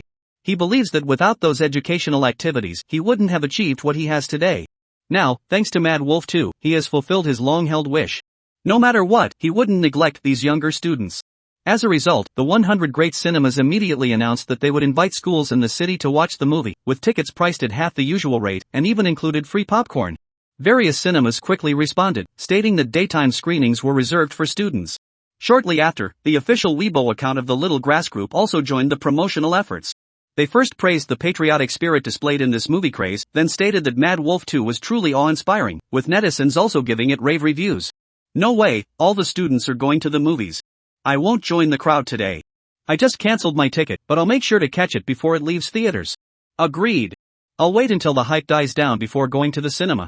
Let the students enjoy it during the day. But I really want some free popcorn. Chapter 48, I was just about to check it out. Over here. Wu Jing had already lost all hope, sitting slumped in her chair in a daze, unsure of her own thoughts. Does even heaven not help me? Thinking about the debt she might have to pay in the future, Wu Jing felt like her head was about to explode. Just then, a staff member rushed over, shouting, "It's exploded, the data for Mad Wolf 2 is surging again." What? At the same time, The online buzz continued to grow. The Southern Military Region also released its latest recruitment announcement. Currently, it is the national recruitment season in Xia Nation. Brave young men enlist to serve the nation. One soldier, a family's honor. Such slogans are already well known to everyone. Now, in major cities, county towns, and rural areas, one can see the red slogans of the military everywhere. The Southern Military Region has issued the following announcement. The number of people signing up for military service this year has increased by 3% compared to the same period last year. Brave young men, come join the military and hone your skills. We are waiting for you in the Southern Military Region. Not only that, but in addition to text messages, they have also released multiple videos. Videos of rocket force training, missile launches, and amphibious landing drills have all been released. Not only the Southern Military Region, but all major military regions have begun actively showcasing their unique features. These rare, high-profile videos sparked a massive online sensation. Who would have thought that the internet would be ablaze with excitement over these fighter jets and artillery? Various media outlets have also jumped on the bandwagon to report on this hot topic. News articles are being published one after another. Thrilling. This is the rocket force defending the southwestern border. Video attached. National heavyweights. The guardians of the Chinese nation. Video. Snow leopard. Snow leopard. Snow leopard. This day was destined to belong to military enthusiasts. The comments section under each video was instantly flooded with posts. Bro, after watching Mad War 2 last night, I signed up to enlist today. That fast? I also watched Mad Wolf 2 and considered enlisting. Seeing the Southern Military Region's video now makes me even more excited. I'm from the north. I've already signed up. Today I bought tickets for Mad Wolf 2, planning to take my girlfriend to the movie tonight and tell her this is my dream job, please wait for me. So jealous. Watching a military camp video and getting all emotional. Congratulations to you all. Guys, let us watch Mad Wolf 2 together. A group of loving people. Similar discussions are sweeping across the entire internet. At that very moment, people finally realized that today's public opinion had shifted toward a strong military theme. As the buzz continues to grow, some celebrities who had previously dominated the top of the trending charts have been pushed down by various videos from the military. How could a celebrity with a large following possibly be compared to the national military? Meanwhile, trailers and other materials from Mad Wolf 2 were interspersed throughout. If it weren't for the fact that everyone understood this was all due to the film's own popularity, some would undoubtedly claim this is nothing but blatant product placement. Considering that Mad Wolf 2 itself is of good quality and its theme aligns with current societal needs, it would be odd if the box office didn't explode. Its box office numbers are naturally soaring. Compared to other films released at the same time, the difference is like night and day. Anyone daring to try to steal the spotlight in the face of this momentum is asking for trouble. Therefore, in the data analysis room, the previous day's box office had settled at 320 million. Today, theaters are fully booked with nearly every show sold out, and the day's box office has reached 430 million. An increase of 110 million in a single day. Combined with the previous 2 days' earnings, the total has now exceeded 700 million. In other words, this movie has started to rake in the cash. And this is only the second day after its premiere. If this momentum can be maintained, how many more surprises await us in the coming days? Breaking the single-day box office record for 2 consecutive days, it will soon shatter more records. Faced with such explosive numbers, the rookie director Wu Jing, who has only directed 2 films, finally couldn't take it anymore and collapsed to the ground, muttering, "I can't take it anymore, I'm about to collapse." The staff around him were startled, thinking he was about to faint. They immediately shouted for someone to call 120 emergency services. The main actors nearby gathered around. Just then, just as the staff member raised their phone to call for an ambulance, Wu Jing suddenly grabbed the arm holding the phone and said weakly, "Take me to Mr. Lu's house. Let me rest for a moment." When Wu Jing reappeared, he was already standing in front of the live camera at Lu's doorstep. At that very moment, he had arrived at Lu's front door. Having caught up on some sleep along the way, Wu Jing now looked slightly more alert, but his eyes were still bloodshot, clearly not yet fully recovered. Bing Bing opened the door but blocked Wu Jing. "What? Mr. Lu doesn't want to see me? This movie's box office will be great, it definitely won Lu's money." "Director Wu, that's not what he meant. Lu just said he knows how much return there will be, so that's not the issue," Bing Bing explained from the side. Seeing Wu Jing's confused expression, Bing Bing continued. "Lu's meaning is you haven't had a proper rest in days, and he is worried you might have an accident here suddenly. He wants you to come back in a few days when you're feeling better." After hearing Bing Bing's words, Wu Jing was momentarily speechless. The audience burst into laughter, with some even spitting out their soda. "This is way too funny. He's worried you'll die suddenly at home and then he'll have to pay for it? Does Luja really need that much money?" The profits from Mad Wolf 2 alone could make him a small fortune. He can afford to compensate someone. I think it won't be long before Luja makes it onto the wealthy list. His assets have multiplied so many times in just a few days. Wu Jing scratched his bald head, wondering what kind of strange reason this was.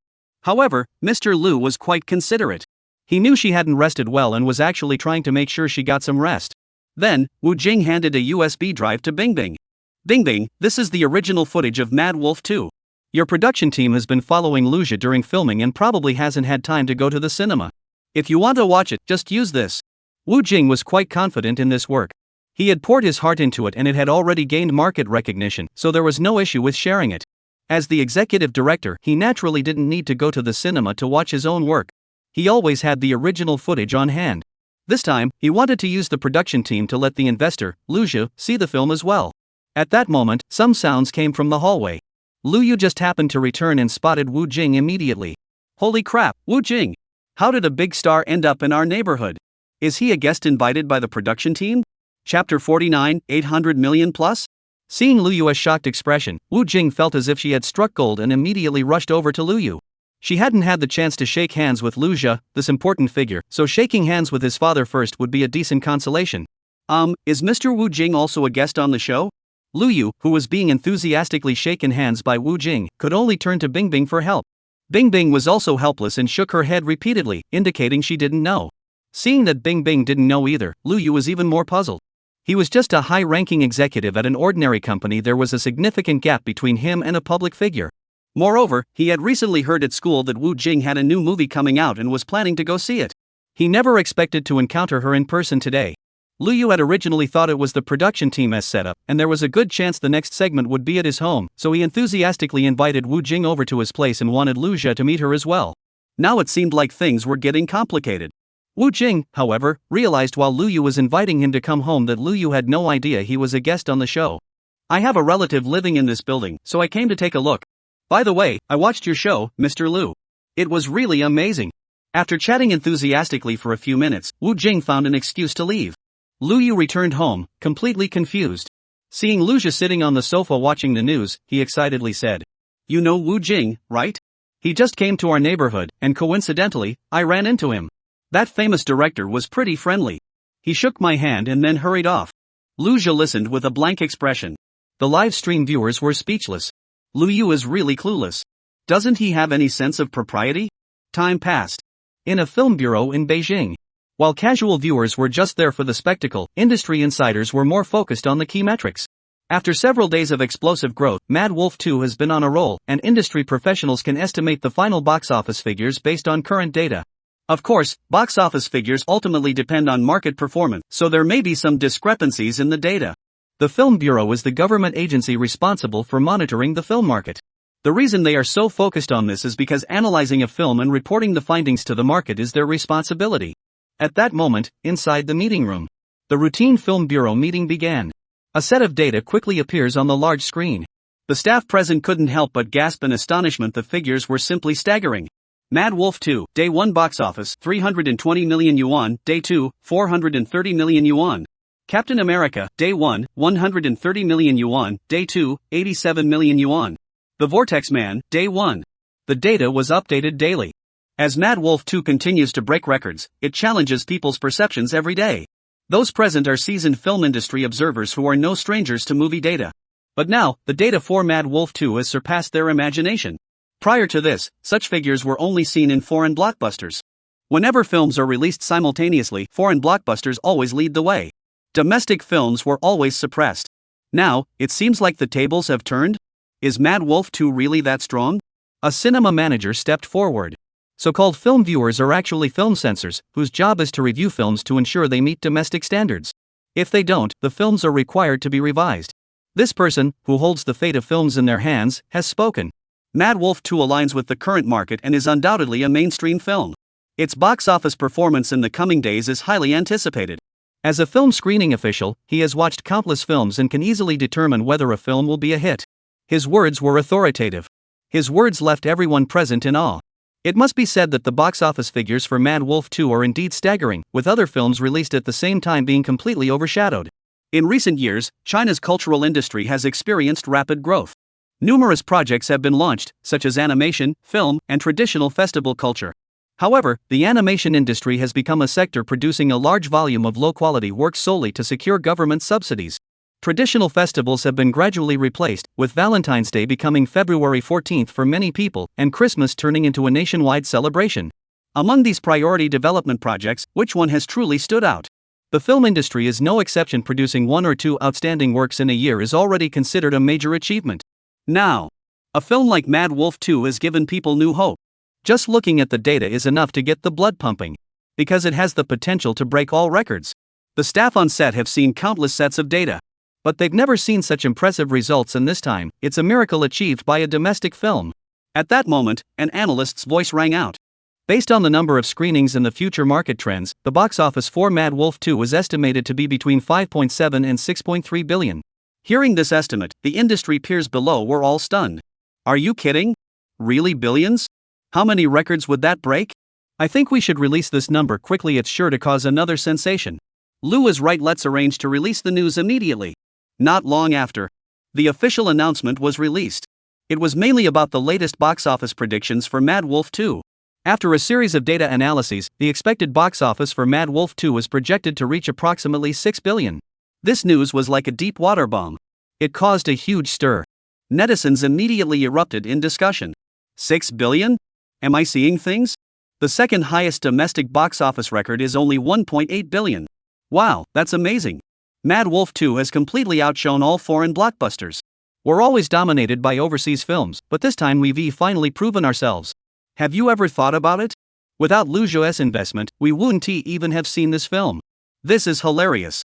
If those investors had put in another 10 million, Liu Zhuo wouldn't have gotten all the credit. Some people are just born unlucky, even Lady Luck doesn't want to help them. Liu Zhuo is amazing. So, how much do you think Liu Zhuo will make from this? Not only the casual onlookers, but also many seasoned directors and popular actors expressed surprise over the matter. They all expressed disbelief. Many celebrities took to Weibo to express their admiration and congratulations. This sparked another wave of excitement. Soon, a post began circulating online. As some of Liu Zhuo's loyal fans, there has always been a professional team tracking the relevant data. Whenever Liu Zhuo makes a move, related revenue records always appear. Without delay, they immediately released a detailed report. Every single number listed was investment returns generated by Liu Zhuo. Chapter 50, please take a look. Since Liu Zhuo joined the variety show, his initial assets amounted to only 14,000 yuan. After entering the stock market, his assets grew to 500,000 yuan, with oil investment returns reaching 23 million yuan, and antique investments totaling 52 million yuan. Until now, the movie Mad Wolf 2 has increased his wealth by approximately 600,000 times, reaching over 800 million. 800 million plus? 600,000 times. My goodness, that return rate is simply astronomical. All the netizens were stunned, the room fell silent, and you could almost hear a pin drop. Enough chit-chat. At that moment, Liu Zhuo was in his office, carefully reviewing the latest investment figures. The status of the movie projects in the system had been updated, and the previously blurry data had become clear. Movie, Mad Wolf 2. Investment return, plus 100 million yuan. Note, based on the current financial statements, after deducting the base cost of 5 billion yuan, allocating profits according to the revenue-sharing ratios with cinemas and other institutions, and paying taxes, Liu Zhuo will receive a net profit of 8.91 billion yuan. Cinemas also have operational costs, as they are responsible for screening and some promotional work, while the film production company only handles filming and post-production. Seeing these results, Liu Zhuo couldn't help but smile with satisfaction. Starting with an initial investment of 10 million yuan, and with other shareholders withdrawing, Liu Zhuo seized the opportunity to invest an additional 80 million yuan, securing a 40% share of the profits. At final settlement, he will receive at least 1 billion yuan in returns. 100 million. Liu Zhuo felt extremely satisfied with this outcome. He had gone from being a member of a wealthy family with assets in the tens of millions to becoming a billionaire. All of this had taken just 1 week. But is this enough? For the grand plans he had in mind, every step required massive investments, and Liu Zhuo didn't want others to get involved, so he had to make the money himself. The logic was simple, he could only invest in others and wait for the dividends. How could he let others invest in him and reap the benefits for free? He has already made up his mind to invest all this income into the computer field, develop more software products, and then soar to new heights. He plans to keep a few billion on hand to explore new business opportunities. Once this funding is in place, Liu Zhuo will be able to pursue his future plans with greater freedom. However, Liu Zhuo is unaware of this. Wu Jing's side is all ready to go. After investing in Mad Wolf 2, Liu Jia began patiently waiting for the payoff. Before the movie funds arrived, he was currently short on cash. He could only make small investments. Even so, he made a decent profit. In just a few days, the in his hands had turned into several million through some small projects. At this point, Liu Jia was like a money printing machine. As long as he had the time, he could generate a lot of money every day. It was just a matter of how much. Currently in the stage of accumulating capital, Liu Jia values even small profits. At this moment, he kept scrolling his mouse, browsing through the various information on the screen. Unfortunately, he couldn't find any good investment opportunities. Just then, Bing Bing knocked on the door and walked in. Bing Bing has already adapted to Liu Jia's work rhythm as his secretary. Although her professional skills are still lacking, she makes up for it with her strong learning ability and has quickly gotten the hang of things. Moreover, she is very willing to accept this role. In her eyes, Liu Jia was a perfect boss. He was easy to communicate with, never put on airs, and didn't care about superficial appearances. Calling him Liu Zone was unnecessary in everyday situations. This kind of personality is truly warm-hearted. For a girl who has never been in a relationship, this is simply endlessly charming. Therefore, it can be said that Bing Bing has already regarded Liu Jia as her little secret. If possible, she would be willing to quit her hosting job and dedicate herself fully to being Liu Jia's secretary. Of course, the prerequisite is that Liu Jia is willing to keep her. Liu Jia, director Wu Jing just called and said she'll be over soon to pay a visit. Bing Bing smiled sweetly, resting her hands on the table as she continued, it seems to be about the box office split. Upon hearing this, Liu Jia was delighted. Great, let's prepare some tea once Wu Jing arrives. Liu Jia had been eagerly anticipating this income. However, it was a bit odd that there was already a profit share so soon, given that Mad Wolf 2 was still in theaters. Meanwhile, on the other side, Wu Jing drove to the Entrepreneurship Center at South University. In fact, the box office revenue hadn't been fully distributed yet. Only after the film is taken off the screens can the final results be calculated. What Wu Jing holds is only a portion of the proceeds. But even so, it was still 200 million. 200 million. Many films only make 200 million at the box office, yet the first phase of Mad Wolf 2 has already reached this figure. The future will definitely bring even more.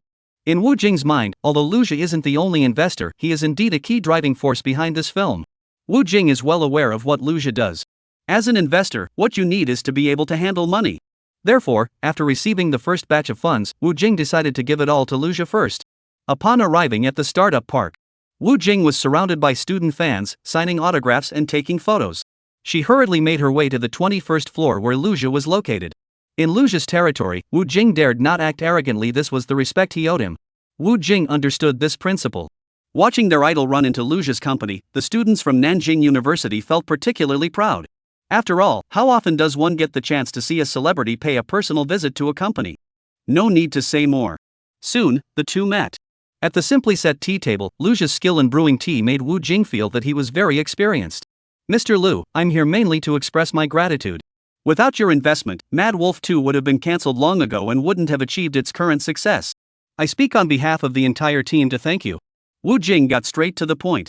Liu Jia hadn't met with him earlier because he knew Wu Jing had been overly excited lately. Additionally, meeting him wouldn't have been beneficial and would have caused more trouble. Now that Wu Jing had calmed down and brought money with him, Liu Jia was naturally delighted. Director Wu, there's no need to be so formal. I'm just an investor. The film's success is primarily due to its own excellence. Such a great work would have succeeded no matter who produced it. Liu Jia's words echoed repeatedly in Wu Jing's mind. His words were humble yet appropriate, making Wu Jing, as the director, feel deeply respected. He couldn't believe such words came from a young man. At the same time, Liu Jia highly praised the excellence of the film Mad Wolf. As both the director and lead actor, he felt as though he had been praised as well. Additionally, Liu Jia stated that his investment would have yielded the same results if it had been made by someone else. But was there really anyone else? No. After searching everywhere for talent to raise the funds, how could there be anyone else? Mr. Liu is being too humble. Liu Jia simply thought these words were normal and didn't expect Wu Jing to overthink them so much. Chapter 51, Encouraging Mass Investment in Crude Oil. The purpose of my visit this time is primarily to handle the profit-sharing arrangements. Currently, we can only provide 200 million in box office revenue. Considering the cash flow of Liu's parent company, I've brought the entire amount here for your review. A detailed document was handed to Liu Jia. It outlined the current box office revenue available for withdrawal, the profit-sharing ratios, and the details of future profit-sharing arrangements. What Liu Jia didn't expect was that Wu Jing was so straightforward. She had actually handed over all the proceeds from the first phase to him. Such a straightforward person is indeed rare. Perhaps he could be considered for future ventures. After all, Mad Wolf 2 wasn't funded solely by Lu Xia. Although he is the largest investor, other investors also need to be considered. However, under Wu Jing's arrangement, the other investors agreed. Because without Lu Xia's investment, Mad Wolf 2 would have been doomed.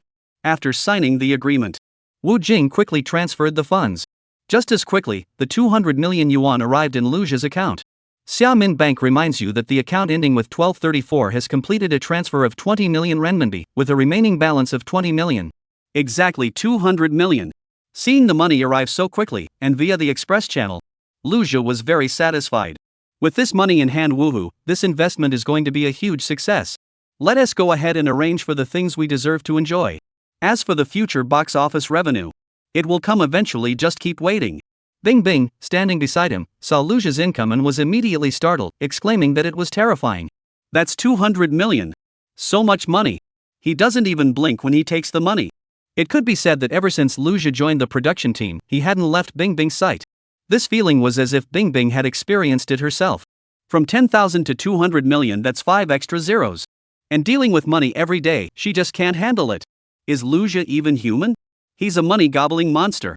Let us work together. As he spoke, the polite Lu Xia extended his hand. Wu Jing was naturally thrilled. Oh my god, I finally got to shake his hand. Wu Jing immediately said, by the way, Mr. Lu, I have a favor to ask. Would you consider it when you have some free time? Sure, go ahead. It's like this, my wife, Li Nan, is a TV host. They're going to broadcast a program about Mad Wolf, which will feature many of the main actors and important figures. She asked me to ask if you could spare some time to participate in the program? Wu Jing smiled awkwardly and added, if you're busy, it's no problem. It's just that she's been pestering me non-stop, and I couldn't say no. Lu Xia also felt a bit helpless. It was obvious that this was the result of someone whispering in her ear. However, Lu Xia already knew that Wu Jing's wife was a TV host. Plus, this was also in direct promotion for Mad Wolf, which might help sell a few million more tickets. Moreover, Wu Jing's words were sincere, and she even came over to offer money voluntarily. This series of moves can be described as well thought out and comprehensive. Therefore, Lu Xia couldn't bring himself to refuse. We're all friends, and there's nothing much going on lately. Going there won't be a big deal. Under Wu Jing's eager gaze, Lu Xia agreed. The program's shuttle finally arrived at the television station headquarters. Inside a tall building, Lu Xia and Bing Bing were escorted to the upper floors. They were quickly ushered into the green room by staff members. This interview program had an entertainment element and was broadcast live. Therefore, it wasn't a very serious program. Additionally, Wu Jing and host Li Nan were married, and the popularity of Mad Wolf 2 as well as the involvement of the father and son switched program team. It could be said that the entire nation was paying attention. The staff were very busy, arranging the guests and setting up the venue, while also promoting the event through major news platforms to drive traffic to a peak. As for Lu Xia, he was surrounded by the lead actors and other cast members from the Mad Wolf team, with constant expressions of gratitude coming from the mouths of the celebrities, making it look like a fan club. Lu Xia felt helpless about this. Hey, get your priorities straight. You're the celebrities. Soon, the host's voice rang out in the live stream. It seemed like they were adjusting the equipment. The show was about to begin. Lu Xia and the others stood up one after another and followed this to the exclusive interview live stream. As expected of a TV station, the live studio was spacious. There were many sofas inside, and the tables were arranged appropriately. Cameras were positioned all around the room. The host sat at the anchor desk, while Lu Xia and the actors from the Mad Wolf team sat on the sofas together. However, under the enthusiastic urging of the Mad Wolf crew, Lu Xia ended up sitting in the center. Once everyone was seated, the show was about to begin. At that moment, under the strong promotion of major media outlets, as the live stream went live, the real-time audience quickly reached 18 million. And under the traffic diversion efforts of the father and son swap program team, the total number of live viewers surged to 90 million. As viewers flooded in, a stream of comments appeared on the screen. Front row, saluting the team behind China's highest-grossing film. Lu Xia is so awesome. Crazy Wolf is so awesome. As expected, Lu Xia should be sitting right in the middle. As the #1 fan of Mad Wolf, I've watched it 5 times and think this arrangement is perfect. Seriously, Mad Wolf is so lucky to have met Lu Xia. With the overwhelming publicity and the built-in popularity of Lu Xia and the Mad Wolf team, this program has a natural advantage. Its popularity quickly became evident. As for the investment genius Lu Xia, although he didn't appear in Mad Wolf 2, everyone knows he's the savior of Mad Wolf. As a result, when mentioning Lu Xia, one might not think of Mad Wolf, but when mentioning Mad Wolf, everyone thinks of Lu Xia. Back to the show. As the show began, host Li Nan didn't look directly at her husband Wu Jing. Instead, she glanced at Lu Jia, her eyes flashing with a brief sparkle, and began, "Hello, viewers at home and in the live studio. I'm TV host Li Nan. Welcome to today's program. Recently, with the huge success of Mad Wolf, I wonder if any of the audience members here have watched it?" As the host posed the question, audience members immediately responded, "We have." The audience reacted enthusiastically. The host continued to guide the conversation. "This time, we have not only invited actors from the Mad Wolf team, the creative team behind the hottest movie right now, but they are all here with us. Additionally, the program has invited a very charismatic investor. He is also a household name, and he is Lu Jia. Everyone is certainly familiar with Lu Jia as a guest, but I'd like to emphasize this again. On his first investment, he put in 14,000 yuan and earned a 9% return. Chapter 52, that was certainly not a good decision. The second investment encouraged mass investment in crude oil, with hundreds of cheap oil tankers entering Xiagua, causing national oil prices to drop. Ask yourselves, have you felt the benefits of national welfare? The third investment, by chance, he stumbled upon an antique street and acquired a priceless incense burner at no cost, reaping a profit of 51 million, and investing in Mad Wolf 2 allowed him to directly obtain massive returns, increasing his assets by 600,000 times, earning at least 800 million. Without Lu Jia's investment, Mad Wolf Wun Ti exists, and this program Wun Ti have been created. Next, please welcome, indeed, a professional TV host. In Li Nanan's few sentences, almost every third word was about Lu Jia. It seems that Wu Jing must have mentioned him quite a bit behind the scenes. Li Nan, with her smooth talking skills, made Lu Jia feel over the moon. As soon as she finished speaking, Lu Jia simply waved at the camera. This kind of live broadcast was nothing new to him, it was just another day at the office. In the eyes of host Li Nan, Lu Jia was practically a savior for her entire family. As things stood, without Lu Jia's investment, Mad Wolf 2 would likely have flopped, leaving Wu Jing deeply in debt and her family in dire straits. Now, thanks to Lu Jia's financial support, Mad Wolf 2 was a huge hit upon its release, allowing Wu Jing to make a fortune and her family to live a happier, more prosperous life. Saying a few nice words and giving some praise isn't too much, is it? After some brief small talk, the program quickly moved on to the part everyone was most looking forward to. The host pretended not to recognize him and turned to Wu Jing's husband, asking, "Mr. Wu, as the director of Mad Wolf, I often hear you talk about how Mad Wolf 2 is doing today and what it will be like tomorrow. What kept you going and eventually convinced Mr. Lu to invest in the project?" As soon as the question was asked, both the live audience and the online viewers were all fixated on Wu Jing. Although they had already seen related reports and videos online, and had a general understanding of the process, hearing the director tell the story directly was a completely different experience. Just like gossip online. No matter how exciting the rumors are, they can't compare to the impact of hearing it directly from the person involved. Wu Jing understood this principle. After going through so much trouble to secure the investment, bringing Mad Wolf from the brink of collapse to creating a box office miracle, how could she miss this opportunity to express her gratitude publicly? So, Wu Jing took the microphone and began his response. "When we first started filming Mad Wolf 2, a supporting actor suddenly dropped out, causing the film to be delayed and the project to fall into crisis. I scrambled to raise funds, even mortgaging my own home and borrowing money from both sets of parents, but it still wasn't enough to cover the shortfall. At that point, the funding for Mad Wolf was on the brink of collapse. One day, while watching a live stream, I happened to hear Mr. Lu mention that Mad Wolf 2 was a great concept and it would be a shame if it didn't get released. So, clinging to my last hope, I drove to meet Mr. Lu for negotiations. During the negotiations, some shareholders were still withdrawing their investments, leaving me feeling utterly despairing. That experience was something I never want to go through again. But in the end, Mr. Lu, after repeatedly increasing his offer, went from the initial 5 million to 10 million, then 20 million, and finally covered the entire funding gap, reaching an investment of 80 million. This not only saved me from crisis but also ensured the smooth release of Mad Wolf. Here, on behalf of the entire team, I would like to express our deepest gratitude to Mr. Lu." As she spoke, tears welled up in Wu Jing's eyes. She stood up and bowed deeply to Lu Jia. This investment was truly hard won. No one else could truly understand the pain he had gone through. Finding hope in despair, only for that hope to bring new despair. This repetitive process felt like being in hell. Lu Jia continued to offer support time and again, right up until the very end. The bitterness of this ordeal is something only Wu Jing truly understands. Therefore, in his heart, Lu Jia fully deserves the title of savior. Within minutes, Wu Jing released all the emotions pent up inside him. After hearing this, the live stream viewers were deeply moved. This was the director's confession, a cry from the heart. The comments section was filled with messages. Hearing the director's words, I can feel the hardship. Lu Jia and the Crazy Wolf crew deserve success. Compared to those investors who pulled out at the last minute, they deserve not to make money. Lu Zhi is the true investor. He never broke his promise, only showing determination and unwavering resolve. That's right. Hearing Wu Jing recount everything on site, it brought back memories of his furious outburst in the hotel corridor that day. It felt so real. As a supporter of Quanglong, I don't feel qualified to express my gratitude to Lu Zhi, but I truly thank you, Lu Zhi. Mad Wolf has really had it tough. Go Mad Wolf. Go Lu Zhi. Some audience members were already in tears. And the live stream comments exploded once again. In the time that followed, the main cast members of Mad Wolf also took the stage to express their gratitude to Lu Zhi.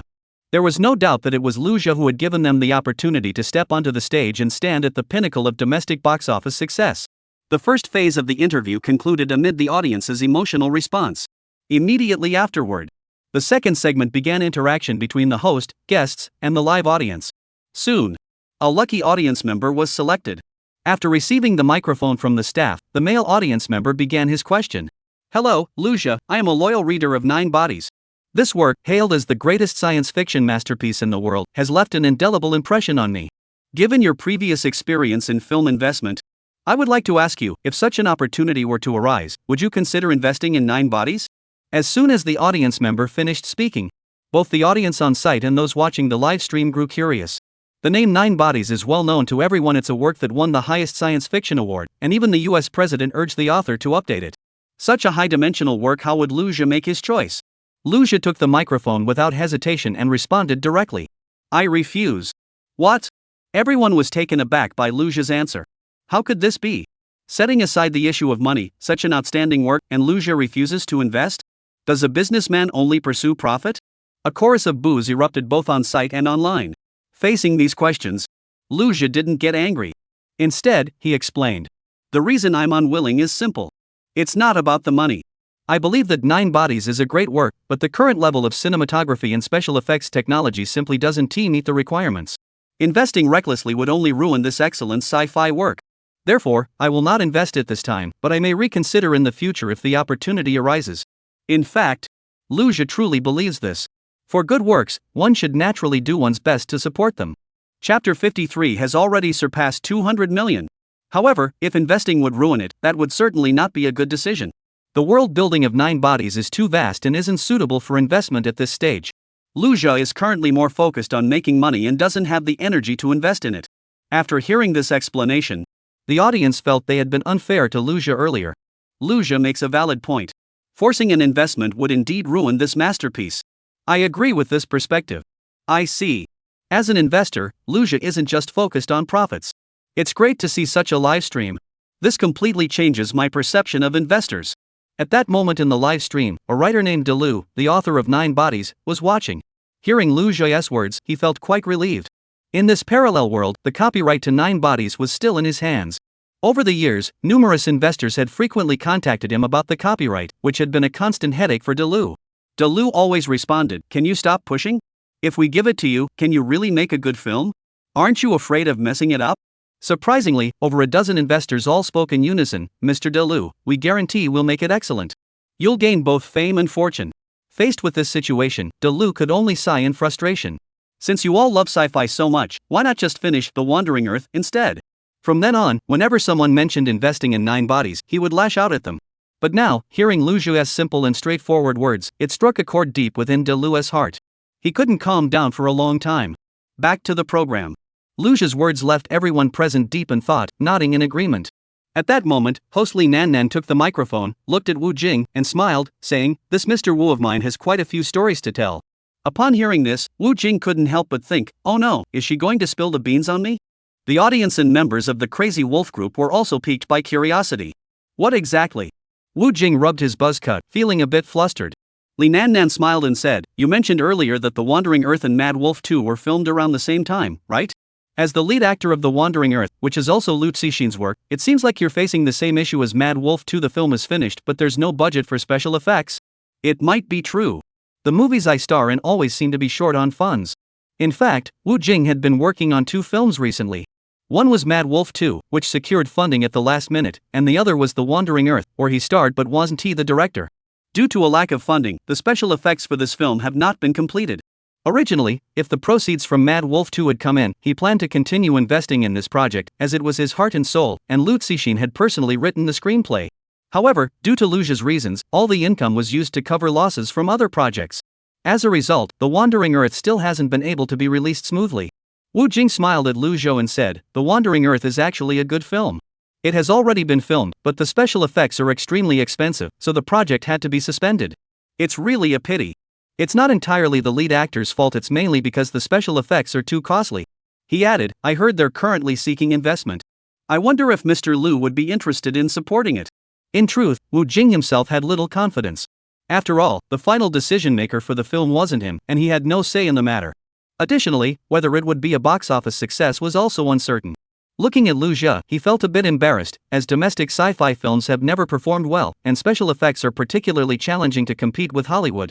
Wu Jing was afraid that his offhand remark might cause Lu Zhe to lose money, so he only mentioned it casually. Out of personal feelings, he truly hoped that The Wandering Earth would be released successfully. After hearing Wu Jing say this, the audience also recalled the matter and began leaving comments to discuss it. Director Wu, the sci-fi film market is tough right now. Foreign blockbusters dominate, and their imagination and technology are superior. That's true. Domestic sci-fi films are disappointing to watch. The topic above is a bit off track, isn't it? Speaking of which, would Lu Zhe really consider investing? He definitely won't. After all, he values maintaining the integrity of the film's quality and won't compromise. But The Wandering Earth isn't 9 Lives, so its impact is much smaller. No matter how you look at it, it's still a sci-fi film, a surefire loss. Enough with the chatter. Let us talk about Lu Zhe now. The Wandering Earth? In his opinion, this film actually had a lot of potential. Listening to Li Nan and Wu Jing's conversation, he couldn't help but fall into deep thought. He didn't expect that there hadn't been any new updates about the movie recently. So, after responding briefly, Lu Zhe pulled out his phone and started searching for related information during the program. The host didn't think there was anything wrong with that. Then, Lin Nan smiled broadly and asked Wu Jing, "Has the box office revenue for 2 been deposited yet? As the lead actor, are you interested in investing some of that money into?" She was well aware that Wu Jing had already given most of the proceeds to Lu Zhe. Wu Jing played along to lighten the mood. "Hey, Ms. Li, that's a tough question. You know, my wife is very strict. She even reports every penny I have in my pocket. Recently, I didn't even have enough money left for gas, but luckily gas prices have gone down a bit, otherwise I wouldn't have been able to come." This couple's self-directed performance had the audience laughing so hard they were bending over. Wu Jing also took the opportunity to praise Lu Zhe during the conversation. Everyone was talking about it enthusiastically, and the comments section began to fill with messages thanking Lu Zhe. Lu Zhe was scrolling through messages on his phone. Soon, he found the number he was looking for. The Wandering Earth movie. Return on investment, over 1000%. Reason, the filming of The Wandering Earth has been completed, with only the special effects remaining. Many people have lost patience, leading to a significant shortage of funds for special effects production. Additionally, foreign sci-fi blockbusters have dominated the market in recent years, eroding public confidence in the genre. If we invest heavily in special effects, the situation will improve dramatically. I recommend investing. Upon hearing this news, Lu Zhe couldn't help but feel overjoyed. Is money the only thing missing? Fortunately, the revenue from Mad Wolf 2 has already exceeded 200 million. How could we let this money go to waste? However, since it's not possible to handle this directly on the show, he'll need to ask Wu Jing to help make the necessary connections. Chapter 54, Get him out of here quickly. Of course. If it really doesn't work out, we won't force it. However, let us make things clear. I really enjoyed the novel The Wandering Earth. I was completely engrossed while reading it. Mr. Ding You's imagination is truly remarkable. If there is an investment opportunity, I'd consider getting involved. Lu Zhe finished speaking. The atmosphere in the livestream immediately erupted. Netizens were discussing it non-stop online. The most excited was a viewer watching the livestream. At that moment, he was sitting in front of his computer, staring at the screen in shock for a while. Then, without hesitation, he picked up the phone and dialed a number. Not long after, Wu Jing received the call at the program's studio. As soon as he saw the caller ID, he immediately stood up from the sofa and answered the phone. "Mr. Lu, how did you call?" On the other end of the line, Mr. Lu cut straight to the chase, skipping the small talk and getting right to the point. "Little Wu, could you please ask Mr. Lu to take the call?" Upon receiving the call, Wu Jing was completely taken aback. Who was Mr. Lu? His life was ordinary, but he was one of the most sought-after science fiction writers of his time. His 9 Bodies trilogy had caused a sensation worldwide, almost single-handedly elevating China's science fiction literature to an international standard. A renowned figure once remarked that any single idea from 9 Bodies could be expanded into an excellent science fiction novel on its own. Such a master at the pinnacle of the science fiction world, and yet he had begged for his contact information after appearing in a film adaptation of his work, yet had never dared to reach out. Surprisingly, he has now taken the initiative to call him and even did so during a live broadcast. Despite it being a live broadcast, Wu Jing dared not ignore the call. Upon answering, she discovered that Lu Cixin was actually looking for Lu Jia. "Lu teacher, it's Lu Cixin calling you. The one who wrote 9 Lives." Wu Jing exclaimed, turning to Lu Jia in surprise. Everyone's attention in the studio was immediately drawn to them. Lu Jia took the phone, said twice, and hung up. Both the on-site and online audience felt a sudden sense of disappointment. What was that? What kind of strange call was that? Actually, Mr. Lu had just called to ask if Lu Jia was interested in investing in the film adaptation of The Wandering Earth. Such matters were obviously not suitable for discussion in public. It's like proposing marriage on a square, it's just awkward. As a cultural figure, De Lu wouldn't discuss business directly in such a setting, it would only make Lu Jia feel uncomfortable. And De Lu was smart enough to use this opportunity to generate some buzz for the new film. As the original author of The Wandering Earth, he holds significant influence, but he had hit a roadblock in production and couldn't find investors. Therefore, after receiving Lu Jia's affirmative response, he decided to turn the call into a live broadcast to create a big stir. The live phone call meant everyone could hear their conversation. Soon, Lu's voice came through. "Mr. Lu, are you really going to invest in The Wandering Earth? The film is currently most in need of special effects funding, estimated at nearly 100 million yuan. He made it clear that the film was only missing this portion of the post-production budget, approximately 100 million yuan. These words immediately sparked dissatisfaction among the live stream viewers. Many who had read the original novel believed it fell short compared to 9 Bodies, and questioned why such an ordinary film required such a massive budget. In response, Lu Zhishuan replied decisively, "I am willing to invest in this film. My assistant Bingbing will contact you regarding the specifics." "That's it? Alright, I'll wait for your update." De Lu clearly didn't expect things to go so smoothly. He had originally planned to criticize those who refused to invest, but Lu Jia's decisive response cut him off. Thus, De Lu could only end the call with a sigh. Young people sure are decisive. No sooner had the words left his mouth than Bingbing had already dialed De Lu's number. On the show, after hearing Lu Zhou and De Lu's conversation, both the live audience and the online viewers were shocked. Investing in movies might be unfamiliar territory for the average person, but when it comes to sci-fi films, everyone has an opinion. The chat exploded. Goodness, he decided in just 20 seconds? Look at Wu Jing's expression when she answered the call, and De Lu's behavior. This doesn't seem like a show. Didn't you notice that Bingbing was already preparing to make a call backstage? That's way too fast. This isn't the normal pace for a business decision, it's like they're rushing to make a deal. A sci-fi film with a budget of 100 million yuan. There are few domestic sci-fi blockbusters, not because no one has tried, but because previous attempts all failed. Now, all it takes is a single I'll invest to succeed? This investment makes no sense. The Wandering Earth should have been abandoned long ago. They've been blinded by their previous success. Just as everyone was puzzled, host Li Nannan quickly intervened with a new segment to calm the controversy. "I heard you're also planning to invest in another blockbuster called The Secret Fortress of Magic City besides The Wandering Earth. Is that true?" The questioner was actually one of the small investors, and he seemed very proud of asking this question. Upon hearing this, Lu Jia casually looked up some information about the film online. About Magic City's Secret Fortress. Predicted return rate, 500% or more. Reason, 6 years in development, costing 360 million yuan, but unclear positioning led to extremely poor reviews. Despite a high number of screenings at the premiere, the box office performance was dismal, with total earnings unlikely to exceed 1 or 200 million yuan. Additionally, there are no longer any available investment slots for new investors. Seeing the negative return rate figures and considering the project's saturated state, even if one wanted to participate, there was no opportunity left. Lu Jia muttered under his breath, "This return is too bad." His voice was soft, but due to the lapel microphone, his words were clearly heard throughout the entire venue. The questioner, upon hearing this, grew displeased. "What did you say? Do you think Magic City's Secret Fortress is bad?" When personal interests are threatened, conflicts escalate immediately. As Lu Jia's words appeared on the online platform, the comments section erupted instantly. "What the hell? Did I hear that right? He actually called our Magic City Secret Fortress trash? Made a little money and now you think you're an expert in film investment? You're just young and naive, you don't know anything." "That's right. My idol is the lead actor in this movie. Who can match his charm that can make anyone fall in love at first sight? How dare you say this movie is no good? Don't spread rumors without evidence. What the hell is Earth Escape? A planet can escape? That's completely illogical. What kind of investment judgment is that? The guests the show brought in are so unprofessional. Please watch some better movies. Don't tell me you even had to crowdfund for movie tickets? Chapter 55, currently confirmed. The Magic City Secret Fortress is a popular IP with top-tier stars. Do you really need to critique it? Just because you have a little money, you think you're someone? Get him out of here. Exactly, what stars does the Wandering Earth have? Don't you really think Wu Jing is a top-tier star? That's way too out there. The online discussion grew increasingly heated. Some audience members even stood up, ready to confront Lu Jia. Most of these people were fans of the actors in Magic City, the Secret Fortress. They were initially excited to hear the name of their favorite movie, only to have it called trash on the show. An idol's work represents the idol themselves. It's like a singer releases a hit song only to have it dismissed as trash. How could fans accept such criticism? However, Lu Jia only mentioned the low return on investment. He didn't even bother to pay attention to the debates in the comments.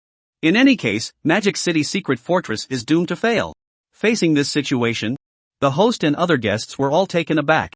As beneficiaries of Lu Jia's investment projects, every guest on stage would respect him. Seeing so many people cursing in the livestream, he naturally wanted to say a few words.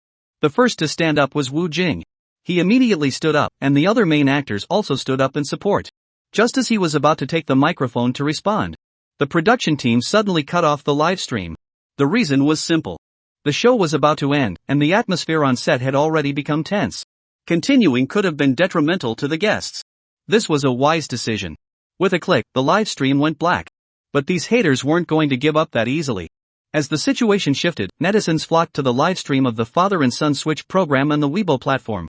The chat was filled with angry comments. The Weibo hot topic was also dominated by this news. Hashtag science fiction blockbuster, the Secret Fortress of the Magic Sea criticized as trash during livestream. Hashtag Lu Xing gave it his all, yet received such a review. Hashtag this guy has no manners. He openly disparaged someone else's work during a livestream just because they invested in another sci-fi film? My favorite actor injured his hand while filming this movie and had to wear a band-aid. With such a dedicated attitude, why is he being criticized? This is so frustrating. Wah! Exactly. These people are just opportunists who have no idea about the hard work our idol put in. The Wandering Earth, right? I'll definitely boycott this movie once it's released.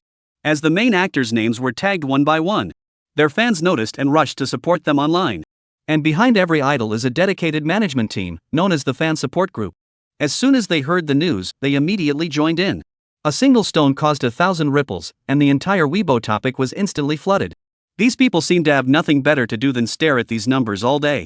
As soon as there was even a slight drop, they would rush in like mad to quickly bring the heat back up. As for Lu Jia's side, he had already left the show and was heading to the company. The online uproar hasn't affected him at all. A gleam of determination flashed in his eyes.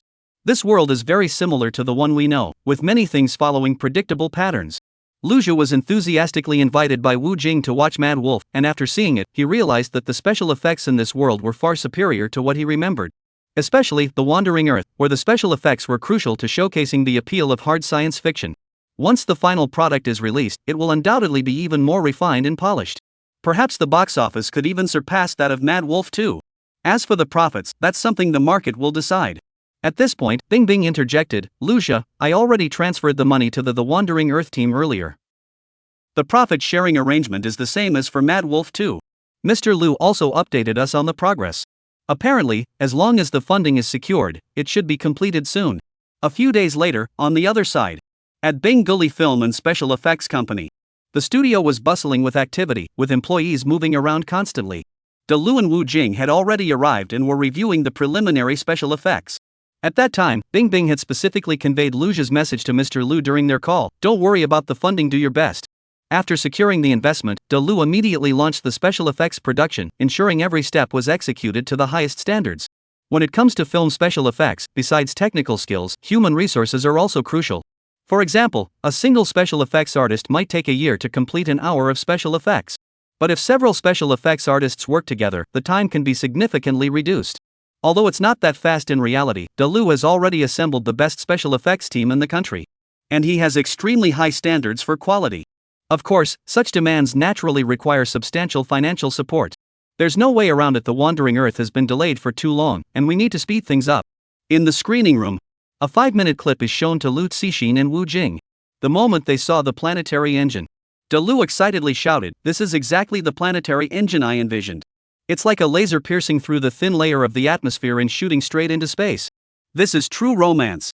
I'll take you on a journey to witness the moment Jupiter approaches and see the determination and courage of humanity. Listening to Delu's excited voice, Wu Jing beside him was also speechless. To be honest, this was the first time he had seen such high-quality special effects in a domestic film. As an actor, he had spent countless hours on green screens during filming, and the results before his eyes left him deeply moved. It must be said that due to the different genres, Mad Wolf 2 simply couldn't be compared to The Wandering Earth in terms of special effects. Seeing such stunning special effects, Lu and Wu Jing were as excited as children, cheering wildly in the screening room. Just then, a staff member walked in, breaking the joyful atmosphere. It was the technical director from the special effects company. Sorry to interrupt, Mr. Delu, Mr. Wu Jing, but we might not have enough funding. Hearing this, Delu was completely stunned. Needless to say, that was 95 million yuan in cash. No way. 100 million yuan, gone in just a few days? Mr. Lu asked in disbelief. What? Say that again. The technical director was also helpless.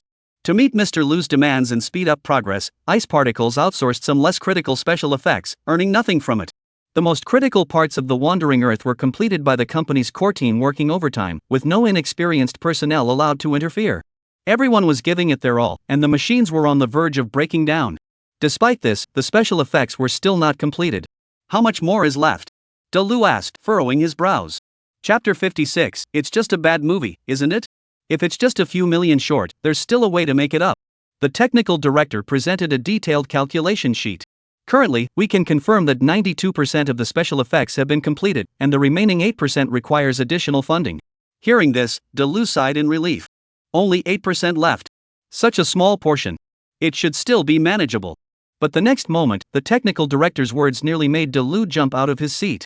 The remaining 8% is the most critical climax of the film, and the technical and detail challenges are nearly equivalent to the sum of all other parts of the film combined. We still need 70 million. So, the total special effects budget for the entire film is 160 million yuan? That's like throwing money down the drain. Delu was speechless, completely overwhelmed.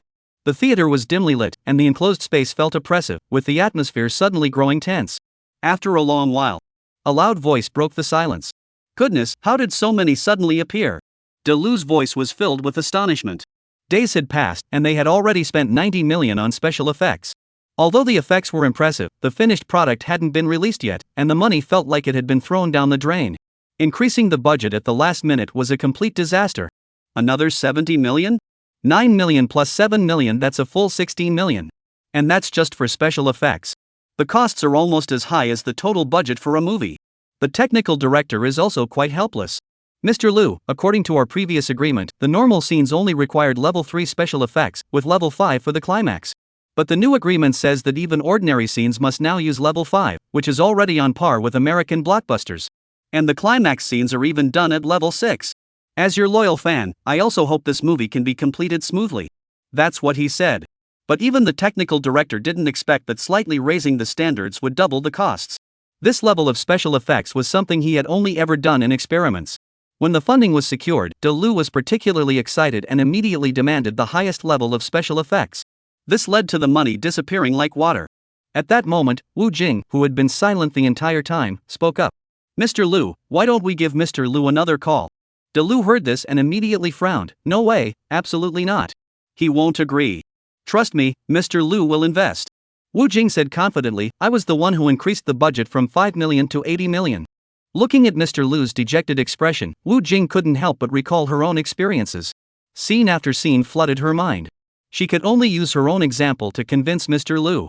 After all, when she had invested, Luja had only 6,700,000 yuan at the time. But that amount was absolutely necessary, and Luja simply couldn't come up with that much cash at the time. So on that day, Wu Jing witnessed Luja trading stocks right in front of her, and in a short amount of time, he managed to make 13 million. The scene was utterly shocking to her. Even thinking about it now gives her chills. Isn't money something that can be handled with just your hands? Wu Jing even believed that Luja was the reincarnation of the god of wealth. Think about it, over the past year, every investment Fei Gu made, has any of them lost money? To him, money is just a number. Besides, the Wandering Earth is definitely going to make money. Even if it doesn't, we can just increase his share of the profits. We've already come this far, Lu Gu, don't give up so easily. Don't doubt it, Fei Gu is the savior, and a very smart one at that. Hearing this, Lu fell into deep thought. There was no time to think about it anymore. After discussing it with Wu Jing, he dialed the number. Secretary Bing Bing answered and transferred the call to Lu Jia. Mr. Lu. De Lu didn't know what to say and stammered. Wu Jing encouraged him from the side, go for it. Lu Gu, just get to the point. It's like this, the special effects for the Wandering Earth are too complex, so we might need to allocate additional funds. Lu Jia laughed upon hearing this. With the current high demand for funds in the film industry, he happened to have some extra money to spare. He cut straight to the chase, how much do you need? Well, we need another 70 million. If the box office is profitable, we can increase the return by 10%. No problem. I happen to have some funds to invest, and sci-fi movies are pretty appealing. Bing Bing will transfer the money to you right away, and we'll sign the contract later. Seeing Lu Jia's quick decision. Great. Great. De Lu said, giving Wu Jing a thumbs up. He decided in his heart that if 9 Bodies needed investment in the future, Lu Jia would be his first choice. The reason was simple. 9 Bodies had always had many investors, but he had rejected them all. This made him realize. These investors were only after the film rights to 9 Bodies, constantly harassing him with calls. When the Wandering Earth needed investment, not a single word came from them. A writer's works are like their own flesh and blood, regardless of their size. As a result, Lu Cixin saw through the true nature of these investors. Business people are all about pursuing profits and will only go where there's money to be made. But Lu Jia was different. Not only did he secure the investment with just a few words, but there was no pressure to negotiate at all. He handled everything with ease and grace. This kind of atmosphere is so pleasant to work in. There's no sense of hierarchy or status. It's like chatting with old friends. So refreshing. Lu was feeling incredibly satisfied at that moment. Before hanging up, he kept expressing his gratitude and promised to visit in person in the future. After a few more casual remarks, the two quickly ended the call. On the other end, Bing Bing had efficiently completed the transfer. Back at Ice Particle Special Effects Company. Upon receiving the transfer, De Lu sighed in relief and coldly glanced at the technical director. The technical director trembled under his gaze. He hurriedly assured him that there would be no issues this time. The Wandering Earth will definitely be released on schedule and will astonish the world. Meanwhile, rumors began circulating online that the Wandering Earth had once again fallen into a funding crisis. The poster was an employee of Ice Particles Company who harbored resentment for not being able to participate in the project and decided to expose it online. Originally, they were unable to join the project due to technical reasons, losing out on a lucrative opportunity, which led to their dissatisfaction and the post. Under the sensationalized post, the Wandering Earth once again found itself in a difficult situation. Upon hearing this news, the negative comments that had nearly died down began to resurface. Lu Jia is usually very low-key and does not have a Weibo account. So these people directed their criticism toward Lu Cixin's Weibo. Oh my goodness, just when I was catching my breath, now it's back on the news. Congratulations, Mr. Lu. This is hilarious. What great news. I'm eating even better now. It's not that big of a deal. Why insist so much? It's just a bad movie. No one will watch it anyway. Chapter 57 will definitely leave the competition in the dust. Without any competition, the era of Mad Wolf is over. Once Magic Sea Secret Fortress is released, it will definitely dominate the box office. I know what is going on. This isn't about a funding crisis, it's just an excuse to run away. You haven't seen any real highlights yet. These are all second or third tier actors, how can they possibly compete with the Magic Sea Secret Fortress? It's better to wrap this up early to avoid making a fool of ourselves later. Faced with these odd and dismissive remarks, De Lu was furious. After all, although he was a big name in the literary circle, his popularity among young people couldn't compare to that of the current generation of internet celebrities. So in an era dominated by popularity, even someone like De Lu couldn't avoid becoming a victim. Many news reports have covered this, right? Some veteran artists were mercilessly criticized by netizens for not recognizing the names of young artists, and eventually had to apologize in the media. This is the tragedy of our times. Many things that are perfectly normal can be twisted by those who love to stir trouble, ultimately blurring the lines between right and wrong. Let's get back to Lu. He is indeed very talented, but writers are not influencers, and they generally don't seek the spotlight. Lu has been famous for years, but his influence is mostly limited to the literary circle. He only has 800,000 followers on Weibo.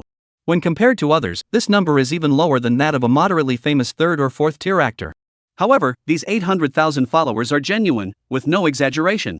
Some are his loyal book fans, while others are colleagues from the Writers Association. What is Lu Cixin's status in the science fiction community? He is a figure who is deeply respected within the industry. As soon as they saw Lu Cixin's Weibo being attacked, they knew something was amiss and sprang into action. The world is going to hell. Who do these people think they are to compare themselves to De Lu? Exactly. If they had read a few more books, they wouldn't be able to tell the difference between a master and a clown. Faced with the sudden outburst of public opinion, members of the Writers' Association came forward to voice their support. However, the effect was limited, and the reason was simple. Words can't compare to the direct stimulation of singing, dancing, speaking, and acting on TV. At this point, a young writer named Han Han, who frequently interacted with young people online and had gained considerable fame, stepped into the fray. As a loyal fan of Delu, Han Han highly admired his works. Upon seeing his idol being criticized, he immediately posted a sarcastic message on Weibo. Beyond the long pavilion, by the ancient path, fragrant grass stretches to the sky. He also added the hashtag #SuperTalk hashtag tag. Upon seeing this, the writers from the Writers' Association all laughed. "Oh, this kid is pretty interesting." Everyone shared and commented on it. Soon, this Weibo post was shared and commented on countless times, and with the push from netizens, Fragrant Grass Sky trended on the hot search list. Meanwhile, the haters were eagerly awaiting a response. Only to receive this response. Can these few words really trend on social media? It seems familiar. Is it a lyric from a song? Why should a line from a song make it to the trending topics? Finally, Han Han himself stepped in to clarify. It turns out it's from Li Shudong's classic work Farewell. The full lyrics are, "Beyond the long pavilion, by the ancient road, the fragrant grass stretches endlessly into the sky." Here, the words green and endless are missing. Fragrant grass and sky, not fragrant grass and sky. The meaning is, don't be so shameless. When Han Han shared this news, it immediately sparked a heated online debate. The truth is out. As expected, intellectuals don't hold back when they insult someone. I've learned something new. I'm impressed. Writers are truly remarkable, haha. This whole thing was caused by Liu Cixin, right? He's a globally recognized top-tier science fiction writer. These people are just embarrassing themselves. Let's hope the Exodus comes out soon. I'll go watch it to support Liu Cixin. This farce finally came to an end in such a clever way. Meanwhile, news broke that the Wandering Earth had secured an additional 70 million yuan in investment from Liu Xia. Everyone understood that the upcoming premiere ceremony would see the two films go head-to-head. There's always a moment of calm before the storm. Take Liu Yu, for instance. He had found the rhythm of his student days. Lately, his classmates and teachers have been looking at him with more admiration. Perhaps they've recognized his progress. His math score has improved from 16 to 40, and with a bit of luck, he should pass. His other subjects vary, but they are all improving steadily and are not far from passing. Liu Yu is quite satisfied with his current grades. Meanwhile, Liu Yu began to worry about Liu Xia. As he continues to improve, he wonders how Liu Xia is doing. How is his work going? Has he already taken on a project? Which project manager is he learning investment from? One thing was certain. Liu Xia is leaving earlier and coming back later every day. This seems to be a sign that things are starting to pick up at work. What surprised Liu Yu even more was that the host named Bing Bing seemed to be looking at Liu Xia differently. This makes Liu Yu feel that something is off. Liu Xia, that guy, besides being good-looking, doesn't have much else going for him. Just as he was getting bored, Liu Yu noticed two USB drives lying on the corner of the desk. Out of curiosity, Liu Yu connected the USB drives to the semi-smart TV. Soon, the contents appeared on the screen. The scene left him wide-eyed. What's going on? Wait, is this a pirated version of Mad Wolf 2? He quickly fast-forwarded, and intense battle scenes appeared one after another. He opened another USB drive. Wait, there's even a pirated version of Escape from the Planet? Fast-forwarded a bit, it looks like a complete movie, and the special effects are amazing. Liu Yu looked on in astonishment, muttering to himself. It's just like the original film. The cinematography is really impressive. Wait a minute. No way? This can't be something the production team put here. Could it be that Liu Xia, that kid, is stealing footage? Liu Yu hurriedly turned to the host, Ding Ji. His expression was extremely anxious. Miss Ding, tell me, Liu Xia isn't going down the wrong path and stealing footage, is he? Oh my goodness, the production team. Piracy is illegal.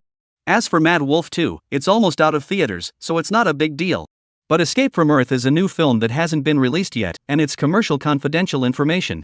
The photographer knew the severity of the consequences and quickly turned off the camera. But a mere second of footage has already made its way into the live stream. Over 100 million viewers were watching the adorable Liu Yu. Suddenly, the mood shifted, and the audience looked as though they had seen a ghost. That's the original footage from the Escape of the Earth. The special effects are amazing. I want to see it in 360 degrees, flying and exploding. This looks just as good as a Hollywood blockbuster. Plus, the production company said Liu Xia added an extra 70 million yuan in investment, bringing the total special effects budget to 160 million yuan. 160 million? Wow, Liu Xia is actually involved in piracy. Xiagua, Nancheng City. Zhang Yamo is a rising director in the country. His previous film was released and received excellent reviews. Chapter 58, Box Office nearing 100 million. Compared to other seasoned directors, his advantage lies in his keen insight into market demands.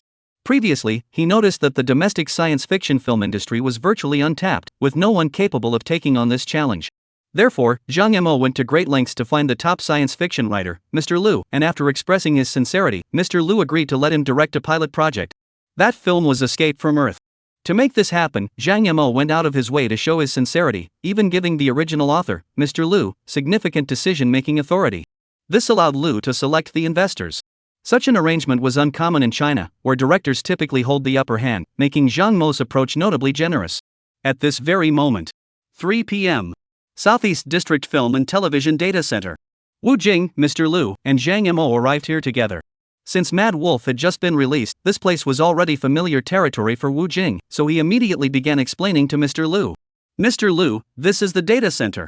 Real-time box office data from across the country is monitored here. Once the movie is released, we'll be able to clearly see the sales figures. Listening to Wu Jing's enthusiastic explanation, Mr. Liu nodded with a smile and asked a few simple questions. Zhang Mo was a bit confused. During filming, Wu Jing had been very reserved around Mr. Liu, usually timidly calling him Mr. Liu before quickly leaving, never interjecting. But in just a few days, thanks to the connection with the mysterious Liu Jia, the two had already become close friends. They even wanted to swear brotherhood like the three sworn brothers of the Peach Garden. Watching them call each other brothers, Zhang Mo couldn't help but feel envious. If I had such a relationship, wouldn't I be able to direct 9 bodies in the future? Just as Zhang Mo was deep in thought, an unexpected visitor arrived, causing his expression to grow cold. It was the crew of the secret fortress of the Magic Sea. Led by director Li Chaoxian, they were accompanied by the main actors Lu Xing and Wang Xiao. Escape from Earth and the Magic Sea Secret Fortress were released simultaneously. Competitors are natural enemies, especially since both films claim to be the first domestic sci-fi blockbuster, making the two sides natural rivals. Previous verbal spats had already escalated tensions, and while they couldn't openly confront each other, the underlying hostility was palpable. Additionally, the simultaneous release of both films means that their box office performance directly impacts their reputations. So when the two teams met, sparks flew. Mr. Liu couldn't care less, he just hopes the audience enjoys the film and doesn't bother with the drama. Wu Jing, however, had just experienced the box office success of Mad Wolf 2 and is now confident in the Escape from Earth, which has also put pressure on him. Director Zhang Mo, however, remains unfazed, as his fame is limited. The goal of the Magic Sea Secret Fortress is clear: everyone wants to use Wu Jing's success to climb the ranks. After all, Wu Jing has delivered impressive results both as a director and an actor. For them, defeating Wu Jing at the box office would be a win-win situation. Although Mad Wolf and the Escape from Earth are not the same genre, but the old Tyson and the young Tyson are, after all, the same person. Therefore, when the two sides met, they exchanged forced smiles and then parted ways. Meanwhile, the media swarmed in. As journalists, they knew exactly what would grab people's attention. Liu Jia's shocking remarks in the previous program and his identity as an investor in Earthescape had already made him a hot topic, and the story was far from over. Therefore, when Wu Jing and his group entered the hall, they immediately became the focus of attention, with cameras capturing every moment and transmitting the footage. Data center, tense atmosphere, both sides face off coldly? Who is the true sci-fi masterpiece? The answer is about to be revealed. The Escape from Earth is about to premiere. Will the fate of the legendary investor be success or failure? The answer will be revealed today. Carefully edited news articles spread rapidly. They quickly drew a crowd of online viewers. At that moment, Liu Jia finished reading the briefing report when Bing Bing walked in with a cup of tea. She curiously asked, "Liu Jia, aren't you at all concerned about the box office over there?" When it came to this boss, Bing Bing described him in 4 words: hands-off manager. As his secretary, she had been working for several days, and every time Liu Jia finished reading the report, he would casually hand her 2 copies, leaving the rest for his subordinates to handle. Liu Jia didn't care at all about the follow-up. Despite this, the returns were always substantial. After investing in the Wandering Earth, Liu Jia adopted the same indifferent attitude, as if the money wasn't his own. After all, that was $1 billion. After that, Liu Jia never paid attention to anything else.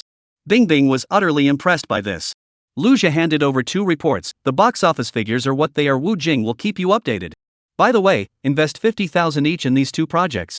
Wu Jing was like a clock, always sending messages to Liu Jia whenever there was new data. During the release of Mad Wolf, this alarm clock didn't sleep all night, constantly waking Liu Jia. Just as the two were chatting idly, Liu Jia's phone rang.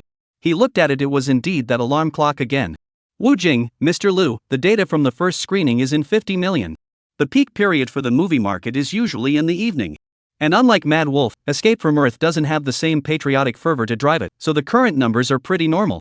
Liu Jia, not bad. Wu Jing, but the secret fortress of the Magic Sea has 95 million. Lu Xia was headache, so he turned off the sound and shut off his phone. Back to the movie data center. Wu Jing felt a bit down and edited a few more messages to send to Lu Xia. But Lu Xia didn't respond. It wasn't really Wu Jing's fault, after all. Mad Wolf had previously experienced a huge success on its opening day, so in comparison, 50 million in box office revenue? How bad is that? Seeing the initial lag behind the competition, Mr. Lu couldn't help but furrow his brows. The script for the secret fortress of the Magic Sea wasn't a secret in the industry. Mr. Lu had read it himself and had already made up his mind. Is this even considered science fiction? After seeing the data, Mr. Lu was speechless, even beginning to question his own judgment. Could it be that his understanding of science fiction was flawed? He could accept it on his own side, but if the box office didn't perform, what would he do about Lu Xia? The other party had invested millions. Back when the original film was being made, Mr. Lu specifically had Wu Jing send it to Lu Xia to show him the progress. To tell Lu Xia what the billion-dollar investment had yielded. It was worth it. The current situation seemed to have caught him off guard. In an instant, Lu became very troubled. What he didn't know was that Lu Xia wasn't interested at all and casually placed the USB drive on the table. As a result, Lu Yu, who was curious, accidentally discovered the USB drive. Accompanied by members of the production team, he stayed up all night watching the two films, finding them highly entertaining, which caused him to be late for school the next day. Chapter 59, The Gap Grows Wider. At that moment, on the other side, the Magic Sea Secret Fortress group erupted into enthusiastic cheers. They had come to the data center specifically to see the data they were satisfied with. At that moment, seeing the data skyrocket, everyone was thrilled beyond words. Who would have thought that during the national premiere, the box office had already reached nearly 100 million? So by nightfall, wouldn't the numbers be even more explosive? When the Magic Sea Secret Fortress team looked at the Escape to Earth team, their eyes carried a hint of mockery, and they even held their heads a little higher. This was actually not hard to understand.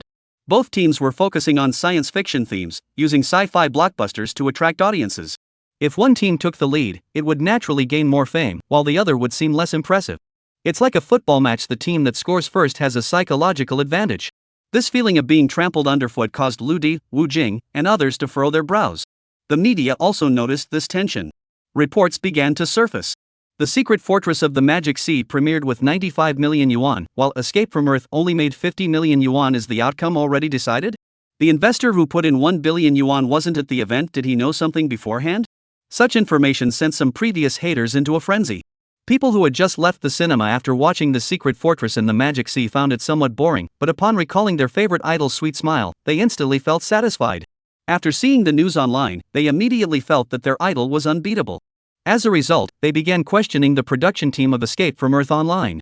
As the one who sparked all this, Lu Xia, who had criticized the return on investment in the program, was naturally dragged into the fray. Oh my goodness, isn't this trash? The box office is more than half of what it should be. After watching The Secret Fortress of the Magic Sea, we can still hear such good news. Science fiction films should respect scientific principles. Taking the Earth and running away? That's just a joke. The investors' taste is terrible. How dare they make such a film? The Earth is so big, how dare they make a sci-fi movie without any common sense? And there are actually people who invested in it? At that moment, Shahan City. Li Mingliang is an employee at a state-owned enterprise, earning a monthly salary of 4 or 5,000 yuan, with 5 social insurances and 1 housing fund. His life is relatively stable. Living in a third-tier city, he doesn't face much pressure. His hobbies are science fiction novels and science fiction movies. He particularly despises so-called idol actors, and whenever he sees those weak-looking idols, he wants to turn off the screen. Later, he joined several sci-fi groups and made many like-minded friends. One day, he happened to see Lu Xia performing amazingly on a live stream and started following him. That night, he decided to watch the movie, The Exodus, that Lu Yu was watching and decided to go to the cinema to see it. Having just stepped out of the cinema, took a deep breath, and immediately felt a cold sweat break out all over his body. Amazing! Wow! The special effects are incredible. No wonder Lu Xia spent 10 billion on them. It's definitely worth the ticket price. So powerful. And the plot where they escape with the Earth is so romantic. I never felt this kind of impact when reading Lu Cixin's novels before, but now I've experienced it firsthand. All because of one movie. Li Mingliang shouted wildly on the street. But soon, he calmed down. He hurriedly posted on Weibo to express his feelings. Must watch. True hard sci-fi. A masterpiece. Lu Xia spent 10 billion on special effects, making the visuals mind-blowing. I can guarantee with my reputation that 753 is an absolutely high-quality hard sci-fi film. The strongest sci-fi ever. The escape from Earth is the ultimate in romance. Li Mingliang was thrilled. The same scene was unfolding across the country at that very moment. Let us continue. Inside a certain cinema. While the cleaning lady was tidying up, a man remained in the theater. He was a special effects tutorial blogger on a video platform, and he was quite skilled. He stands in the cinema hall with the lights already on, watching the end credits of the movie, and he is in a daze. Special thanks. Investor, Lucia. Special effects artist. Zheng Chaosen, Wang Minger, Li Yuanshi, Ma Haizi, Song Yenji. Yuan Mingxian, Zheng Xianghong, Zhao Changlei, Yuan, Hu Xiaoqiao. End of the film. 10 names in a single line. A full 18.5 lines. 185 names, meaning 185 special effects artists. Among them, he recognized the names of dozens of special effects artists. Seeing such a long list, he didn't have time to be shocked. He quickly pulled out his phone to take a photo. A few minutes later, the movie ended completely. The photo was quickly uploaded online. This is truly a big budget production. Wow, this is the top special effects team in the country. I recognize so many of them. While watching the movie, I thought it was an overseas team. Based on my judgment, even if it were overseas, this would be top-notch. I never expected it to be them. The entire film is grade 5 special effects. The climax reached grade 6 special effects. 10 billion yuan, it was well worth it. Budget. Explosions. Effects. Mind-blowing. Don't even mention special effects if you haven't seen The Wandering Earth. It sparked a huge buzz. Many students in the group saw their teacher so excited and gathered around to watch. This teacher is a seasoned professional in the special effects industry, frequently sharing free tutorial videos to help beginners solve problems, and is well liked by many. Many people have learned a lot from him. Now, the teacher was so excited he was about to cry. The special effects in the movie had deeply moved him. The students, of course, got excited too and started sharing it. Especially the image of the list of special effects artists, which went viral in the special effects group and even spread across special effects forums. News about the escape from Earth spread rapidly. The buzz is skyrocketing. Click rates were soaring, with everyone praising the film's special effects as top-notch and commending the investors for spending their money wisely. Many people shared the news voluntarily and posted their movie tickets. In the comments, they lavishly praised the movie's plot and special effects, as well as the producer's generous investment. There are essentially two paths to success for a movie. The first is through promotion. If the promotion is done well, people will naturally come to try watching it, and once they watch it, they will buy tickets. The second depends on the quality of the film itself. There is no doubt that The Magic Sea Secret Fortress falls into the first category. Escape from Earth falls into the second category. Without people, civilization has no meaning. There are countless roads, but safety comes first. Drive recklessly, and your loved ones will shed tears. The core ideas and humorous scenes of this film have gradually spread through people's conversations, and these elements have slowly reflected in the box office figures. As of the second screening today, Escape from Earth has begun to overtake The Magic Sea Fortress and has left it far behind. Currently, Escape from Earth has reached a box office of 123 million. In comparison, The Magic Sea Fortress stands at 102 million. Chapter 60, You Dare to Compare Yourself to Me? The gap is becoming increasingly evident. The reason is simple: The Secret Fortress of the Magic Sea relied on star power to become an overnight sensation upon its release. However, Escape from Earth gained widespread resonance among ordinary audiences due to its excellent film quality. The most discussed aspect is the screenwriter Liu Cixin's romantic and rich imagination escaping with the entire Earth, like a moving planet, which is simply too wonderful. Additionally, the production team invested 160 million yuan in special effects, with every frame meticulously rendered and polished, especially during the most thrilling scenes, where no detail was spared in pursuit of perfection. What does it mean to burn money? The Wandering Earth is the answer. The person who repeatedly invested massive amounts of money in special effects naturally became the center of everyone's conversations during their free time. Time passed slowly. In the movie data center, the numbers showed that The Wandering Earth had already surpassed 230 million yuan at the box office. And it was only 9 p.m. Although the release date was already set and it was impossible to surpass the opening day performance of a certain blockbuster, the achievements this film made during its regular screening period were something even that blockbuster couldn't hope to match. It was only 9 p.m. Wu Jing, De Lu, and others finally breathed a sigh of relief. Based on the positive feedback they had received online, although they were unsure of the final box office figures, they were certain that this film was a hit. At that moment, De Lu, Wu Jing, and their group were surrounded by journalists, with interviews almost reaching the point where microphones were shoved into their mouths. De Lu had been interviewed before, but that was after winning a literary award, and back then the journalists had been very polite. In his eyes as a literary figure, these rookie journalists seemed a bit reckless. However, he enjoyed this feeling. At least from his behavior, he was genuinely both excited and surprised. His mouth was split into a wide grin. A reporter asked, "Mr. DeLu, Escape from Earth broke the single-day box office record on its first day. What are your thoughts on this?" DeLu moved the microphone away, smiled broadly, and adjusted his glasses. Compared to the grandeur of Nine Bodies, The Escape from Earth is a work filled with imagination and marks the beginning of my creativity. Today, it has become a reality. This feeling is indescribable, and of course, all of this is thanks to Mr. Lu's support. The microphone was brought back to his lips, but this time Lu Cixin remained motionless. The reporter continued, "Mr. Lu, when do you plan to adapt Nine Bodies into a film or TV series?" DeLu took the microphone. "That depends on Mr. Lu's decision." "Lu Jia? Are you planning to have Lu Jia invest in Nine Bodies?" No, in my heart there's only Mr. Lu and everyone else. Without his consent, the copyright to Nine Bodies won't be transferred lightly. Sigh. To be honest, if we compare the Nine Bodies to a person, then The Escape from Earth is like its organs. The difference in fame is like night and day. This also means that many people have heard of Nine Bodies but haven't paid attention to Escape from Earth, which is one of the reasons why the latter initially received less attention. Of course, everyone has their own opinions on which work is better. After all, there's a good chance it could lose money. Now, Lu Cixin has explicitly stated in an interview that the future of Nine Spheres entirely depends on Lu Jia's attitude, which has left everyone stunned. It can almost be interpreted as, does this mean that the Nine Bodies is actually co-owned by Lu Jia and Lu Cixin? Instantly, the entire internet erupted. Let's get back to DeLu's side. Those who haven't worked with Lu Jia naturally don't understand DeLu's current feelings. A reporter on site quietly suggested, "Mr. Lu, why not just ask Lu Jia directly?" This question startled DeLu. Fear. He was indeed afraid. He was worried he would be rejected, especially in front of so many people. This outcome was hard for him to accept.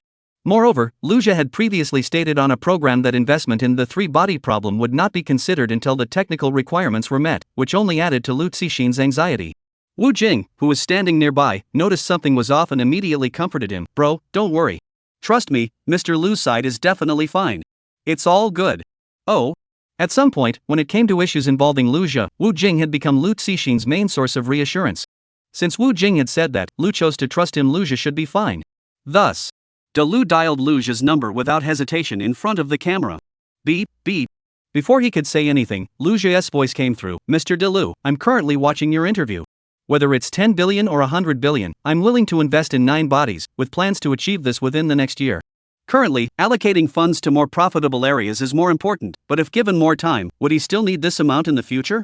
If we can secure the adaptation rights for Nine Bodies, then whether it makes a profit in the future becomes irrelevant. This is no longer about the money itself." Upon hearing this, DeLu was momentarily dazed.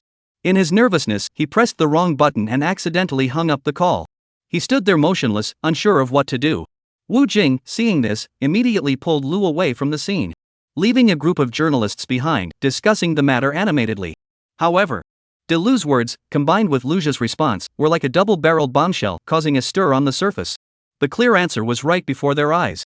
The original author was willing to let go. And it was almost the only way out. The investors were fully committed. No matter the amount of funds, even 100 billion would be no obstacle. This effectively means that no matter how enormous the risks may be, Lu Jia is willing to take them all on. Of course, before a formal contract is signed, all of this sounds more like a joke. Besides, does Lu Jia really have 100 billion? Everyone knows he doesn't. So, naturally, people online assume Lu Jia is just putting on airs. He has really lost it. If he were to invest 3 billion, I might believe it, but 30 billion or 100 billion? That's just laughable. He is really good at pretending. Whatever, it's still several billion. I noticed an interesting phenomenon. Lu Jia hasn't even made a move yet, but his reputation for pretending to be wealthy has already spread. I'm baffled. Even if the world's richest man, Bill Gates, stood right in front of you, it wouldn't be any different. How much wealth do you have compared to Lu Jia? Don't you have any sense of proportion? Soon, as Lu Jia's fans, everyone started to fight back. They all started pulling out data to prove him wrong. Lu Jia has only been on the show for 13 days, and his current assets have already reached 1.5 billion, including 500,000 in stock market investments, 23 million in oil investments, 52 million in antique investments, and 800 million expected from the movie Mad Wolf, and 800 million expected from the movie Escape from Earth. Earning 100 million a day, do you dare compare yourselves to Lu Jia? Chapter 61, In Comparison. Subsequently, this post supporting Lu Jia also analyzed the current movie data and estimated that the box office would reach 800 million. Although netizens were unwilling to accept it, they eventually stopped complaining. After all, the box office figures hadn't been revealed yet, so who could say for sure it would be 800 million? However, this statement did indeed hurt their pride. $1 billion a day? You think you're worthy of comparing yourself to me? Oh my. What a person. Just thinking about it makes me feel impressed. Enough with the small talk. Let us get back to Luja. He's now making waves in the investment world. Every day, a flood of companies send their business plans here, with a massive volume of business in simple terms, they're all seeking investment. Luja doesn't put on airs. He keeps projects with short timelines and high returns and invests in them without hesitation. When such opportunities arise, he naturally doesn't turn them down. The internet has made everything faster. Since appearing on the show, Luja's fame has skyrocketed. That's the perk of being famous. As for the idea of leaving the show, Luja has considered it, but he thinks that promoting his computer company in the future will still require the advertising effect, and demonstrating it himself on the show is clearly more persuasive. Speaking of leveraging the show, Luja feels no guilt. Bing Bing had previously told Luja that since he joined the show, the viewership had remained between 100 million and 420 million. It can be said that the show has made a fortune. This also means that Luja will eventually receive a share of the profits from the show, though this additional income has not yet materialized. As Luja's fame in the investment industry grew, he received numerous invitations to events. Looking at the stack of invitations on the table, Luja fell into deep thought. Yuhang Investment Association invitation. Shangjing Jade Association invitation. Southern Science and Technology Park Product Exhibition invitation. Zhongbei Guangmo. Fame does indeed have its advantages. Opportunities for wealth sometimes come knocking on your door. But there are also drawbacks. When you overshadow others, whether intentionally or not, there will naturally be those who want to overshadow you in return. Take this invitation letter from the Beijing Jade Association, for example. The contents are quite interesting. Dear Mr. Luja, the annual Shangjing Jade Conference will be held on May 16th at the Shangjing Ice Cream Hotel for an appreciation event. Given your talent in commercial investment, our association sincerely invites you to attend. 2021-05 14-inch. Note 1. The Chamber of Commerce is currently collecting jade rough stones from across the country and will sell them through auctions and fixed price sales. We welcome everyone to come and appraise them. Note 2. The association has collected rare treasures from around the world and will conduct an auction. We welcome everyone to come and invest. Upon reading this, Luja understood. It was essentially a large-scale gemstone gambling and auction event. Luja was well versed in raw jade stones. It requires both expertise and luck. At its core, it is a form of jadeite raw stone trading, highly popular in the Nanyun, Myanmar region, serving as a form of entertainment for the wealthy, with a distinct gambling nature. The raw stones are the objects of their bets. When jade is mined, it is covered by a layer of weathered skin, and only after it is cut open can the internal quality be determined. Therefore, the risk of gambling on raw stones is extremely high. There is also the possibility of striking it rich with a single cut. The phrase "one cut can make you poor, one cut can make you rich" aptly describes the entertainment and investment aspects of jade gambling. That's the content of this invitation letter. However, Luja noticed some underlying intentions. Inviting someone like him, who has just risen to prominence, to participate in jade gambling and auctions is clearly intended to liven up the atmosphere and entertain the other wealthy attendees. Or could it be that they truly recognize his investment acumen? That's highly unlikely. Nevertheless, Luja was indeed an expert in this field. There was no investment he couldn't assess. And the raw stones might just be his next big opportunity to make a fortune. Time flies. Of the two movies Luja invested in, Mad Wolf has already reaped significant returns. As for Escape from Earth, the box office is soaring, and it's currently in theaters, with momentum that seems poised to surpass Mad Wolf 2. But the exact profits will have to wait and see. A ding sounded, and the phone notification rang. Luja saw the bank's deposit notification and couldn't help but smile. Minhang Bank, your account ending in 1234 has received 700. A full 700 million. As soon as the money hit his account, Luja felt his pockets bulge. In the movie Mad Wolf 2, he had only invested 80 million, yet he received a return of 900 million. Since Wu Jing had already advanced 200 million earlier, this payment was 700 million. The return on investment was a staggering 11 times, or 1,100%. Add in his various small investments through the investment company, and he now has 770 million in cash on hand. However, compared to Luja's ambitious goals, this figure is just the beginning. But for the vast majority of people in the world, they couldn't earn that much money in their entire lifetime. Luja's path to wealth is different from that of all other billionaires. Other wealthy individuals focus on securing investments and using others' money to build their own wealth. Luja is entirely different. He wants to keep all the money and control firmly in his own hands. Just like when he founded his internet company, his original goal was to consolidate all resources and become a global internet giant. To achieve this, whether it's servers or data centers, everything must be funded with his own capital. If he were to make plans carelessly now, it would only disrupt the entire rhythm. It's like incubating a pet egg. If the temperature is too high, the egg will simply be cooked. On the other side. Seeing this, Bingbing also smiled happily. Seeing Bingbing so excited, Luja also smiled slightly. After spending some time with her, he found Bingbing to be particularly innocent and cheerful, especially her crescent-shaped eyes, which sparkled when she smiled. And Bingbing doesn't seem to care much about money either. She had done so much work for Luja without ever mentioning wages. Although Bingbing wasn't the type to offer suggestions, she was very obedient in her work and did everything meticulously. Every time Luja made money, she would clap happily by his side. In response, Luja asked, Bingbing, your work efficiency has been improving lately. That's great. Is there anything you'd like as a reward? Upon hearing Luja's question, Bingbing replied with a curious expression, how about going out for a meal together? Now that the production team was less strict, Bingbing decided to go out to eat with Luja. Luja heard this and immediately wore an odd expression. If they were chatting online, he would have typed 3 question marks in a row. That's it? No bonus or anything?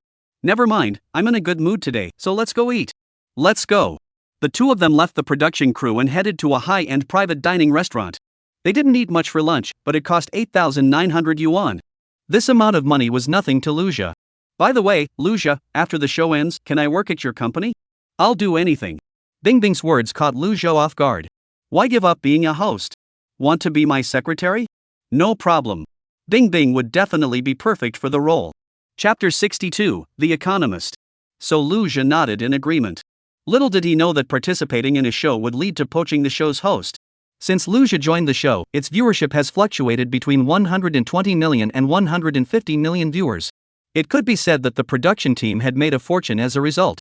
And this would also give Luja a share of the income, though it hasn't been settled yet since the show is still in production. In comparison, it's just one person. Luja found this normal and agreed on the spot. Ring ring. Ring ring ring. Few people know his number, so he didn't know who was calling at this hour. Seeing the caller ID, Luja answered the phone. What's wrong, Professor Yuan? Recently, Professor Yuan had helped him with the enrollment procedures, but it wasn't mandatory for him to attend school, it was just a formality. The school had assured him that they wouldn't restrict his freedom. The main reason was that the statistical data from the Entrepreneurship Center had been released. In simple terms, it was the financial reports of all the companies in the entire building of the Entrepreneurship Center. Luja's 2 companies were naturally included in the statistics. The results left everyone at the school stunned. When the financial reports are released mid-month, they are sure to cause a stir nationwide. Enough with the small talk. Before Luja could speak, Professor Yuan's urgent voice came through. Luja, where are you right now? I'm out having dinner. Although Luja didn't know why Professor Yuan had suddenly called, the urgency in his tone made him even more curious. Here's the situation. Regarding the International Financial Conference we mentioned earlier, I've encountered some issues and need your assistance. It's not urgent, finish your meal first and come over afterward. Professor Yuan said directly. Alright, I'll be there shortly. Upon learning that Professor Yuan had something urgent, Luja didn't think much of it and agreed immediately. Luja, what's going on? Bingbing, who was beside him, saw Luja hang up the phone and asked. I'm not sure.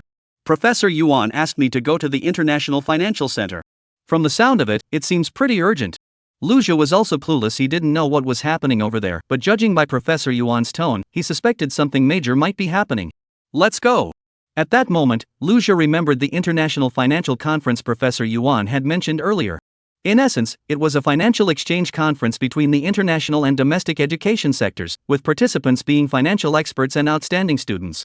The purpose was to facilitate exchange and discuss potential investment projects. Luja speculated that the school was in such a hurry to call him because it was related to this conference. Thus, the two left the private room and soon drove toward the International Financial Center. Ice was driving, and it was worth noting that her driving skills were very steady. Along the way, Bingbing occasionally chatted with Luja.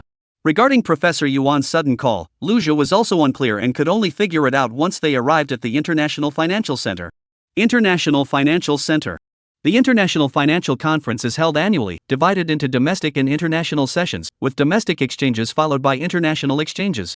Last year's domestic financial conference was held in Magic City, and this year it was moved to South City. In fact, this is not merely a platform for showcasing financial products and technologies, it is also a competition among financial talents. Whether they are elderly professors in their 80s, renowned financial experts, or young newcomers, everyone can showcase their talents here, but some may also face setbacks.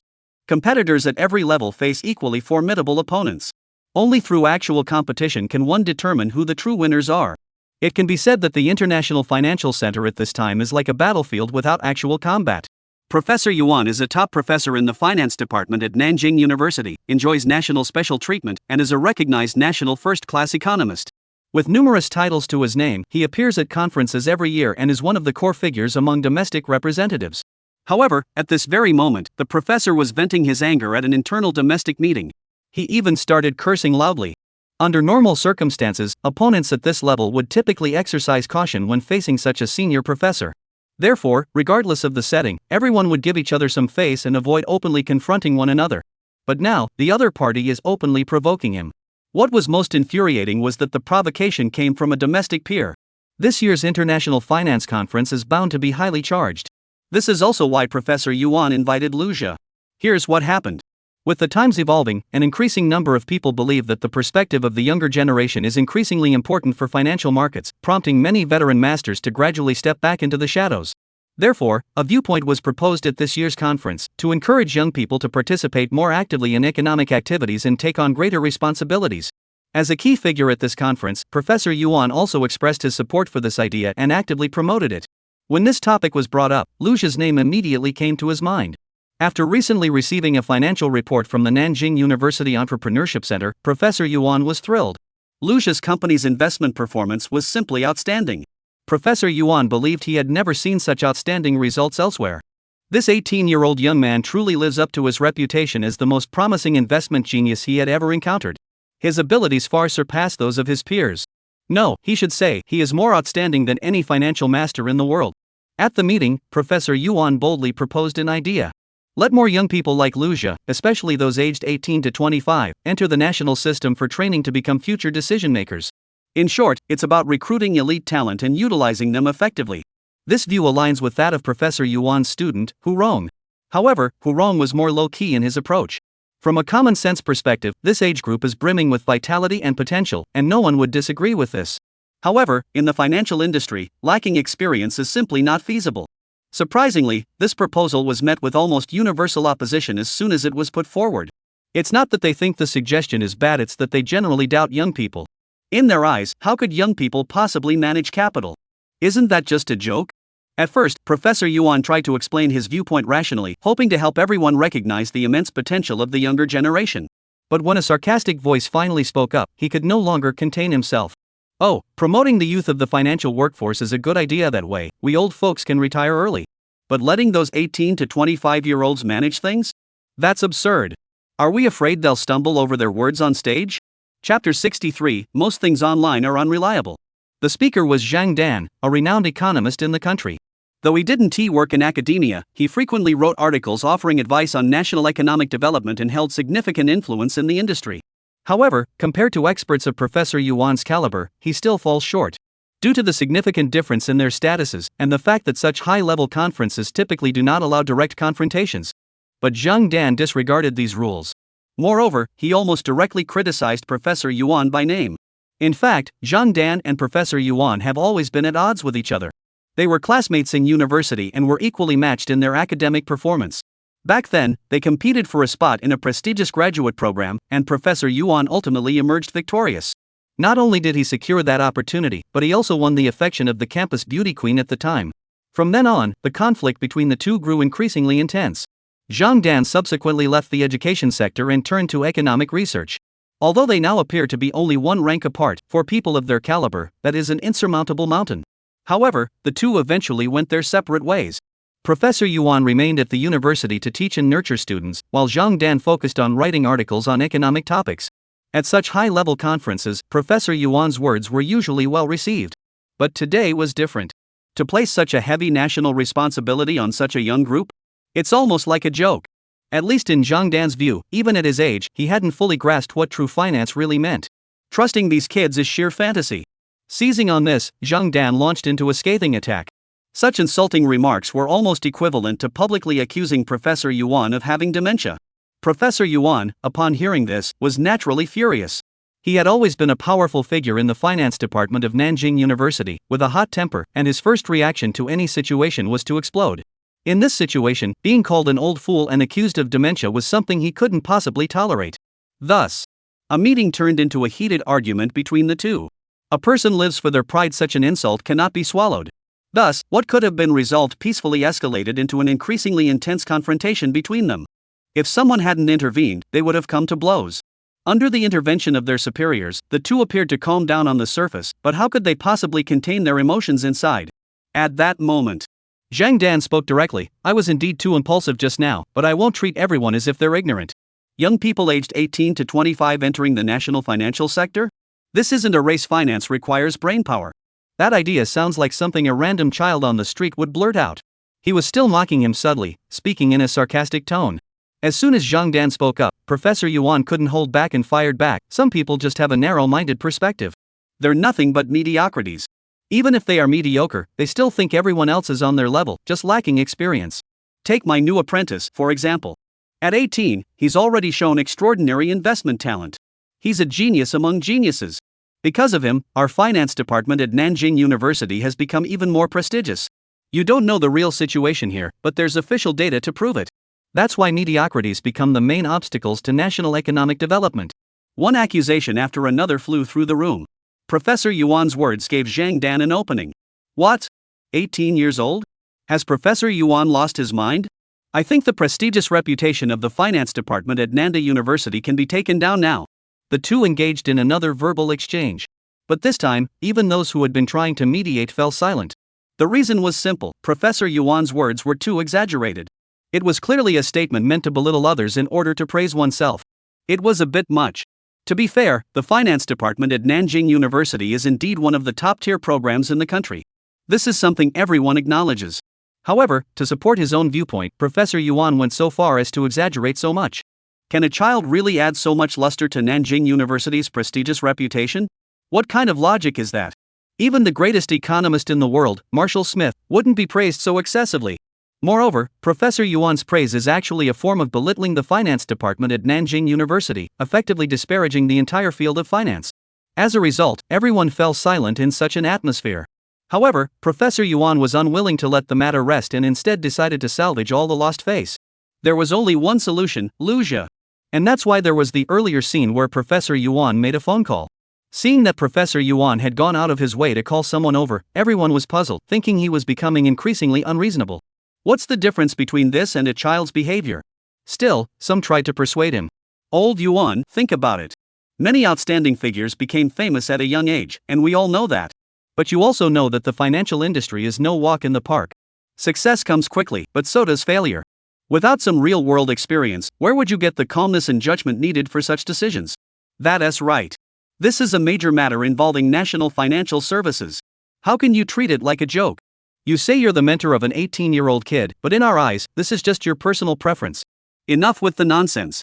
Let's get down to business. But Professor Yuan paid no attention to their words, continuing to make calls on his own.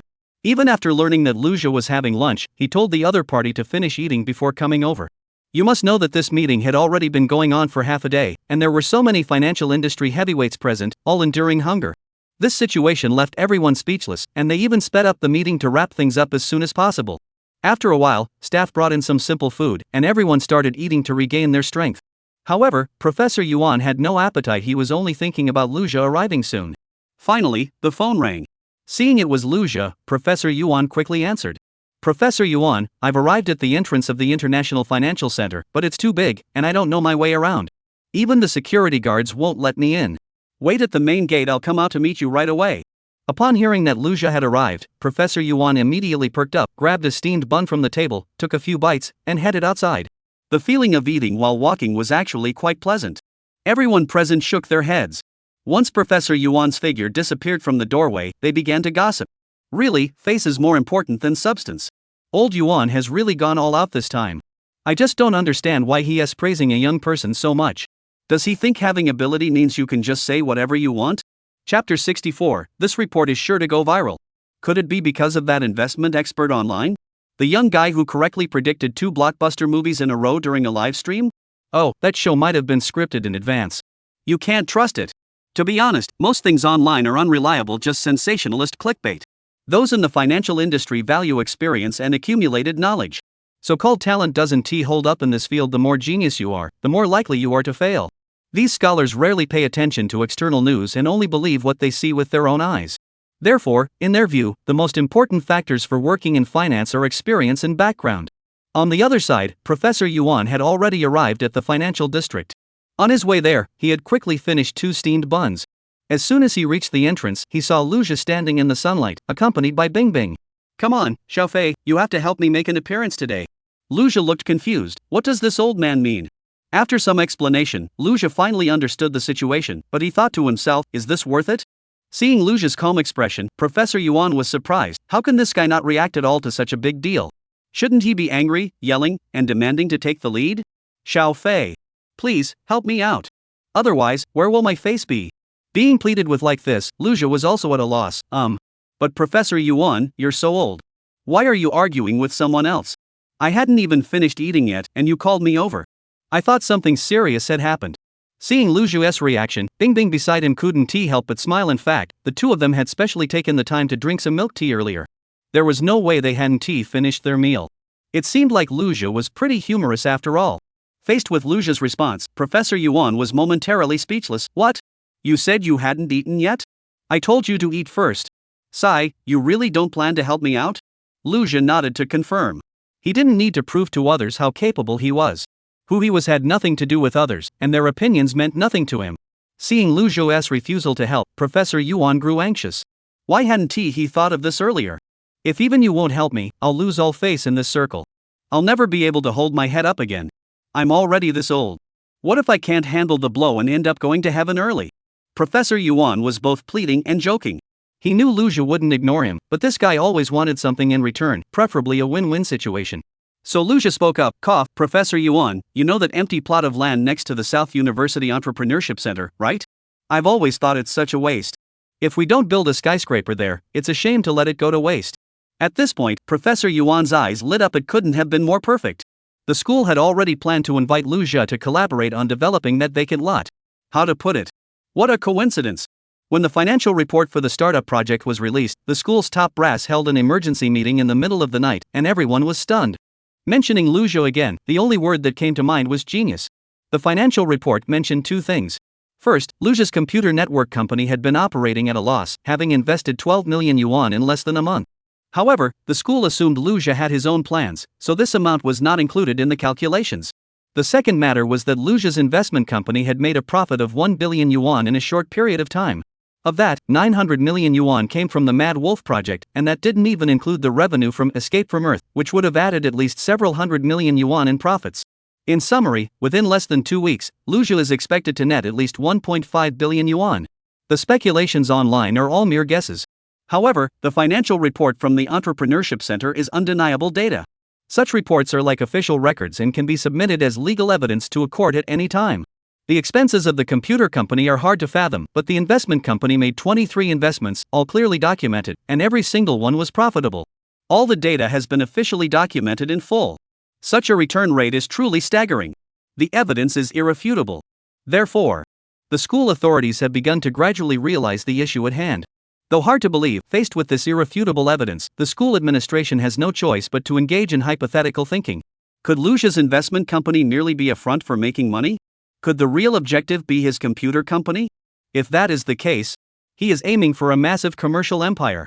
If this empire were to be built, how high could Lucia rise in the future? Lucia's words completely snapped Professor Yuan out of his daze. If there were some way to link this piece of land closely to Lucia and the university, then this area would become the most important region in South City in the future. Not only would it benefit the school, but it would also greatly enhance the value of South City. Perhaps the future city center could even be here. Professor Yuan said decisively. No problem. Lucia, I'll do my best to help you realize this idea.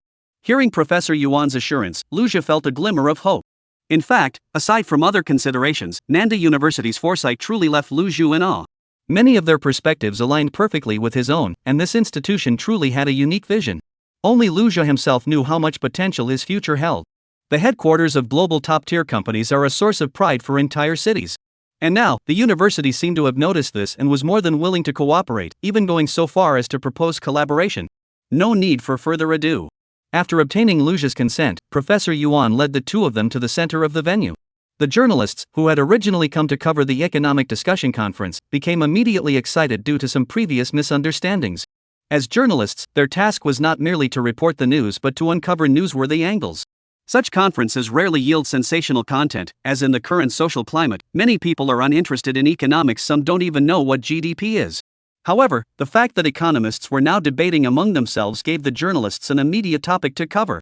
Therefore, after Professor Yuan left with 2 steamed buns in his mouth, the journalists eagerly prepared to dive into the story. When Professor Yuan appeared with Lu Zhe, the journalists were thrilled beyond belief. As for Lu Zhe's identity, many people who don't follow the news closely may not be familiar with him. Chapter 65. Indeed, a great teacher produces outstanding students. However, these journalists are different. They make their living by chasing hot topics. There's a saying circulating in the journalism right now.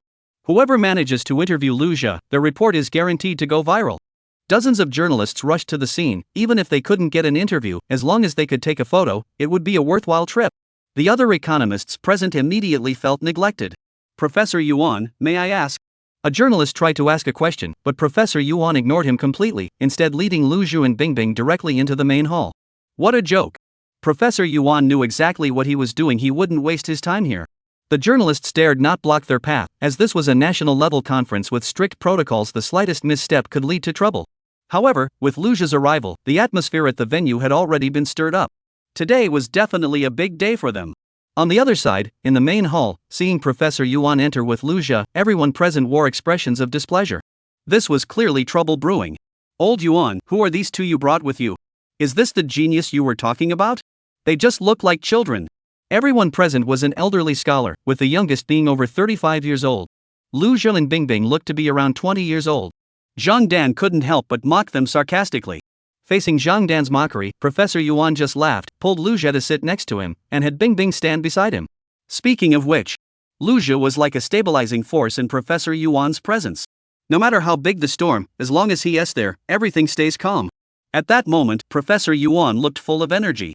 Colleagues and fellow professionals, as I mentioned earlier, I have expressed my hope that young people can also participate in the financial sector. Everyone believed this was impossible, and some even went so far as to call me senile, accusing me of spouting nonsense like a clown, and they even thought they were right. I'll make it clear today. That's prejudice. This is our student from the finance department at Nancheng University, Lu Zhe. He just turned 18 a few days ago. According to statistics, he made 23 investments in the past 2 weeks, all of which were profitable, with a 100% success rate. Such outstanding achievements. Isn't he a prodigy in the financial industry? Professor Yuan introduced Lu Zhe slowly and deliberately. After hearing this introduction, everyone couldn't help but nod in agreement. Making 23 successful investments in a row is indeed no small feat. However, achieving this within half a month doesn't seem that impressive. The reason is simple. As long as you are willing to put in the effort to find quality projects, most of you here have confidence that you can achieve this goal. Zhang Dan couldn't help but snort derisively upon hearing this. Professor Yuan still can't shake his tendency to exaggerate. Completing 23 investments in half a month? Who here couldn't do that? If this is the standard of education at Nanjing University, then our school's reputation is truly ruined. Upon hearing this, actually amused Professor Yuan. Zhang Dan really knows how to give someone face. Professor Yuan cleared his throat and said with interest, but what if I told you that Lu Zhe only used 14,000 yuan as capital and made 1.5 billion yuan in just half a month? At the same time, in Beijing, a small courtyard, old Zhang was watching a live broadcast of a financial conference. The TV only showed the meeting footage, with no network logo displayed. These images were actually being transmitted by a camera mounted on the ceiling of the conference room. This livestream was highly unusual. Only 18 people nationwide could access it. In other words, those who could watch this live broadcast were all high-ranking officials in the country. Mr. Zhang was one of the few people with access to it. The reason he was watching this live broadcast was simple. The gathering brought together numerous renowned economic experts, making it highly appealing to someone like Zhang Lao who closely follows economic matters. There are two additional layers of meaning here. First, while the content discussed at such meetings may seem mundane on the surface, it does reflect certain important economic trends in the country, at least providing Mr. Zhang with something to pass the time. Second, this conference concerns major investment decisions and can be considered the eyes of the nation's strategic planning. If we compare this country to a family, assume it earns 100,000 yuan in a year. It might spend 60,000 yuan on daily expenses, set aside 30,000 yuan for emergencies, and use the remaining 10,000 yuan for investment in financial planning. If this 10,000 yuan investment yields profits, it naturally improves the family's overall quality of life. The principle is simple yet profound. The primary purpose of this conference is to gather influential economists to provide collective advice, serving as the first round of screening for national-level investment project selection. Further rigorous verification will follow. Therefore, even though he no longer directly participates in major decisions, Zhang Lao still places great importance on information from such meetings. He recalls that on one occasion, a speech by Professor Yuan Dongxiao at the meeting piqued his interest, prompting him to specifically arrange a meeting with the professor. Now, seeing Lu Zhi's figure on the screen caught Zhang Laoshi off guard. After all, in private, he was also a science fiction enthusiast. When the live stream mentioned Lu Zhi's plan to invest in the work 9 bodies, he felt quite excited. He wondered if he would live to see that day arrive. More importantly, this coincidence allowed Lu Zhi to participate in such a meeting, which made Zhang Laoshi very curious about what stories would unfold next. He couldn't wait to see what kind of sparks would fly when Hu Rong met Lu Zhi. Apparently, the young man was also on his way here at that moment. On the screen, Professor Yuan announced with a smile, assuming Lu Zhi used the initial capital of 14,000 yuan to generate a staggering 1.5 billion yuan in revenue within just over half a month. The entire room fell silent. A few seconds later, everyone except Bing Bing burst into laughter. What the hell? What did you just say? Turn 14,000 yuan into 1.5 billion? Oh my goodness, that is so magical? Why not just let this guy manage the national treasury? Ha, did Professor Yuan have too much to drink today? The loudest laughter came from an expert named Zhang Dan. Impressive. A master truly produces a disciple. I admire Mr. Yuan's abilities and am willing to follow him for further study. Please grant me this opportunity, Professor Yuan. In reality, such claims are utterly unreasonable and wildly exaggerated. Earning that much money in just 15 days is simply impossible. However, in stark contrast to this, the journalists' reactions were quite different. They might not watch live streams often, but that doesn't mean they'd miss out on information about Lu Zhi. Chapter 66, Heated Debate. As professionals, staying informed about such matters is one of their basic responsibilities. Even if they are unsure whether the data is entirely accurate, they tend to believe it is not too far off. Therefore, when news broke about Lu Zhi earning massive profits, journalists immediately expressed great interest and engaged in lively discussions. That is amazing. Does this mean that what Mr. Yuan said has basically been confirmed? That's incredible. He truly is a genius in the financial world. Lu Zhi's story is simply legendary. There's sure to be big news tonight. Due to his previous actions, such as gaining fame online by entering the stock market, assisting the government in deciding energy investments, and consecutively supporting 2 blockbuster films, he had already become a media focal point.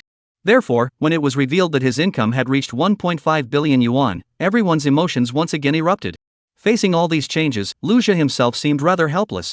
I never expected to be exposed by Professor Yuan. Although it was bound to come out eventually, I didn't expect it to happen so quickly. Professor Yuan was overjoyed to see his student receiving more attention. He felt that saying it himself would sound like self-praise, but now with third-party verification, it was entirely different.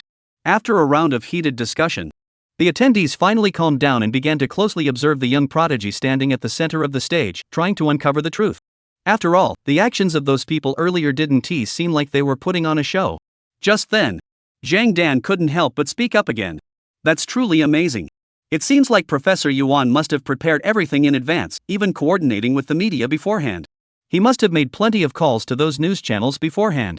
As soon as he spoke, the scene immediately reached a climax, and Professor Yuan's face turned green with anger. Pointing at him, he began to shout angrily, "Mr. Zhang, watch your language. You will pay for every word you've said." On the other side, Zhang Dan seemed ready to confront him, but was quickly restrained by others. After all, there were senior officials watching. Although most of the experts and scholars present found it absurd that such a substantial return could be achieved in just half a month, no one could tolerate Zhang Dan's sarcastic and accusatory comments. After all, it was just Professor Yuan exaggerating the facts a bit. There was no need to make things so tense. In this situation, continuing to pick a fight was really inappropriate. Besides, he was a legitimate financial journalist, not a tabloid reporter chasing celebrities. This is a financial conference. Would they dare to write such things carelessly? Suddenly, everyone felt that Zhang Dan had gone too far.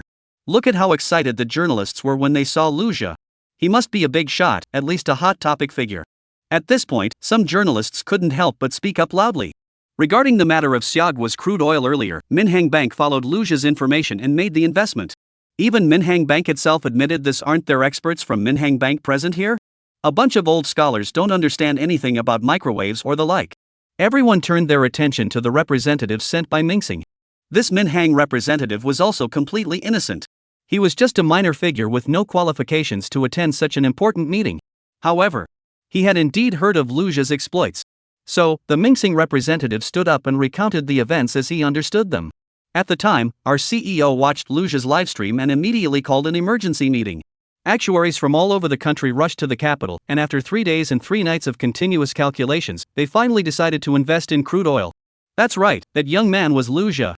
Even the official Weibo account of Minhang Bank was personally ordered by the president to post the announcement, but since it couldn't be publicly disclosed, Luja's name wasn't mentioned. Sigh. Another bombshell. First, Professor Yuan proved that Luja made a profit of 1.5 billion. Now Minxing experts have confirmed the crude oil incident. Although there are countless interpretations of these two incidents online, the statements from the parties involved are still more convincing. Damn it, today's news is going to blow up. However, the meeting was not broadcast live and cannot be transmitted in real time, but it can be recorded by journalists and released later. The journalists on site clearly can't wait. Hurry up and start editing the articles, all the headlines are ready, just waiting to be pushed out as soon as the meeting ends. This is a race for the headline. And before the journalists could even finish getting excited, Professor Yuan on the other side dropped another bombshell. He projected his phone screen onto the large screen at the venue. Soon, a photo appeared on the screen. Old Zhang, take a good look, what is this? Seeing this, the journalists stopped what they were doing. Click, click, click, they began taking photos. The ace. This is the financial statement of the Nanda Entrepreneurship Center. The accounts of Luzhou Investment Company. Each investment figure was displayed on the report. A total of 23 transactions, each one clearly documented. All of them are profitable. Wow, this is amazing. It's finally confirmed. Wow, most of them generated millions in profits, but the investment amounts were only in the hundreds of thousands, at least a tenfold return. The most eye-catching one is the investment in Luzhou Quanglang 2, with an investment of 80 million yuan and a profit of 900 million yuan. The journalists on site were completely buzzing. Damn it, looks like I'll be staying up all night to watch this unfold. Being able to attend this conference was totally worth it. But others can be surprised. Despite the oil incident being corroborated by civil rights activists, and despite Professor Yuan posting photos of financial statements. But this world is never short of nitpickers, such as economics lecturer Zhang Dan. He burst into laughter.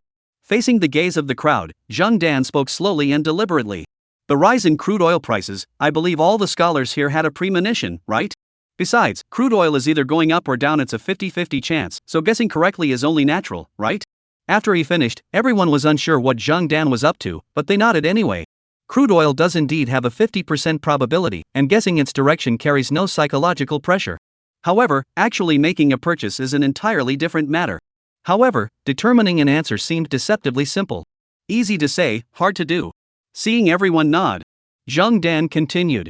As for the financial statements, that's even simpler. That document lacks crucial information, it's just a casual snapshot with no official seal or certification, so I believe this table is completely fake. After hearing Zhang Dan's words, everyone suddenly understood. Indeed. Can a financial statement without an official seal even be called a financial statement? Chapter 67, Why isn't he angry? It's like a leave request form without the supervisor's signature, can it be used? Of course not. Suddenly, everyone realized that Zhang Dan had a point. The crude oil was just a stroke of luck and the financial statements were fake. Moreover, the financial statements didn't even show 1.5 billion. How could such an absurd thing happen?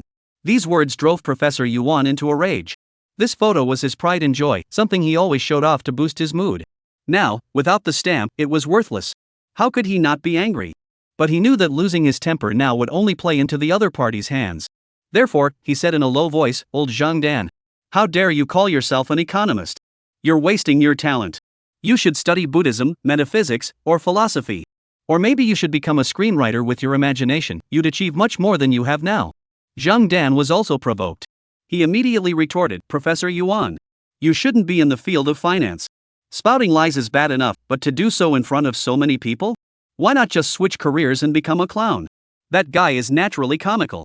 You bastard. Professor Yuan couldn't hold back any longer and pointed at him, shouting angrily.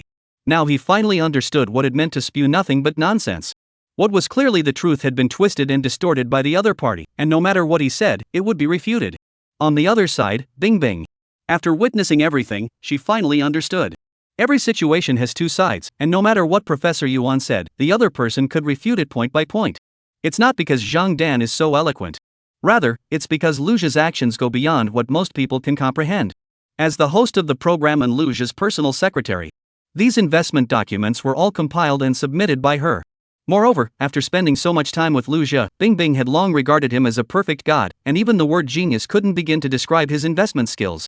Therefore, Bingbing stood up and said, Mr. Zhang, just open your phone or computer now and browse through it briefly. You can easily find Lu Jia's information. Don't tell me, as an economist, you don't know how to use the internet? Moreover, the financial report sent by Professor Yuan mentions Jialan wood industry, which has risen by 110% in just 10 days. As a renowned economist, could you analyze for us what factors have caused this? Bingbing's words carried two layers of meaning. First, she was mocking Zhang Dan for not caring about the actual situation and being unsuitable for economics. Everyone knows that in this field, you have to keep up with the times. Second, as an economist, does Zhang Dan actually have any real skills? Why don't you explain it now? Regarding the reasons behind the rise in Jialan wood industry's stock price, Lu Jia had already explained it to Bingbing when he made the investment. Bingbing had memorized every word Lu Jia had said. If you can't solve the problem, just throw it back at you. Upon hearing Bingbing's challenge, the economist Zhang Dan froze for a moment before finally responding, I have no knowledge of Jialan wood industry's situation. How could I know why it's rising?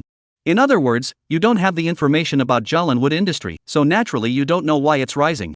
Well, then, do you know anything about Lu Jia? If you do, please share your insights.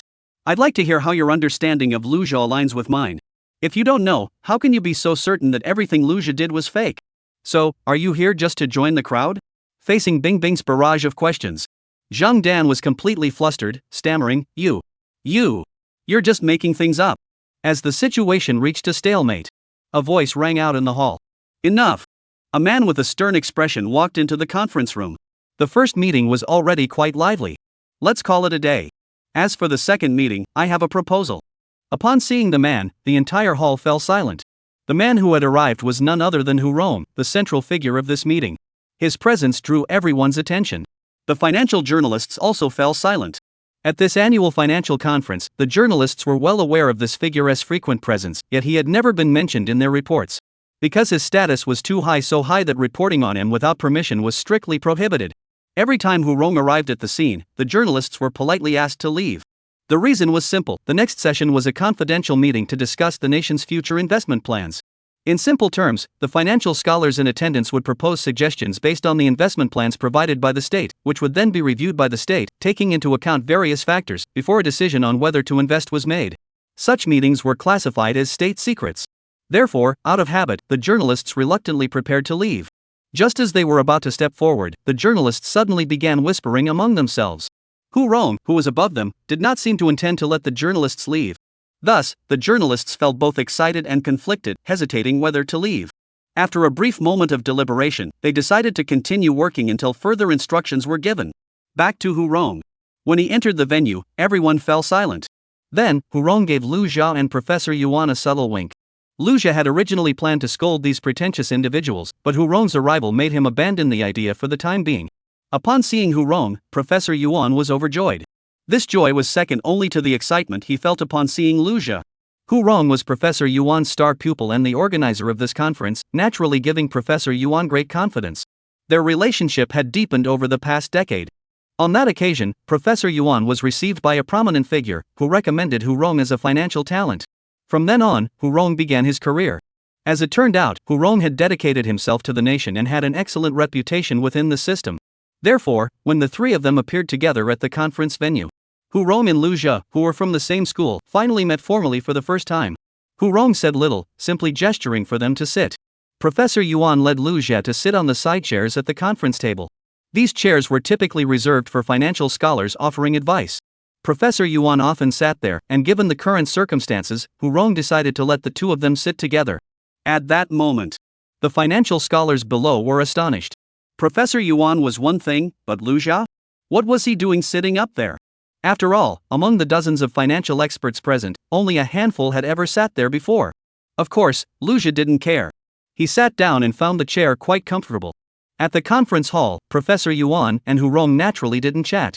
After they had seated themselves, Hu Rong turned his attention back to the conference hall. I understand the situation. In response to the national call, I believe Lu Jia is a suitable choice. Therefore, I recommend that he participate in the second phase of the meeting. Everyone here is an economic expert. Let us see what surprises the younger generation can bring to the nation. Chapter 68. How did I get dragged into this too? Although Hu Rong didn't say it outright, But all the financial scholars and journalists present, who had attended countless meetings, knew exactly what he meant. This means Lu Zhu is being invited to participate in national investment projects. Upon hearing this news, the journalists became extremely excited. Since Hu Rong had mentioned it, it was clearly tacit approval for disclosure. Lu Zhu was destined to become major news. The financial scholars, however, furrowed their brows.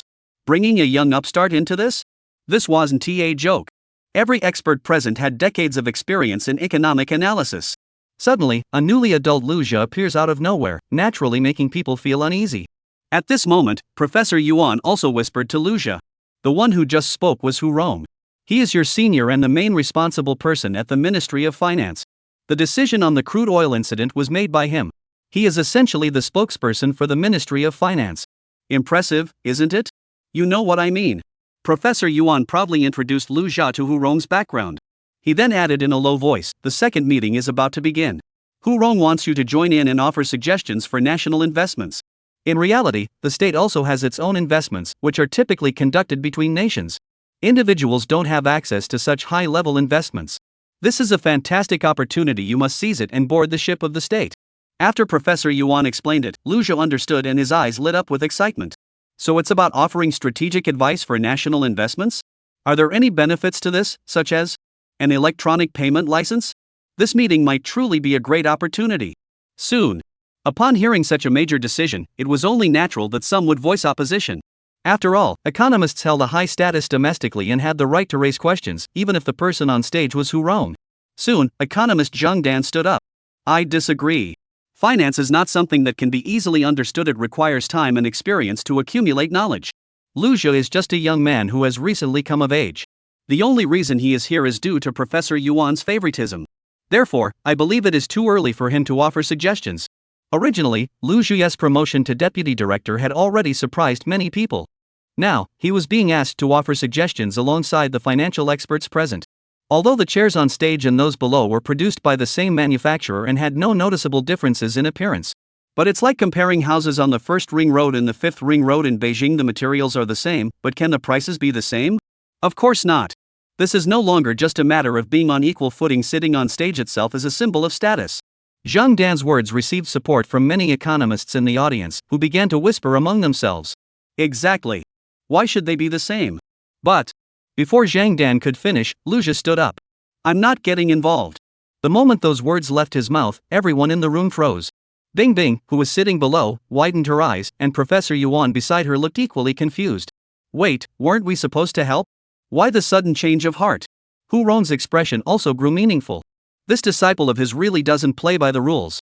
In the midst of this surprise, Zhang Dan, however, thought Lu Zhu was backing down and burst into laughter, saying, I told you so. The advantage of being young is that they know their limits. He doesn't know anything. He is scared by a little trouble. I bet he is already backing out in his heart if he ever gets that position. Ha! The mocking voice echoed. Everyone in the room turned their gaze toward Professor Yuan and Lu Zhu, their eyes filled with astonishment. At that moment, everyone agreed with Zhang Dan. Lu Zhu was nothing but a fraud. Zhang Dan was right. Under his exposure and with the real work about to begin, Lu Zhu finally revealed his true colors and dared not pretend anymore. The journalists shook their heads repeatedly, expressing their disappointment. But just as Zhang Dan and the others were still laughing, and those supporting Professor Yuan and Lu Zhu were expressing their helplessness, suddenly, Lu Zhu spoke up again. This so-called economist named Zhang Dan is merely a second-tier economist on the international stage and a first-tier economist domestically. Someone of his caliber sharing the stage with me is already a source of sorrow for me, let alone competing against him. Even if I were to win, it would be a hollow victory. So, let's just forget about it. My time is too valuable to waste on such a minor figure. As soon as Lu Zhu finished speaking, the previously chaotic scene fell silent in an instant. What the hell is going on? Everyone stared at Lu Zhu in shock. Not only Professor Yuan and Bing Bing, but even Hu Rong was no exception. Those who supported Lu Zhu naturally recognized his investment skills. In the live stream, they had never seen Lu Zhu confront someone like this before. At most, he would casually show off his abilities, but he was always quite low-key. Who would have thought that today they would witness such a brazen side of Lu Zhu? Hu Rong thought to himself, is this scalpel finally showing its fangs? Lu Zhu's trademark is his keen insight and decisive, ruthless actions. As Lu Zhu had said, Zhang Dan is an internationally recognized second-tier economist and a first-tier economist domestically. Don't let the difference in ranks fool you. One is level 2, the other is level 1. Globally, how many people can achieve the status of an internationally recognized level 2 economist? It can be said that among 1,000 economists, having one such person is already quite remarkable. Domestic first-class economists are equally rare, and this conference has already gathered nearly all the top talent, totaling no more than 70 or 80 people. Remember, China has a population of over 1 billion. Therefore, those who have obtained the title of national-level financial scholar are essentially members of the national team. Yet, these individuals with such high social status are merely minor figures in Lujia's eyes, not even worthy of competing with him on the same stage? Anyone who could say such a thing must either be mad or truly possess the ability and capital to back it up. Earlier, Professor Yuan and Zhang Dan had a heated argument, nearly coming to blows. At least they were on the same level. Now, in Lujia's eyes, the people below don't even have the qualifications to stand on the same platform as him? Instantly, the mocking atmosphere reached its peak. Sure enough, as soon as Lujia spoke, the scene fell into complete silence, and the journalists immediately sensed the scent of a high-stakes showdown.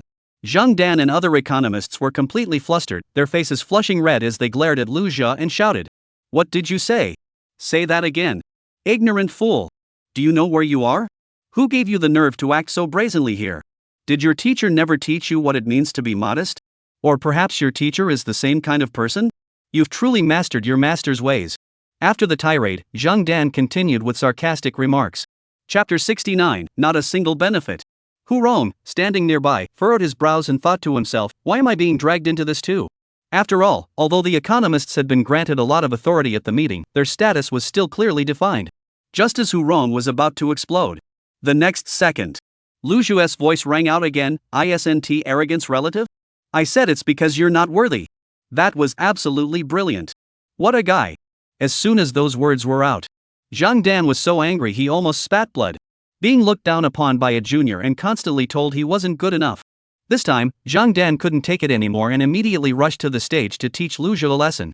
However, this time, the people beside him held him back. Let's not talk about that. Big brother.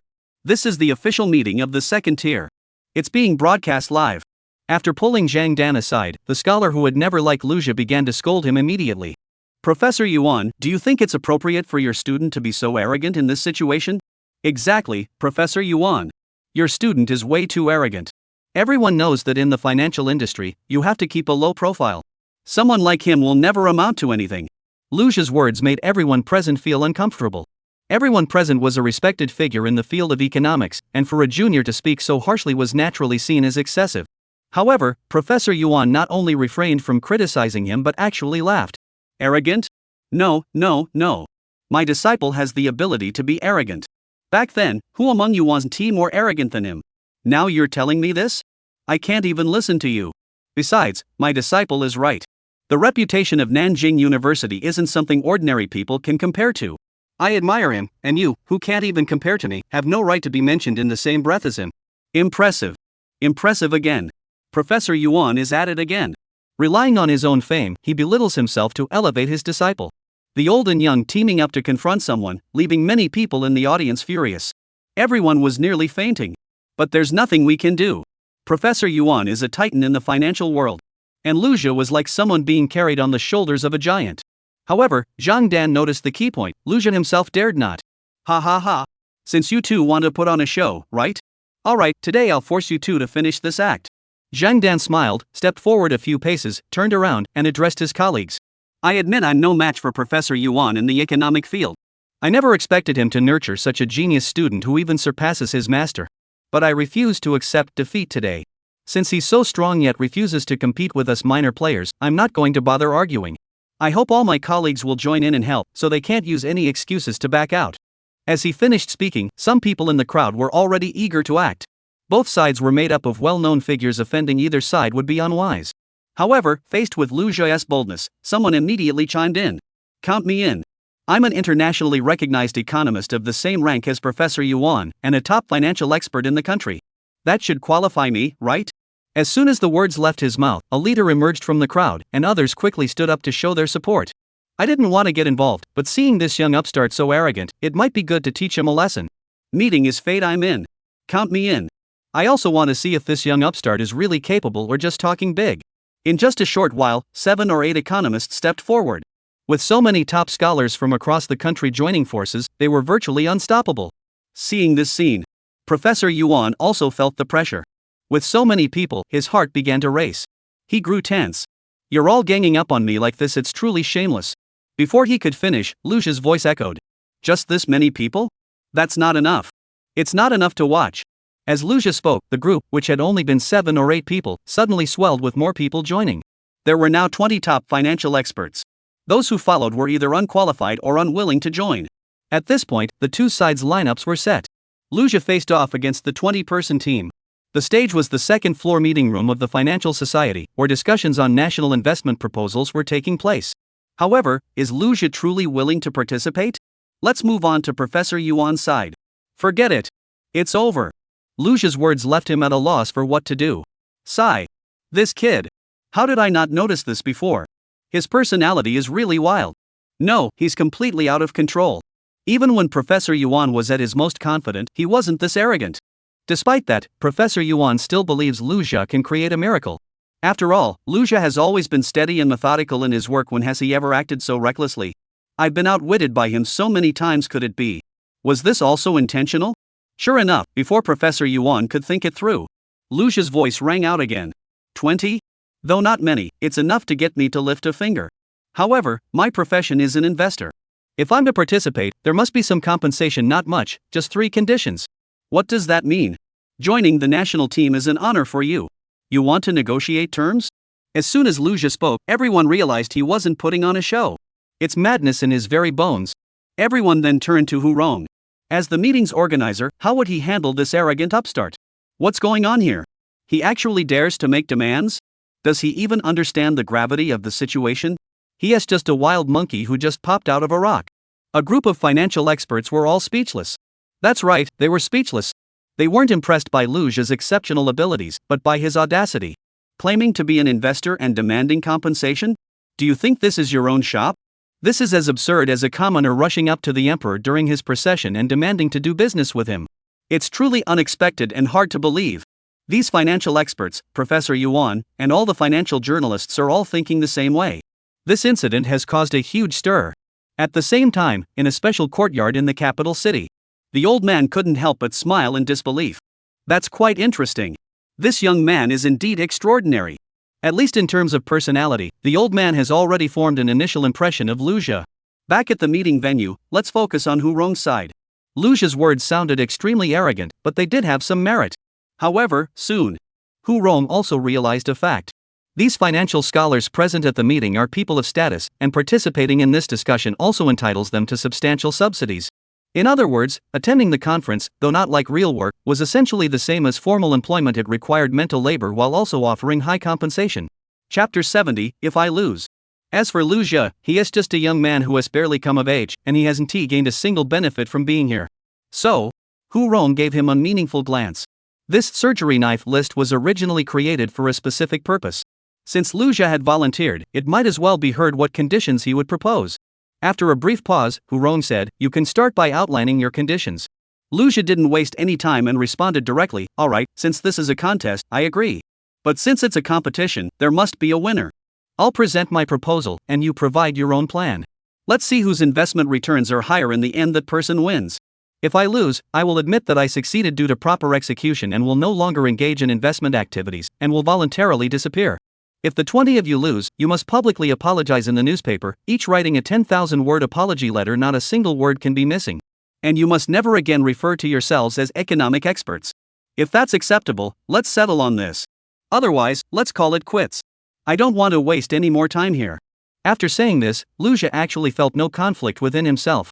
Since the other party was so blunt, he wouldn't hold back either. A 10,000-word apology letter and being barred from calling oneself a master. This is practically tearing their reputation to shreds. But Lucia, with his extraordinary investment skills, only needed to glance at the returns to determine the outcome. This bet hadn't even begun, and the outcome was already decided. After he finished speaking, everyone immediately understood the significance. Now, regarding state-level investment matters, the key lies in 2 points. First, how many of the proposals submitted by Lucia and his team are adopted as standards by the state-owned entity? If not a single suggestion is accepted, Lucia will clearly lose. It is worth noting that everyone is well aware this is no joke. The outcome must be the fairest possible.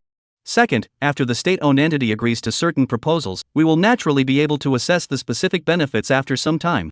And this will also reveal who ultimately wins or loses. Alright, deal. Seeing Lu Zhi confidently accept the challenge, Zhang Dan and his team quickly gathered to prepare for the battle. On the other side, the financial journalists were already utterly stunned. It was as if one person was challenging the entire economics establishment, and the national team was acting as the arbiter. This was the biggest and most sensational news in the history of the conference. Some were already fantasizing about rushing out to release a press release. This was definitely headline material. But the problem was, the person representing the national team on stage. Would they agree to such a proposal? At this moment, Hu Rong smiled faintly.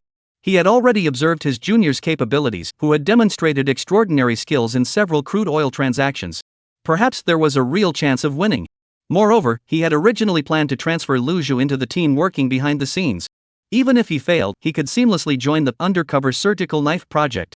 Therefore, regarding the outcome, whether good or bad, Hu Rong can accept it. He smiled and said, "Alright, we'll have an answer within the next couple of days." According to Hu Rong's plan, after today, the next step would be a nationwide actuarial process. Though it's impossible to predict future revenue levels with complete accuracy. However, with a comprehensive calculation, we can basically determine the outcome.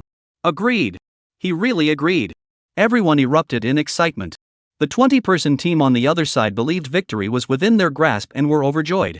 Professor Yuan and his companions were a bit worried, but seeing Lu Zhi's resolute attitude, they were also excited. As for who Lu Zhi is? A genius? No. In the eyes of his fans, he was already a godlike figure. Especially Bing Bing, who was utterly obsessed with him. Journalists are also buzzing with excitement, imagining how they'll write their next articles. No matter what, this report must be truthful and fair. Otherwise it would be a disservice to this historic moment. Chapter 71, Ambition has been fully exposed. At that moment, Lu Zhi stepped forward again. What I'm about to say is not suitable for public discussion.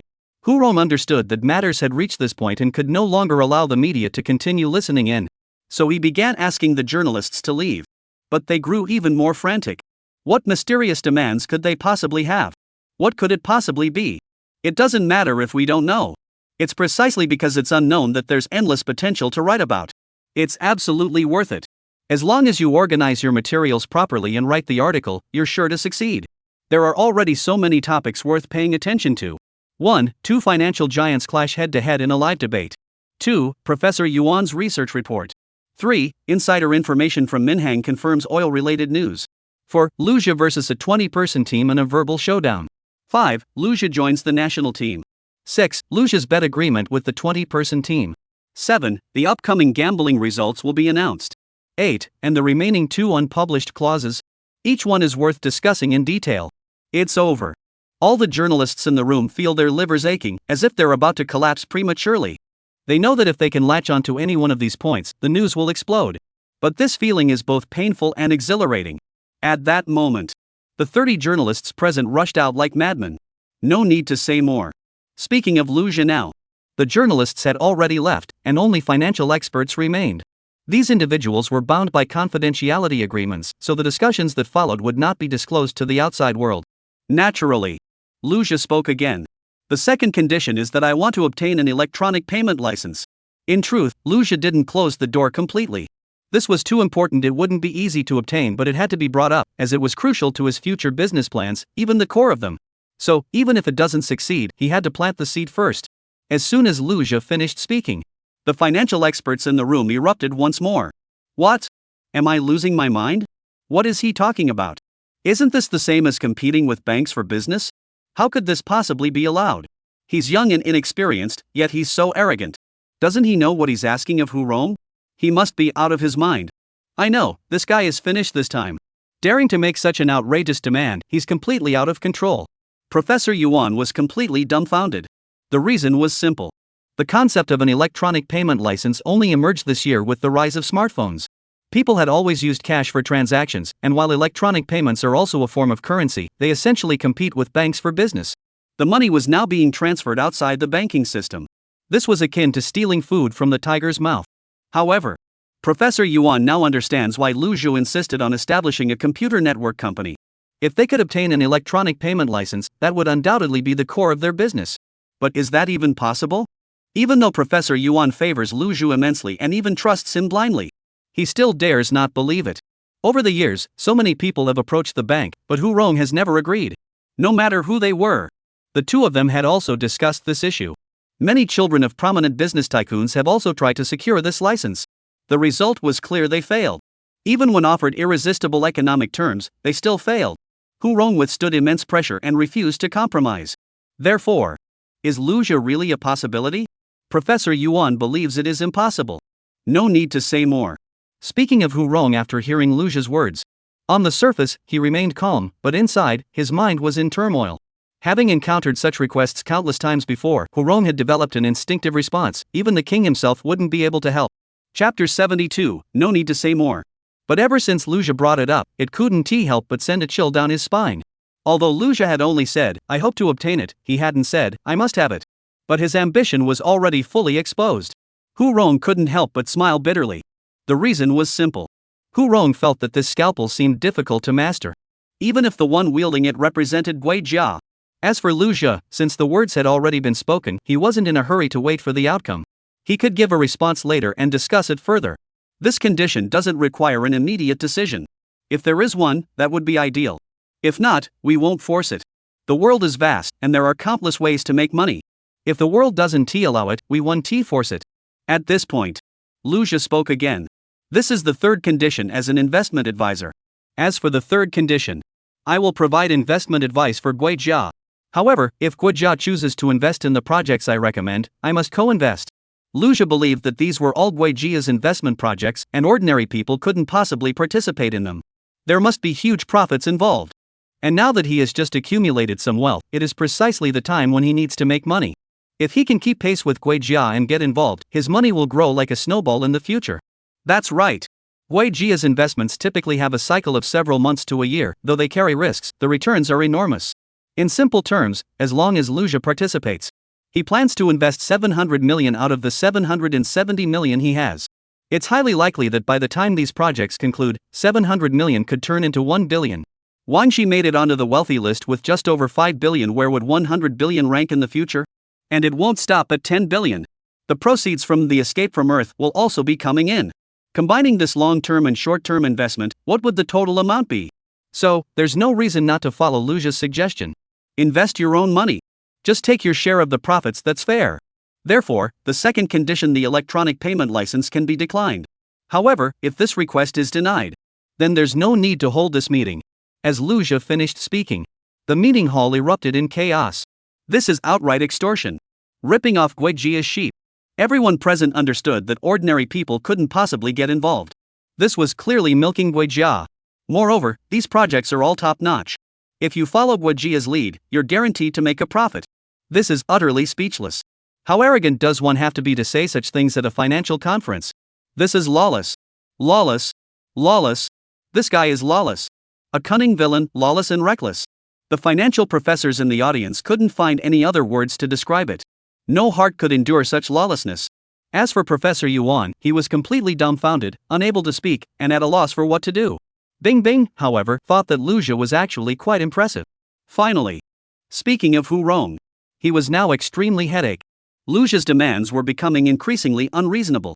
It's like a guitar whose strings have been tightened to the limit. Indeed, if you apply a little more force, the entire string will snap. However, Luja's force is indeed strong, but at least it hasn't snapped yet. He didn't ask for a share of the profits, he just wanted to invest his own money and earn his own share of the returns. In fact, it hasn't caused any harm to Gui Jia.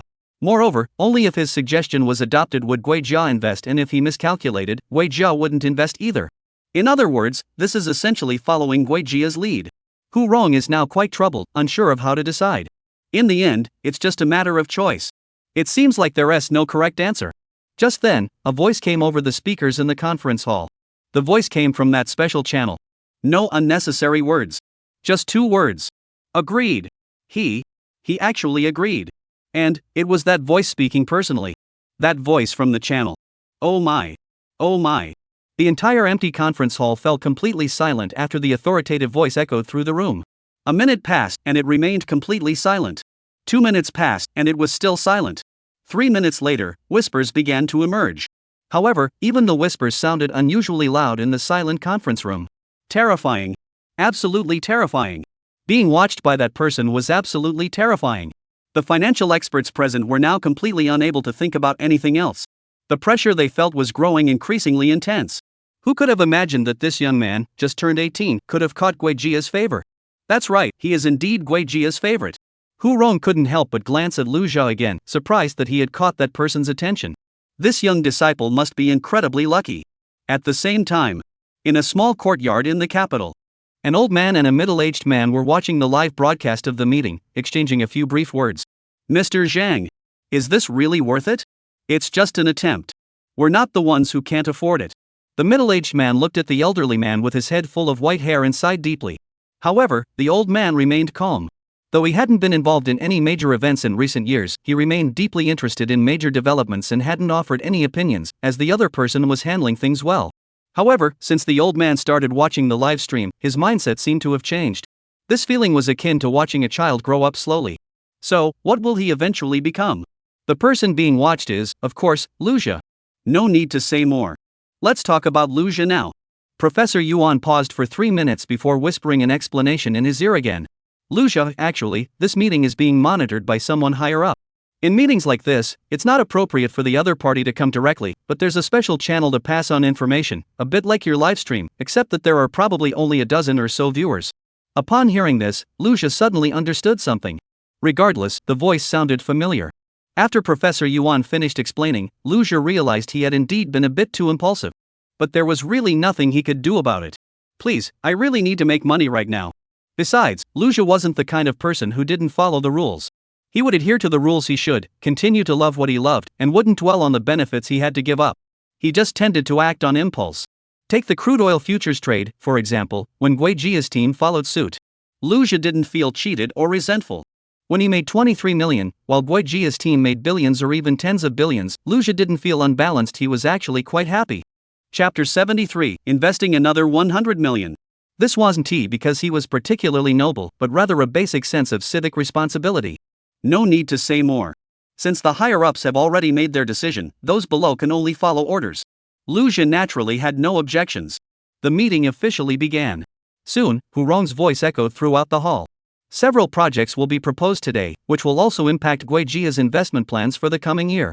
Everyone present is an elite in the financial industry and has attended many meetings before, so I won't go into the rules. Let's begin. Soon, the financial scholars below began adjusting their seats. Some formed groups of 3, while others sat at tables of 2. The 20 people who had made a bet with Lu Jia sat together. Lu Zhu and the old professor remained seated in their usual seats on the stage. No further words were spoken. This financial conference had a rule. If a suggestion is adopted, the person who provided the best suggestion that year will receive a 10 million yuan bonus from Gui Jia. This amount of money is no longer considered significant for financial scholars. But it holds great significance. It happens once a year, with only one opportunity to attend the conference and receive the award. In addition to the 10 million yuan prize, there is also an honorary title. Over the past 2 decades, only 7 financial scholars have been fortunate enough to receive it. In other words, over the past 20 years, there have been 7 investment opportunities that yielded good returns for Gui Jia. However, there have also been 13 instances where either losses were incurred or returns were low. This clearly demonstrates that investment is indeed a ruthless field of study. This is why Hu Rong refers to financial elites as surgical knives. Even when saving lives, one might accidentally injure the heart. Soon, the large screen in the conference center began displaying images and text information. They provided a detailed overview of the investment projects Gui Jia was interested in. Each project was described in great detail. At this point, staff members brought in professional network computers. For some elderly financial professors unfamiliar with high-tech products, dedicated staff were assigned to assist with information queries. Soon, Lu Jia received a laptop, which was similar to a standard laptop. Information about each project appeared on the public screen for everyone to discuss. When the first investment project was discussed, some people had already begun to analyze it in detail. Meanwhile, Lu Jia's eyes. The return rate quickly appeared. Aral Gold Mine Project. Investment return, level 3 out of 6 levels, with higher numbers indicating higher returns. Investment term, 3 months. Reason, located in the Sahar National Region of Guizhou, gold mines are distributed across the land. However, due to their scattered distribution, mining costs and output volumes are subject to significant uncertainty, leading to some gold mines becoming extremely profitable while others suffer massive losses. The Aral Gold Mine project is currently undergoing international bidding, with the system evaluating it as average. Reviewing the system provided return rate. Lu Jia did not hesitate much, as the project had changed, and the investment panel had accordingly updated. Good, it's pretty clear. This investment return is fairly standard, though Lu Zhu is unaware of the specific return rate for a level 3 investment. However, if the grade is too low, Lu Zhu wouldn't even bother considering it. Soon, as he looked at the colorful information on the screen, Lu Zhu found it rather boring. Because one project after another was being displayed. The financial experts present all had their own investment theories, such as what key information was needed to assess an investment and how to estimate the return rate. These are things that ordinary people need time to figure out. But Lu Zhu clearly didn't need to. Thus, a situation arose. While others are busy, Lu Zhu can only wait idly. So he was extremely bored and could only lie back in his chair, pondering the meaning of life, leaning against the chair and lost in thought. By chance, his gaze fell upon the ceiling. His eyes directly landed on the camera. This was a camera from a special channel. And so, Lu Zhu and the two people in the small courtyard on the other side of the screen locked eyes for a moment.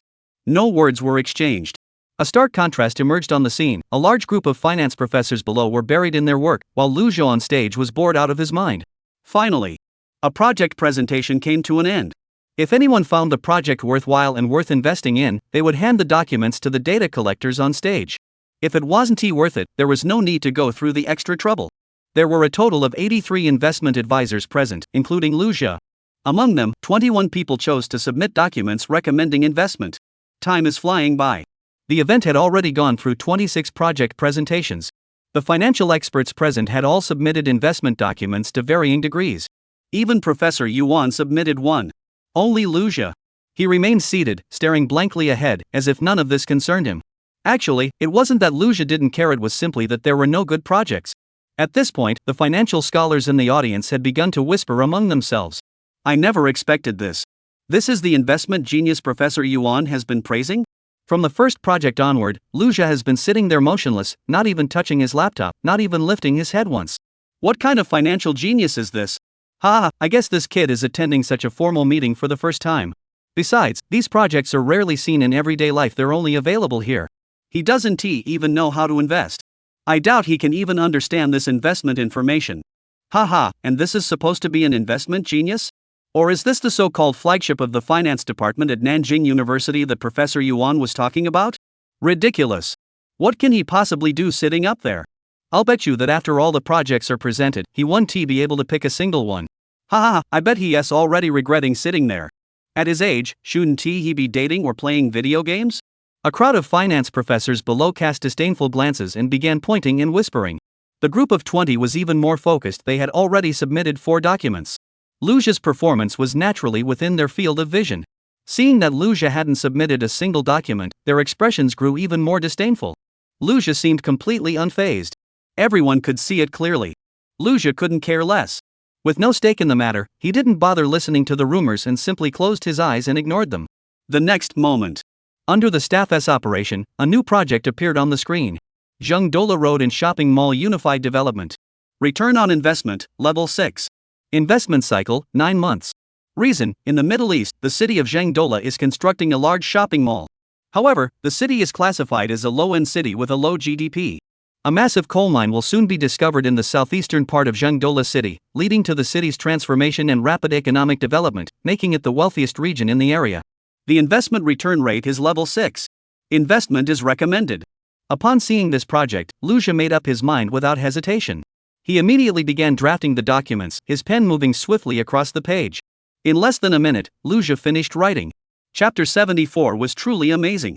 Recommend investment, follow with 100 million yuan. Before long, the staff collected the documents. The staff member was a young woman who was surprised by Lu Zhu's youth but couldn't help but praise him inwardly. Finally meeting the real person, Lu Zhu is so handsome. I really like him. Soon, the project was completed. The entire room was silent, with only Lu Zhu submitting a suggestion document. Seeing this scene, some financial experts in the audience couldn't help but laugh. Zhengdola City? This kid really doesn't understand. Many financial professors have visited this city. The urban development is poor, the streets are narrow, the buildings are low-rise, and the standard of living is very low. A month's salary, converted to RMB, is at most 1,000 yuan. Build a shopping mall? Are you planning to sell local snacks like Cho Chuan? Forget it, I don't want to say anymore. He was the only one who voted on site. He's probably just here for fun. With a team of 20 people, you did well to exclude such a useless person. This is supposed to be an investment genius? It's completely blown my mind. Everyone will laugh their heads off when the results come out. In the eyes of these old professors, Zhengdola City has almost no potential, like a small mountain village with no transportation. Build a commercial park? And build a 300-kilometer highway? This is just nonsense. Seeing the professors mocking them on stage, the 20-person team couldn't help but feel a sense of pride. They became even more convinced that Liu Jia had no real talent. Meanwhile, on Hu Rong's side, upon seeing Liu Jia's investment report, his eyes narrowed. He knew about the small town of Zhengdola, where residents had reportedly discovered coal mines. This news was too insignificant. It sounded like a fairy tale. The reason was simple: ordinary people couldn't possibly dig up coal mines on their own. Unless the coal mine was buried very shallowly. Typically, mineral deposits are buried deep underground, at considerable depths. Therefore, finding coal mines on the surface is nothing short of a fairy tale. Otherwise, Zhengdola City would have become wealthy long ago. Of course, this is just a reasonable assumption. Hu Rong's task is to collect all the investment documents. Further national-level actuarial processes will be required. Slowly, time passed. By the time the third-to-last project came around, everyone had almost exhausted their allotted number of recommendation documents. Each individual or team had 10 opportunities. Think about Liu Jia's team: 20 people, each with only 10 chances. At this point, since there might not be many good projects left to choose from and the number of submissions was limited, naturally, some people didn't want to waste their chances, so everyone in the room except Liu Jia had already used up all their submission attempts. Now, there are only 3 projects left on the scene. Liu Jia had only submitted 6 applications, each with a level 6 investment rating. More importantly, he still has 4 attempts left. Seeing this, many couldn't help but marvel. He's giving up such a great opportunity. That's really impressive. He's young and talented. Someone who can waste even basic opportunities probably isn't that great. Staying here is too time-consuming. I don't want to waste my time on this kid. It's just not worth it. Speaking of which, I did a quick check, and the projects he recommended investing in were Zhengdola Construction, Ebola Ink Absorption. Why bother remembering that? They're LLB official documents distributed after the meeting. Everyone will know exactly who invested in which projects. I'm just bored. Now, let's talk about Liu Jia's side. The third-to-last project has a return rate of level 3. The second-to-last project has a return rate of level 2. As Liu Jia shook his head in disappointment, the last project appeared on the screen. The last project had a return rate of level 6. Liu Jia quickly wrote down his decision on the document and submitted it. A total of 7 investment projects, but each one was the top-tier level 6 return. And behind each project, Liu Jia had noted that he would co-invest 100 million. And just like that, the domestic financial conference came to an end, leaving only the international-level meetings remaining. But this had nothing to do with Liu Jia anymore. Hu Rong, standing nearby, stroked his beard. Watching Liu Jia and Professor Yuan sitting lazily in their chairs, couldn't help but smile. This outcome, after national-level calculations, would soon reveal the answer. He was eager to see how his young disciple would perform. On the streets of Nan City, a red flag sedan sped by, with the people inside intently reviewing the 7 reports Liu Jia had submitted. Through the window, the night scenery flashed by quickly, and Hu Rong's mood grew increasingly heavy. There were only 2 issues on his mind. First, the materials Liu Jia had submitted. He had reviewed them multiple times. 2 of the documents gave him the impression that they could yield significant returns, though he couldn't specify the exact figures. This was based on an intuition cultivated over the years, a thrilling premonition. Moreover, the final line in each of Liu Jia's reports, recommend investing an additional 100 million, kept resonating with him. Those 8 words seemed to echo his intuition. The first thing he did was cling tightly to the documents. This feeling is growing stronger by the day. In fact, he even felt that he didn't need to look at any other materials. However, due to his responsibilities and position, he couldn't act on it. So, before the results were out, he needed to give it his all to handle the upcoming tasks, as this would impact Gui Jia's major decisions for the next year. The responsibility was immense, and he could not shirk it. Secondly, there was the issue of electronic licenses. Since higher-ups had already approved Liu Jia's request to participate in the investment, he had no doubts about this matter. If he were ultimately tasked with deciding on the electronic license issue, he would naturally take it seriously. Of course, everything is still uncertain at this point. The electronic payment license he had been struggling with for years might finally see some progress due to this meeting. Hu Rong shook his head, sighing that he had overthought it. Meanwhile, the secretary sitting beside him was busy making calls. From the moment the meeting ended, the secretary hadn't stopped working. One call after another was made across the country. He also contacted an expert in a highly confidential field and arranged for them to travel to the capital. As night fell, airplanes crisscrossed the sky among the clouds. On the other hand, the live streaming platform was bustling with activity. The The financial journalists who had just finished the conference were ready to launch their coverage. This time, 6 top domestic media outlets are covering the event. Given the unique nature of this meeting, the 6 media outlets have joined forces to provide joint coverage. The arrangements for this news release are being carried out in an orderly and systematic manner. Therefore, this has led to wave after wave of information.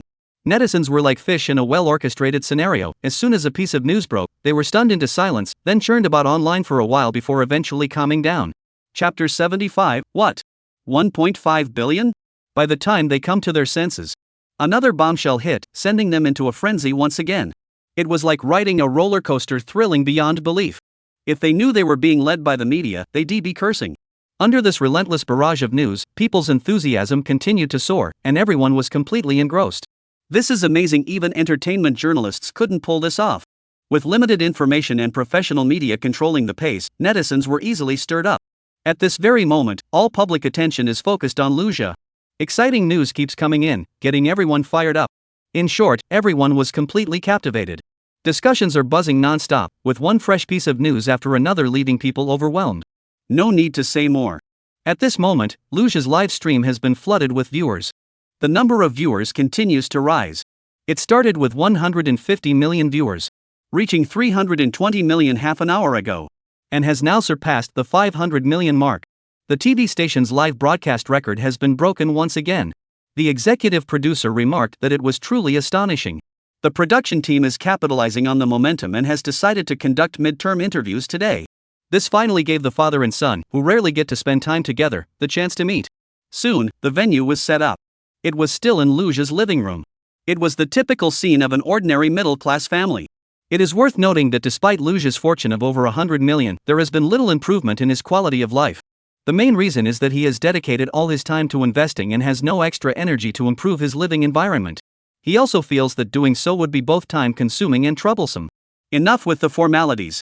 This time, the father and son appear together on camera for the first time in their respective roles. The audience is eagerly anticipating this. Son, did you buy this? What happened to the incense burner and perfume bottle from before? Did you throw them away? How much did you spend in total? I'm telling you, even though our family is well off, don't waste money on such trivial things. As soon as they sat down, Liu spoke first. Liu was casually handling a few ancient coins, which Luja had purchased at an antique market earlier. In response, Luja remained silent and said, I sold the incense burner and the bottle. The coins you're holding are worth around 2,500 yuan. What? You spent 2,500 on these things? It was 6,000 yuan in total. These 5 ancient coins are worth 2,500 yuan. Oh, I see. Remember this, don't waste money like that again. Consider the 3,500 yuan a lesson, and don't go down the wrong path. Luja was also at a loss for words and didn't feel like explaining further. However, Liu showed no intention of dropping the subject. Luja had barely been home at all during this period, either leaving early and returning late, or sometimes not coming home at all. As a father, Liu was genuinely worried. Are you working on a new project lately? Luja nodded, acknowledging that he was indeed investing every day and making new progress daily. Looking at Luja's expression, Liu continued, what about those 2 USB drives? There isn't anything illegal on them, is there? I know you're not the type to do something like that, but now that you're an adult and have taken over my position, you need to have your own judgment when it comes to the temptations and illegal activities in society. At the same time, Liu looked at the production team, especially Bing and the others, and continued, you guys in the production team also have a responsibility to guide the children down the right path. I don't want any bad things to happen, and don't just report the good news and ignore the bad. Upon hearing this, Bing, Liu the cameraman, and the others nodded in agreement. The scene was both comical and helpless. Luja also sighed helplessly, that red USB drive contains legitimate movies. It's the original film personally given to me by director Wu Jing of Mad Wolf. This sounded a bit exaggerated, but considering it was something the director had personally collected, calling it genuine wasn't too much of a stretch. Look, this blue USB drive contains The Exodus, also the original film personally given to me by the author, Lu Cixin. After hearing this, Liu jumped up from his seat. This kid is just making stuff up in front of a national audience. Wu Jing? Lu Cixin?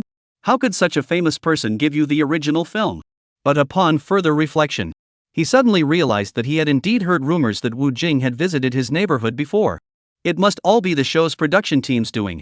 It might even be that Wu Jing and Liu are using this show to promote themselves. That's why this scene happened, right? Thinking this, Liu sighed in relief. These past few days, That night, watching the movie was especially enjoyable. They had even specially ordered popcorn and drinks to watch two of the latest blockbusters at home with the show's crew. To be honest, both movies were pretty amazing. Those directors are true geniuses. When Dingji mentioned box office numbers, Liu immediately exclaimed, "The film industry is really a great place to make money." He heard that the investors made a fortune, with several $100 million being no big deal. At that point, he had already started planning that if he ever had some spare cash, he'd try investing in a couple of short film projects to test the waters. Maybe he could make some big money? Or even get the chance to work on big budget films like Mad Dog or The Exodus, The Great Escape. However, in the days following the screening, he tossed and turned restlessly, unable to sleep soundly. After all, it was pirated content. This was a wrong path for the kid to take. Fortunately, now Liu finally understood the truth and nodded in agreement with Luja's words. At this point, both the audience at the scene and those watching on TV were laughing so hard they could barely breathe, with several people praising the program's brilliant design. Especially the neighbors upstairs, who were all taken away by ambulances. Although Liu knew nothing about Luja's situation. But it was precisely this contrast that made everyone find it even more entertaining. Who would have thought that such a prominent individual could be so insignificant in his own father's eyes? Ha ha ha, that's hilarious. I have to follow this family. Luja is already an important figure at the National Financial Conference and serves as an investment advisor for the country, but he's still so easily defeated by his own father. This is so much fun. I didn't expect Luja to be so impressive. The news just reported on his bet with the economists. Sigh, I wish I had the ability to split myself into multiple copies so I could keep up with both sides of the story. I feel like the news is playing with us. One surprise after another, it's non-stop. Here we go again. Luja has actually made 2 demands to the state. What could they be? Bing bing, go find out. Oh my god, I'm completely numb. It's as thrilling as being hit by a hand grenade. No more words. Speaking of the show, the cunning production team has come up with a new trick. This segment is called What If? Chapter 76 is set. In short, it involves imagining a scenario and seeing how you react. After understanding the rules, Bing Bing and Dingji began asking questions. The audience in the live stream also sat up straight, ready to listen carefully to the questions. Not long after, the host on Liu's side asked a question, "Mr. Liu, if Luja had earned 1.5 billion in the past few days, what would you think?" "What? 1.5 billion? Upon hearing the figure, Liu perked up immediately. But that's impossible. First of all, I must clarify that Luja could never have earned 1.5 billion. It's simply unrealistic, and no one else could have done it either unless he were a god. Second, if this is a hypothetical scenario for the show, even if he did earn 1.5 billion, he should at least buy me a BMW. Dingji suppressed a smile and asked, "Why not choose something more luxurious, like a Rolls-Royce or a Bentley?" Liu laughed and replied, "Hey, I know those things are comfortable. I've ridden in one before. But they're just too expensive, millions or even tens of millions of dollars. I can't afford to maintain one. Unless Luja covers everything, I wouldn't dare ask for it." At this point, the interview ended. The audience was thrilled, almost dancing in place. Oh my gosh, this is going to kill us with laughter. Liu's standards are way too low. The greater the disappointment, the smaller the hope. I think wanting a BMW is already pretty decent. It shows that Luja still has some standing in his eyes. My old man just wants me to buy him an electric scooter, and I refused. Luja, your dad wants you to buy him a Rolls-Royce and cover all the maintenance costs. Ah, this is too hilarious. I'm drinking my soda right now, and I'm laughing so hard I could die. On the other side, the camera shifts to Bing Bing, who has started her own interview. After a moment of thought, she asked, "Luja, if your dad passes his exam, what reward will you give him?" Luja sighed helplessly and followed the topic. "If my dad passes even one subject, I'll buy him a Rolls-Royce and cover all the expenses." Hearing this, Liu was deeply moved. Just the thought of filling up the gas tank is so considerate. Unfortunately, this was just a hypothetical scenario. It would be great if it were real. Even without a reward, Liu would still study hard for the exam to save face. After all, he was a graduate of a reputable university. Although life after appearing on the show has been a bit challenging for him, he has a good personality and has made many friends at school, some of whom have even helped him with his studies, resulting in rapid improvements in his grades. He is almost there. At that moment, he grabbed the microphone and said firmly, "I'll keep trying my best." Interview segment. It ended in a joyful atmosphere. However, some things were noted down. For instance, the Rolls-Royce became a topic of conversation among netizens during their leisure time. At that moment. On the other side, the atmosphere was completely different from the lively laughter in the live stream. At this moment, the nation's top financial elites had already gathered at the venue. This meeting is crucial for determining the nation's investment direction for the coming year. At this moment, everyone is in place, waiting for the projects to be unveiled. To ensure no details were overlooked, additional staff were dispatched to review the proposals that had not been selected. In fact, since these economists have been given such titles, they should demonstrate their true capabilities. This is also a test for them. Those who deserve promotion will be promoted, and those who should step down will be appropriately reassigned. Hu Rong, as the main responsible person. At this point, he stood at the center of the conference hall and, after a brief opening remark, he immediately assigned the tasks. His first instruction was for everyone to analyze Luge's 7 reports. Other tasks seemed destined to be pushed to the back. According to past practice, the first reports to be analyzed were those from the most prestigious finance professors. But now, the first subject to be discussed had become Luge. He was attending such a meeting for the first time, submitting his first proposal, and was the youngest and least known newcomer. Yet he was receiving special attention. At this moment, the Guijia machine has been activated once again, and this time the standards are even stricter than during the previous analysis of crude oil. If the last time the Guijia machine was operating normally, then this time it's like it's been revved up to full speed. Soon, Luge's 7 reports were distributed. Immediately afterward, actuaries, analysts, and intelligence gatherers all sprang into action. Groups of 10 or more were assigned to different tasks. As soon as someone shouted out, others immediately followed up with investigations, determined to get to the bottom of things. First, the first report.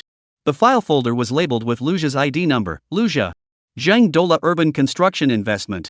Analysis of the cause. The Zhangdola Urban Construction Project has 2 components, a 300-kilometer highway connecting Kaidebi Ancient City and a Zhangdola Central Mall.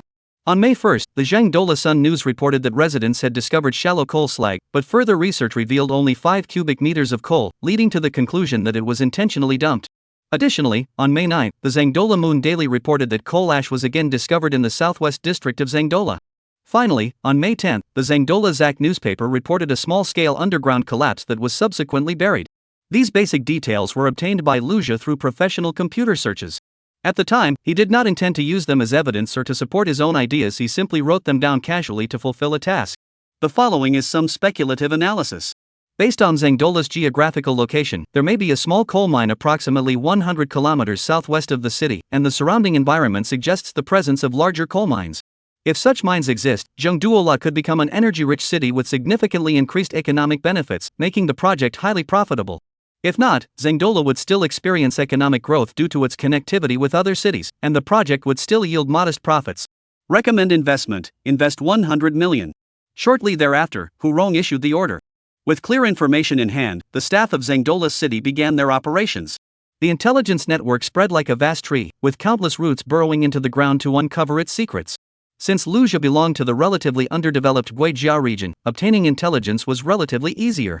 3 hours later, reports started trickling in from Zhangdola's side. Piece by piece, the information began to come together. The first piece of information indicated a 5% likelihood of a coal mine. The second piece of information indicated an 8% possibility. The third piece of information indicated a 15% possibility. The probability of Zhangdola finding the coal mine was increasing. As the information was integrated, the analysts began calculating the failure rate. The failure rate dropped from 60% to 45% and then to 37% half an hour later. Seeing these data updates, Hu Rong couldn't help but clench his fists. Recalculate the success rate. Hu Rong furrowed his brows. Chapter 77, Cheers. Another half hour passed before a voice broke the silence, and Hu Rong finally relaxed his furrowed brows. Report. The investment success rate for the Zhangdola Urban Development Project is 79%. Investment recommendation score, 79 points. This is a very high figure. You see, as long as it's above 51 points, it's worth considering for investment. Snap. Decided.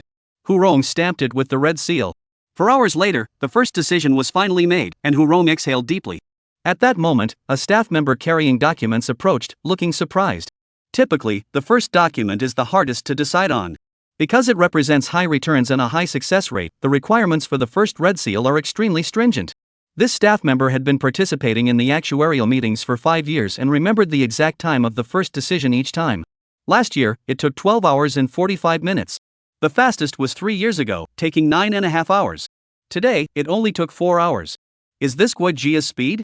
When did Guijia become so fast? Seeing the expression on the supervisor's face, everyone around him seemed to fall into deep thought. As everyone discussed, Hu Rong snapped back to reality. He pulled his left sleeve, revealing his watch, which read 5:28 and 8 seconds a.m. Clatter. When Hu Rong looked at his watch again, it was already 8:21 p.m. The entire actuarial process had begun at 1:30 a.m. and took a full 19 hours to complete the 7 documents for Lucia.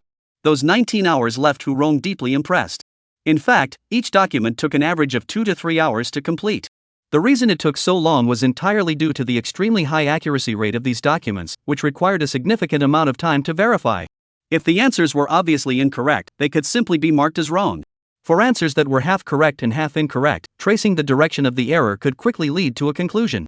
However, Lucia's investment advice: we must only analyze in the most challenging direction.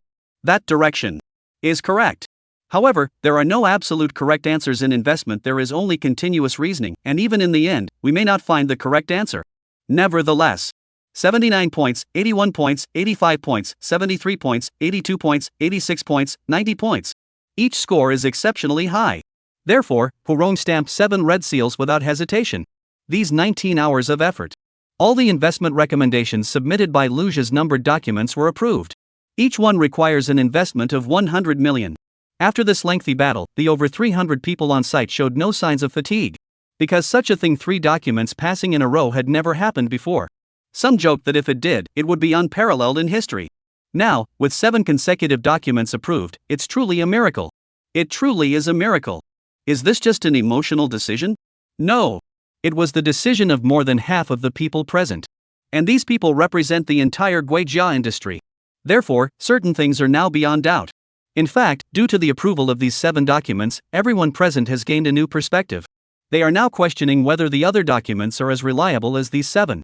After all, Lucia only selected 7 documents, not all 10. In the face of the correct answer, the incorrect answer appears utterly fragile. Additionally, 10 sets of documents. Hurong held these documents in his hands, feeling their weight, and really wanted to just throw them away. These are the investment plans to be evaluated next, specifically the investment recommendations proposed by the 20-person team. But an inappropriate remark slipped out of Hurong's mouth. With just the 2 of you, what do you have to compete with Lucia? But as the head of Mingxing and the decision maker for Guijia investment, Hurong couldn't help but feel a little reluctant to work at that moment. This mindset was not a genuine desire to quit, but rather a belief that there was no point in continuing. Hurong understood that in this familiar conference room, there had never been a 19-hour period where he could maintain such high levels of excitement. At that moment, he felt mental fatigue for the first time, a sense of exhaustion spreading throughout his body. But he knew that even if there was a comfortable, fragrant bed in front of him, he wouldn't be able to sleep. This state of being was one of exhaustion so profound that sleep was impossible. He handed the documents for the 20-person team to a staff member without much thought. Just give it a quick look. Everyone is tired. After saying that, Hurong turned and left the conference room. Seeing the main responsible person's dismissive attitude, everyone present grew serious. But no one complained, and no one felt anything was amiss. They all shared the same feeling. That was, with Lucia's arrival, it seemed as though the burden on this person had been lifted. A document that had passed 7 times in a row. The probability of that happening is as rare as winning the lottery jackpot 7 times in a row. No, it's even harder. Because in the financial world, there's no such thing as luck. 3 minutes later, after Hurong left, everyone started buzzing with excitement. They kept mentioning Lucia's name. Did you watch the meeting? The hot topics online are trending everywhere. That's Lucia. I've been in this industry for so many years, and this has completely changed my perspective on the world. Every time I'm surprised, it's a new revelation. Though this feeling can only be described in 2 words, admiration. I never thought that our Guijia would produce such an economic genius. Really, I can't find the words to describe it. I bet the boss might hand over the electronic payment license to him. Unprecedented. The miracle of 7 red seals. Meanwhile, in another place, 20 people gathered together to chat. This group of people, who claimed to be Lucia's rivals, each held a document in their hands, discussing the details of the actuarial meeting. This document recorded the choices made by each financial expert at the conference. Each entry was simple, containing only a name and the name of the project they had voted for.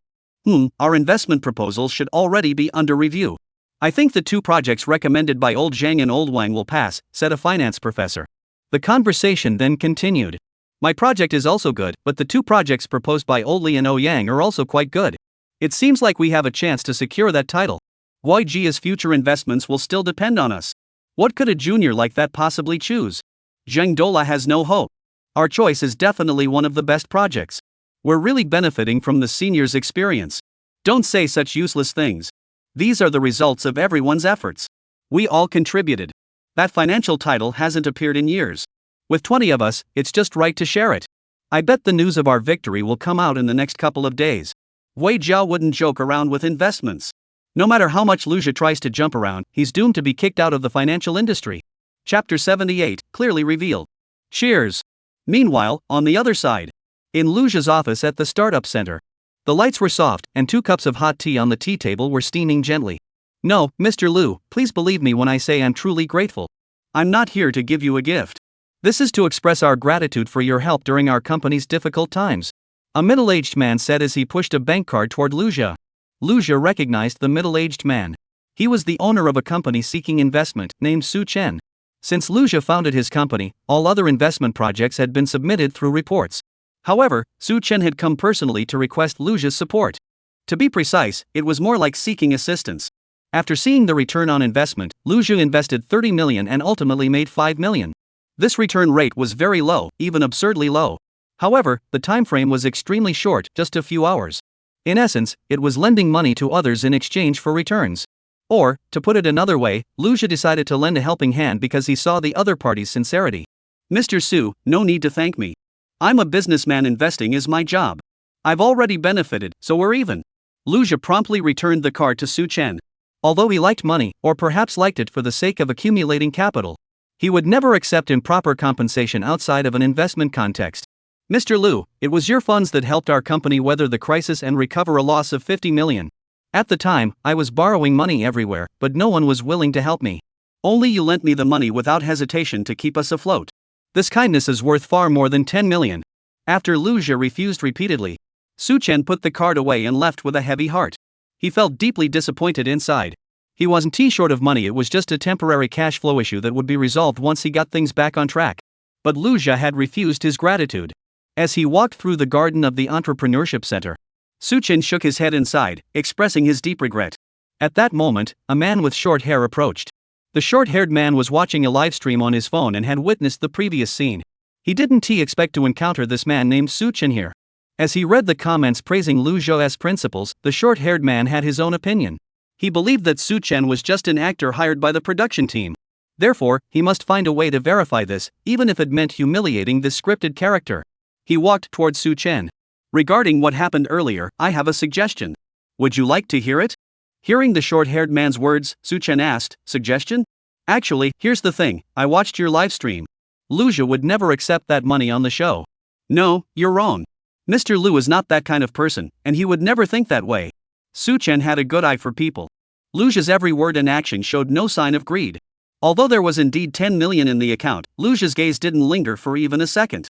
Therefore, Su Chen said angrily, if there's nothing else, I'll be leaving now. The man with short hair heard this and immediately grew anxious. If Su Chen left, how could he prove that he was an actor? No, I really have a suggestion. Lu Zhi's school is currently constructing a sports stadium and seeking donations from the public. If you truly wish to spend this money, you could donate 10 million yuan in Lu Zhi's name. Additionally, think about it, Lu Zhi is so wealthy yet still participates in this program, it's naturally for fame. This is such a great opportunity, you could discuss it with the show's production team and create a memorable segment. The short-haired man spoke with great certainty. And even slipped up in his words, referring to your program team. But the listener caught on. An idea instantly popped into Su Chen's mind. Negotiate with the production team to donate a sports hall to the school in Lu Zhi's name, then have the production team arrange for him to attend the opening ceremony at the new sports hall? If arranged this way, Lu Zhi wouldn't just get some screen time, his alma mater would remember him. In that case, my 10 million would be well spent, wouldn't it? The entire plan was flawless. Once it's done, Mr. Lu wouldn't be able to refuse. This is truly killing 2 birds with 1 stone. What a brilliant idea! Thinking of this, Su Chen decisively picked up his phone. He had completely forgotten about the short-haired man, walking while making the call. Hello? Is this the production team? This is your... The voice grew fainter and fainter, and as he watched the figure fade into the distance, the short-haired man just sneered. What a hassle. He's just an actor. Why go through all this trouble? The next day, it had been 1.5 days since the meeting ended. At that moment, Lu Zhi and Bingbing were having breakfast at a small shop by the street. When it came to matters of quality of life, Lu Zhi had his own opinions. It wasn't necessary to eat exotic delicacies, or designer clothes, or make a big show of oneself when going out. So, a shop in a narrow alley was also a decent place to go. Soon, the cheerful owner brought over 2 bowls of noodles, and specially served a portion of each of the shop's signature snacks, enthusiastically introducing them as the shop's specialties. The owner was a shrewd businessman, and this move was clearly a clever way to advertise his small shop. He insisted it was free and refused to take a single penny. Of course, Luja's visit made the owner feel very honored, and he would have done the same even if there were no photographers following him. As ordinary people, what is the joy of life? It's precisely these joyful moments, and today was no exception. The boss kept a smile on his face throughout, praising Luja for being approachable and easy to talk to during the casual conversation. After all the side dishes were served, the boss went back to work. Now let's talk about Luja. This time, Luja followed the national team in investing 700 million, and now he only has 70 million left in his pocket. No money again. Actually, Luja's reason for choosing to follow the national team's investment was quite simple. Luja's current asset scale is already substantial, and it's not easy to achieve high returns quickly with such a large sum of money. After all, there aren't many good investment projects available, and investing a large amount of capital in the stock market could trigger market fluctuations, ultimately leading to market chaos. Therefore, large-scale investments can only succeed if they find good projects. By investing with the national team, although these projects have longer cycles, the returns are extremely high. Such projects are typically inaccessible to the average person. Therefore, once the returns are realized by 2008, Luja's wealth will grow exponentially. As for whether the national team will adopt his suggestions, Luja is unsure, as even within the same national team, perspectives may not align. Nevertheless, following the investment remains a prudent decision. Chapter 79, This is no different from gambling. The above is for financial gain. What follows is Luja's deeper intentions. Joining the national team also has the advantage of gaining national recognition, but that's not the ultimate goal. His goal is fame. Though the word fame may sound vulgar, it is one of Luja's pursuits. He believes that wealth only has meaning when it is matched by fame. Therefore, Luja chose to stand on the same side as the national team. He also specifically outlined his proposal, which includes 7 distinct projects. If the national team selects only one of them, he will insist on investing 700 million, demonstrating both his resolve and his boldness. If it were merely for profit, that would be too short-sighted. As for the specifics, Luja is not the least bit concerned. He still has 770 million yuan in his bank account, with 700 million yet to be deducted. As the bank's manager, Huron, with Luja's permission, does not need to transfer the cash in the account. Once the investment plan is accepted, the funds will be transferred directly. At that moment, Luja's phone rang. A text message appeared. The 700 million in your account has been transferred by the bank, with a special note. Special notice, Dear Mr. Luja, all 7 of your suggestions have been adopted. Each project will receive an additional investment of 1 billion. Thank you for your investment advice. After reading the text message, Luja smiled. Just then, Bing Bing happened to see it and was astonished. Luja, your money. During the second round of meetings, Bing Bing had been politely escorted out along with the journalists, so she was unaware of what had happened afterward. Out of curiosity, Bing Bing refrained from asking, as it was Luja's personal matter, and her curiosity was eventually suppressed. But now, seeing Luja's money being transferred, she couldn't help but react instinctively, looking utterly shocked. Noticing her confusion, Luja explained, the 700 million was invested in a national team project. So you're involved in a national project? Bing Bing snapped back, asking seriously. Luja nodded in confirmation, saying no more. It's important to note that this isn't just 700 million, but 7 separate projects. From this perspective, the national team's capabilities were truly formidable. Hearing this, Bing Bing was completely impressed by the handsome and composed young man in front of her. Their conversation naturally reached the live stream. At that moment, the chat exploded. Holy crap, Luja is co-investing with the national team's 700 million. I'm completely baffled. Are they just bragging? Would the government really allow private individuals to participate in national projects? If he can make a significant contribution, what's the problem? Besides, whenever the Guijia team gets involved, they always invest tens or even hundreds of billions. If Luja has good suggestions, there's nothing wrong with him getting a piece of the pie. Is that embarrassing? Earning money with your own skills, I don't see anything wrong with that. However, most netizens are more curious about what will happen next. After all, the bet between Luja and the 20-person financial investment team has been publicly posted online, and everyone is curious to see whether Luja will win or the 20-person team will prevail. A lone investor taking on a team of seasoned veterans from the financial industry. To be honest, Luja is only 18 years old. Even if he started learning about investments at a young age, that's only 18 years. But the people on the other side each have at least 30 years of experience, totaling nearly 600 years.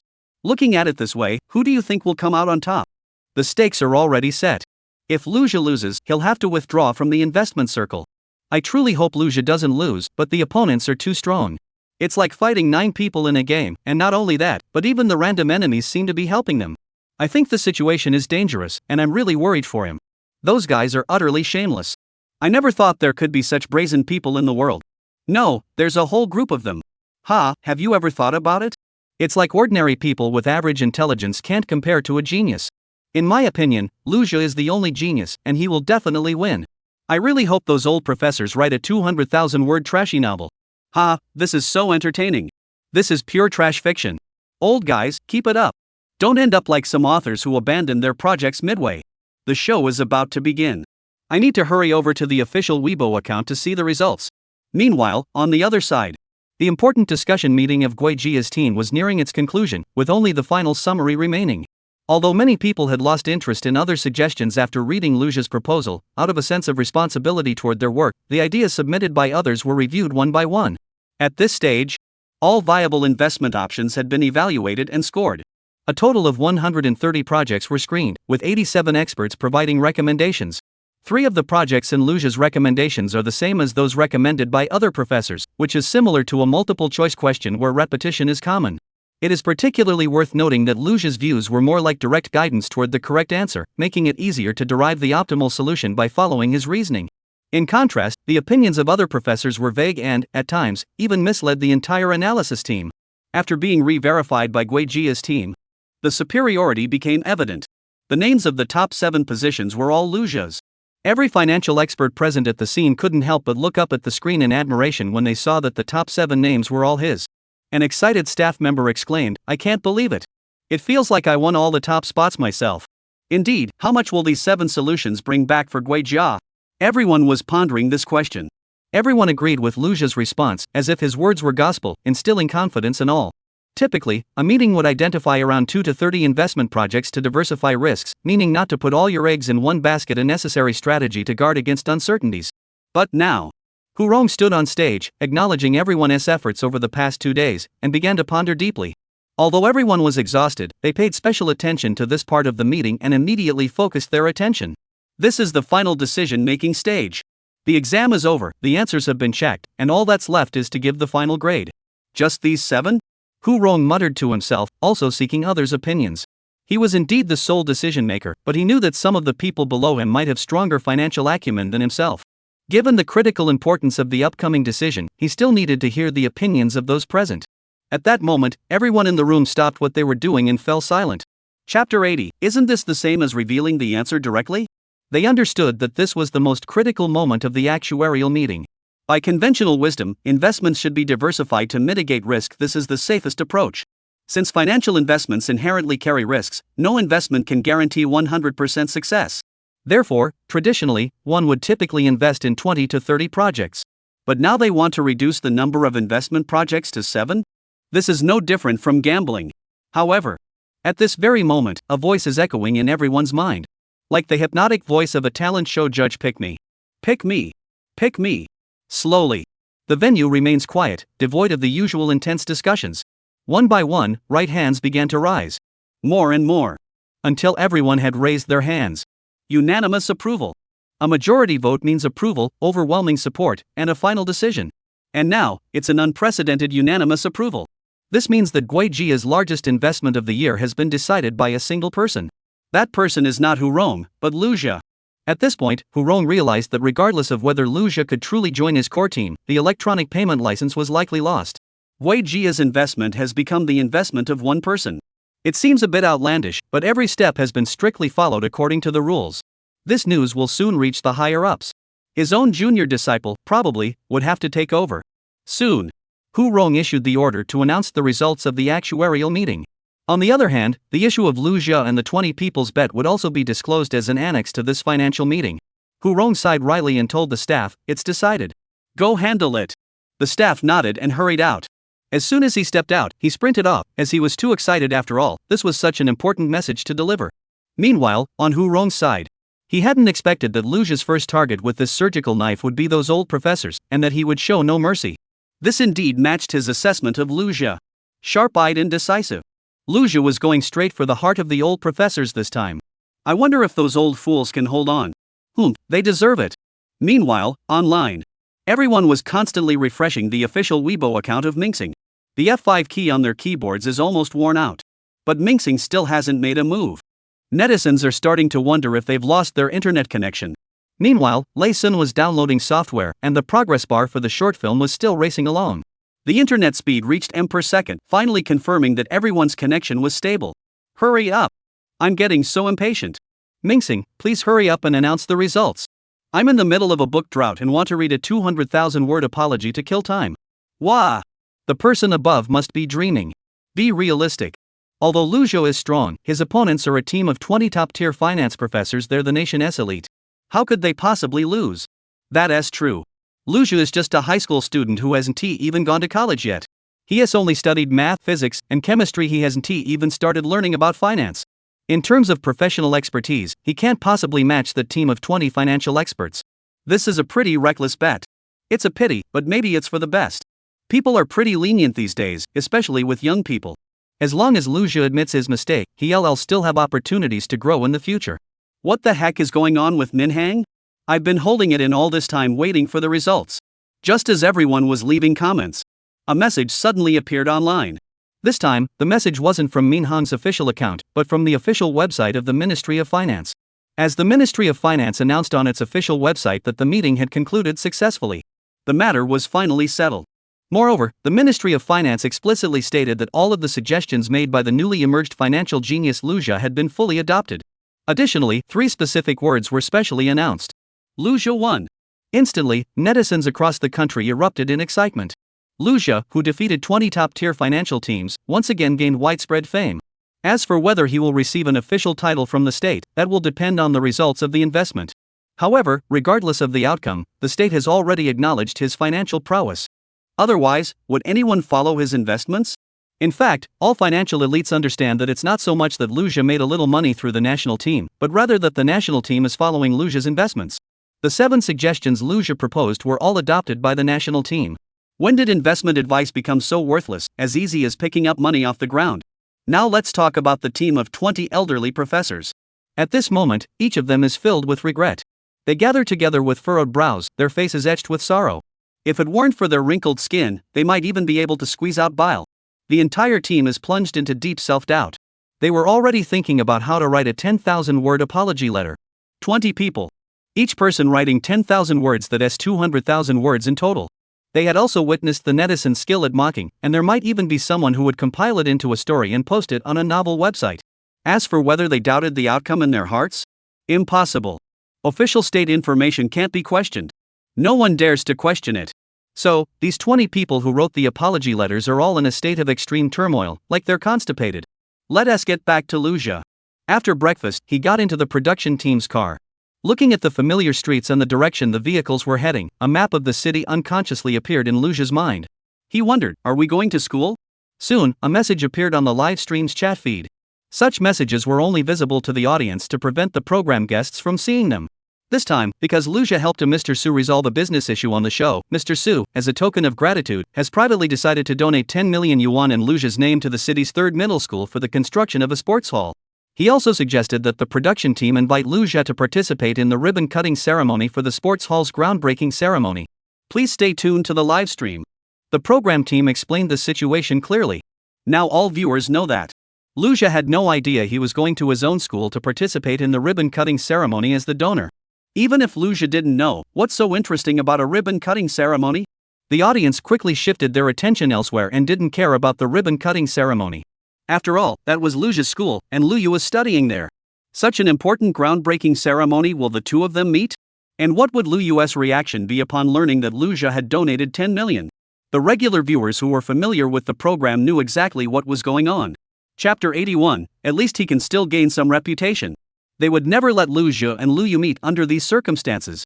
Isn't that the same as revealing the truth outright? So the question arises. The production team doesn't want it, but the netizens all want to see it. The stage is already set, and a crowd of audience members are all ready and eager to see the final outcome. So, the program headquarters hotline was flooded with calls from enthusiastic viewers. Even the station director's phone wasn't spared, ringing non-stop. Those who knew the station director's phone number weren't just ordinary netizens. Many of them strongly demanded that Lu Zhou and Lu Yu must meet at the ribbon-cutting ceremony. These callers were no ordinary people. Even the station director dared not offend them. Right. Their intentions were clear. In short, Lu Zhou must perform the ribbon-cutting ceremony in front of Lu Yu. Can't do it? Then they'll destroy the entire production team. Facing threatening messages from viewers of all backgrounds, including explicit threats with knives. At that very moment, the TV station director and the program's executive producer were sitting in an office, frowning deeply and shaking their heads repeatedly. In their eyes, having the two of them meet under these circumstances was nothing short of a death sentence. If both of them knew the other's current situation, could the show continue? For Lu Jia, it's not a big deal. He knows his father's situation, so there's no problem. But if it were Lu Yu, it would be a different story. After all, Lu Yu also has his own fan base. According to the show's statistics, out of 500 million viewers, the majority are between 12 and 65 years old. 85% of the audience enjoys watching Lu Jia. 45% of the audience want to see Lu Yu appear on screen. The combined fan base of the two exceeds 100%. As for the remaining 15%, who says those who aren't interested can't watch? In short, the majority of these 500 million viewers are Lu Jia's fans. He spans multiple age groups and is an idol in the hearts of countless people. But this is the show Father and Son Switch. Both main characters are important. This isn't an entertainment show designed to bring them together. So, the production team can't just let the audience love one person, can they? Don't underestimate Lu Yu for always being honest and straightforward. His popularity among older audiences is actually quite high. He has at least 20 million fans. That's the kind of fan base a top-tier celebrity has. The production team has no doubt that if Lu Yu were to start a Weibo account, it would be flooded with fans instantly. Therefore, Lu Yu is known online as the anti-killer. So, now they want Lu Yu to meet Lu Zhu at the ribbon-cutting ceremony. This meeting could easily ruin Lu Yu's innocence. The show would be ruined. Moreover, as the production team aims for authenticity, there absolutely cannot be a script. Therefore, we can't lie to the public. The anonymous donor who made the donation in Lu Zhi's name must be publicly revealed on site. This will expose Lu Zhi's wealthy identity in front of Lu Yu. Under such immense pressure, the two of them looking completely bewildered is entirely understandable. However, the station director, being of a certain age, suddenly smiled at the director with a strange tone and said, "Little Li, I know you must have a solution, right? Even if it's exposed in advance, you can handle it, right?" The director, Little Li, was completely confused. "I have a solution. I don't have any solutions. My head is splitting. Why don't you come up with a solution?" Xiaoli felt bitter inside but forced to smile. "This station manager. I really don't." At that moment, the station director suddenly stood up, grabbed Little Li's shoulders, and shook him violently. The station director shouted, "Snap out of it. Don't be silly. This is our Olympics. The TV station's Olympics. You're the executive producer of the legendary show. The gold medal honor can only belong to you." Instantly, the station director's actions seemed to have a magical effect. After shaking him a few times, in an instant, he snapped out of it. "Damn it. That's right. I'm the executive producer of a show watched by 500 million viewers. My talent has been recognized by millions of viewers. The idea for Father and Son Switch was mine. There's no hole in this world I can't fill." Immediately, the director grabbed the station manager's hands, squeezing them until they turned purple. He kept nodding, "Yes, yes, yes, station director, you're absolutely right. Even if the father-son relationship was revealed in advance, I could still salvage the show because I'm the executive producer of this program." The staff members nearby watched in astonishment. What's going on with these two? How did they suddenly become so confident? Everyone knows that this show is so popular because of Lu Jia. Speaking of which, on the other side, the scenery outside the car window was becoming increasingly familiar. Lu Jia was certain they were heading to his school. Since the production team had arranged it, he might as well go. Lately, he'd been too busy, with fewer and fewer opportunities to appear on camera, and the time allotted was insufficient. Meanwhile, the TV station's enthusiasm was growing, making Lu Jia feel a bit guilty.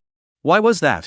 Previous guests each received a fixed salary of 100,000 to 500,000 yuan. But for him, as time went on, the executive producer called several times, suggesting that the compensation be changed to a commission-based system. The intention to curry favor was obvious. 30% of the program's total revenue would be given to him.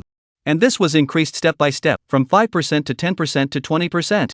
Keep in mind, such a popular show could easily make 100 million, 1 billion is normal, and even 2 billion is possible. So how much would 30% of the total online revenue amount to? So, Lu Jia couldn't bring himself to refuse and decided to cooperate. After all, the production team has it tough too. Enough chit-chat. Soon after, the production team's vehicle had already entered the school gates. The journey was smooth, and the car slowly entered the campus. Lu Jia walked into this familiar campus. At that moment, he noticed that there was no sound of students reading in the school, and no one was exercising on the playground. The entire campus seemed deserted. This situation was indeed quite strange. He had no idea what the production team was up to. He had asked Bing Bing along the way, but the young girl, who was straightforward with Lucia, couldn't provide any answers either. Lucia realized that Bing Bing also didn't know the specifics. So, Lucia could only take it one step at a time. Soon, the car came to a stop. In front of them was a makeshift stage, similar to one set up for a school performance. The stage was covered with a red carpet. Behind the stage, it read Fei Fei Sports Hall Groundbreaking Ceremony. Below the stage, rows upon rows of students sat, with teachers and the principal among them. Even the canteen aunties and dormitory managers had been assigned seats and were sitting among the crowd. Lucia also spotted Lu Yu, who stood out prominently in the crowd, sitting next to the class beauty. In short, everyone from the entire school was there. Seeing such an extravagant scene, Lucia was completely speechless. What on earth was going on? Chapter 82, this time, I really made the teacher proud. After seeing the purpose of the subsequent activities, Lucia finally understood. This seemed to be the celebration for the construction of the school gymnasium. This was a project that had been in the works for a long time. He knew a bit about the construction of the gymnasium. As for the school's funding shortage, Lucia wasn't very clear on that. At that moment, he thought to himself, since he had some money now, if the school truly needed it, donating a few million would be acceptable. After all, it would also bring him some prestige. If spending money could bring fame, Lucia wouldn't hesitate to do so. But why name it Fei Fei Gymnasium? And if you're going to build it, just build it. Why did you have to call me?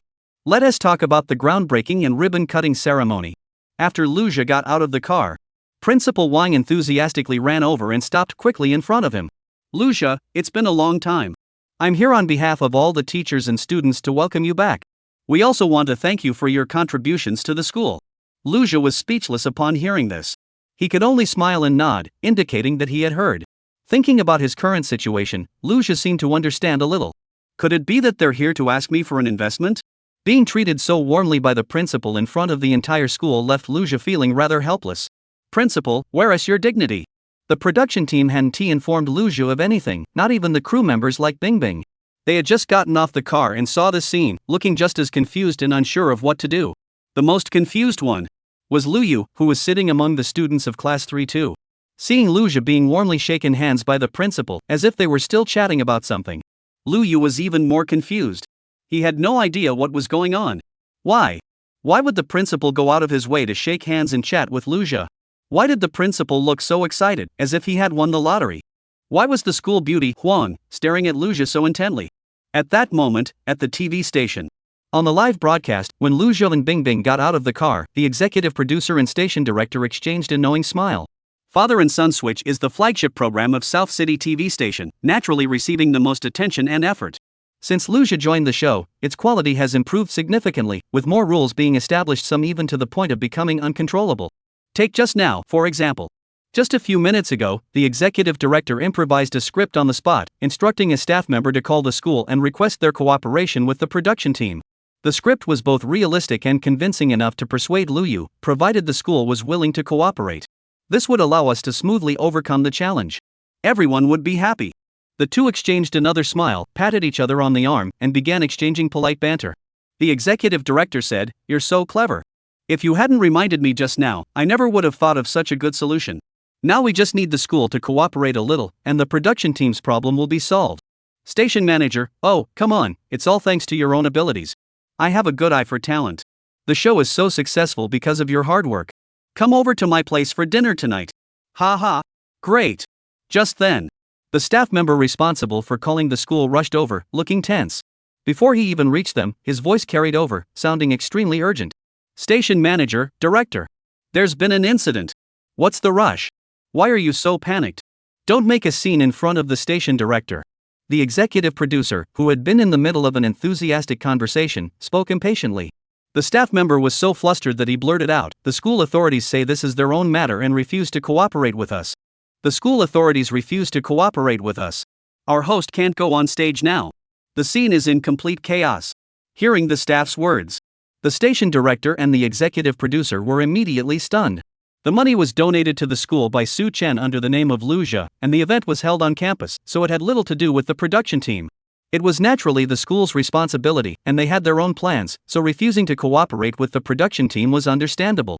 However, this news was like a bomb, causing the station director and the executive producer's heads to buzz. The two exchanged glances, their expressions mirroring each other, and spoke in unison, "Oh no, this is bad. The reversal of father and son roles, coupled with the information asymmetry between them, was the core of the show. This season, due to Luja's presence, the production team made numerous adjustments. For the production team, keeping the truth hidden until the end was the key to success. Now that the school was unwilling to cooperate, both of them knew that Luyu couldn't keep it a secret anymore. If Luyu finds out that Luja is now worth over $1 billion, his behavior on the show will definitely change drastically. They can't figure out why Luja, with such great achievements, is still participating in the show. This leaves the production team completely in the dark about Luja's true intentions. They can only keep increasing the compensation. Money? Does Luja really care? The production team has no idea either. However, no matter what, they had to show genuine sincerity to maintain the previous 30% share. Fortunately, Luja hasn't shown any signs of wanting to leave the show. The only remaining variable is Lu Yu. And now, if he finds out that his child suddenly has so much extra money, will he feel at ease? Or, given that his son is so successful, would he get carried away as a father? Of course he would. Parents' minds are all the same. The executive producer and station director looked at each other. They believed that if their own child had even a tenth of Luja's ability, they would have long since stopped being station director or director. You're joking. And now, the truth is about to come out. It can be said that even if the show continues, it has already lost its original flavor. In fact, the show has only been on the air for a few days. Revenue has already reached 600 million. The station director and executive producer naturally hope the show will last. But now, it seems to have spun out of control. Given such results, their anxiety is understandable. Back to the school scene. At that moment, the student etiquette captain invited Lu Zhu onto the stage. The stage was filled with tables and chairs.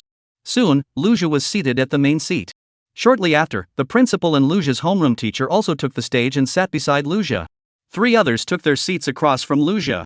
These 3 were members of the sports hall construction team, primarily responsible for building the sports hall, and were the other guests of honor at the ribbon-cutting ceremony. This left Lu Zhu a bit puzzled. What exactly were they so excited about? However, Lu Zhu did not feel nervous. Even at such an important event as the National Financial Conference, in the presence of Hu Rong, the head of the Mingxing Group, Lu Zhu had never felt nervous. Compared to them, the people in front of him were clearly not on the same level. Despite the confusing situation, he remained calm. Chapter 83 is definitely something to look forward to. Lu Zhu. Fantastic. The school is proud to have such an outstanding student. The speaker was Principal Wang, who leaned forward with a look of admiration in his eyes. The homeroom teacher beside him gave a thumbs up. If it weren't for Lu Zhu, she wouldn't have had the chance to sit on this stage. Lu Zhu had truly brought honor to his teachers this time. Strangely, the representative from the engineering team across the room was also nodding at Lu Zhu. They whispered among themselves but didn't hesitate to send him approving glances.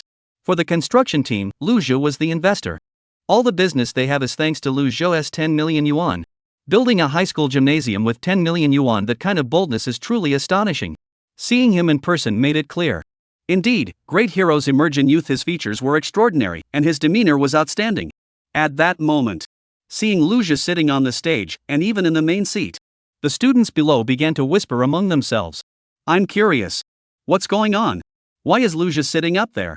It can't just be because he's popular, can it? This is a school, not a variety show. Yeah, he only appeared on one show. Is it really necessary for the whole school to gather around? That's too much. Is it really necessary? Did the show's production team give the school some kind of favor? These students had also watched the show. They admitted that Lu Zhu was indeed pretty cool on the show, but they assumed it was just a special arrangement by the production team. Actually, thinking that way is understandable. After all, they're all students and know Lu Zhu's situation well. Lu Zhu has always been a celebrity at school. But everyone knows why he's famous. It's entirely because he is tall and good looking. He is definitely the school heartthrob. Other than that, he doesn't have much else going for him. His academic performance is average, he's not particularly outstanding in sports, and he doesn't have any notable talents in the arts either. So, it's like an ordinary person suddenly becomes a genius, a billionaire, and completely changes everyone's worldview. Could everyone accept such a change overnight? There's no precedent in the world of someone being bitten by a spider and turning into a superhero. The students were buzzing with speculation, and it was only natural. Let's talk about Lu Yu. Upon seeing Lu Zhu arrive at the scene, he couldn't help but mutter to himself. Shouldn't he be at work at this time? How did the company allow him to wander around like this? Is this his work time now? Seeing the large characters on the stage backdrop, Fei Fei Sports Arena groundbreaking ceremony, Lu Yu seemed to have figured something out. Following this lead, he continued his train of thought. He nodded slowly, because the company invested in this project, he was sent here to review it. That must be it, otherwise, it doesn't make sense. Soon, the principal's voice rang out on site, interrupting Lu Yu's train of thought. Over here, Principal Wang held the microphone, paused for a moment, and began to speak. Ladies and gentlemen, teachers, and students, I have some exciting news to share with you today. Our new sports hall is finally set to begin construction. As you all know, the project for the new gymnasium has been in the planning stages for 3 years but has yet to begin. This is because the school faced significant challenges. However, today I am pleased to announce that these challenges have been overcome. Just like when you encounter difficulties in your studies, if you can't solve a problem, don't worry, you have the most wonderful people, your teachers. So what should the school administration do when faced with a problem? No problem, the school administration also has the most wonderful people. Then, the principal paused and pointed to one side of the playground. Everyone, stand up and look over there. That's our old gymnasium, a gymnasium without even a roof. It couldn't be used whenever it rained, and the floor was cracked, and the walls were damaged. What I want to say is, that old gymnasium will soon be a thing of the past. Soon, a new gymnasium will rise there, and it will become a new playground for all faculty and students, aside from the classrooms. On behalf of the school administration, I promise that the 10 million yuan will be spent wisely. We will hire the best construction team and use the highest quality materials available on the market to build the best gymnasium in the entire city. Therefore, those who helped the school build this gymnasium will be the most beloved people in the school. Principal Wang grew increasingly excited as he spoke, pointing a finger and emphasizing the words 10 million yuan with enthusiasm. The principal's words stirred up excitement among all the students. They had long since grown tired of the old gymnasium. How could they not look forward to the new sports hall? With such intense academic pressure in high school, there were only a few ways to relax, and at this age, students love to be active, so sports activities were naturally the best way to relieve stress. Having a new gymnasium is like a child getting a playground. They could go play anytime. Immediately, the students began discussing it enthusiastically. Wow! $10 million to build a sports hall. That's such a huge investment. Did you know? The newly built sports hall at Nanhua High School, the top-ranked school in South City, is incredibly luxurious, but it only cost 3 million yuan to build. Now our school's sports hall is 3 or 4 times better than theirs. That's so impressive. Maybe only nationally renowned universities have sports halls of that caliber. I never thought our high school could be so generous. It's truly awe-inspiring. I've been waiting for this for 3 years. I'm about to graduate, and now my dream is finally coming true. I'm going to dunk in there and look so cool. I'm going to play badminton, table tennis, and watch the girls from our school do cheerleading. I'm so happy. Finally some news. It's like I've finally won over my crush. The students below were buzzing with excitement. Their eyes were filled with stars. Everyone couldn't contain their excitement. At that moment, everyone stood up, proud of the school's achievements. The school's move was truly impressive. But everyone was now extremely curious. Who is the most adorable person? The principal mentioned. Principal Wang, who is the most adorable person? A student stood up excitedly and shouted the question. At that moment, no one found it odd that he stood up, and some even hoped he would shout louder. Because everyone was curious, some were even cheering him on in their hearts. Everyone wanted to know who that person was. He built such a great gymnasium for the school, we must thank him properly. There was no doubt that if the gymnasium was completed, it would fulfill the wishes of many students. His name will surely be celebrated throughout the school. At this very moment, Lu Xia really has no idea what's happening on site. To say nothing else, the production team always keeps things under wraps for no apparent reason, revealing no information at all. Without any basis, it's hard to speculate. And Principal Wang turned his gaze toward Lu Xia, looking at him with enthusiasm. The principal smiled and began to speak, but he didn't directly give the answer. Instead, after glancing at Lu Xia, he turned to address all the students. Chapter 84, Who can casually mention millions? Students, I would like to invite an outstanding student representative to share their thoughts on the new sports hall. I'm sure everyone is very excited. What are your thoughts on this new sports hall? Next, please come forward. Student representative.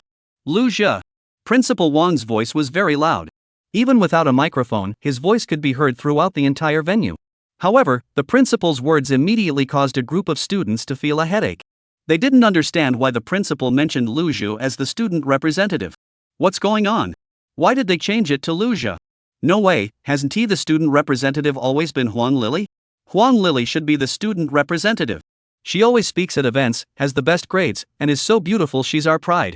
Just because he participated in a program, he became our representative? This is definitely the program's arrangement. This kind of bad influence has even spread to the school.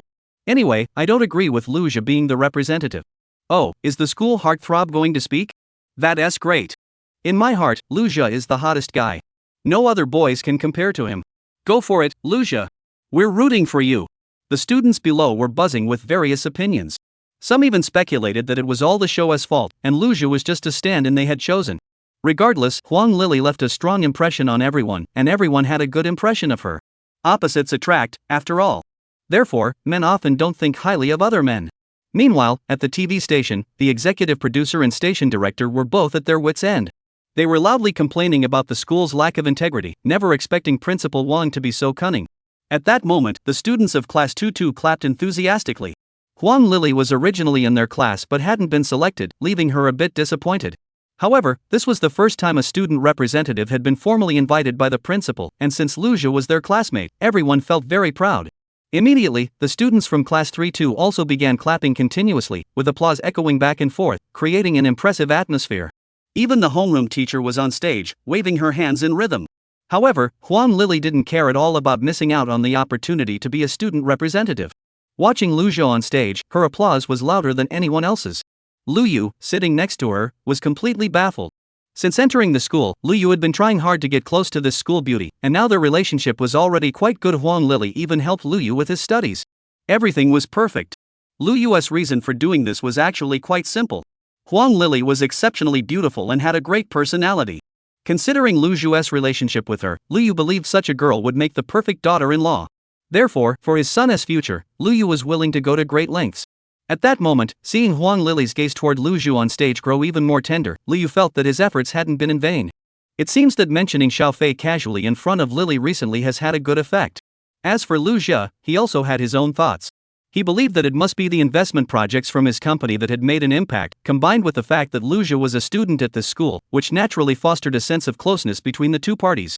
His company had played its cards well. However, Lu Jia had indeed made progress. Though he was so nervous he couldn't speak, at least he hadn't embarrassed himself. Thinking about Lu Jia's upcoming speech, Lu Yu felt a bit anxious. No point in dwelling on it since he'd been called upon, he had to go through with it. Lu Jia stood up and spoke calmly. Regarding being chosen as the student representative, I was also quite surprised.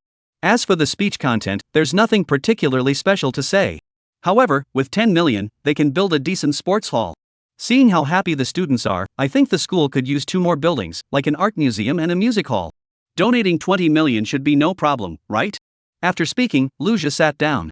One sentence politely declined the speech, another expanded the topic, the last directly expressed his thoughts. The entire process took less than 10 seconds, and the live stream audience erupted in cheers. Indeed, a young tycoon. So generous. Donating 20 million yuan without hesitation. So cool. Even though Lu Jia is tight on funds after investing in the national team, he can still be so generous with his donations. That's truly amazing. I like kids with the right values. Great character. Meanwhile, everyone in the audience, including Lu Yu and the principal, were speechless. 10 seconds later, Principal Wan was the first to snap out of it. While it was natural for the principal to be happy about a donation to the school, Lu Jia had already donated 10 million yuan earlier, and now he was offering an additional 20 million yuan. The amount was simply too large to accept. At that moment, the principal realized he had been a bit reckless. Perhaps pushing Lu Jia to the front to speak had made him feel pressured. This time, it was indeed because the school had produced such a remarkable individual, and in their excitement, they had failed to consider the matter thoroughly. Now that things had come to this, Principal Wang thought he could only wait for an opportunity to politely decline the 20 million. But for now, he had to find a way to smooth things over first. Lu Jia hadn't expected the principal to be thinking so much about it. After all, it was only 20 million yuan. Being able to contribute to one's alma mater isn't such a big deal. Therefore, to ensure the matter proceeded smoothly, Principal Wang immediately stood up and began clapping enthusiastically. Clap, clap, clap. The sound was lonely, and the principal's applause sounded particularly cold. To Principal Wang's surprise, the students' applause was sparse. Everyone seemed uncooperative and began whispering among themselves. Wow! Lu Jia is really exaggerating. Wow, how does he just blurt that out?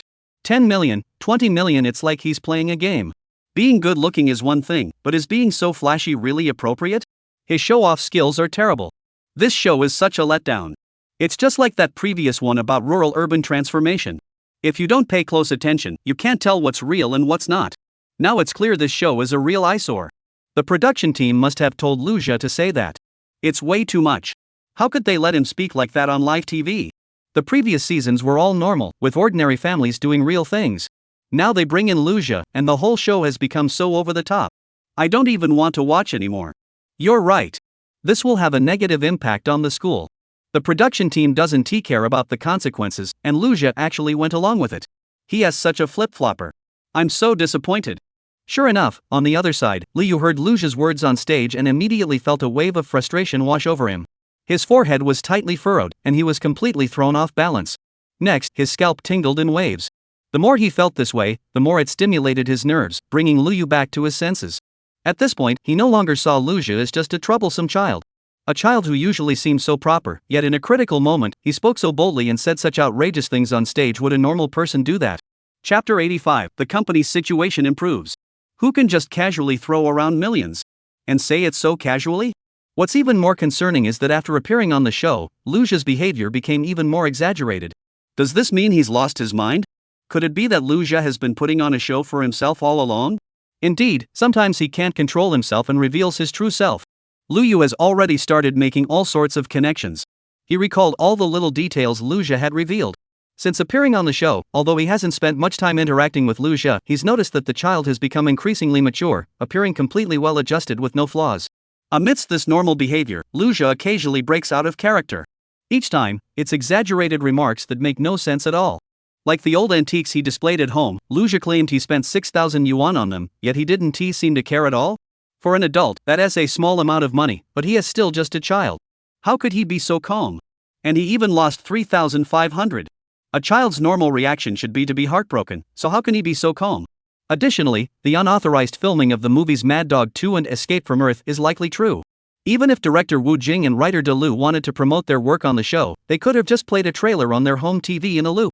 Since it's advertising, the show's production team must have been paid, so they would definitely cooperate. Hanging a few posters in my living room and filming them every day would be so much more effective. Why just 2 inconspicuous USB drives? The more I think about it, the more terrifying it becomes. The more I think about it, the more terrifying it becomes. Liu clearly remembers that when she opened the pirated movie, the cameraman immediately turned the camera away and even turned off the microphone. The look of fear on his face was definitely not an act. This was clearly done to prevent the footage and audio from being leaked. If it were an advertisement, why would they hide it? So this wasn't an advertisement at all, it was pirated footage from start to finish. At that moment, Liu was deep in his own deductions, with questions multiplying in his mind.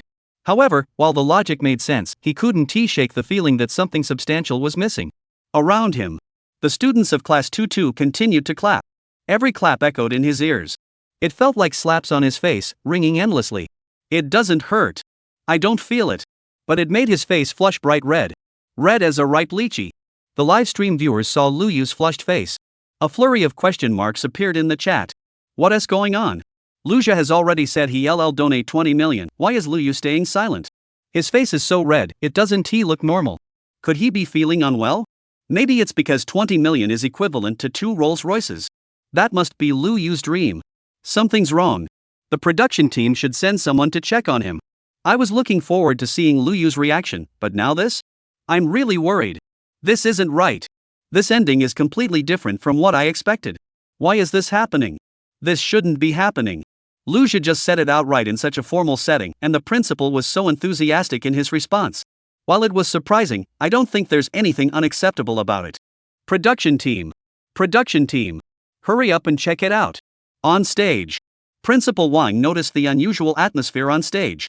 He quickly grabbed the microphone and began to take control of the situation. Now I will introduce a special guest. You will hear it from him. Who is the most respected person at this event? Please welcome Mr. Su Chen. As expected, when Su Chen stepped onto the stage, the atmosphere did indeed ease up a bit. The students below immediately fell silent. Everyone was wondering who this man who had walked onto the stage really was. Could Su Chen be the person Mr. Wang mentioned as the most respected individual? At the television station. Upon seeing Su Chen take the stage, the station director and the executive producer panicked, clinging to each other in complete disarray. A voice echoed in their minds, Liu, please, I beg you, just pretend you have a stomachache and go to the bathroom, okay? The two of them looked at each other, feeling like they wanted to cry. Originally, they had planned to arrange for a knowledgeable host to handle the situation discreetly through certain means. Although they would explain the facts. But different methods would lead to completely different outcomes. Who could have anticipated that the school administration wouldn't cooperate, and now Su Chen has suddenly appeared, completely derailing the entire program plan. In fact, Su Chen had clearly stated earlier that he had no intention of coming to the venue. It wasn't until later, when the principal learned of the situation, that he deemed it a very important and great project and decided to go all out. The school completely disregarded the concerns of the production team. Under such circumstances, Su Chen had no choice but to attend. Back to Lujia's side. He shook his head helplessly. The moment he saw Su Chen appear, everything became clear to him. The clues all connected, and Su Chen was indeed the key link in the chain. The newly constructed sports arena was named Fei Fei Sports Arena, a simple and straightforward name. The construction cost was 10 million, precisely the amount Su Chen intended to use as a token of gratitude. Clearly, the 10 million yuan was donated in Lujia's name. With things having come to this point, what could Lujia do? Given that Su Chen had gone to such lengths, it was hard to refuse such a gesture. Lujia could only sit back down and watch Su Chen take the stage. Su Chen excitedly ran up to the stage, nodded at Lujia, and then picked up the microphone.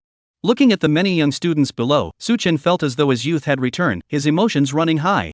Especially when he thought about how Lujia was a promising young example who had graduated from this very school, he couldn't help but feel deeply moved. Thus, his passion erupted completely. He began to speak. Good evening, everyone. Thank you to the school for giving me this opportunity. I am Su Chen, the head of a small company. Recently, due to operational mistakes, our company has fallen into a cash flow crisis, and despite trying every possible solution, we have been unable to resolve the issue. Without Mr. Lu's generous donation of 30 million, my company might have gone bankrupt, and I might have faced a desperate situation. Originally, I intended to give Mr. Lu 10 million as a token of my gratitude, but he firmly refused. Therefore, I have decided to donate this 10 million yuan in Mr. Lu's name to fund the construction of this Fei Fei Sports Arena. Once again, thank you, Mr. Lu, and thank you all. On stage, Su Chen spoke from the bottom of his heart, naturally and sincerely.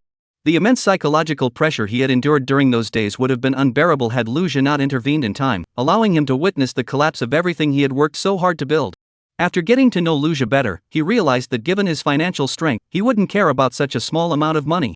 As for himself, he was just an ordinary small business owner. If he missed this opportunity to give back, it would be a regret he would carry for the rest of his life. Chapter 86. The body begins to tremble. Moreover, with the company's current improved condition, 10 million yuan was no longer a significant amount to him. That's why this little incident happened. To Su Chen's surprise. This time, Lujia didn't refuse. Inside the television station, the station director and the chief director were at a loss for words. This guy named Su Chen completely disregarded the consequences and exposed everything. The executive director angrily shut down the live broadcast and walked out to the corridor to smoke. The station director was also helpless and followed him out. Back to the scene with Bing Bing. She had met Su Chen in the office and knew about his failed attempt to give money to Lujia. Now Bing Bing had figured out the reason behind it all. After reading the comments, Bing Bing hurriedly found Lu Yu's location. Mr. Lu, are you okay? Bing Bing asked with concern. Facing Bing Bing's question, Lu Yu lowered his head and did not respond. On stage. Su Chen's words. He heard everything clearly. At this moment, every piece of crucial information was like clues in a detective drama, connecting one by one in his mind. The mystery was being unraveled step by step. At that moment, Lu Yu felt as though he possessed the mind of the famous detective Conan. His thoughts were crystal clear. And the truth is only one. At that moment, Su Chen had finished speaking. After finishing, he greeted everyone on stage and then stepped down. The three members of the engineering team exchanged glances, their hearts racing, and began to whisper among themselves. This Su Chen was a rising star in the startup scene in South City 2 years ago. He founded a mobile internet company whose market value is nearly 200 million. Another nodded and said, I've heard of his name, but I never expected him to use someone else's name for the donation. It seems that Lujia isn't an ordinary person either. Su Chen was able to achieve such wealth in just 2 years. That kind of person is truly remarkable. They had originally assumed this was Lujia's own donation, indicating that Lujia was very wealthy. But in fact, this was a donation forced upon him by someone else out of gratitude. What does that mean? It means that someone who can easily come up with 10 million yuan is going out of their way to curry favor with Lujia. Moreover, it said that Lujia has been refusing all along, forcing Su Chen to resort to this method to get Lujia to accept the donation. Although they are all donations, the difference is simply too great. They couldn't help but marvel in their hearts. True masters don't even need to show their faces. Immediately afterward, after Su Chen stepped down, Principal Wang immediately took the microphone. Prior to this, Su Chen had discussed the matter with the principal, clearly stating that although the money was donated through him, he hoped the school would center its efforts around Lujia and his own role could be completely overlooked. Since everything had been made clear, the principal naturally wouldn't confuse the priorities and took the microphone to speak. Now, I would like to introduce to everyone once again a person whom you are all very familiar with. He is an outstanding graduate of our school and has now become an integral part of national development. I hope every student here will take him as a role model and strive to study hard, and every teacher will also give their all to work diligently in cultivating high-quality talent. This distinguished alumnus has donated 10 million yuan to the school, and soon you will see the new sports hall rise from the ground, with all faculty and students benefiting from this facility. So, who is the most admirable person? He is your classmate Lu Jia. After Principal Wang finished speaking with great passion, he immediately had someone prepare for the ribbon-cutting ceremony. The homeroom teacher of Class 2-2 stood up first and led the applause, followed by all the students in the class. The entire hall erupted in thunderous applause, and in this enthusiastic atmosphere, all the teachers and students stood up and clapped enthusiastically. The scene was as lively as fireworks being set off.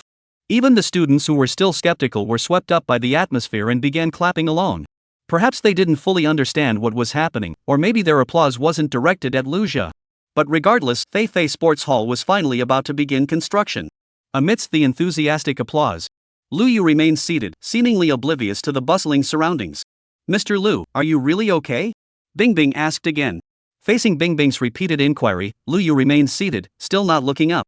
This time, his expression grew even colder. He gently raised one hand, signaling her to leave him alone. The other hand tightly gripped his chin. It was clear he was deep in thought. Such unusual behavior caught everyone's attention, and they began to speculate about what he had gone through. Especially given that the matter involving Lu Jia had been made public, how must he be feeling? Regardless, everyone was now eager to understand Lu Yu's true thoughts at that moment. Speaking of Lu Yu, at that moment, he lowered his head, and memories began to flood back. Like unraveling a tangled thread, some doubts began to be resolved.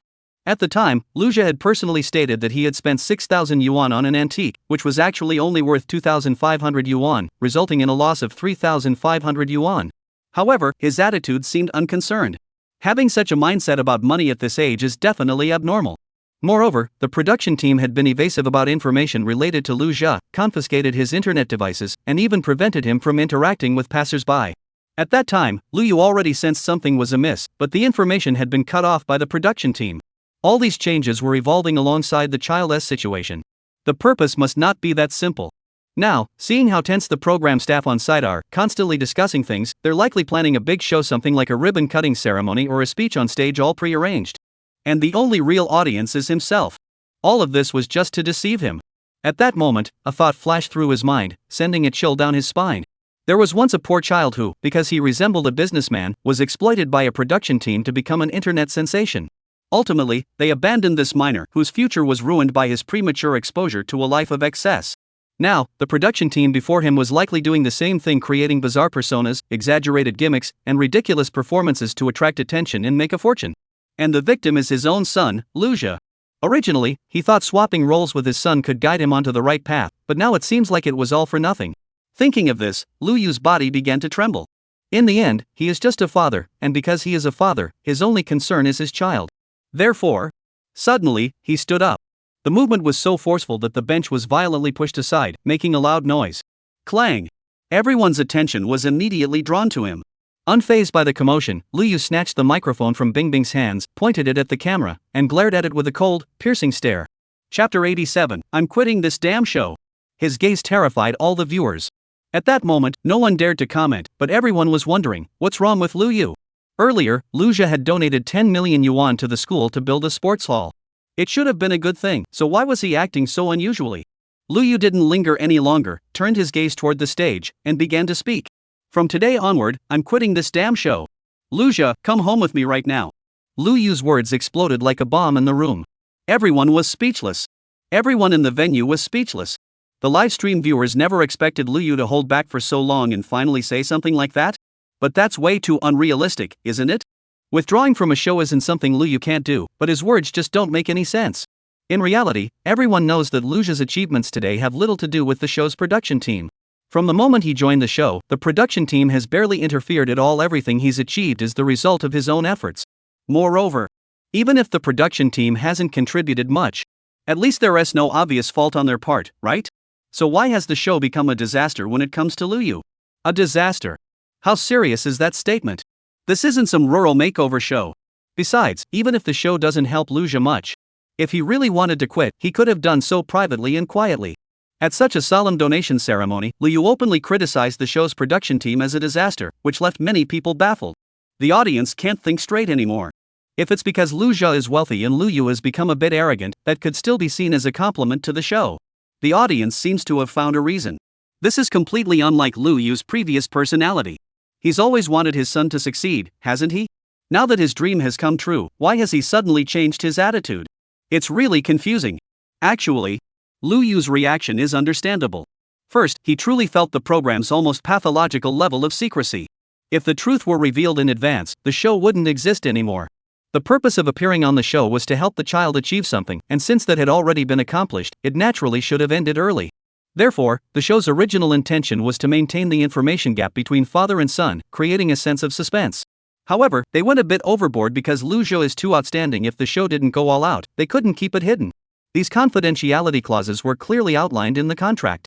It's just that Lu Jia is truly outstanding, so the production team had to treat him specially. To prevent his information from reaching Lu Yu, although they didn't do anything overly extreme, their methods were indeed a bit excessive. To give an example, to ensure that Lu Jia's information didn't reach Lu Yu, the production team even spent a fortune hiring confidentiality experts, and raised the confidentiality level to the highest possible. However, due to the show's immense popularity, some inconsistencies inevitably came to light. While they managed to keep it from Lu Yu, it also led him to form a massive misunderstanding. The reason this misunderstanding deepened is simple. Lu Jia is simply too talented. Despite his short time on the show, he had already proposed a national investment initiative. This genius is inherently unconventional, and audiences went through countless moments of shock before gradually believing in Lu Jia's capabilities. Even now, some still doubt his authenticity. From Lu Yu's perspective, he knew nothing about any of this. The sudden changes were bound to make him overthink things. He has always approached the situation from the perspective of a father. From the moment he signed up for the show, he hoped Lu Fu would grow up healthy. So, faced with everything happening today, his first thought was that this was a fake performance. The entire scene was a performance. It's as if the entire school is deceiving him. Is the school, which represents education, really supposed to go along with this for the sake of the show?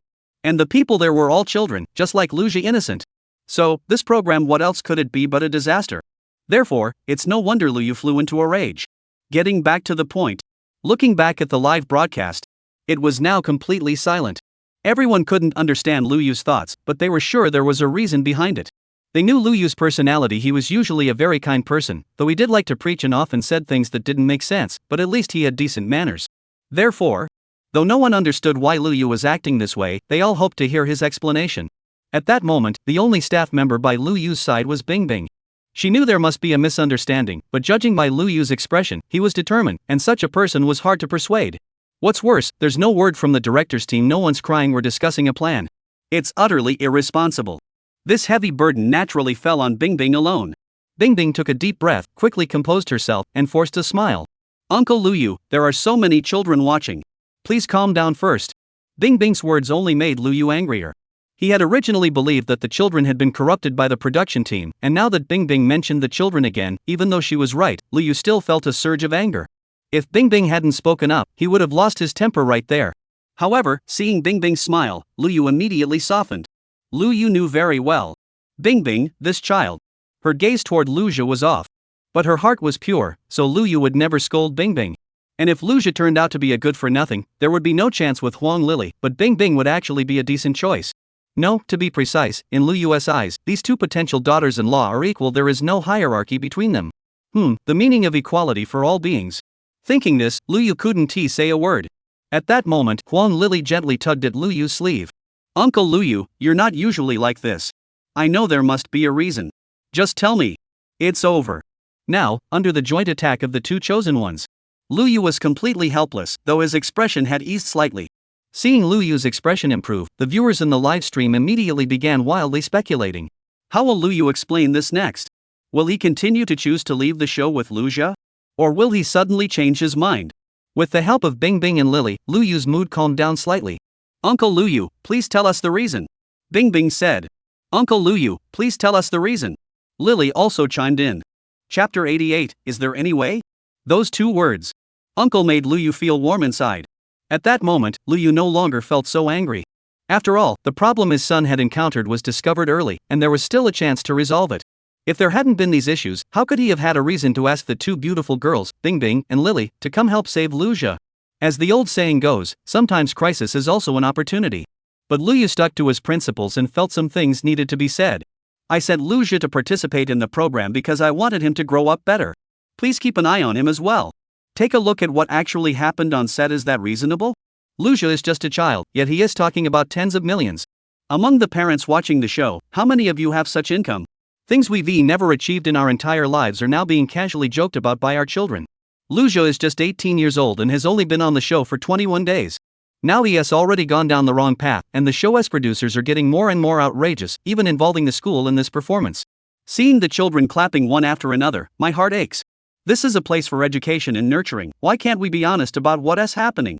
Everyone saw the news about that child online earlier, right? What was the outcome under the influence of the internet? I absolutely will not allow such a thing to happen to my own child. No, I don't want any child in any country to go through this. Children should have their own futures, not become puppets for online profit. Therefore, I, Lu Yu, must withdraw my son from this harmful program today. After Lu Yu finished speaking, the entire venue erupted into chaos. Don't let children become puppets for online profit. At that moment, everyone agreed that Lu Yu's words were spot on, even classic. This is the world we live in. In the age of information overload, children are exposed to too much from a young age, their desires constantly expanding, yet their abilities fail to keep pace. When desires and capabilities are mismatched, how do we counter this ideological erosion? Who is driving whom? Clearly, those who are still growing up are the easiest to manipulate. At that moment, everyone present was deeply moved by Lu Yu's words and nodded in agreement. No wonder they can raise such an outstanding child like Lu Yu. It turns out the parents' ideological awareness is so high. However, the truth is not that simple. If even Lu Yu isn't considered outstanding, what hope do other children have? In fact, many parents dare not use Lu Yu as a benchmark for other people's children, because at least their own children can strive to reach a certain level. But Lu Yu is simply out of reach. On stage, Lu Yu is holding his forehead with one hand, lost in thought. Meanwhile, online, the once quiet comments section suddenly erupted. I think Uncle Lu Yu is right. His concerns are understandable. First, the production team hid the truth, and then a child who was originally poor suddenly became very wealthy, which is indeed easy for parents to misinterpret. Exactly. If my child suddenly had an extra $100 in their pocket, I definitely think they stole it. Lu Yu has billions. Which parent could accept that? If it were me, I'd never accept it. Forget everything else, I don't have a son like Lu Yu. I can understand Lu Yu's perspective, but I can't understand your serious expressions. Come on, everyone, let's lighten up a bit. Ha ha ha. Ha ha ha. I'm willing to call Lu Yu the most misunderstood parent in history. Upon hearing Lu Yu's words, some people couldn't stay seated. Principal Wang immediately stood up and said, "That's not how it is, Mr. Lu. This gymnasium was indeed donated by Lu Yu. As the principal of this school, I can assure you that this is the truth. Please don't misunderstand." The homeroom teacher also stood up and affirmed, "Principal Wang is telling the truth. You've really misunderstood this matter." As Principal Wang and the second-grade homeroom teacher explained, many students in the audience also stood up to confirm the truth. The situation was like a tide, pushed forward by waves, but it was blocked in front of Lu Yu, and no one knew where it would flow. The program crew looked worried. Regardless, Lu Yu had already made his stance clear. He would withdraw Lu Yu from the program. During this time, they had gotten along very well, and this father-son duo was indeed very kind, never causing any trouble for the production team. As for the production team secretly withholding information, that was their own doing and had nothing to do with the guests. At that moment, Lu Yu's voice rang out again. "Enough. Please tell the truth. Is there a need to put on a show here? If this continues, I'll get even angrier. I advise you to think carefully." After speaking, Lu Yu immediately left the crowd and walked toward the stage. Soon, Bing Bing and Lily stopped him. Bing Bing said, "Lu uncle, please let me explain." In truth, Bing Bing didn't know what to say either, but if the misunderstanding wasn't resolved, the guest would definitely be upset. Even if the show ended, she hoped they could part on good terms. Leaving with lingering emotions wasn't acceptable. Bing Bing spoke directly. "I completely understand Uncle Lu's thoughts. From the beginning as the host to now becoming Lu Yu's secretary, this entire journey has been unbelievable to me. Actually, Lu Yu is too dazzling. The production team couldn't stop information from leaking out. If Uncle Lu found out, the show wouldn't be able to continue. Therefore, the production team brought in professional confidentiality experts to devise a plan, completely blocking all information about Lu Yu from Lu Yu's side. This is what led to the misunderstanding." The audience agreed with Bing Bing's explanation. The production team's original intention was the same, and they hadn't done anything extreme. Lu Yu, though he had stopped in his tracks, still didn't fully believe it. Although Bing Bing now calls him Uncle Lu. Lu Yu uncle. Just one word makes a big difference. It felt like their relationship had grown closer. This made Lu Yu feel a little happy for Lu Jia. However, he was still more concerned about Lu Jia's future and insisted on his decision. What skills does Lu Jia have? How could I not know? The production team is exaggerating too much. I absolutely cannot accept this approach. So I will definitely withdraw. Bing Bing, don't say anything else. Let's just leave it at that. Lu Yu's words echoed out. Very decisive. This immediately left viewers who enjoyed the show feeling a sense of regret. It was truly different. This family was completely unlike the guests from the previous 8 seasons, leaving the live streaming audience feeling reluctant to let them go. Thinking about never seeing Lu Jia and Lu Yu on TV again, this outcome was hard to accept. Those who had previously called to urge the show to expose them now regretted their actions. They are all calling the show's production team again, demanding that they find a way to keep this family on the show. Chapter 89, Becoming Friends. But what could be done? What can the station manager and director do at this point? If they had that kind of influence, would they still be at the South City TV station? So, the two of them were in a terrible mood and cursed out all the big shots they had called. If it weren't for you guys messing things up, would it have turned out like this? Damn it! Back at the scene, due to Lu Yu's actions, the ribbon-cutting ceremony was forced to stop. Bing Bing was also trying to figure out how to keep the two of them there. Suddenly, an idea popped into Bing Bing's mind. After thinking for 10 seconds, Bing Bing immediately said to Lu Yu, "Uncle Lu, Lu Jia is really outstanding. If you don't believe me, I have a great suggestion." That's right, Uncle Lu. Lu Jia is really talented.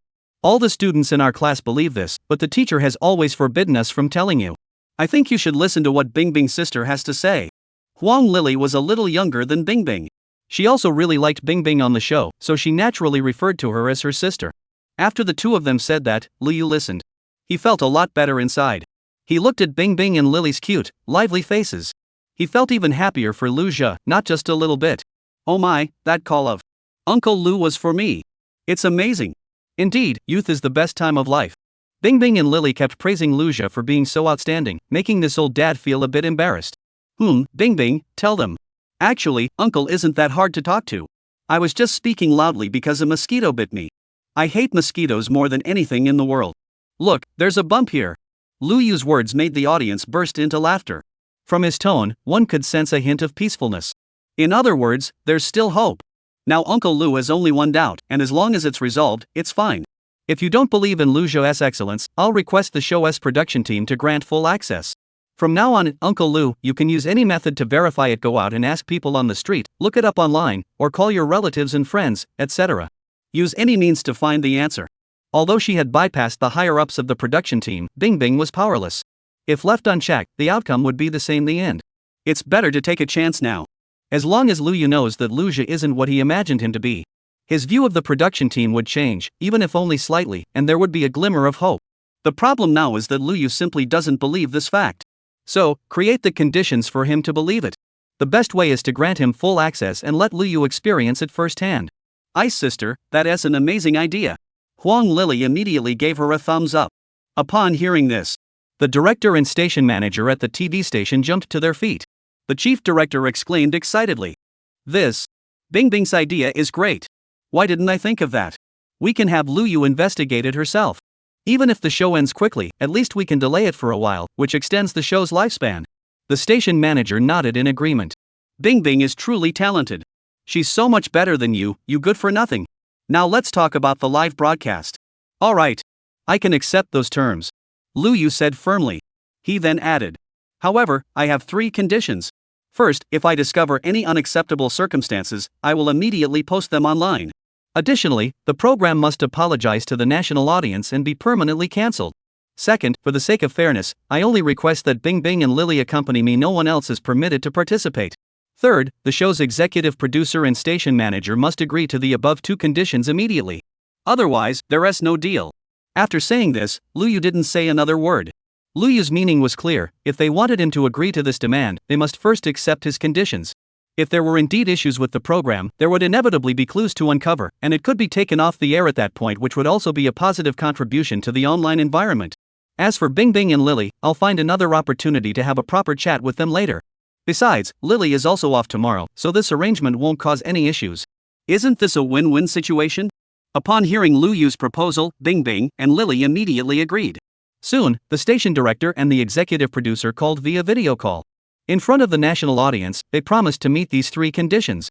After the call ended, the station director and the executive producer exchanged a knowing smile. Isn't this just a joke? Who could possibly find any flaws in Lucia? That person hasn't even been born yet. The matter was quickly resolved.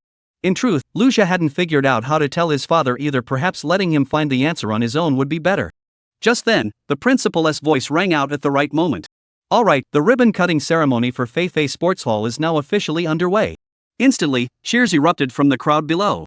On the red carpet, Lucia held the scissors and successfully concluded today's event. Outside the school gate, Bing Bing and Lily were holding a microphone and a mini-camera respectively. They followed Lu Yu's footsteps. Lu Yu turned to look at the two of them. Bing Bing, Lily. I know Lu Zhou is handsome on the outside, but his inner qualities are even more remarkable. Most people can't notice that. To truly understand someone, you have to listen to what those closest to them say. Shall I tell you all about it in detail? The two girls nodded in agreement, looking very interested. Lu Yu smiled slightly. Let us go, we'll talk as we walk. At that moment, the three of them chatted about Lucia, laughing and walking together. Although Lu Yu often spoke seriously about Lucia in the livestream, saying he wasn't good at this or that, now that he was accompanied by two young beauties, he changed his attitude, speaking sweetly like honey. Under his praise, Lucia suddenly became the best treasure in the world. Bing Bing had always had a crush on Lucia, but she had never dared to show it, as she felt being his secretary was already quite an honor. Hearing Lu Yu praise Lucia so highly, her smile was as bright as a crescent moon in the night sky. As for Huan Lily, what can one say? She is the second best student in her school, naturally arrogant, and usually doesn't think much of others. But after watching a live stream out of curiosity, she was hooked and gradually developed feelings for it. What is this show about? Of course, it's about the main character, Lucia. So every time Lu Yu praised Lucia, Lily would think of the exciting scenes from the show, and naturally, both girls couldn't stop smiling. Seeing how well she could speak, Lu Yu couldn't help but feel a sense of pride. He even suddenly had the idea of opening a marriage brokerage. Just then, Lu Yu spotted a familiar face. This familiar face was none other than Li Lao, the school gatekeeper, who was already in his 60s. Chapter 90, this is way too ridiculous. Actually, at his age, he could have retired long ago, but because he loves the vibrant atmosphere of the school and the children so much, he continues to stay in his position. Lu Yu, on the other hand, was transferred from the production team, so his interactions with peers were limited to teachers, making it hard to find common ground. So when he feels bored, he can only chat with old Li.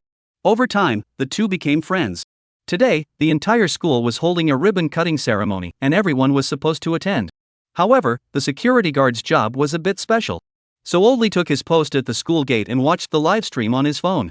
Taking advantage of the moment when no one was around, he slipped out and bought a pack of cigarettes from the nearby store. When he saw Lu Yu and the others walking out of the school gate on his phone, old Li realized this was a great opportunity to be on TV. Therefore, old Mr. Li hurried back and pretended to bump into Lu Yu and the others. Moreover, today Mr. Li had decided to make a good impression. Little Lu, there were some things I couldn't mention to you on the show, but now that the program isn't so strict with you, I just can't hold it in anymore.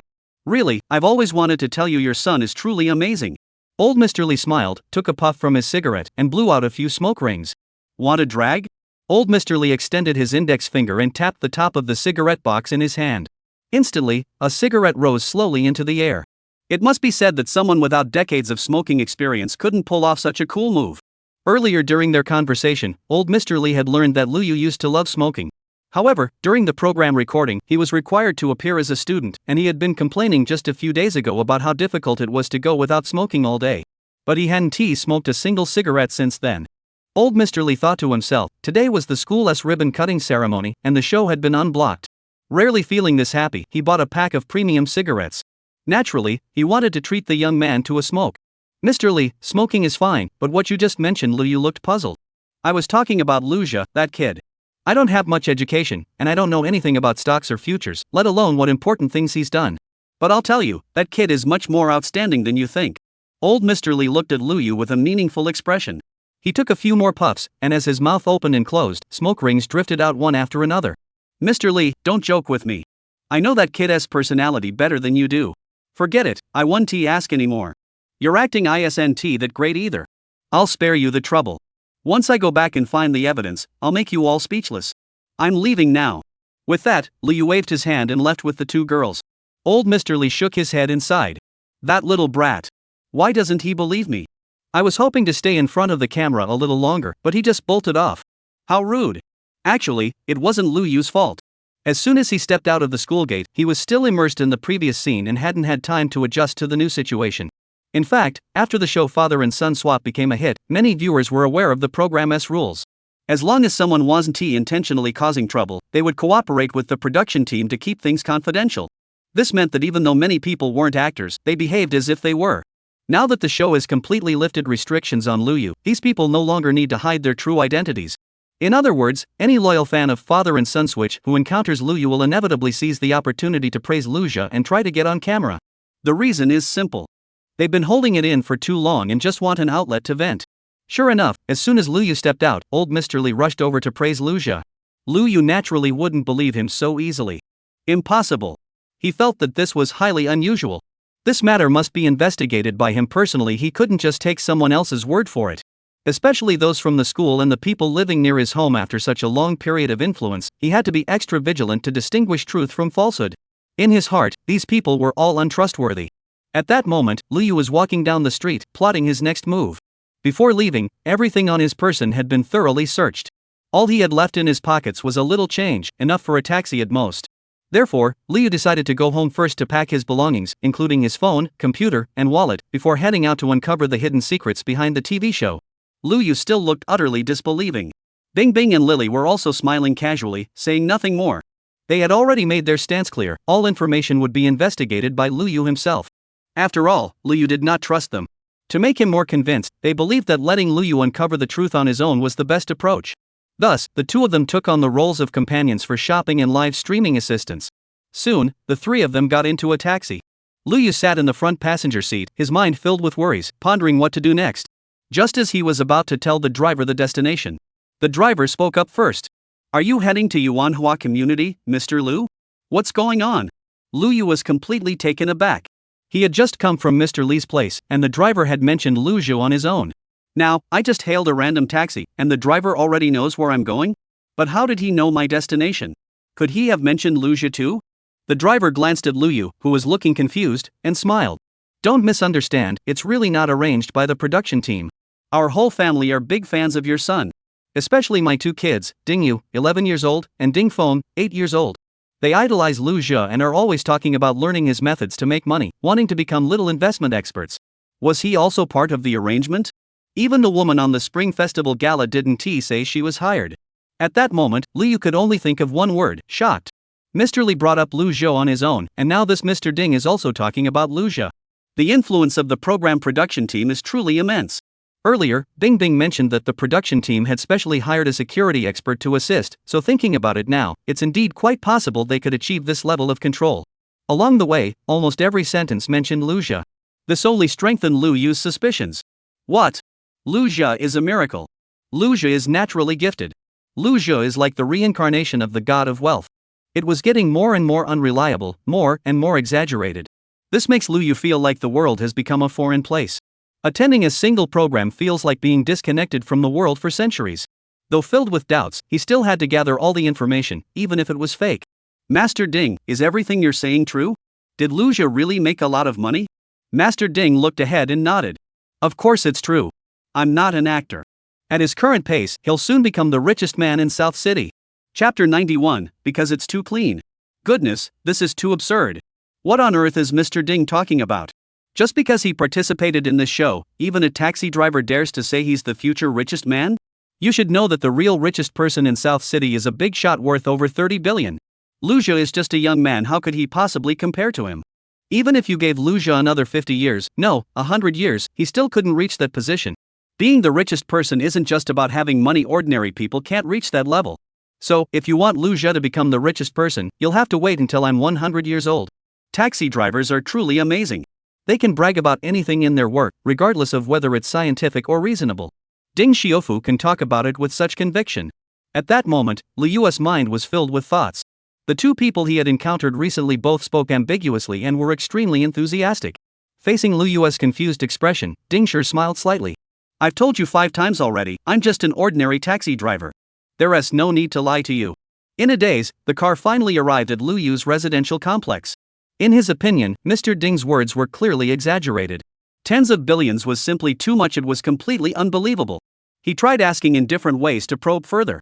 Did that kid Lu Zhe really achieve all that? "Mr. Ding, you weren't lying to me just now, were you? Come on, brother, don't joke around. That's impossible." But Mr. Ding always replied cheerfully. "I'll say it again, I'm just a taxi driver. Why would I lie to you?"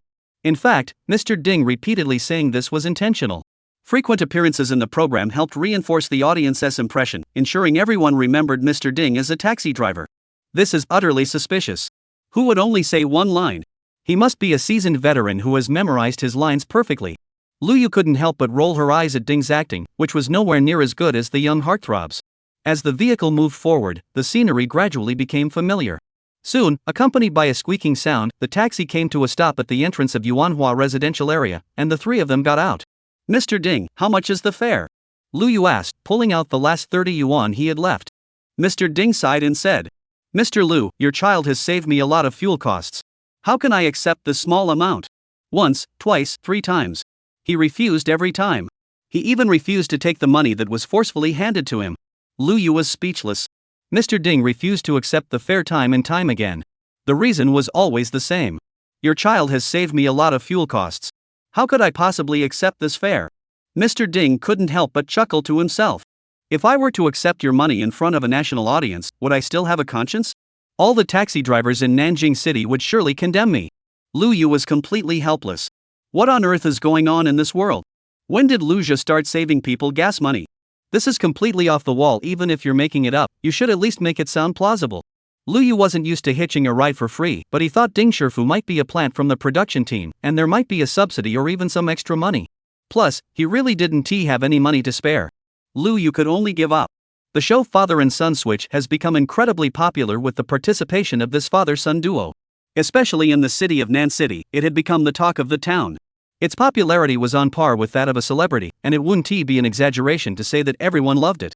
From elderly people in their 70s and 80s to young children, many are loyal viewers of the show. After all, everyone has a voice and loves to chat and gossip. So, without exaggeration, it's safe to say that more than half of the people in South City are familiar with the Lu family's father and son. Even if someone hasn't seen them in person, they've at least heard their names mentioned by others. Precisely because these two are quite famous nationwide. The South City government is even considering inviting them to become the city's official ambassadors. However, since they are still participating in the program, no further action has been taken yet. To be honest, this father-son duo really does have great looks, and they definitely be fantastic as brand ambassadors. Especially Lu Yu in his age group, his looks are absolutely top-notch. As for Lu Jia, there's no need to say more. He's a national idol, and there's no doubt he's the handsomest young man in Nancheng. During the live broadcast, Lu Yu was seen struggling with confusion on 2 separate occasions. Seeing Lu Yu being treated this way by the citizens, netizens immediately erupted in excitement. The audience could tell that the security guard Old Li and the driver Ding Shifu were putting on a show to some extent. That's right. They were deliberately putting on a show. However, it must be made clear that this performance does not constitute deception. Take Old Li and Ding Shifu, for example. They didn't utter a single false word throughout the entire process. With so much information available online nowadays, the authorities will eventually release the truth, and Lu Yu will eventually discover just how formidable Lu Jia really is. So many viewers in the live streams have already started treating Lu Yu's quest for the truth as the final climax of the show. Since we already know the final outcome, why not enjoy this moment of joy? Ha ha ha, why? The show suddenly got so interesting. That is hilarious. That old man Li's smoke ring technique is top-notch. I counted he managed to blow 3 smoke rings at once. It feels like everyone in the entire city is bursting with excitement. We should take action too. If Lu Yu is watching the live stream and gathering information, we should use the chat to play along with him. Welcome to the all-star acting troupe. In the end, at the unanimous call of the netizens, all the viewers watching the live stream formed an unspoken agreement. That is, to act along with the performance. But they would never deceive him. This time, Lu Yu became the sole protagonist on stage. Yuanhua community, Lu Yu's home. Lu Yu was busy organizing some things. Actually, what he needed to prepare was simple, just his phone and some cash. However, since he had already returned home, how could he let these 2 little beauties leave so quickly? The situation was clear. This time, he had full authority, so he naturally had to achieve his goal, and his current objective was crystal clear. The first was to find evidence proving the program crew's misconduct. He believed that through Lu Jia's abilities, he could also indirectly prove this point. The second was to find as many opportunities as possible to speak highly of Lu Jia in front of the 2 young women, laying a solid foundation for future endeavors. Thinking of this, Lu Yu's mind immediately became lively. In less than 3 seconds, he came up with a brilliant idea. Soon, Lu Yu opened the door a crack. He immediately sprang into action and shouted toward the living room. "Bing Bing, can you help me out?" Chapter 92, You're all so beautiful. "Hey, Uncle Lu, what did you say?" Bing Bing's voice came from the living room. Can you help me find my ID card? I think it might be in Lu Zhuo's room. Upon hearing this, Bing Bing didn't hesitate and immediately agreed. Sure. As she pushed open the door, Lu Zhuo's room was neatly arranged, with only the necessary furniture and almost no extra decorations, making the entire room look exceptionally clean and tidy. But precisely because it was so clean, Bing Bing couldn't find any clues at first. After all, there was nothing obvious, so it must be in a more hidden place, like the wardrobe or the desk drawer, and these places might hold some of Lu Zhuo's secrets. She had originally thought it would just be a quick grab, and she might even get the chance to take a look around Lu Zhuo's room, which made her feel a little excited. But now, facing such a private space, she felt torn, unsure whether to continue searching. Bing Bing, did you find it? Lu Zhuo's urgent voice rang out again. Indeed, he was searching for crucial evidence for the program, and time was of the essence. But it wasn't an important appointment or matter. Why did he have to bring his ID? Bing Bing thought to herself, but she still couldn't bring herself to act. If only she had someone to accompany her. Well, not yet. At that moment, Lu Zhuo spoke again. Lily, Uncle is really in a hurry. Go to Lu Zhuo's room and help Bing Bing look for it. No matter what, you have to find it for me. In Lu Zhuo's opinion, Lu Zhuo had been a good student when he was young and had won many awards in kindergarten, such as drawing contests. So there were quite a few certificates in the drawer of his room. Although it had been a long time, even a small certificate was still an honor. They could also serve as proof that his praise for Lu Zhuo was well-founded and leave a good impression on the two little girls. Oh, okay. Lily responded and immediately got up to enter Lu Zhuo's room. Seeing how anxious Lu Zhuo was, it was clearly an important document, so the two of them began searching carefully together. 8 minutes later, Bing Bing and Lily came out empty-handed, their faces flushed. They had almost searched every corner and found the certificate along with other items. Anyway, anything Lu Zhuo had, they had already studied thoroughly. 10 minutes later, Lu Zhuo appeared in the living room with a smile, holding his ID card. He then told everyone he had found it and they could leave. Bing Bing, Lily. Without saying much, the three quickly appeared in the residential area. As soon as they arrived at the residential area, they spotted Lu Zhuo's BMW. There were 7 or 8 people standing beside the car, looking quite relaxed. Seeing this scene, Lu Zhuo was a bit puzzled. Why would the neighbors in the residential complex be standing by his car for no reason? The people at the scene were of various ages, from children to the elderly, and there were also young adults in their 20s. Some of the faces were familiar, clearly residents of the neighborhood. What was even stranger was that when Lu Zhuo had returned earlier, there had been no one around. However, there was something more important on his mind at the moment. After giving a casual greeting and confirming that the car was undamaged, Lu Zhuo finally breathed a sigh of relief. But he soon grew unhappy again.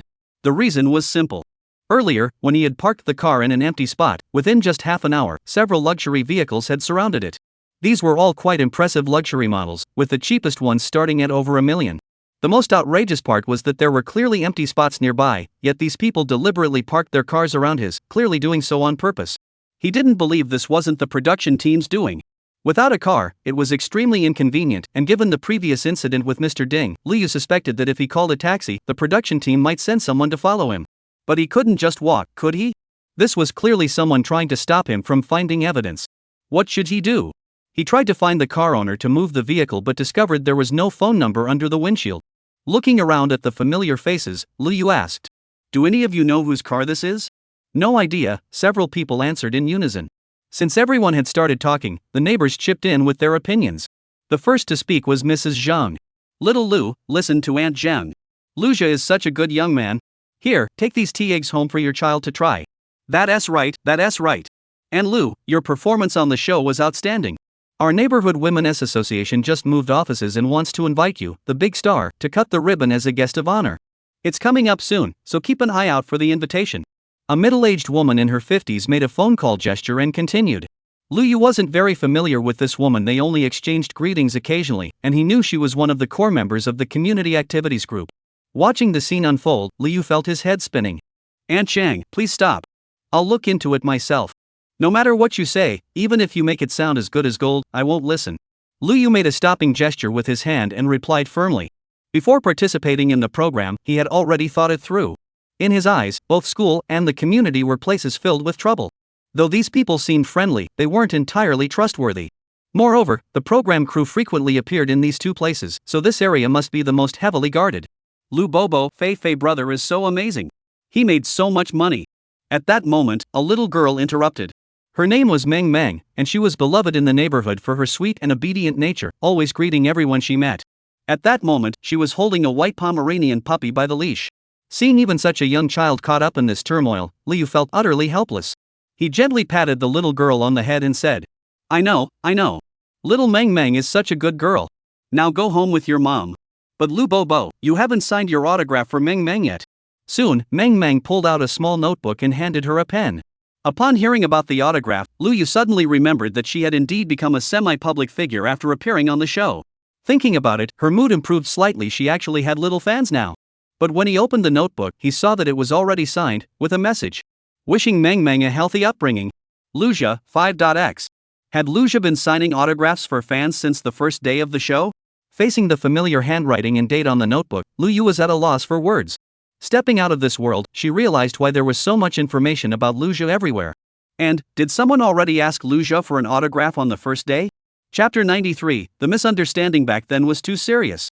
On the other side, seeing such an innocent and carefree girl, Bing Bing and Lily also squatted down to play with her. Sister Bing Bing, Sister Lily, you're so beautiful. As soon as she saw the two of them, the little girl immediately showed off her talent, speaking in sweet words. After all, as loyal followers of the father-son role-swapping show, she could name all the characters in the play, even those who hadn't been formally introduced, thanks to her parents. Therefore, she quickly remembered the name of the newly introduced Huang Lily. All of this was typical behavior of die-hard fans. Woof woof woof, the Pomeranian seemed to bark a few times as well, as if cheering on the scene. Lu Yu was very familiar with all these faces. In his opinion, they were all genuinely good people. But at that moment, he was completely baffled. He felt both anxious and confused. Without further ado, the three of them got back into the taxi and set off again. According to Lu Yu's plan, their next destination was his workplace. There were colleagues he had worked with for years, with whom he shared a close bond. Such trusted friends would never deceive him and would surely provide valuable leads. Additionally, there were many competitors in the workplace, and there had been friction between them in the past. Now, with Luja taking over his position, he would inevitably struggle to reach the same level in the short term, which would inevitably lead to dissatisfaction. These people were likely to speak out and criticize him. Although he wasn't particularly eager to hear negative feedback, if he truly wanted answers, he had to prepare himself mentally to accept criticism. Moreover, the company he works for is still a decent one, with a leadership team composed of respected individuals. Even though everyone is on equal footing, at least they go out of their way to spare your feelings. I believe I will eventually obtain the facts I seek. On the way there, the driver didn't show much enthusiasm, only coldly asking about the destination before falling silent. It seems like he is just not a talkative person. All of this fit perfectly with Lu Zhiping's usual low-key style. But just as they were about to reach the street where the company was located, as Lu Yu reached for his wallet to pay, Wang, the driver, glanced at Lu Yu's movement, raised his hand from the gearshift, and stopped him from continuing to pay. No need to pay. Your child has saved me a lot on fuel costs. How could I possibly charge you for such a small amount? On the other side. Back to Lu Yu's former investment company. In the investment industry, performance is king. To put it bluntly, whoever has the most lucrative deals is the boss. Therefore, in such an environment, open and covert competition is everywhere. Corresponding to this struggle is the ability to read people and situations. After the show Father and Son Switch became a hit, as Lu Yu's colleagues, everyone naturally started paying attention to his movements, for various reasons. There's no doubt that Lu Yu has become a sensation. If we delve deeper into the reasons, it's because Luja has been too outstanding. At just 18 years old, he has repeatedly shattered people's expectations, from dominating the stock market to advising the national team. Despite his net worth already reaching over $1 billion, and his status not yet officially recognized, everyone in the know understands that it's only a matter of time. If you cross Luja, even if he doesn't take action himself, someone else will teach you a lesson. Along the way, various rumors have captured the attention of countless people.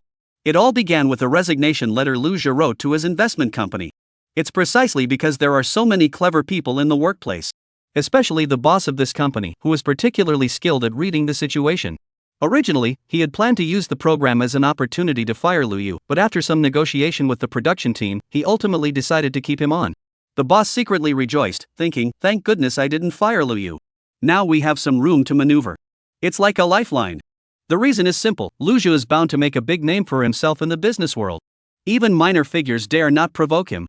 After all, the show will eventually come to an end, and Lu Yu will eventually return to the company. Therefore, the company boss instructed all employees to closely monitor Lu Yu's movements. Just then, an employee rushed into the meeting room without knocking, pushing the door open forcefully. However, no one in the meeting found her boldness inappropriate. Because she was the one assigned to track Lu Yu. Her authority allowed her to report Lu Yu's latest whereabouts at any time. Mr. Meng, the live stream shows that Lu Yu is already in our area and is almost at the company building, the staff member shouted. What? He's here. End the meeting. Everyone, get ready to receive him. Mr. Meng, the general manager, immediately issued the order. As soon as Mr. Meng gave the order, all the employees left the meeting room and took their positions. Xiaoli, go take out the trash and keep the company clean. Got it, I'll go right away and complete the task. Xiao Zhang, check the restrooms for any urine stains, wipe them clean with paper, and make sure there are no watermarks in the urinals. If Lu Yu uses the restroom and sees them, it'll be bad. Also, light some incense. Everyone, get up and tidy up the desks and chairs. In an instant, the entire company bustled into activity. The reason everyone was so tense was due to Lu Yu's previous situation. Lu Yu used to be a manager at the company. Due to some business issues, many people wanted to take his position. Competition in the workplace was already intense, and both open and covert struggles had become more evident. In the process of sabotaging each other, conflicts inevitably arose. Although things appeared calm on the surface, if Lu Yu held a grudge, that wouldn't be good. At the time, Lu Yu was constantly being assigned overtime to accompany clients, with irregular work hours, often not returning home until late at night, leaving him anxious and irritable. Therefore, the current company executives believe that the previous decision may have been too harsh and are now trying every possible means to make amends. In reality, backstabbing is an inherent part of the workplace, especially in such a company where everyone is out for their own interests. There are no lofty ideals here. If there were no such calculations, then going to work would just be a way to pass the time. Besides, Lu Yu, that guy, his status changed just because he appeared on a TV show. Originally, everyone was just an ordinary employee, with only differences in job titles. Whoever was more capable was the boss. But as the saying goes, absence makes the heart grow fonder. Because Lu Zhou is so talented, Lu Yu now seems to have an aura around him, like a king returning home.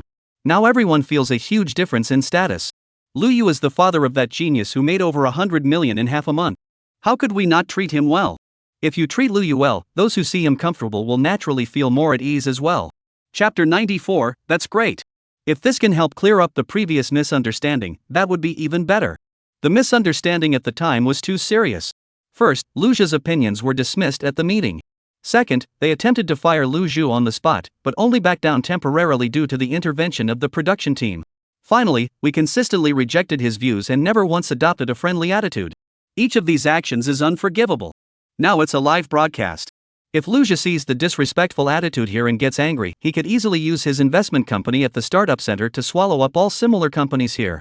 Think about it, both companies are in the investment sector, and Lu Zhu's side has 100% return. Stealing clients would be a piece of cake.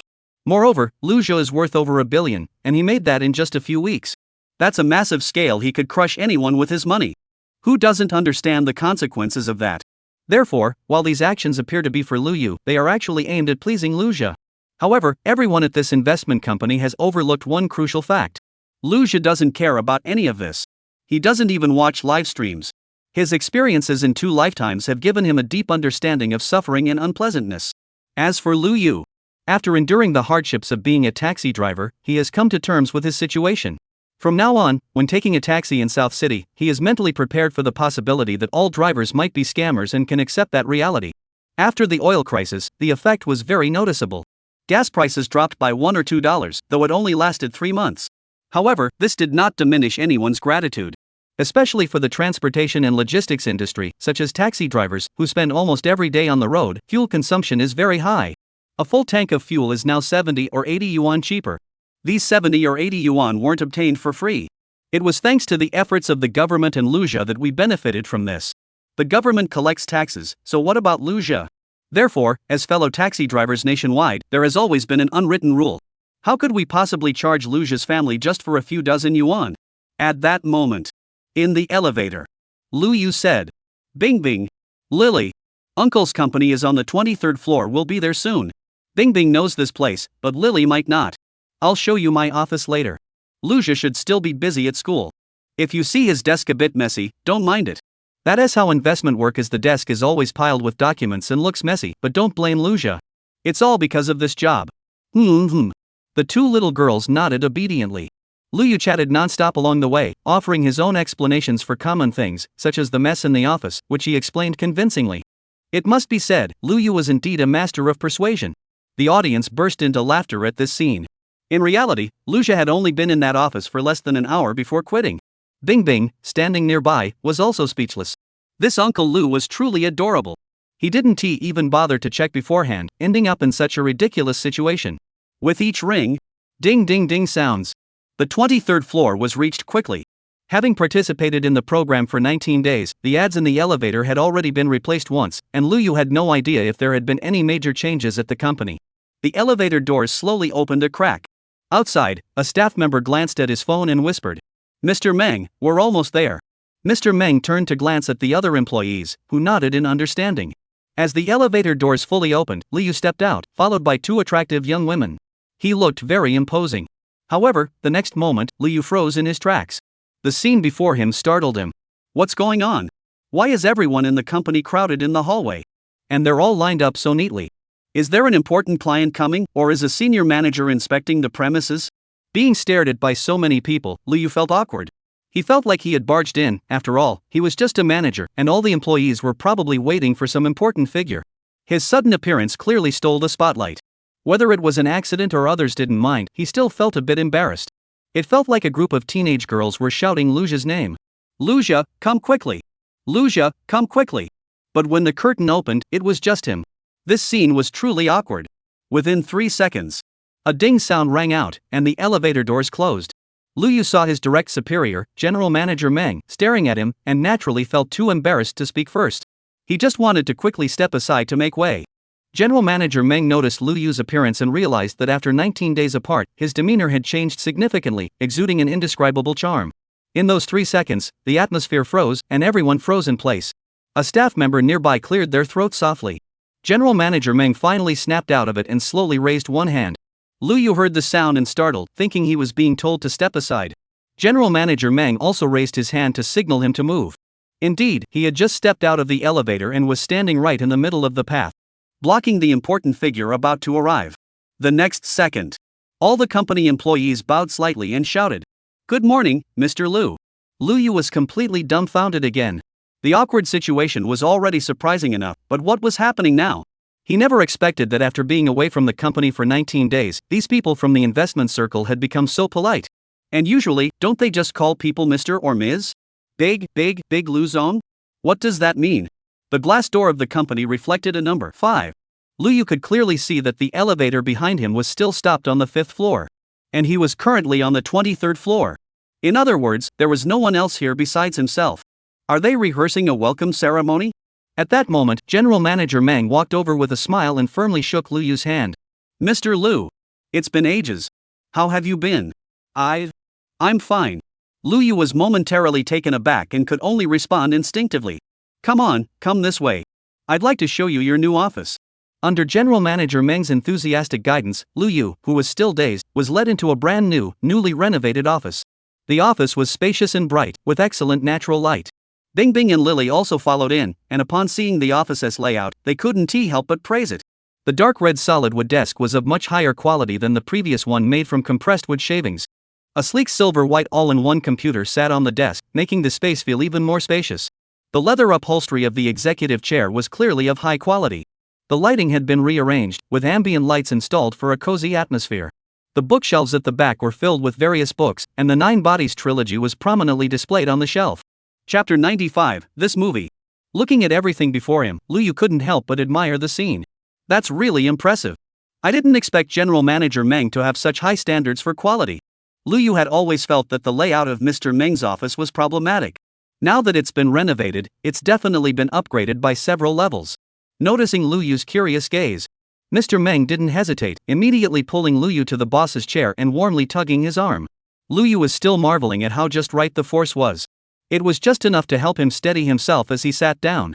"Oh, Mr. Lu, since you're back, come on, sit down and rest." "Hey, what are you doing?" Lu Yu was a bit confused and hurriedly tried to stand up from the chair. Mr. Meng quickly held him down. "Mr. Lu, is the leather chair uncomfortable?" "Oh, it's fine." "That's good." But soon, Lu Yu stood up again. "Something's wrong, Meng Xin. What are you really trying to say?"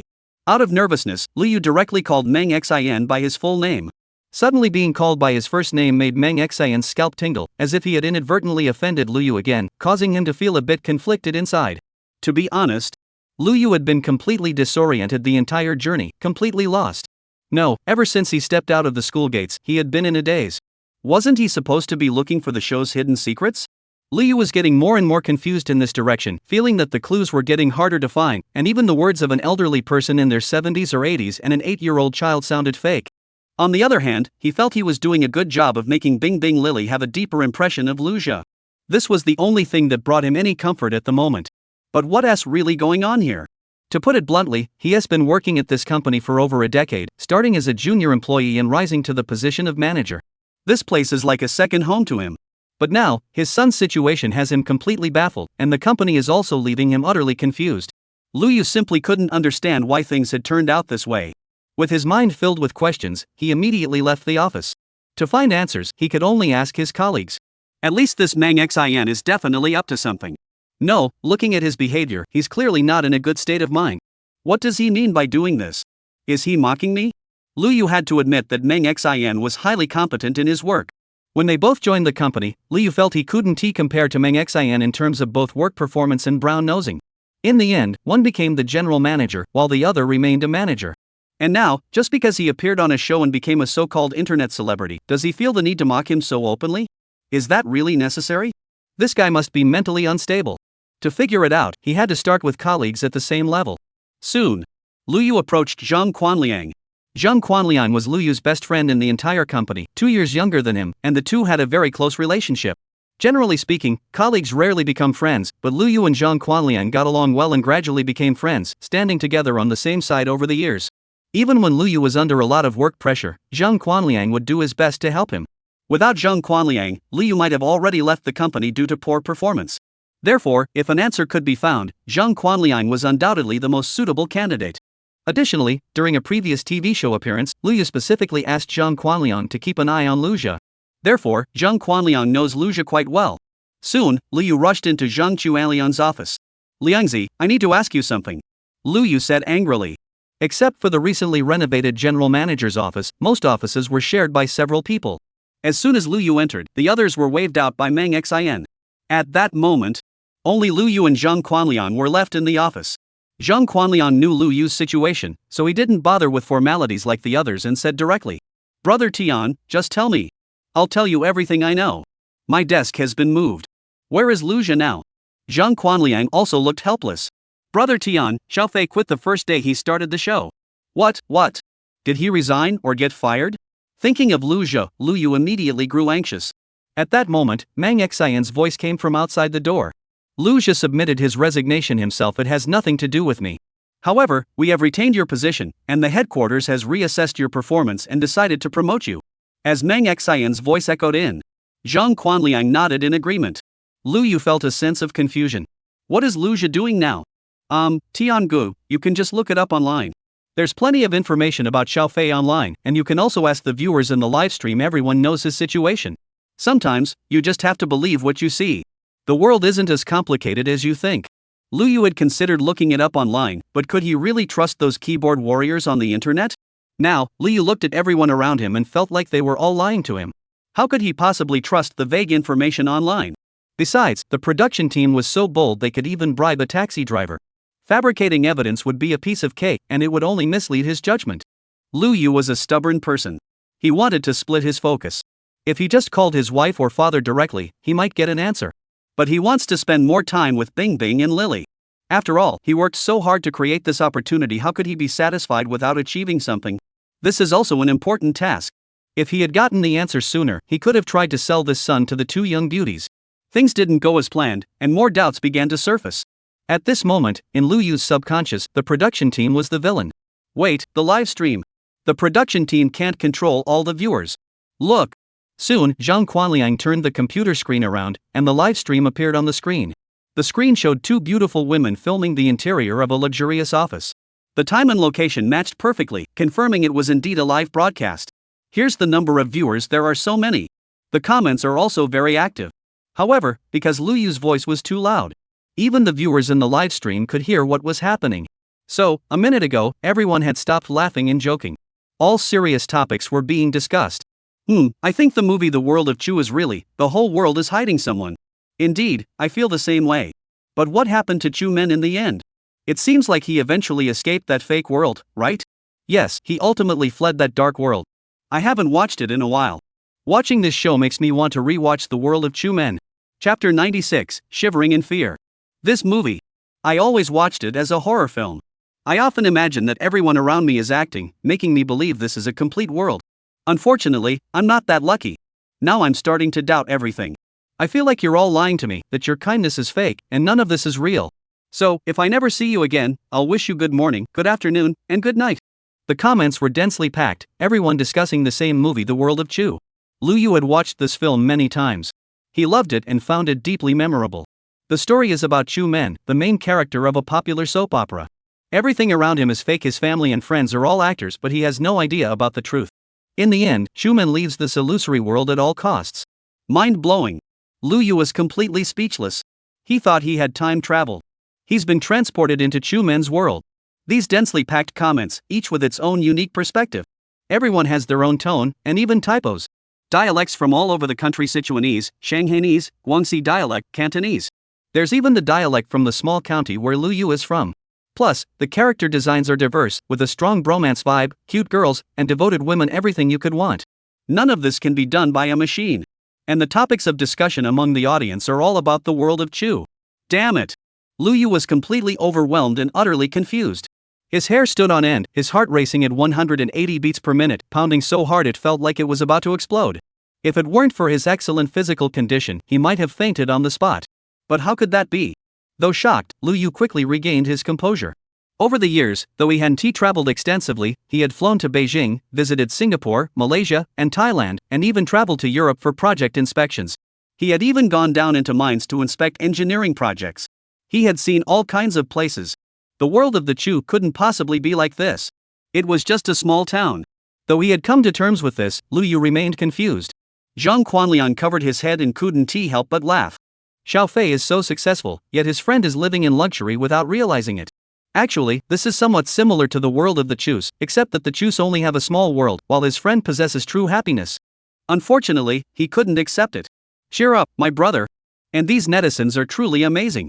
Zhang Quanliang was utterly impressed. If he could, he'd kneel down and say how amazing they are. The netizens' ability to write plots is too strong. 5 minutes weren't enough to finish it, and even 10 minutes weren't enough. Even a movie can be discussed for over 10 minutes. There are all kinds of movie reviews, and they all have a touch of the show's production team.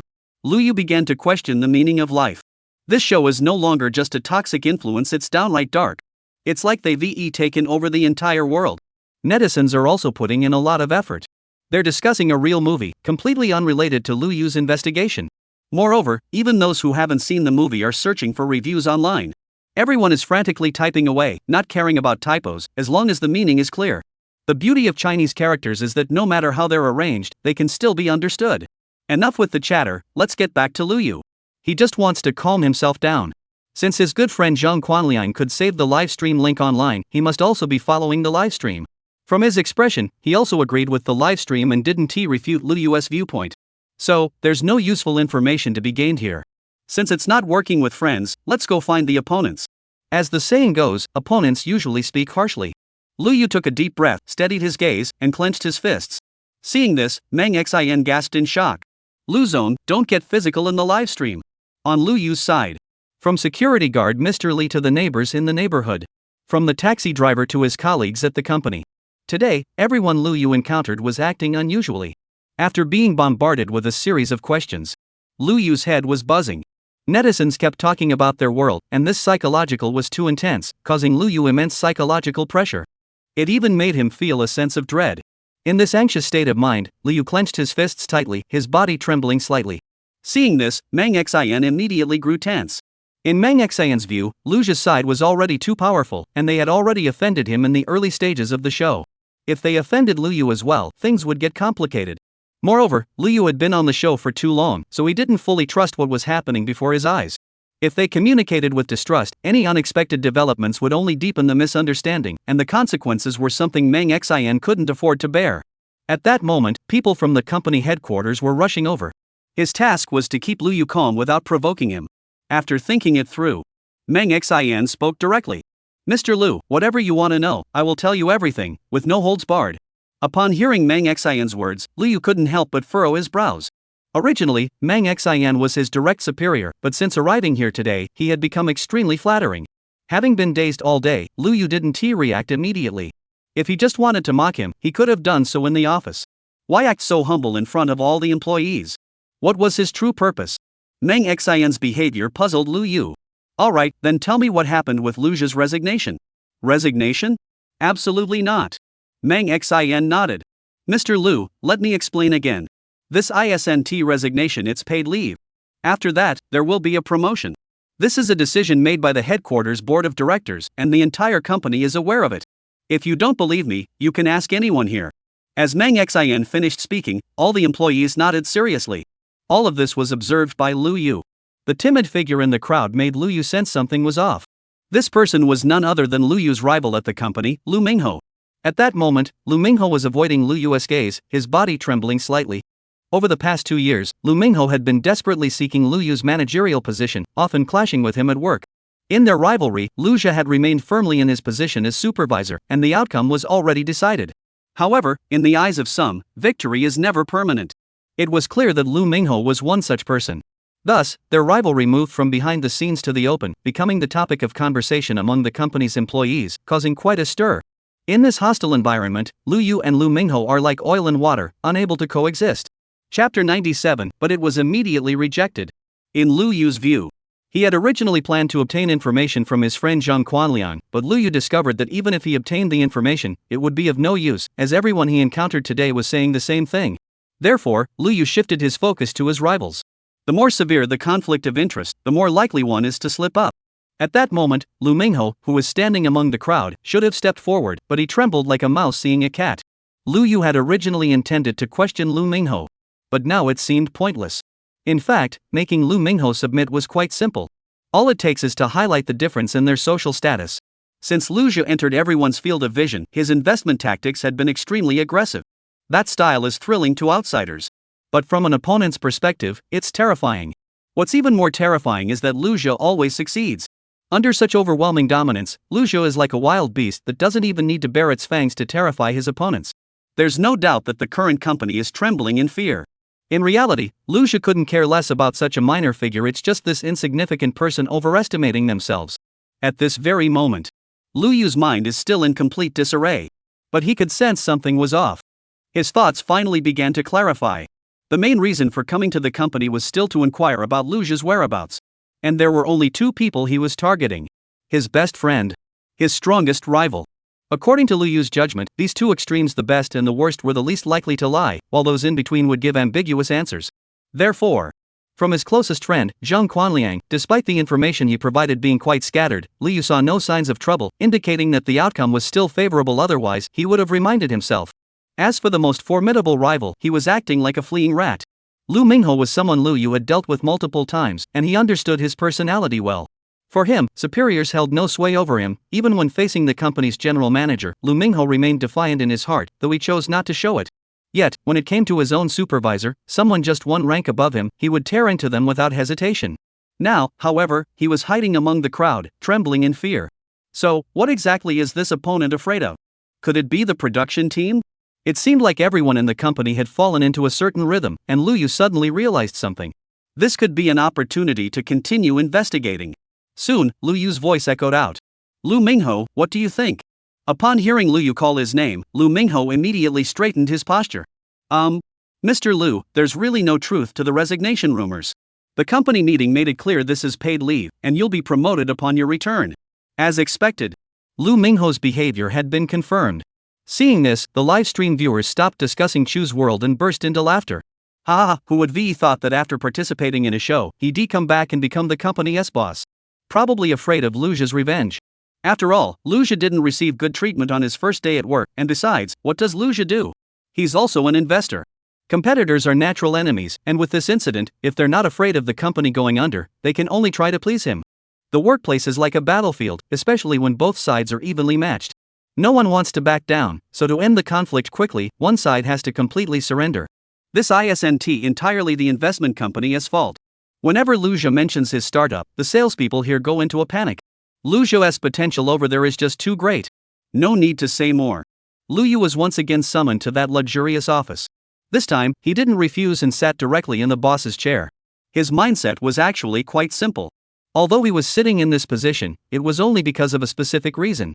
Perhaps the entire company was putting on a show, and he was just going through the motions, not to be taken seriously. In the few minutes that followed, Lu Yu also noticed something off about the situation. There was something wrong with everyone in this company. After all, he had worked with many of them for a long time and was well aware of their habits. As he looked around, every desk was meticulously clean, almost to the point of being too clean. For someone in investment, a desk this tidy means they haven't done much work at all. Add in the details like the floors, walls, and trash bins, and Lu Yu speculated that perhaps they had gone to all this trouble today just for him. But was this all part of the show's setup, or was there another reason? At that moment, Lu Yu found himself once again in a state of confusion. He never expected that this matter would be connected to his son, the one person he least wanted to believe. Just then, Lu Mingho knocked on the door and walked in with a cup of tea. "Mr. Lu, I just brewed this tea for you." Lu Yu nodded slightly without speaking. After placing the tea, Lu Mingho bowed deeply and withdrew with utmost respect. Seeing his former rival suddenly act this way, Lu Yu felt a pang of emotion, even a touch of regret. The last time they met, this guy was still bragging about pushing him out, looking so smug. Who would have thought that the entire company had changed so much? No, it wasn't just the people who had changed, the atmosphere itself was different. Just then, another person knocked on the door and entered.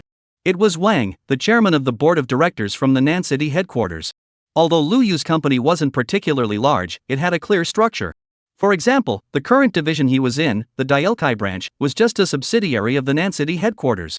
Lu Yu was about to stand up to greet him, but Wang had already spoken. "Lu General Manager, I apologize on behalf of our subordinates for their carelessness earlier. Missing out on the young genius Lu General Manager was already a mistake. We cannot afford to miss out on you, the seasoned veteran, as well." Lu Yu was completely confused. What did he mean by young Mr. Lu? Seeing that it would take some time to explain, the two sat down at the tea table, and Mr. Wang got straight to the point. "Mr. Lu, the truth is this.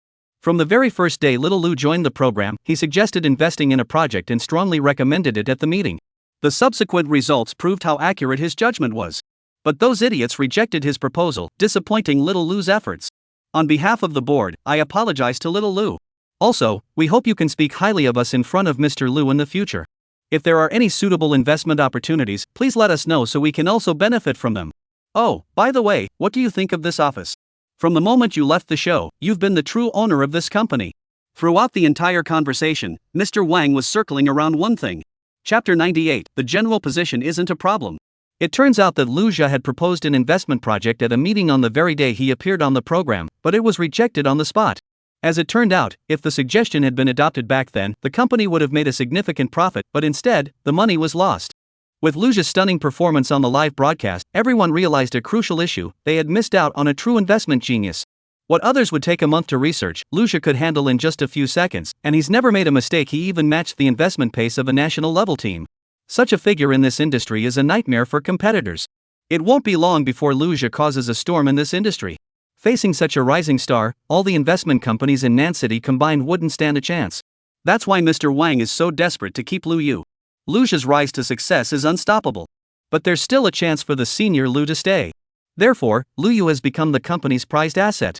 In the investment world, having someone like Lu Yu is like having a get-out-of-jail-free card. No wonder Mr. Wang came personally to persuade him. After hearing this, Lu Yu understood a few things. First, Lu Jia had indeed provided the company with an excellent investment suggestion, which was ignored, leading to losses for the company.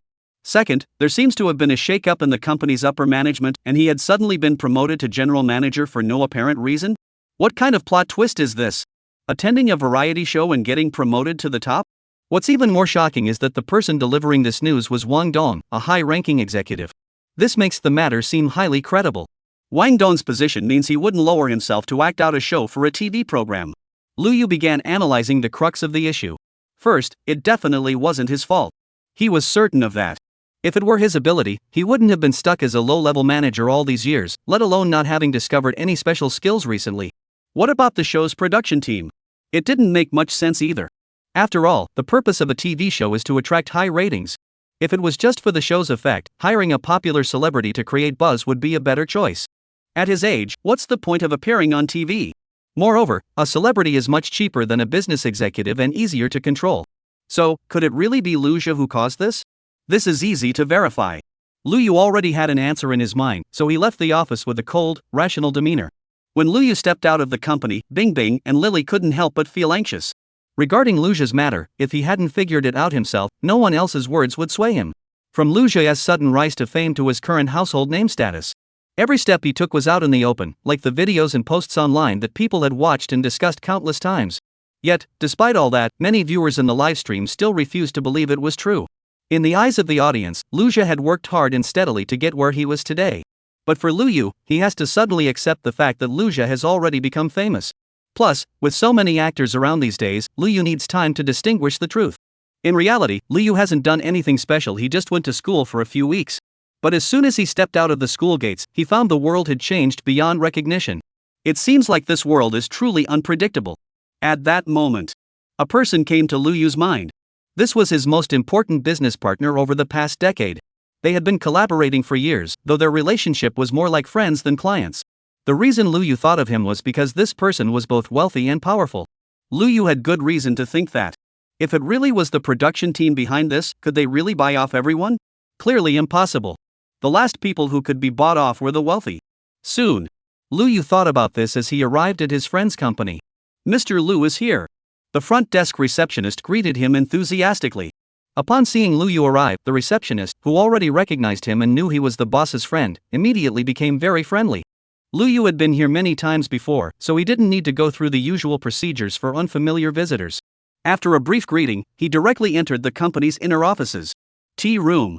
Just as Lu Yu pushed the door open and stepped inside, he froze. Because the tea room wasn't just filled with friends, there was also another stranger, who seemed to be in the middle of a conversation. Generally speaking, such abrupt behavior was considered rude, but today he was in a hurry and hadn't noticed the details. When he recognized the stranger's face, Lu Yu was completely at a loss.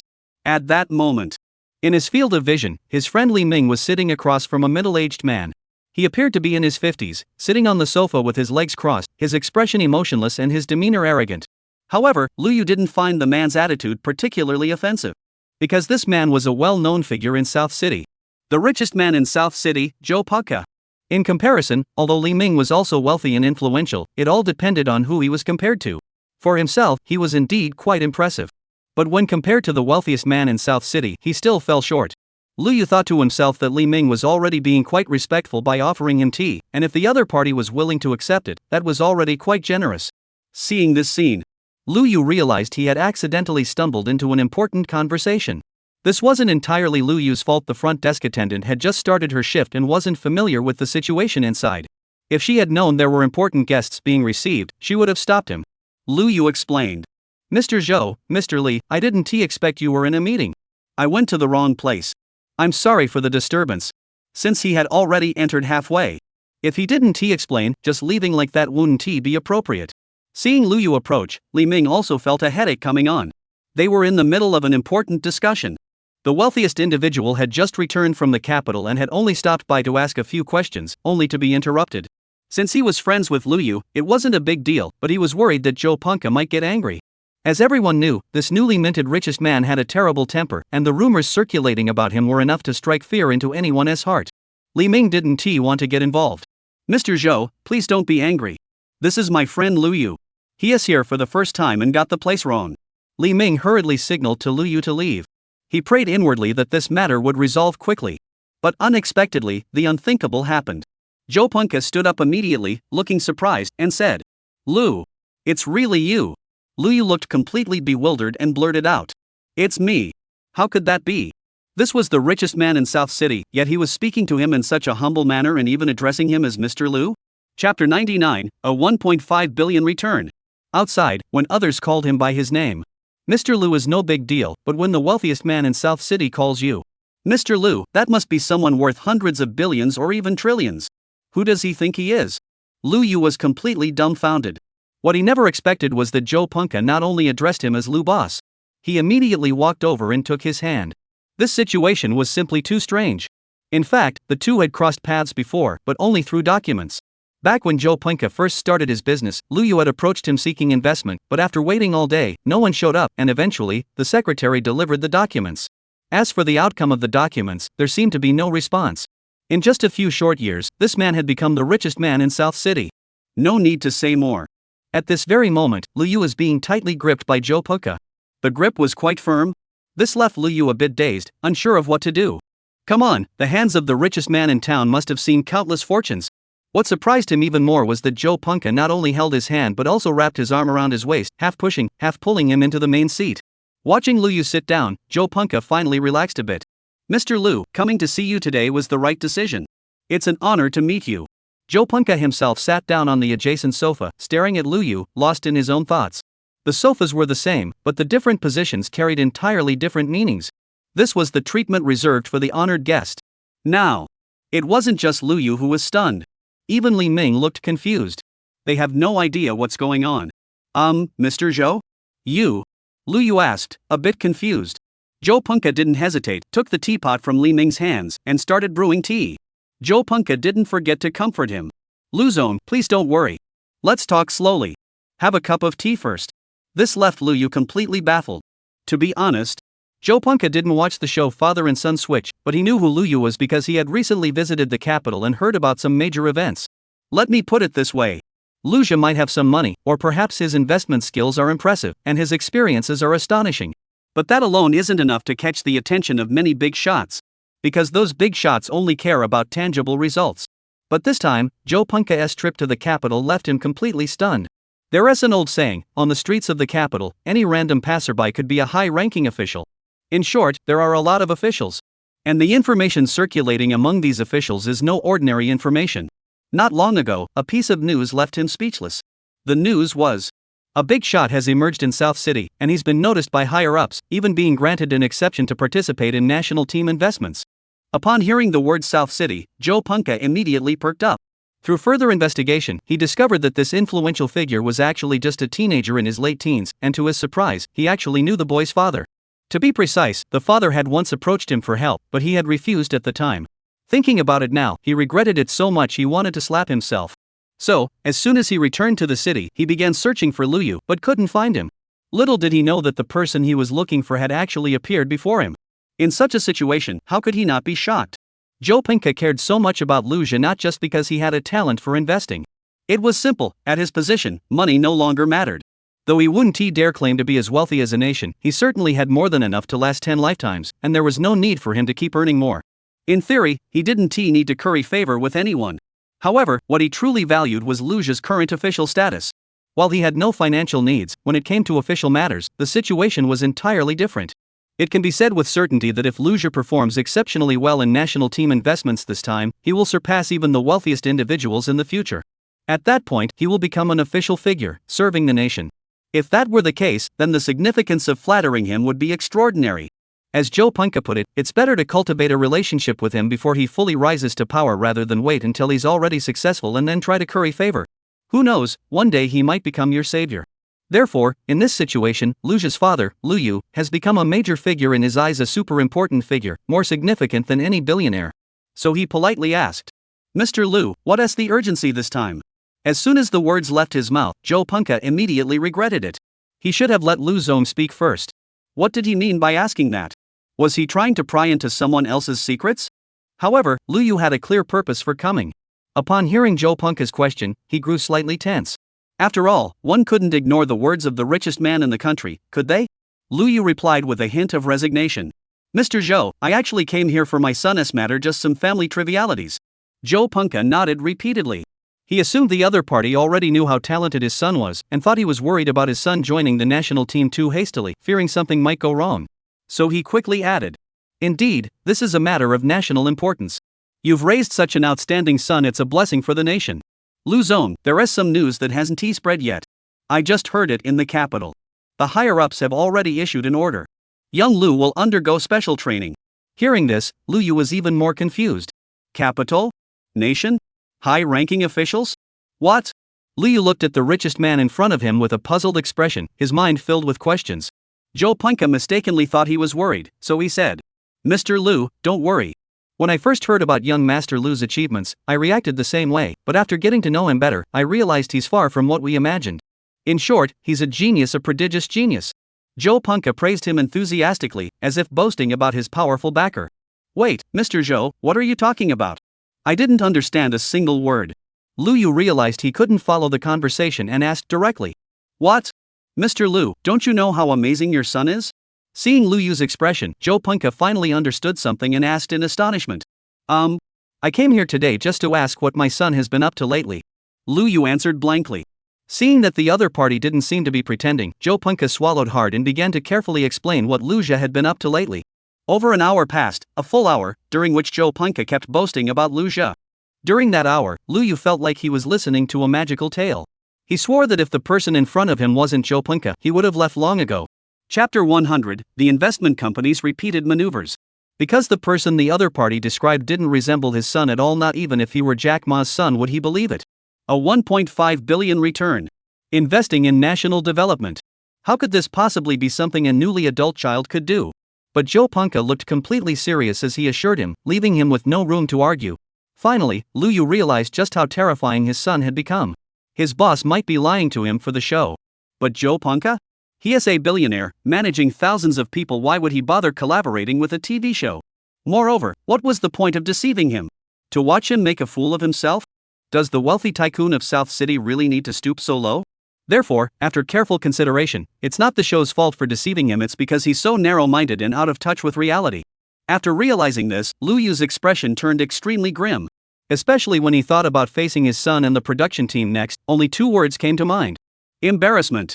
If he could, he would really want to find a crack in the ground and crawl inside, never to show his face again. This is so embarrassing.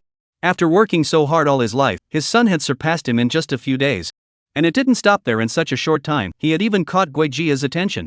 This was something no normal person would dare to even dream of, yet it had been accomplished by his own foolish son. At that moment, Lu Yu gave a quick greeting and hurried away.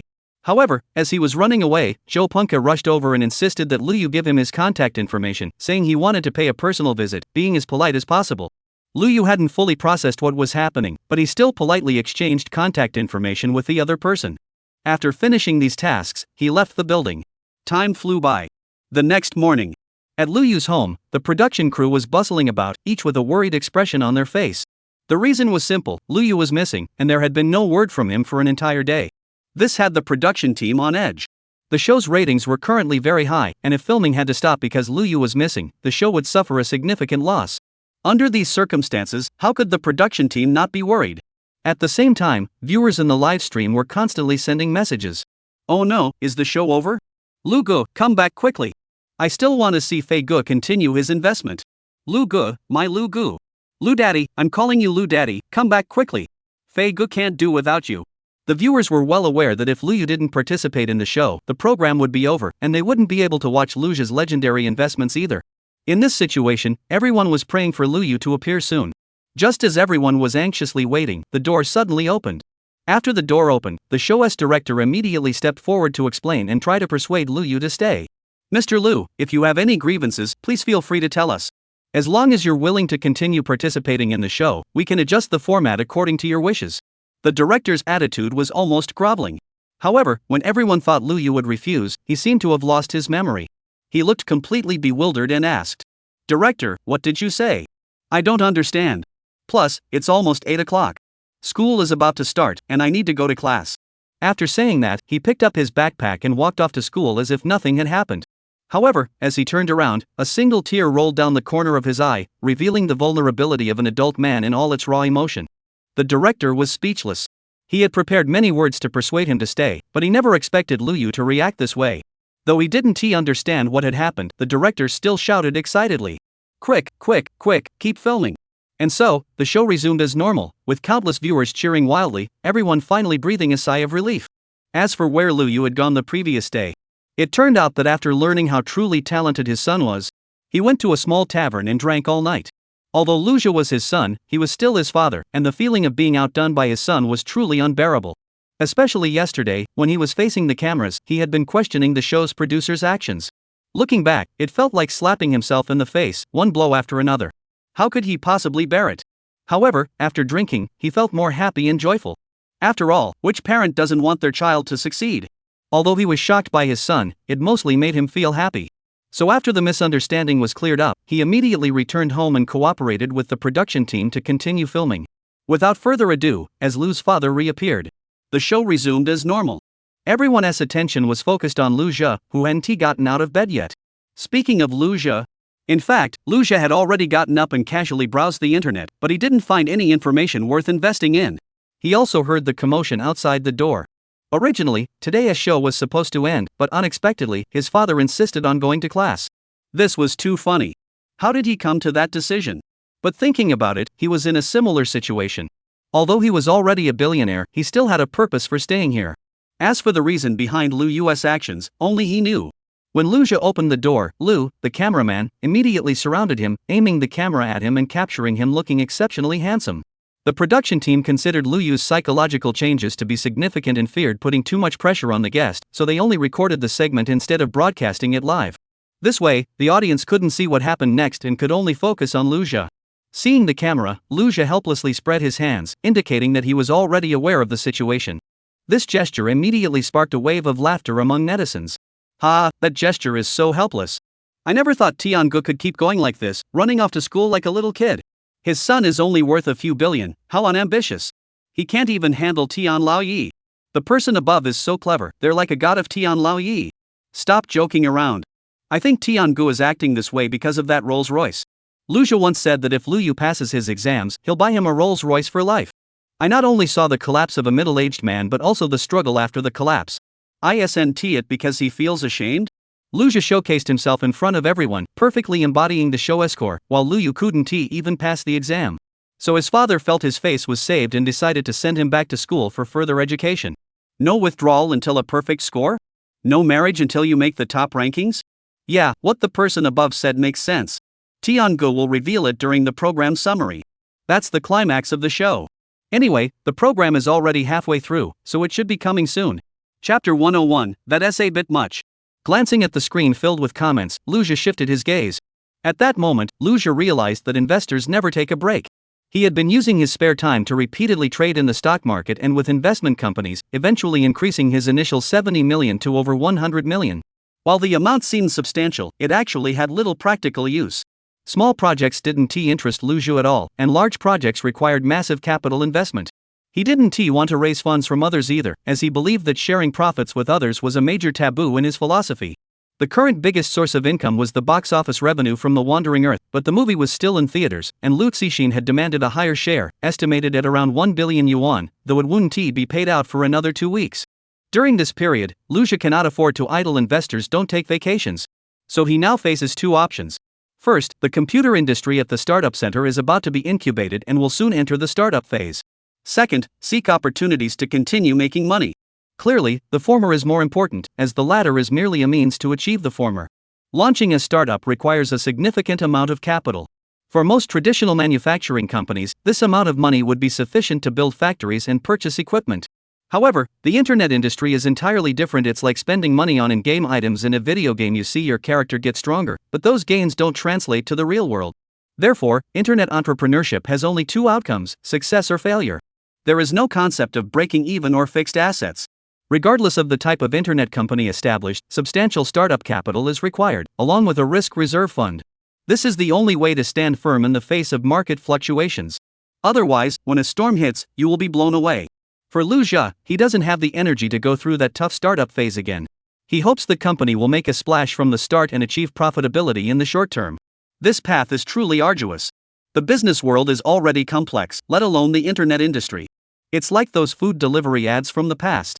Often, ordering delivery is cheaper than going to the store, with cashback offers and coupon discounts, all of which are burning money to attract customers. The costs associated with these processes are enormous. Why can they still be cheaper than physical stores? It's because competitors are burning money to disrupt the market, and at this point, as a competitor, you either take the initiative or react passively. Either way, you need capital. All these efforts are aimed at winning customers. The choice is in the customer's hands, and they will naturally opt for more affordable options. Ultimately, it all boils down to a battle of financial resources. Therefore, without sufficient capital, internet startups cannot even get off the ground, let alone secure the basic startup funds required. Moreover, the entrepreneurial field Luja aims to enter is extremely broad, encompassing nearly every industry. It can be said that once Luja steps onto the vast stage of the internet, every step he takes will be closely watched by competitors, facing various challenges. At that point, competition in the internet space will be fierce. In such an environment, where enemies are everywhere, launching a price war would be like throwing money into water. It would have little to no effect. Especially since Luja has no intention of allowing others to invest in his venture. It can be said that Luja has no partners. As a result, the demand for capital became extremely challenging. Actually, the reason Luja didn't want others to invest was quite simple. Whether it's creativity, business plans, or product positioning, everything is his own idea. As long as someone can execute it, it will work, and once completed, it will definitely make money. So why would he need others to invest at this point? There is simply no need to share the risk with others. In Luja's view, there was no risk involved at all. Having come to this conclusion, Luja had made up his mind. In the coming period, he aims to earn 30 billion. Once that's added to the final box office revenue of Escape from Earth, the total will reach 40 billion. Then officially enter the internet industry. Back to the production team. Bingbing noticed Luja walking from the camera to the windowsill, where he had been standing for nearly half an hour. Faced with this situation, she couldn't help but approach him with concern and ask, "Luja, what are you thinking about?" Lately, as Luja's secretary, Bingbing has been very concerned about everything related to him. So the two of them often chatted like friends. Upon hearing Bingbing's question, Luja snapped out of his thoughts, took a deep breath, and casually replied, "I'm thinking about how to make 30 billion in the next 10 days. Lu, the cameraman, had been holding the camera steady, but it suddenly trembled slightly. It wasn't his fault, it was simply because the statement was so shocking. When he heard Luja say he wanted to make 30 billion in 10 days, his scalp tingled. Luja was truly remarkable. He's an absolute genius, incredibly strong. Everyone knew that. But deep down, everyone knows, is Luja always this lucky? For example, Mad Wolf 2 and Escape from Earth did make Luja a fortune. But what about after that? What if the timing was off and there weren't two such films in the market? After all, in the film industry recently, only these two films have made money. Other films may have had box office receipts, but they weren't high. After deducting costs, the actual profits weren't significant. These two films are truly miracles of the film industry. Therefore, Lu the cinematographer thought that if there were no good film projects to invest in, Luja's good luck would be over.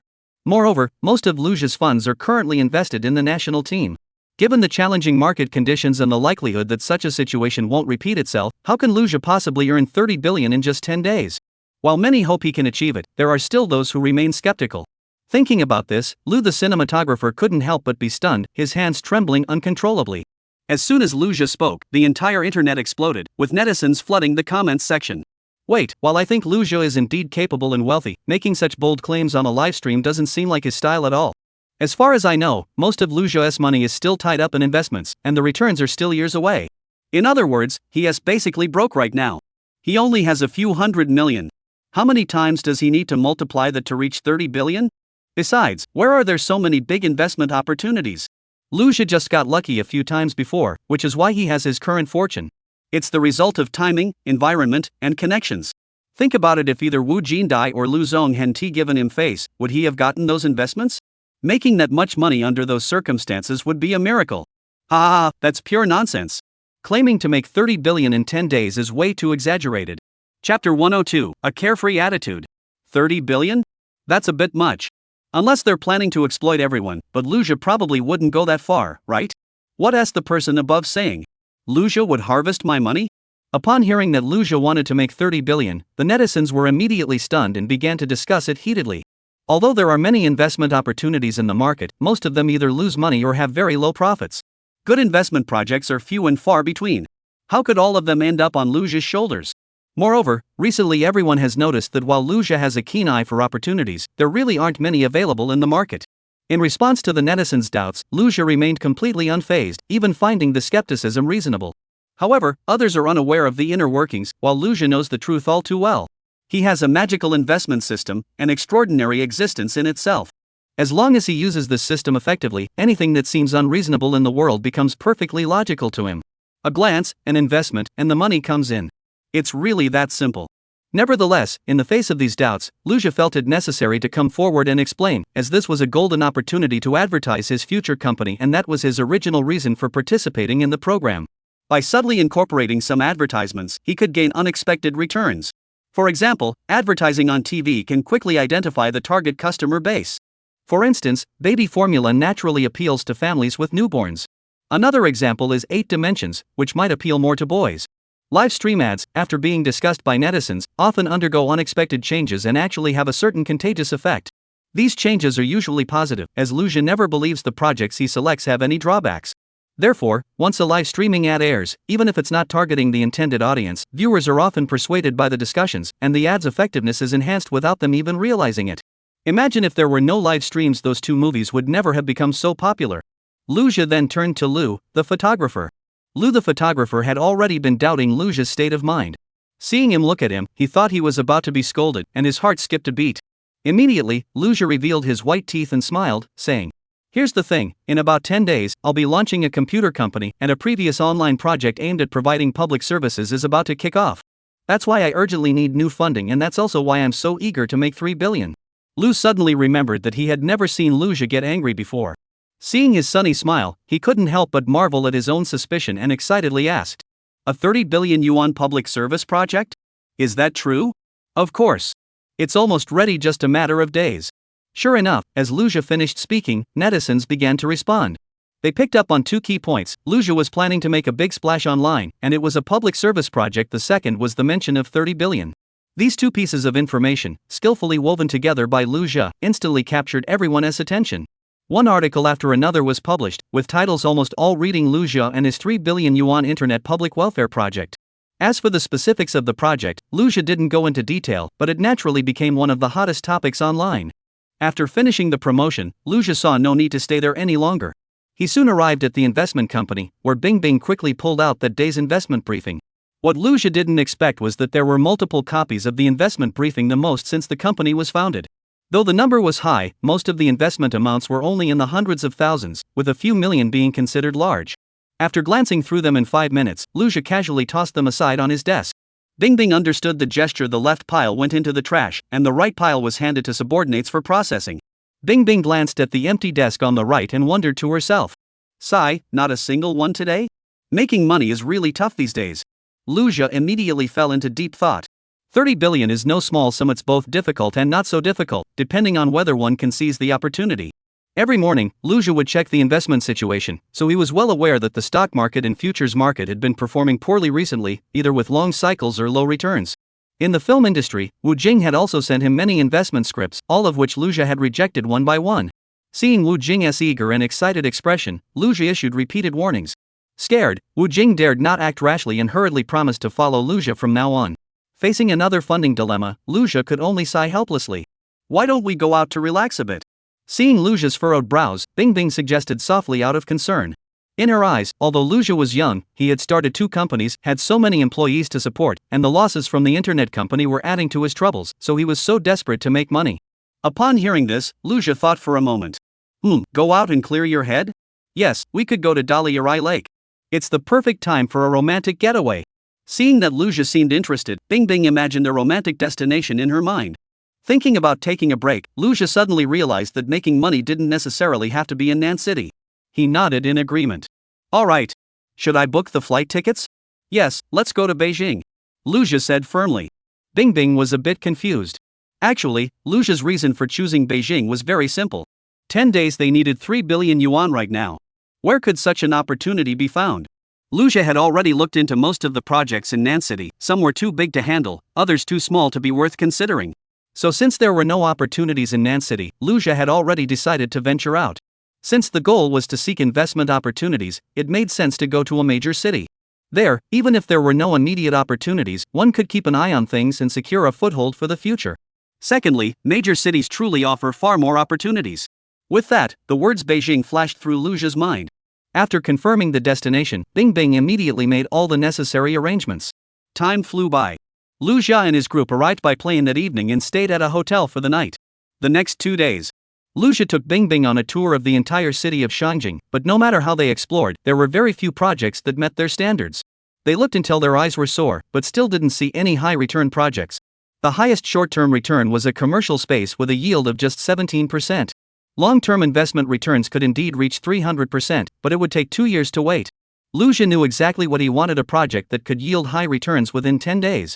With a clear goal in mind, he could tell at a glance whether something was suitable or not. 2 days passed, and Luja felt like he was on vacation. Not finding a suitable opportunity, Luja wasn't in a hurry. Instead, he was enjoying the leisurely pace even more.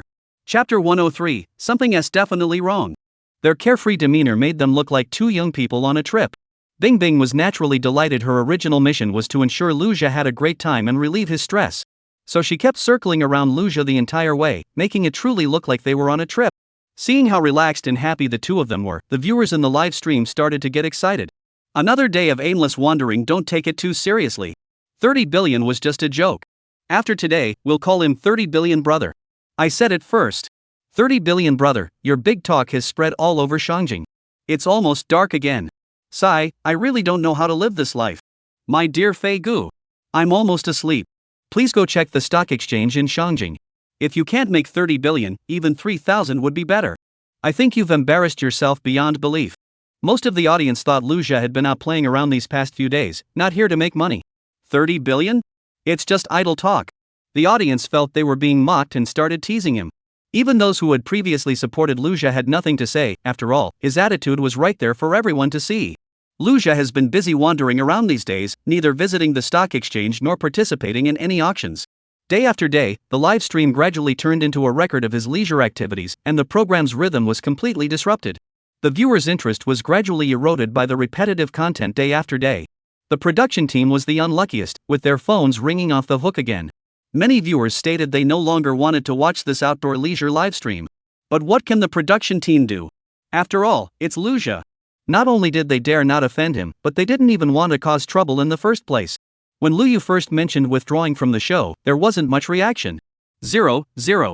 But the thought of Lu Jia actually withdrawing made them realize that the executive producer and station director would be left speechless. In their eyes, Lu Jia is a man of his word. Therefore, the production team dared not rush him, not even making a single follow-up call. Now, let us talk about Lu Jia's side. It was the 4th day since he arrived in Beijing. Lu Jia remained unaffected by the outside world, continuing to stroll around the commercial district. His mindset remained unchanged, just wandering around aimlessly. At this point, many impatient viewers, after calling the production team, decided to give up and started mocking the show in the live chat. Oh my goodness, 4 days straight of aimlessly wandering the streets? What kind of live stream is this, everyone? This is supposed to be about a young man selling skewers on the street, who swore to sell 30 billion skewers and wouldn't give up until he did. This is so boring, there is nothing to see here. The big talk about making 3 billion in 10 days isn't happening today either. Just give me some praise to cheer me up. Where can you blow such big talk? Go buy a I give up balloon on the street. Made by Lu Jia, ruined by Lu Jia. My youth is over. Everyone, see you in the next life. The once stable traffic of over 100 million began to decline, with the number of viewers dropping to approximately 90 million. During the peak of the live stream, Lu Jia also began to consider leaving Beijing. Even after reviewing hundreds of projects, he still couldn't find a high-return investment that satisfied him. 0. It wasn't so much that he was bored as it was that he had seen enough. So, Lu Jia decided to go back. Some people can find money on the street, while others can lose money at home. Good projects are rare and hard to come by. Seeing Lu Jia preparing to leave, Bing Bing said with a hint of regret. Lu Jia, where are you going? I'll book a flight. Just then, a woman's figure appeared in Lu Jia's line of sight. The woman was handing out flyers. Ladies, do you have any plans to buy a house recently? Even if you don't, this flyer can also be used as a cushion. The woman kept handing out flyers, repeating the same line. If someone refused, she would force a flyer into their hands. Lu Jia felt a pang of interest. He thought about the current real estate market. Houses across the country were already saturated, with school district homes and properties near hospitals readily available. It was hard to make a profit from them. Let us not even mention that could a house priced at 10,000 yuan per square meter really increase by 1,000 yuan in just 10 days? When buying a house, location is key. And prime locations have already been snapped up by others. Generally speaking, real estate is a long-term fixed asset, which doesn't meet his investment criteria. So he hasn't even considered buying a house in the past few days. Those who received the flyers were also helpless and threw them into the trash. Just then, the woman distributing the flyers handed one to Lu Jia. Do you have any plans to buy a house recently? If not, that's okay, this flyer can also be used as a cushion. A gust of wind blew, and a flyer landed in Lu Jia's hand. Lu Jia didn't think much of it at first, but upon closer inspection, his expression changed immediately. Because a string of information appeared before his eyes. Xiong County Pingyang Community, 3-bedroom apartment. Investment return, 3,000%. Investment period, 5 days. Reason, the government has suddenly approved the establishment of a new district in the northwest region of Xiong County, adjacent to Tianjin and Shangjing, forming an economic triangle. After the announcement, all properties in Xiong County will appreciate in value, with the official announcement set to be released in 2 days. Upon seeing this message, Lu Jia knew his opportunity had arrived. Establishing a new district is a national priority. Just like Pudong, which was once a barren wasteland and is now one of China's 6 major financial centers. Shenzhen was once a small fishing village that quickly rose to become a first-tier city. Pudong and Shenzhen weren't inherently prosperous, nor were they valuable because of the land itself. It was the major news that turned sand into gold. That's what they call every inch of land is worth its weight in gold. Now, Lu Zhi knows exactly what his next move should be. Lu Zhi was intently looking at real estate ads. Bing Bing also curiously leaned in to take a closer look. The flyer was filled with dense information about properties, leaving Bing Bing dizzy. She was familiar with Beijing, but the small counties around Beijing were unfamiliar to her. Lu Zhi, what are these places? Huairou, Tuanzhou, Ding'an? Are they all for sale? It's worth considering. Precisely because there were so many types of houses listed, Wei Jia wouldn't reveal any information in advance, so Lu Zhi didn't hide anything and said thoughtfully. Meanwhile, in the live stream, people immediately started mocking. Because the flyers were all about real estate in the areas around Beijing. The viewers in the live stream knew that properties in Beijing become more expensive with each ring road, and those closer to the city center are more worthwhile to invest in. That's why some people mocked the flyer for listing properties in counties and cities around Beijing, such as Huairou, Tuanzhou, Ding'an, and Xiaonan. In reality, while these places are indeed farther from Beijing, the housing prices in the inner city are simply too expensive. Many people from other regions come to Beijing to work, and buying a house there is as difficult as climbing Mount Everest.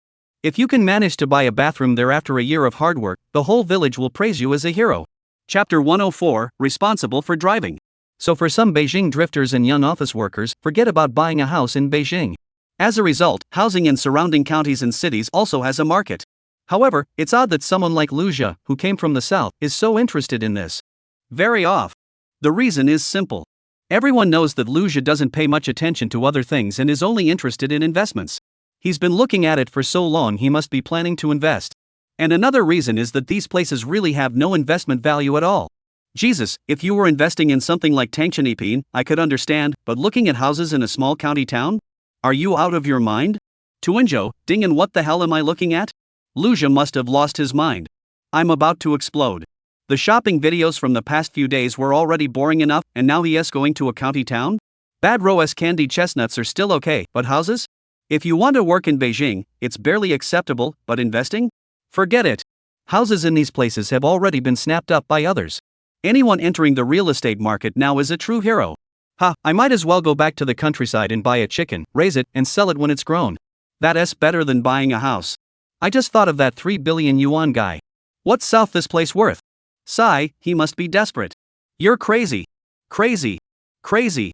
He has gone mad. When everyone saw Lu Zhi showing interest in investing in real estate, a crowd gathered to mock him. Originally, everyone had come to look into investments, but over the past few days, Lu Zhi hadn't done anything related to investments. All he did was drink beverages and eat snacks on the street. No one had seen him spend any money. Oh. Wait. All the money was spent by Bing Bing. Lu Zhi hasn't spent a single penny.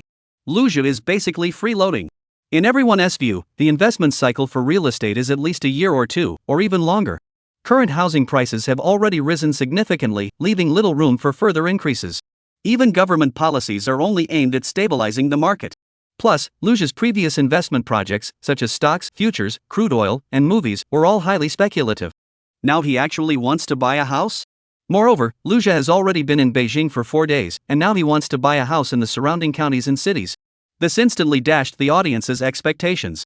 Just as everyone was discussing this, the live stream suddenly went offline. The screen went dark, leaving all the viewers even more confused.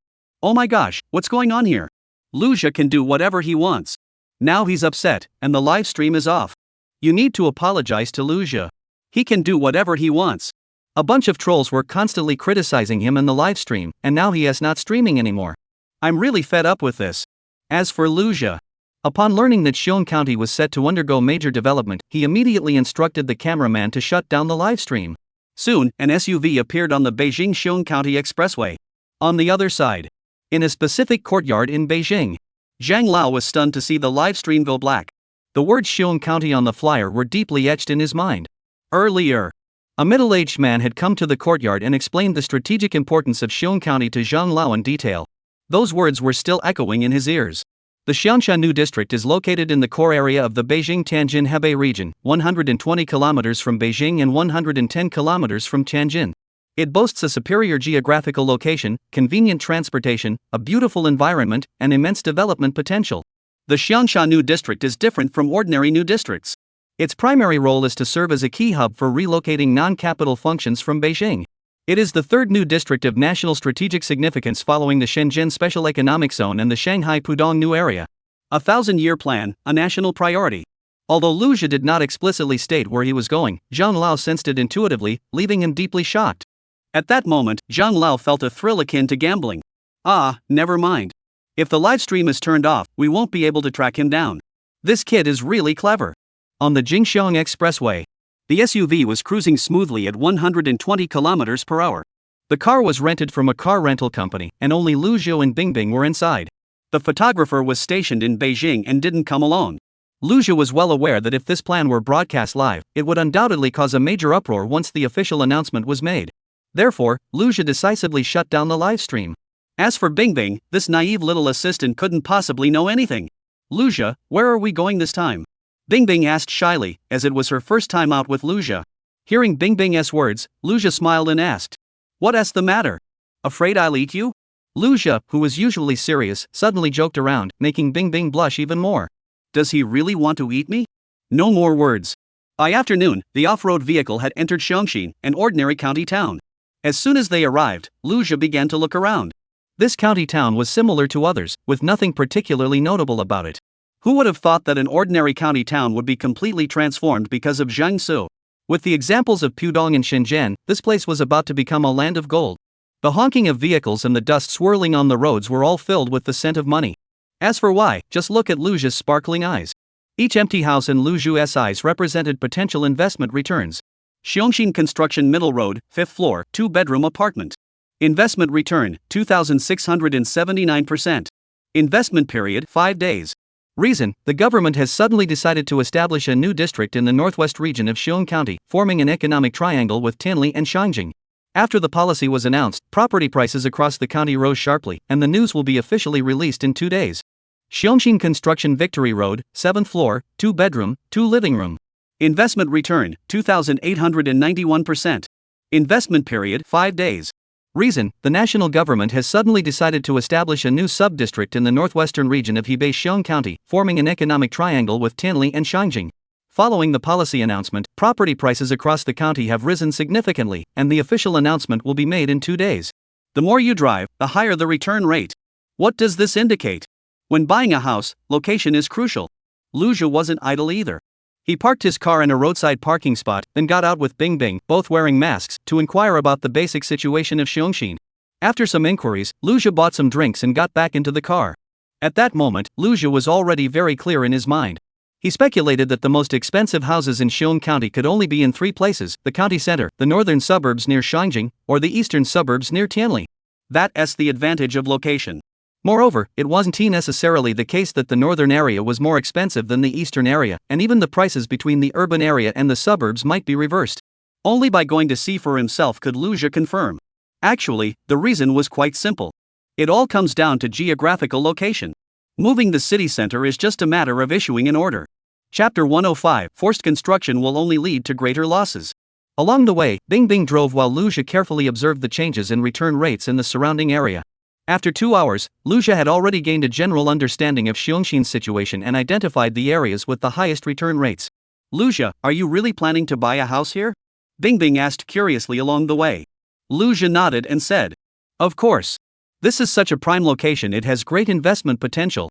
Hearing this, Bingbing remained puzzled, unaware of anything. Bingbing even doubted that it had any value at all. Because, at Lu Zhou's request, she had already driven far away from the county center. Are you serious, Lu Zhou? Even if we're investing, we should buy in a nicer neighborhood. The houses along the way are getting more and more run down, and we're getting farther and farther from the center. Bingbing was right, they were indeed getting farther and farther from the county center. However, there was one thing worth mentioning: the return on investment for property prices was getting higher and higher. Xiongxin Construction Victory Road, 7th floor, 2 bedrooms, 2 living rooms. Investment return, 3,003%. Investment period, 5 days. Reason, the government has suddenly decided to establish a new district in the northwest region of Xiong County, forming an economic triangle with Tianli and Shangjing. After the policy was announced, property prices across the county rose significantly, and the news will be officially released in 2 days. It has already exceeded 3,005%. Yes, the return rate is getting higher and higher. Lu Zhou said confidently. Lu Zhou, I think you're always so impressive. But why does it feel like things are getting more and more desolate? As the car continued on, they arrived at the outskirts of the county seat, where there were hardly any buildings left, only some half-built, abandoned structures. According to Bingbing's estimation, these were likely the abandoned buildings mentioned in the news. Alright, let's stop here. After the car stopped, Lucia got out. As far as the eye could see were unfinished villas that had been built but never renovated. The gray walls were covered in ivy, clearly abandoned by their owners. At that moment, new numbers appeared in Lucia's eyes. Xiongxin Construction Jianggan Road Unfinished Townhouse Complex. Investment return, 4,100%. Investment period, 5 days. Reason, the government suddenly decided to establish a new district in the northwest of Xiong County, forming an economic triangle with Tianli and Shangjing. After the policy was announced, property prices across the county rose sharply, and the development center is located on Jianggan Road. The news will be officially released in 2 days. Alright, let's buy here. Seeing the specific return rate and the option to purchase in bulk, Lucia made his decision immediately. The remaining matters could be finalized by finding the investor for this villa complex. Upon hearing that Lucia intended to purchase an unfinished property, Bingbing was utterly astonished. She immediately covered her mouth. Lucia, don't do it. Bingbing had driven all the way here, and although it wasn't too far from the city center, the location was extremely remote. Moreover, it was a derelict building complex, no one would want to live there. If Lucia were investing in stocks or oil, Bingbing would trust him without hesitation, but when it came to real estate, she knew there were only a few factors that influenced prices, and this place had none of them. Bingbing couldn't help but grab Lucia's arm and said worriedly, Lucia, don't buy it. Since it's an investment, you need to think long term. It's normal that you don't understand now. Facing Bingbing's concerns, Lucia smiled and didn't want to explain further. He couldn't very well say, because I have a magical investment system, I can see the future. Before this information was made public, only a handful of insiders knew about it, so Lucia naturally wouldn't reveal his own judgment on the matter. Hearing Lucia say this, Bingbing blushed instantly. At that moment, she realized she had actually started worrying about Lucia's investments. Images of the past flashed through her mind. Lucia had once executed countless investments in front of her. Just like now, she never understood the logic behind them. Strangely enough, those investments she knew nothing about always turned a profit. In the end, it was always Lucia who sat back and collected the profits, while Bingbing could only stand there, wide-eyed with astonishment. At that moment, Bingbing finally realized that Lucia wasn't buying real estate after all. At that moment, Lucia began to carefully inspect the villas. There weren't many villas, only 24 in total. If they were completed residential properties, in a place like Xiongxin, they wouldn't fetch more than 3 or 4 million. However, Lucia wasn't interested in the villas themselves, but rather the land use rights for the plot behind them. That was why he had chosen the abandoned buildings. If he had bought an existing house, the room for maneuver would be too limited. After some analysis, Lucia speculated that Xiongxin, being a newly developed city, might have shifted its new city center. In other words, this area is likely to become the new city center in the future. Who would have thought that such an unremarkable place could become the city center? The low price combined with the suburban advantages made him feel this was an excellent buying opportunity. So, perhaps he could secure this dilapidated area for just 110 million. The only issue now is where to buy these villas. Soon, Lucia noticed. On the deserted street, a passerby walked by. Sir, do you happen to know who is currently managing these villas? Lucia asked the man. The man replied directly. These villas? That was a long time ago. The developers all left, and I think the housing management office took over this mess later. If you want to find out more, you can go ask them. After getting the information, Lucia didn't waste any time, thanked the man, and returned to his car. Soon, through a phone search, he found the exact address of the housing management office. After noting down the address, the car immediately started moving. Throughout the journey, Bingbing remained tense, unsure of how many properties Lucia would purchase. If he only bought 1 or 2 buildings, it wouldn't be too bad. Even if they couldn't be sold in the future, the loss wouldn't be too significant. Finally, unable to contain herself, Bingbing asked, Lucia, how many villas are we buying this time? All of them. Lucia didn't hide anything. Upon hearing this, Bingbing covered her mouth again. She then pulled out her phone to look up information about these abandoned villas. After some research, Bingbing discovered that the villa project had been developed 2 years ago. The original developer was a major local tycoon from Xiongxin. However, after losing billions in gambling, he fled abroad. This directly led to the suspension of the entire project. Some buyers had already purchased these villas, but since the construction was incomplete, the buyers were highly dissatisfied. Finally, under the mediation of the Housing Administration Office, the government repurchased the contracts at a low price. These villas, which were left unfinished and occupied a large vacant plot of land, caused the regional planning to fall behind schedule. Even if the buyers insisted, it would have been useless, and ultimately everyone signed the contracts. Chapter 106, Aren't you supposed to be an investment genius? So, these abandoned villas are actually under the control of government departments. It's worth noting that the local authorities are also actively seeking investors to rebuild the villa area. However, the awkward truth is that people are gradually realizing that the location was problematic from the start itself, neither too close nor too far from the city center, and there are no major hospitals or other essential facilities nearby. Therefore, everyone is starting to think, why not just buy an apartment in the city instead? Why insist on buying a suburban wilderness villa? Under these circumstances, forcing construction would only result in greater losses. The local authorities have left these abandoned villas idle, waiting for future opportunities or a developer willing to take them over. However, since the area has been deemed worthless by locals, over the past 2 years, it has become as worthless as rotten fruit. Upon learning of this situation, Bingbing checked the information on other nearby properties and still felt that this area wasn't worth investing in. However, she didn't intend to stop Lu Zhou's decision. As for Lu Zhou, on the way there, he had also come to terms with it.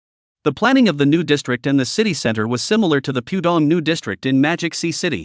The price of this area would continue to rise in the future, and its value would grow over time. There might be a scenario where the new district is designated and prices rise, but due to the lack of detailed planning or the non-disclosure of the location, it could affect the final value. Lu Zhou, on the other hand, clearly couldn't wait for such a situation to unfold and couldn't create the best possible return on investment. In this situation, should he act or not? That's it. With some lingering doubts, the two quickly arrived at the real estate exchange office. They quickly entered the interior of the real estate agency. The staff inside saw the two of them and assumed they were there for routine business, paying them no mind. However, news from the production team spread quickly, and someone inevitably knew the inside story. Soon, a staff member approached them. She was a big fan of Lu Zhou. Upon seeing her idol for the first time, she rushed over, her face brimming with excitement. You're Lu Zhou, right? Oh my gosh, I finally get to see you in person. Are you here too? Facing the enthusiastic fan, Lu Zhou immediately stated his purpose. I'm here to ask about the villa area in the northern part of the city. Do you know who's in charge of that? Upon hearing the question, the staff member paused for a moment. Mr. Lu, that area is indeed under our jurisdiction. However, it's been abandoned for far too long, and the local residents have many grievances about the place. It's really quite a headache to handle. Seeing Lu Zhou's interest in the abandoned villa area, the staff member grew increasingly anxious. She truly didn't want Lu Zhou to get involved, and to be more precise, she hoped he wouldn't even ask about it. Ultimately, after Lu Zhou insisted repeatedly, the staff member had no choice but to report the matter to their superior. 5 minutes later, a man in his 40s, wearing a white shirt, arrived personally. As soon as he saw Lu Zhou, he excitedly said, "Oh, come in. Please have a seat inside." In fact, this man had never met Lu Zhou before, but upon learning that he was there regarding the abandoned villa project, he immediately became very proactive. After all, this pile of troubles had been sitting on his desk for 2 years. For him, it was a stain he couldn't erase. Now that someone was willing to take it on, he was overjoyed. So he immediately invited Lu Zhou and Bingbing to the conference room. 3 minutes later, the three of them were sitting in the meeting room. After the staff brought in tea, the man noticed that the two female colleagues were looking at Lu Zhou in an unusual way, and couldn't help but speculate, could this young man be famous? Why do they look at him so excitedly? The man asked curiously, "May I ask your surname, sir? You don't seem to be from around here. Are you here for the villa district up north?" Based on the middle-aged man's attitude throughout the journey, Lu Zhou had also guessed a little. They were probably also eager to sell the unfinished building as soon as possible. "My name is Lu Zhou. I am indeed here for the villa area on Jiangdan Road." When he heard that Lu Zhou was there because of the unfinished building, the man seemed quite pleased. But upon hearing the name, he suddenly froze, as if he had realized something. His expression changed drastically, and he hurriedly said, Mr. Lu, have you also been scammed? Was the previous matter not resolved? If that is the case, I'll handle it for you right now and refund you the original price." Lu Zhou's name had already spread throughout Shangjing, and everyone knew the key details. This man had only recently found out about it, and after taking a closer look, he finally confirmed that the man in front of him was indeed the investment genius who had been the talk of the town in Shangjing.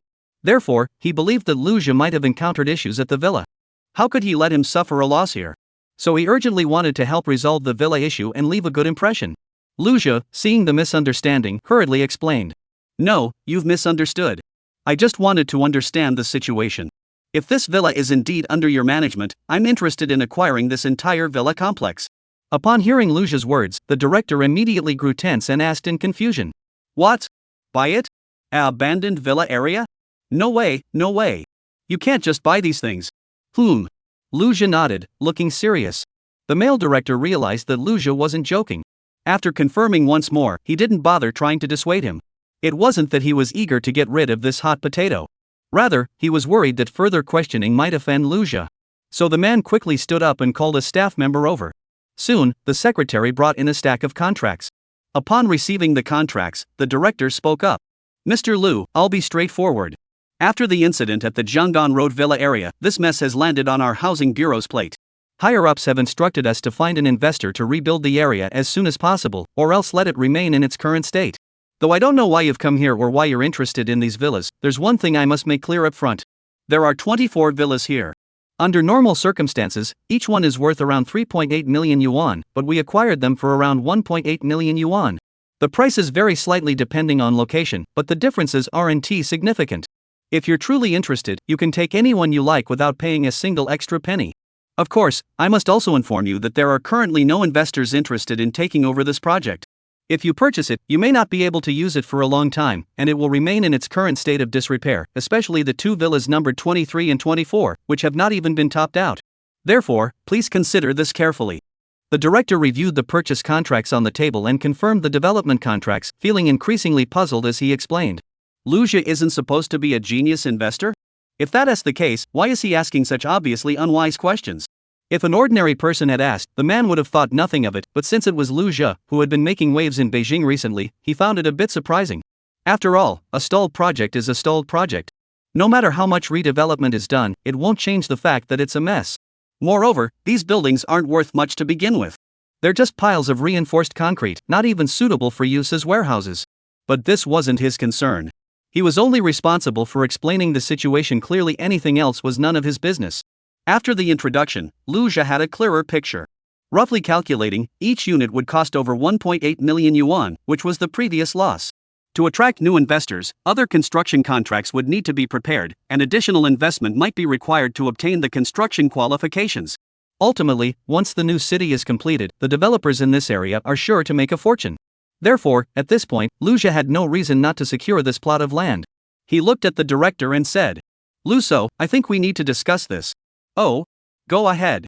Hearing Liu Jia take the initiative to discuss matters with him, Liu Suo felt a bit puzzled. In fact, Liu Jia had already begun considering taking over the entire project. The longer this land remained untouched, the greater its value would become, and Liu Jia was well aware of this. "I'm not asking for one plot, I want the price for the entire area. I plan to develop this place." The moment those words left his mouth, Liu Su froze in place. To be honest, over the past 2 years, whenever someone inquired about the land, Liu Su had always found a way to talk them out of it. Now that it was Liu Jia asking, he couldn't take it lightly. He looked at Liu Jia and, after a moment, asked, "Wait, did I hear that correctly?" He never expected Liu Jia to want to take over the abandoned building. This was completely unexpected. "This doesn't make sense. I already explained it clearly. If this place has potential, buying it outright wouldn't be a bad deal. But the problem is that no one has taken it over in 2 years. Isn't that because the place is too run down? Besides, if someone else had suggested this idea, it wouldn't matter, but the person in front of us is a big shot. What if he loses money and blames it on me? The reputation of the Jianggan Road area has been bad for 2 years now. There is no river in front, no green space behind, and the nearest large supermarket is 5 or 6 kilometers away. That's right, I'll take it all. Can we start the paperwork now?" Liu Jia ignored Liu Suo's feelings and spoke firmly. Seeing Liu Zhuo's resolve, Liu Su felt a bit torn, but he had already reminded him several times, so he felt he had fulfilled his duty. "Hold on, I'll go report this. I'll give you a quote within half an hour." After confirming that Liu Jia wasn't joking, Liu Su immediately left to handle it. As time ticked by, Liu Jia and Bingbing chatted casually while waiting. Half an hour later, Liu Suo reappeared. "I'm sorry, I just confirmed it over the phone. The higher-ups have approved it. However, Mr. Liu, there's one thing I must emphasize again: if you're truly serious about taking this on, it's no problem. But all losses will need to be borne by you. A total of 24 properties, with an average price of approximately 1 million per unit, totaling 47.12 million. Additionally, there are costs for various public facilities, amounting to 53.88 million. The total comes to 101 million. All the details are in the contract. You can review it before making a decision. Since it's a messed up project being handed over, there are no additional fees." Upon hearing this quote and knowing there were no additional costs, Liu Jia immediately felt that the funding issue was resolved. With 100 million in funds and an expected return on investment of over 400%, this meant it was a 4 billion project. At that moment, Liu Jia felt a surge of excitement and agreed without hesitation. "All right, no problem." Soon, with Liu Suo's assistance, all the procedures were smoothly completed. What had seemed like a complicated contract process was resolved in less than an hour. After reviewing the contract, Lu Zhu instructed Bingbing to transfer the funds, leaving his pockets empty once again. Bingbing, standing nearby, was also stunned. She had to endure such shocks almost every day. Spending money so freely, and spending it all cleanly, this was a fortune. It was almost all the money Lu Zhu had on him. Bingbing usually focused on property prices, but the project Lu Zhu had purchased had no standout features in terms of location or surrounding amenities. Plus, it was a half-finished building, which was already a major headache. Although taking over this mess was free, figuring out how to handle it was truly a headache. Bingbing knew that Lu Zhu wouldn't bother to develop it himself, because Lu Zhu has never liked dealing with troublesome matters. But will anyone actually be willing to take it on? There's simply no way anyone would have the resources or willingness to do so. From an ordinary person's perspective, this investment not only won't make money but will actually lose money. That's why it's been left to rot for 2 years with no one touching it. Just look at Lu Zhu's attitude. This billion-dollar contract is like a burden they can't even get rid of. Lu Zhu's decision is truly baffling, leaving Bingbing heartbroken. Still, since the buyer is Lu Zhu, he has already made up his mind, so worrying about it now is pointless. So, Bingbing can only marvel at how much money Lu Zhu can spend. When transferring the money, Bingbing's hands were sweating, but she completed the transaction quickly. Soon, the money was transferred. Speaking of Lu Zhu, he could understand Bingbing's concerns, but he believed the system wouldn't make a mistake. Especially with the return rate panel, it felt like Lu Zhu could almost see the future. This investment filled him with anticipation, and all he could do now was wait for news to come out. At that point, it wouldn't just be a few billion in assets. And now that it's been decided, the money is definitely going to be made. However, how to handle it is indeed a problem. Once the news breaks, Xiongxin's properties will definitely be snapped up, but the most sought-after ones will be in prime locations. In the eyes of the average person, during a general price hike, everyone naturally chooses the best locations who would want to buy a half-finished building. Therefore, whether the villas on Jianggan Road can be sold quickly is another new problem. For this reason, Lu Zhu is even willing to give up some extra profit. The good news is that the decision has been made. Facing Bingbing's concerns, Lu Zhu simply patted her hand gently. All investments carry risks, but there are always exceptions. I might make mistakes in other matters, but I will never make mistakes in investments. With that, after completing all the procedures, Lu Zhu and Bingbing left the housing management office accompanied by Lu Suwa. Shortly afterward, the two drove off together. 2.5 hours later, they had already returned to Shangjing and booked their flight back to Nancheng for the next day. In the hotel, Lu Zhu pulled back the curtains, and the outside was brightly lit. Even in this season, red lanterns were hung on the streets. This was the charm of Shangjing. Amidst the bustling crowds, it retains its unique historical charm. Chapter 107, Nothing Special. All of this is reflected in the city's character. During this trip to Xiongxin, Lu Zhu encountered almost no obstacles. Thinking about the attitude of the housing management office, Lu Zhu also had some guesses his plans were already taking effect. And the results were quite evident. After all, being close to the capital, it wasn't unusual for news of his activities to spread. What was strange was that even the head of a county housing administration office knew about it. There were only two possible reasons: either his information couldn't be contained, or the situation was highly complex. It is worth noting that Lu Zhu also reaped numerous benefits as a result. Meanwhile, in a specific courtyard in the capital city, two figures were engaged in conversation. Hu Rong never expected that Zhang Lao would take the initiative to summon him this time, and the reason was Lu Zhu's billion-dollar transaction. Mr. Zhang, just a few hours ago, there was indeed a large-scale fund transfer in Lu Zhu's account. 100 million. Hu Rong supported Mr. Zhang and spoke up. As someone in the financial industry, Hu Rong found it easy to investigate bank transactions. After the last financial meeting, Wei Jia's team followed suit and directly transferred 700 million yuan from Lu Zhu's account. Zhang Lao glanced at the already turned-off TV and asked, where was the transaction conducted? Hu Rong was equally confused by Zhang Lao's question, unsure why he was concerned about Lu Zhu's financial transactions or why he was asking about the transaction location. He immediately replied, the Xiongxin Housing Administration Office. I assume they purchased a large number of properties. 5 whole minutes later, Zhang Lao finally spoke slowly, Xiongxin? That's impressive. Hu Rong beside him was also completely baffled. What's going on? There seems to be something I don't know? Could Zhang Lao explain it to me? Looking at Hu Rong's confused expression, Zhang Lao smiled and teased, you'll find out in a few days. Hearing this, Hu Rong immediately felt a headache coming on. Since Mr. Zhang had said that, there must be a secret that a few people were about to reveal. Wait, this seems to be related to Lu Zhu? It seems like Lu Zhu knows? Why don't I know about this? Time has passed. Let's talk about the other side. Lu Zhu's livestream had been offline for 2 days, and the viewers were in an uproar. Various cries of despair echoed through the chat. This wasn't just shock, it was the result of various emotions piling up, with some people even starting to vent their frustration. Not only was Luja's livestream blacked out, but Lu Yu's livestream was also taken down. Damn it, I'm speechless. I'm so disappointed, I'm unfollowing him. My goodness, Luja really didn't stream for a whole day? You guys, stop spreading rumors. Now look, Luja isn't going to Beijing, and I can't even eat. I'm so hungry. Ha, Luja is such a blowhard. He said he'd make billions, but what happened? He spent 4 days wandering the streets in Beijing, his feet are probably sore from walking so much. It's no wonder people doubt him. I think his live stream getting shut down is well deserved. He should just stop streaming forever. Exactly. Once you're on the show, you should work hard. Taking the money and not doing anything is so frustrating. The donkeys in our village are more hardworking than him. Come back and start streaming already. The person above is really blunt. Does Luja need the show as salary? Whether he makes billions or not, what is it to you? If you're so capable, don't watch. No, please don't watch. This is such a mess. I hope Luja isn't affected and can earn 100 billion. By the way, the trolls should also tone it down. Luja, please come back soon. This world is too complicated now, with so many bad people.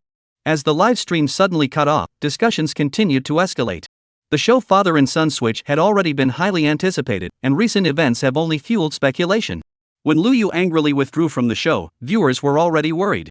Although no one knows why Lu Yu returned, at least viewers have become more rational, fearing they might accidentally miss the show. However, Luja has been investing more and more money, but the frequency of his investments has decreased. This time, when he went to Beijing, everyone was full of anticipation, but in the end, Luja just spent a few days shopping, and then the live stream cut off. This is simply baffling. Even if Luja did nothing but go shopping, his fanbase remained highly engaged. But the connection just cuts off, and not for a few hours, it stays at a time. Now, the internet is filled with cries of despair, and everyone is scrambling to find a solution. A group of people are calling for Luja to return as soon as possible. Fortunately, Lu Yu is still studying diligently, otherwise everyone would think the show is over. Just as everyone was complaining, the live stream suddenly came back online, and the familiar scene reappeared before their eyes. A viewer watching a female streamer dance received a notification. The live stream you're following is now live. Wow! Luja is back. Similar situations kept happening. As more viewers flooded in, the live stream once again reached capacity. Chat messages started appearing frequently. Luja, it's been a while. Welcome back. Don't tell me you went to the US to bring back some F-22 fighter jets? I've missed you so much. Now I finally know what it feels like to be so excited you can't eat or sleep. Hello everyone, I'm Sister Cha Busi. Hello everyone, I'm Sister Fan Busiang. We all love Luja. The current time is 6:56 p.m. Upon returning home, Luja casually tossed some documents onto the desk before leaving. Lu, the photographer, was also helpless and could only place the camera randomly to show everyone the office. In this live stream, the office and Luja's living room are often the main focus of the camera. At this moment, the background showed only the office, leaving many viewers disappointed. However, some observant viewers noticed the documents on the desk, took screenshots, and used technical means to clarify them, immediately identifying it as an investment contract. The name Luja was already familiar to viewers, as it had become synonymous with investment. Originally, everyone had come to watch the investment livestream, but Luja had disappeared for several days. Who is Luja? An investment genius who followed the national team and defeated numerous financial masters. So when they saw this investment document, netizens were very curious. It turns out that Luja had indeed gone to invest this time. After technical processing, the photos became clearer one by one, and Luja's investment documents instantly dominated the screen. The internet erupted once again, with short news articles flooding in. Wow! This is buying property. Guys, let's go. The opportunity to get rich has arrived. I've already taken out my piggy bank. I've been waiting for this moment. Ha ha ha. I'm near the 5th Ring Road in Beijing. If Luja buys there, I'll follow suit. It'd be great to be neighbors. Get rich. Make a fortune. Although Luja was just casually browsing, many loyal fans still trusted him. Despite the sky-high property prices, there were still many first-time homebuyers, and everyone was excited, hoping to follow Luja's lead if not to make money, at least to live in a better place. Chapter 108, the sound disappeared. So, everyone focused their attention on the investment document circulating online. They believed that even following Luja could lead to a life of abundance. But 3 minutes later, the buzz died down. Because the images became clearer, revealing the word Xiongxin and abandoned real estate project. The netizens who were paying attention were instantly dumbfounded. Is that it? Did Luja really go to check out the real estate project in Zhou County? If the house is already bought, at least the interest can be lost, but what about the unfinished building? Wait, the Xiongxin project? Never mind, I'm sorry, I must have seen it wrong. Goodbye. I'm truly amazed. Does he really believe what's on the flyers? Those thick documents, I counted them, and there are at least 24 books. I'm dizzy. 3 months ago when I bought my house, I checked Xiongxin's property prices. These 24 books must be worth at least a few million, right? Luckily I bought in a good location, so I'm living happily now.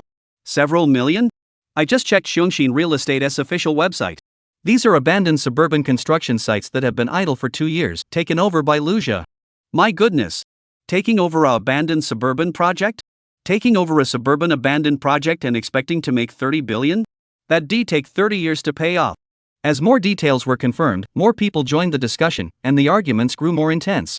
A 2-year-old abandoned construction site clearly indicates this is the worst of the worst. Investing in such a derelict project isn't something only naive people would do, is it? Xiongxin, suburban, 2 years, abandoned. Every word brings to mind one character, loss. Every word casts doubt on Luja's judgment. It's like buying some rebar and cement. At least they can be considered building materials. But a derelict building, though made of steel and concrete, is nothing more than construction waste. The same materials, one brand new and unused, the other already useless. The difference is huge. So, what's the point of such an investment?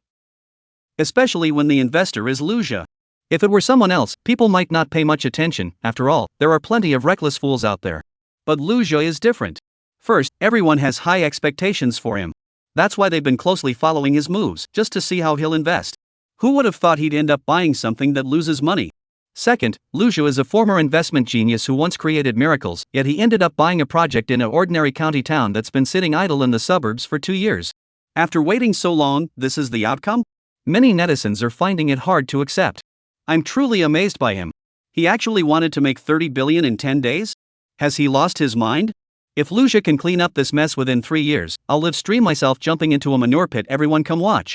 After wandering around Beijing for days, he actually got scammed by a leaflet distributor and ended up limping? This is too outrageous, completely beyond belief. Billion? Are they laundering money? We shouldn't speak recklessly. Online words have consequences. Thank goodness for you all. Netizens are so rational. Thanks for reminding me. Luja is probably just a plant hired by a real estate developer. He turned the live stream into a product promotion event, selling junk no one wants. I almost got scammed. Despite the heated discussions among netizens, time didn't stop because of the controversy. Speaking of Luja, after briefly leaving, Luja returned. He realized that the opportunity to establish a new district might only come once. If he missed it, it would mean wasting all the effort he had put into running around Beijing these past few days. Moreover, the internet company he planned to launch would likely face intense market competition in the future. At that moment, an idea suddenly flashed through Luja's mind. There aren't many internet companies in the world, and the path he had to take was that of entrepreneurship. Such a rise to prominence would certainly attract a lot of attention. Thinking of this, Luja felt a sense of unease. The business world was full of hidden talents, some with strong abilities and others with ample funds. He would not underestimate any opponent. Even those who seemed weak might join a money-burning war due to having too much money and nothing better to do. Currently, his foundation was still quite weak. Even if he secured 5 billion yuan from the Xiongxin trip, there were only a handful of individuals nationwide with such wealth. However, those individuals could choose to form alliances. He, on the other hand, had to go it alone. Price competition is extremely fierce, and spending tens of millions in a single day is not unheard of. Every idea he comes up with risks triggering a competitive response from his peers. Aware of this issue, Luja fell into deep thought. The problem lies in his own lack of strength. If one adopts an fearless attitude, could it instead create a deterrent effect? For example, if your competitors realize that launching a price war against you would require 5 billion yuan, while you hold 10 billion yuan in reserves, wouldn't that allow you to use money as a weapon to deter those wolves seeking to devour you? With this in mind, Luja decided to appear on live TV. On screen, he sat at his desk, organizing documents related to the failed real estate projects of Xiongxin Investment. The audience was completely taken aback by Luja's sudden appearance. Normally, Luja wouldn't go back on air after ending a broadcast. This was undoubtedly an extremely unusual move. The live stream was still ongoing, with a large audience in the chat room. When Luja appeared, everyone immediately became excited, assuming that the issue of the abandoned real estate project had brought him back to the live stream. I have a $1 billion project in hand and am seeking partners, Luja said straight to the point. Anyone with over 10 billion in liquid assets and willing to join, please come to the Yunding Business Cafe between 10 p.m. and 11 p.m. tonight. Luja's message was clear and concise. First, I need 10 billion. Second, high returns. Third, the time and location. Especially by mentioning the requirement for 1 billion in cash, this immediately filters out those with only small assets or insufficient cash flow, the so-called fake wealthy individuals. In his view, using a live streaming platform to post information is one of the most effective methods. After saying this, Luja left the live stream again. However, the internet was already abuzz. What was he talking about? I didn't catch that. Is this abandoned building project facing a cash flow crisis? Are they looking for a sucker now? What is going on? Luja has completely changed. He is suddenly talking about deals worth hundreds of billions. Someone who can pull out that much money must have assets worth at least 100 billion. Why would they need to actively seek out Luja for a partnership? Could it be that they made a little money and are now trying to position themselves as a big shot? Meanwhile, in a villa in the southern suburbs of the city. Chapter 109, can you tell me what the specific project is? Joe Pucka was also helpless. Since meeting Luyu, he had deliberately left his contact information, eagerly anticipating the chance to connect with Luja. But reality was cruel. Since that day, Luyu's phone had never turned on again. It was like going through the trouble of adding someone's WeChat ID, only for them to never log in again. The butler entered the room and reported, "Master, I just heard that Mr. Lu has returned from Beijing." Upon hearing this news, Joe Punka felt a slight pang of emotion. He had been in Beijing for a few days. What exactly had he been doing there? After all, the show had been suspended for so long. Could he have secretly met with some important figures? Or perhaps he went there under the guise of investment to discuss actual business deals? This was a major development. It meant that Luja had made contact with higher-ups. The butler continued, "Between 10 p.m. and 11 p.m. tonight, Luja will be holding a meeting at the Yunding Business Cafe." 10 o'clock at night? Joe Punka muttered, twirling his thumb. At that very moment, similar scenes were unfolding across the southern city. Even in neighboring cities, many people had heard the rumors and were rushing to the scene. By the time 10 p.m. arrived, outside the Yunding building. "Sorry, sir, parking is not allowed here today." The security guard apologized to the passengers inside the car. The driver was furious upon hearing this. "What do you mean? Do you look down on my car? This car is worth hundreds of thousands of dollars." The doorman bowed his head and smiled, saying, "I'm sorry, sir. If you need help, I can park your car in the underground parking lot." The onlookers nearby began to whisper among themselves. "Oh my goodness. Another Rolls-Royce has arrived. It must belong to a different owner. Both have out-of-town license plates." "That's right. I've seen some of those license plates on the news before. These are famous entrepreneurs from South City, and two of them are among the top few on the South City wealth list." "Wait, that license plate, could it be Joe Punka, the richest man in town? You haven't watched the live stream, have you? This is Luja, the genius of the investment industry in South City, mentioning a new project he's about to introduce in his live stream, which is why so many wealthy businessmen have gathered here." "Oh, I see. But this seems a bit exaggerated, doesn't it?" Soon, all kinds of luxury cars began to fill the parking lot in front of the Yunding Tower. With only a few dozen open parking spots available, scarcity drives up value, so parking naturally comes with some requirements. Today, the entrance standards for the Yunding Tower were temporarily raised from the original 3 million yuan to 5 million yuan. To make a long story short, although it's called the Cloud Top Cafe, which sounds like a place to sell coffee, it's actually one of the top choices for business meetings. These wealthy individuals have a strict sense of time and have all arrived on schedule. In addition to Luja himself, there are 10 other guests, 6 of whom are local, and 4 are big shots from other cities. The business world is like a battlefield, and every guest here is an old acquaintance, some even longtime competitors. At this moment, these seasoned veterans, who are no strangers to the world, never imagined they would gather here because of a young upstart. Even in such a setting, they still exchanged pleasantries with their usual insincere facades. Given his substantial financial resources, Joe Punka naturally initiated the socializing process, exchanging polite greetings with everyone. Luja knew that these people had already established connections among themselves, but they didn't know him. Within just 5 minutes, Luja had already gotten a basic understanding of everyone present. The meeting entered its substantive phase. "Mr. Lu, what you've accomplished is truly impressive. Meeting you today, you truly are a rising star. However, I'd like to ask, what kind of promising project have you brought with you this time?" "Exactly. Everyone here is well off, so we all want to know how this project stacks up. I came all the way from the neighboring city to the west specifically for this. After hearing about your reputation, I'm even more eager to see what you have to offer. If it's truly worthwhile, I'm sure everyone here would be willing to give it a try." In recent months, Luja's reputation has skyrocketed, attracting widespread attention. Everyone present acknowledged Luja's capabilities, otherwise, they wouldn't have come here in person. Everyone's primary purpose for coming here was twofold: first, to see if there were any good opportunities, and second, to network with this rising star. The future is full of uncertainties, but at least for now, showing support is just a minor formality that doesn't affect the bigger picture. Joe Punka is the type who observes from the sidelines. Before this, after Joe Punka returned from his trip to the capital, he began to study Luja seriously. Based on his experience, he judged that Luja's approach to handling matters was mature and seasoned. Choosing to announce this plan through a live stream must have been a well-planned move. At this point, Joe Punka was certain that Luja had already secured the support of higher-ups. For him, even investing 10 billion would not be a significant amount. Regardless, the decision must wait until the very end. Looking at the 10 wealthy individuals before him, all filled with anticipation, Luja nodded satisfactorily. Since that was the case, he would get straight to the point.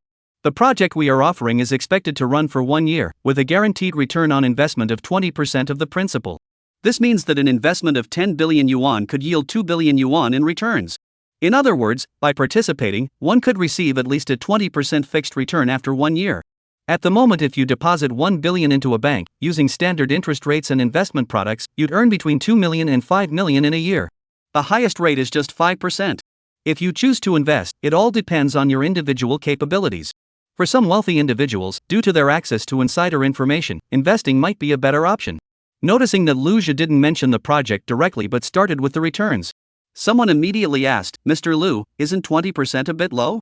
If you invest 10 billion, you can only make 2 billion at most in a year. You should know that some of the people here are in the pharmaceutical industry. If you invest 10 billion in drug research and development, the return rate would definitely be much higher. Yes, 20% is high for those who don't understand investing, but for us here, it's not worth the risk." After the two finished speaking, everyone in the room nodded in agreement. People with a net worth of 10 billion have different ways of making money. Once the opportunity arises, doubling or even tripling your money isn't a problem. However, considering how the wealthy manage their fixed assets, maintaining a 20% return is actually quite impressive. Compared to a 200% return rate, Luja's ability to achieve a 1000% return rate means that giving up 20% isn't really that much. Moreover, Luja is focused on increasing the capital as quickly as possible. This type of investment is different from stocks. It's a one-time transaction. Hearing the buzz from the audience, Luja no longer held back. This is a fixed 20%. If, after 1 year, the principal plus returns of everyone's investments do not reach 1.2 billion, I will personally cover the difference. Chapter 110, The Economy. At that moment, someone asked doubtfully, "Mr. Lu, I think it's acceptable, but could you explain what the specific project is?" "Real estate," Luja replied directly. Upon hearing Luja's words, some of the wealthy individuals fell silent. "What's going on? He wants us to invest in real estate? House prices are already fixed, unless we happen to invest in a school district property, but what are the odds of that?" Someone recalled the unfinished building contract Luja mentioned during his live stream. A house in a small county. What potential could it have? Such an opportunity isn't even worth considering in the eyes of the wealthy. At this point, some people are already beginning to doubt that Xiongxin's properties have any investment value at all. No, to be precise, there are hardly any opportunities left nationwide, let alone your tiny Xiongxin county. At this point, people began to whisper among themselves, their eyes filled with contemplation. 10 seconds later, someone stood up and said, "Real estate? Little Lu's insight is truly remarkable. It's like two heroes thinking alike. I also have some money invested in real estate. Since we're repeating each other, let's just forget it. You shouldn't put all your eggs in one basket, right?" This man was Shiryu, ranked 7th on the South City wealth list. After all, they were from the same city, so he spoke diplomatically, but his body language spoke volumes. Standing up wasn't to speak, it was to leave. His refusal was clear. Seeing someone take the lead, others began to stand up one after another. If that's the case, my situation is the same. I recently invested in a ranch overseas, but the cycle is too long a year. By then, my sheep could have been sheared 3 times. Let us be honest, I don't think anyone here is optimistic about real estate. It's all just polite talk. I'm an old man with a short temper, so I'll take my leave first. A wealthy man spoke without hesitation and stood up to leave. The words were loaded with meaning, but everything that needed to be said was said. This investment project clearly wasn't going to be well received, and leaving so early was also a way of telling Luja he had wasted their time. You're right, Mr. Lu. At that moment, Luja also stood up. If you all think there's no profit to be made, then feel free to leave. The wealthy individuals present had completely lost patience. They had already switched to casual conversation, and a few of them shook their heads and left the meeting room together. It wasn't until they stepped out of the meeting room that they began to speak loudly. What a waste of time. What genius. I'm done here. Even in the capital, there's no money to be made in real estate. I thought I'd see some groundbreaking project. Young people always exaggerate. They're not as good as they claim online. When I was in the real estate business, he wasn't even on the map. It seems I'm the only winner here. I rushed all the way from West City to meet my 17th mistress. My family is strict. At least I only wasted 23 minutes. Whereas Joe Punka? Why hasn't he come out? He heard about the real estate investment and ran off long ago. 3 minutes later. Only 2 people remained in the meeting room. Lu Jia and Zhou Pengyun. Although Lu Jia hadn't secured the investment yet, he had already tested some things. As he had anticipated, in the eyes of those so-called big shots, actual benefits were the only thing that mattered. Mr. Zhou, aren't you planning to leave yet? Lu Jia asked with a smile. At that moment, seeing that no one else was around, Zhou Pengyun immediately stood up. He smiled and extended his hand. Mr. Lu, it's a pleasure to finally meet you. Zhou is willing to invest 10 billion. Beijing time, 7 p.m. sharp. After a brief opening, the news anchor briefly introduced today's key news items. The name Xiongxin was mentioned 3 times. Next, an important announcement: the state will establish a new economic zone in Xiongxin, Rongqing, and Anxing County, with the specific location set in the outskirts of Baidian. The primary task of this new zone is to alleviate some of the non-core functions of Beijing as the capital. Following the Shenzhen Special Economic Zone and the Pudong New Area, this will become another nationally significant new zone. The goal of this initiative is to redefine Beijing's urban role. The newly established special zone will focus on the development of Xiongxin, with construction standards set higher than previous projects, adhering to the highest standards. The 4.22 million residents of Shenzhen classified as non-capital functions may be relocated to this new district. This can be described as a long-term national plan and a major event. The host concluded. The camera cuts to a video of a meeting venue. As the host provides commentary, key information is gradually revealed. Subsequently, Yangzhou TV reporters begin interviewing relevant personnel, starting with the geographical location and gradually delving into in-depth analysis and future projections. After a series of interviews, the entire nation clearly understood this. Xiongxin is ready to take off. When people think of the Lujiazui Financial District in Shanghai or the megacity of Shenzhen, they already envision Xiongxin's future, feeling an involuntary sense of awe. Key regions like the Beijing, Tianjin, Hebei, and Yangtze River Delta regions, which were once just names in textbooks, have once again come to the forefront of people's minds. And nestled within the embrace of the Beijing, Tianjin, Hebei region, the central city of Shangjing, the coastal port of Tianjin, and the inland region of Xiongxin form a triangular configuration. Everyone understands that this decision will open up a new path for economic development and create a new core region. At that moment, the live broadcast studio was completely silent. Although young people aren't big fans of the news broadcast, this live broadcast left everyone speechless. Xiongxin. Lu Jia had been there twice and brought back an investment agreement. What else could be said? Think about what was said earlier. At this point, the audience chose to remain silent. Their hearts were in turmoil. Upon seeing the news, Bingbing was speechless, standing there motionless until the news ended. At that moment, Bingbing finally came to her senses. Seeing her blank expression, Lu Jia waved his hand and asked, "Do you believe it now?" Hearing the question, Bingbing walked up to Lu Jia, smiled adoringly, and nodded repeatedly, her eyes sparkling with excitement. A few seconds later, her voice was filled with excitement. Lu Jia. 11 billion. How much money can we make from these 2 deals?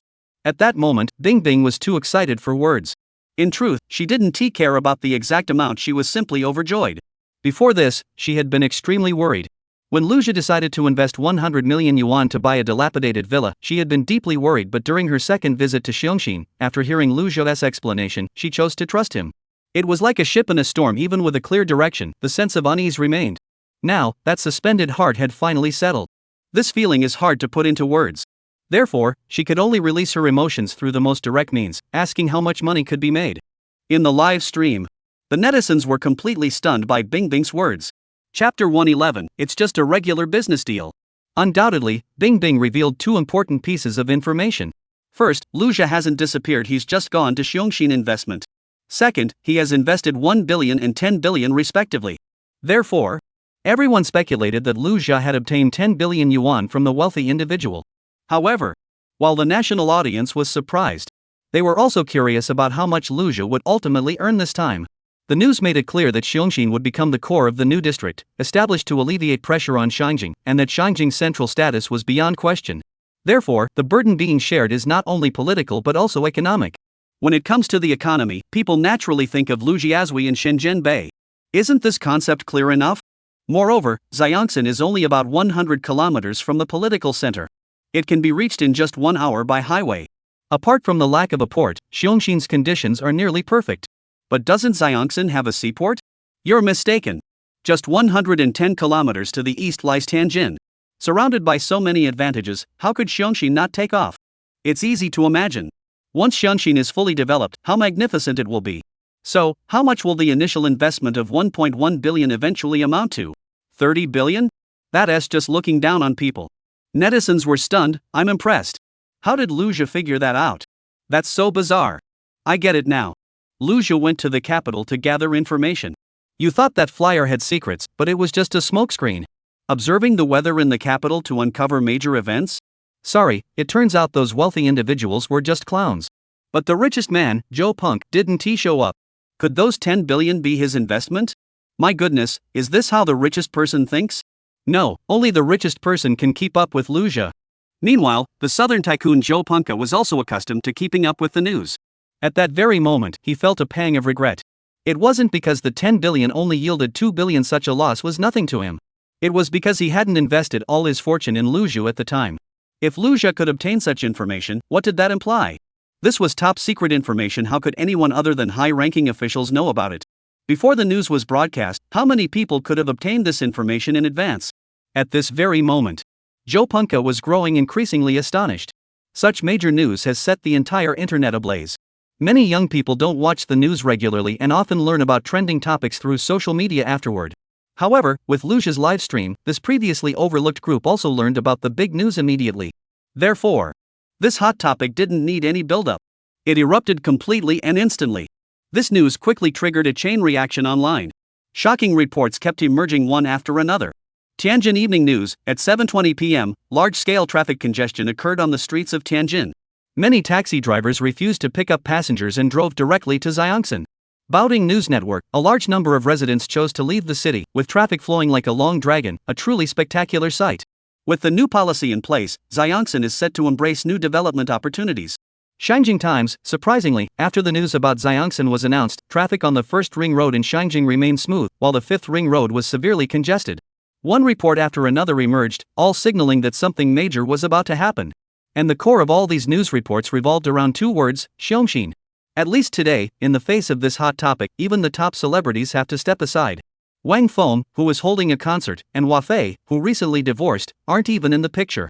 There is one exception. That's Lu Zhe, whose 1.1 billion yuan investment is closely tied to the Xiongxin New District. Some media outlets are going to extreme lengths to capitalize on the hype, practically elevating Lu Zhe to godlike status. In reality, Lu Zhe's 1.1 billion yuan investment is indeed impressive. However, within the broader context of Xiongnan New Area's development, this amount is relatively small. Even so, it remains the only such investment to date, and for the media, it's like a drought-stricken region finally receiving rain. The reason is simple. Xiongxin is a hot topic, and its popularity is undeniable. However, without any standout features, it's hard to capture public attention. In this context, Lu Zhe, a hot figure, has become the focal point. Shocking. Lu Zhe mysteriously strolls through Beijing, seemingly predicting news about the Xiongxin New Area. Lu Zhe begins covert investments, targeting the Xiongxin New Area. Breaking away from the show to plant a seed, Lu Zhe has already quietly invested in the Xiongxin New Area. One eye-catching headline after another emerged. However, netizens are most interested in the messages linking the Xiongxin New Area to Lu Zhe. The reason is simple. Everyone knows Xiongxin is a new district, but who is involved has become the new hot topic. Bingbing was also surprised. She read through the news articles one by one, unable to resist. Wow, Xiongxin City is now lit up like a city at night, with cars honking nonstop. The entire county is buzzing with excitement. Of course. The old houses were worth tens of thousands or even hundreds of thousands, and now they're definitely worth many times more. As new residents of Xiongxin, we're naturally thrilled. I'm also a new resident of Xiongxin. After watching Lu Zhe's livestream, I immediately called my parents and told them not to sell our old house. We should buy a house in the suburbs. Lu Zhe's investment has only strengthened my resolve. Thank you, brother Lu Zhe. I'm heading home right now. That's where my future lies. Exactly. Thinking about Xiongxin becoming a new district, as a Xiongxin resident, we can only be happy because it's finally getting the attention it deserves. Seeing Lu Zhe invest in Xiongxin real estate made me realize that the future is bright. Thank you, Fei Gu. I love you. The higher-ups are right. I work for the Xiongxin Real Estate Company, and we've suspended operations because no one can accurately assess the current property values in Xiongxin. Chaos. Completely chaotic. The entire Xiongxin district has descended into chaos. Originally, there weren't many people, but now large crowds are flooding in, and the city is completely packed. All the hotels and inns are fully booked. Even the usually quiet tourist spots are now packed with people. Many people from big cities are carrying takeout meals and eating them carelessly on the side of the road. These people are here for one reason only: To buy a house in Xiongxin. Houses that are unaffordable in the capital can be bought in Xiongxin, and having a house means they can settle down and start a family. And now, this is the moment when the people of Xiongxin are most proud. With such a wonderful hometown, why wander aimlessly elsewhere? Having a home in Xiongxin is like owning the whole world. This is just like the news online. After the schools were divided into districts, even dilapidated scrap metal recycling sheds can now fetch millions, all for a good location. Now, the entire Xiongxin area is like this. Facing all this, Bingbing couldn't contain her curiosity after reading the news. She immediately grabbed Lujia's hand, eager to know. Lujia, tell me. How much can we make from this investment? Can it triple? According to common sense, a city's property prices tripling is indeed possible, and the returns are very high. Lujia didn't explain further, only whispering, add another 0. Chapter 112, since it's already over. After speaking, Lujia turned off the noisy television. He seemed calm and composed, as if what he had just said was not an investment of hundreds of billions, but just an ordinary business deal. This figure deeply shocked Bingbing. Indeed. For Lujia, what affects investment returns is nothing more than the amount of capital invested. After hearing Lujia's words, Bingbing was completely speechless. 30 times? An investment of 1.1 billion. That would be over 30 billion. Lujia had suddenly become a nationally renowned tycoon. So the person right beside her was actually a billionaire? The next morning, the sun had just risen. Early in the morning, various luxury cars began arriving from South City and other surrounding cities. At that very moment, all of them were heading in the same direction. That was Lujia's company at the startup center. Among those who had come, some were the wealthy individuals who had refused to invest in Lujia the previous day, while others were newly wealthy individuals. They had only one purpose, to purchase the properties Lujia was offering for sale. It must be said that at this moment, the wealthy were far more shrewd than the average person.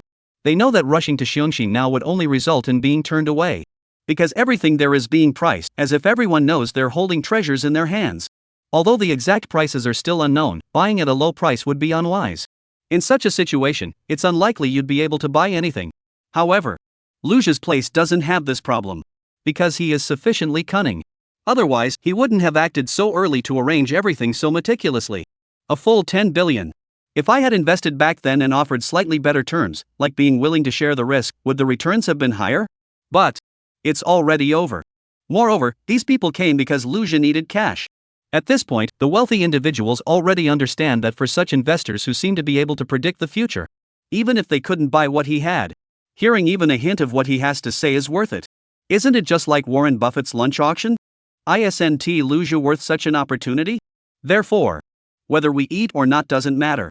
What matters is hearing what Lujia has to say. Lujia, I feel like money has turned into a numbers game. It's really 10 billion, isn't it? On the streets of Xiongxin, Bingbing asked in confusion. She never expected it. It had only been a day and a half. The two of them had returned to Xiongxin again.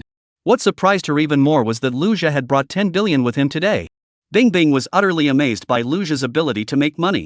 She never imagined that Lujia had simply mentioned it casually in the live stream, went to Yunding Coffee, and came back with so much money. Such a thing was simply impossible for an ordinary person to achieve. When Bingbing pressed him for answers, Lujia sighed helplessly. How could that be fake? Didn't you see the transfer records yourself? Lujia, I know I shouldn't ask these questions, but please tell me the reason. Otherwise, I won't be able to sleep tonight. Bingbing's voice sounded a bit spoiled as she twisted Lujia's arm and urged him on. Hurry up, hurry up. You have to tell me. Otherwise, I'll really be too worried to sleep.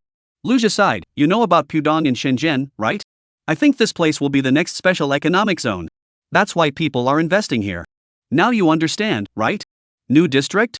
Bingbing froze for a moment, her mouth forming an O shape. According to Lujia, Xiongxin would soon become a nationally designated new district, and everything would rise in value at that time. Just having the title of a new district was already enough to attract people. Currently, Xiongxin is just a small county town. It certainly wouldn't be the first choice for young people. Many reports have mentioned similar news. It is said that in some small mountain villages, only a few elderly households remain. Due to the progress of the times, people are striving to keep up with the trends, and laborers are flocking to big cities regardless of age. As long as they can work, they want to live a better life. This phenomenon is even more pronounced in areas near economic zones. For example, in the Guangdong-Guangxi region, there is a significant economic disparity between the two areas. Guangxi has long been a source of migrant workers for Guangdong.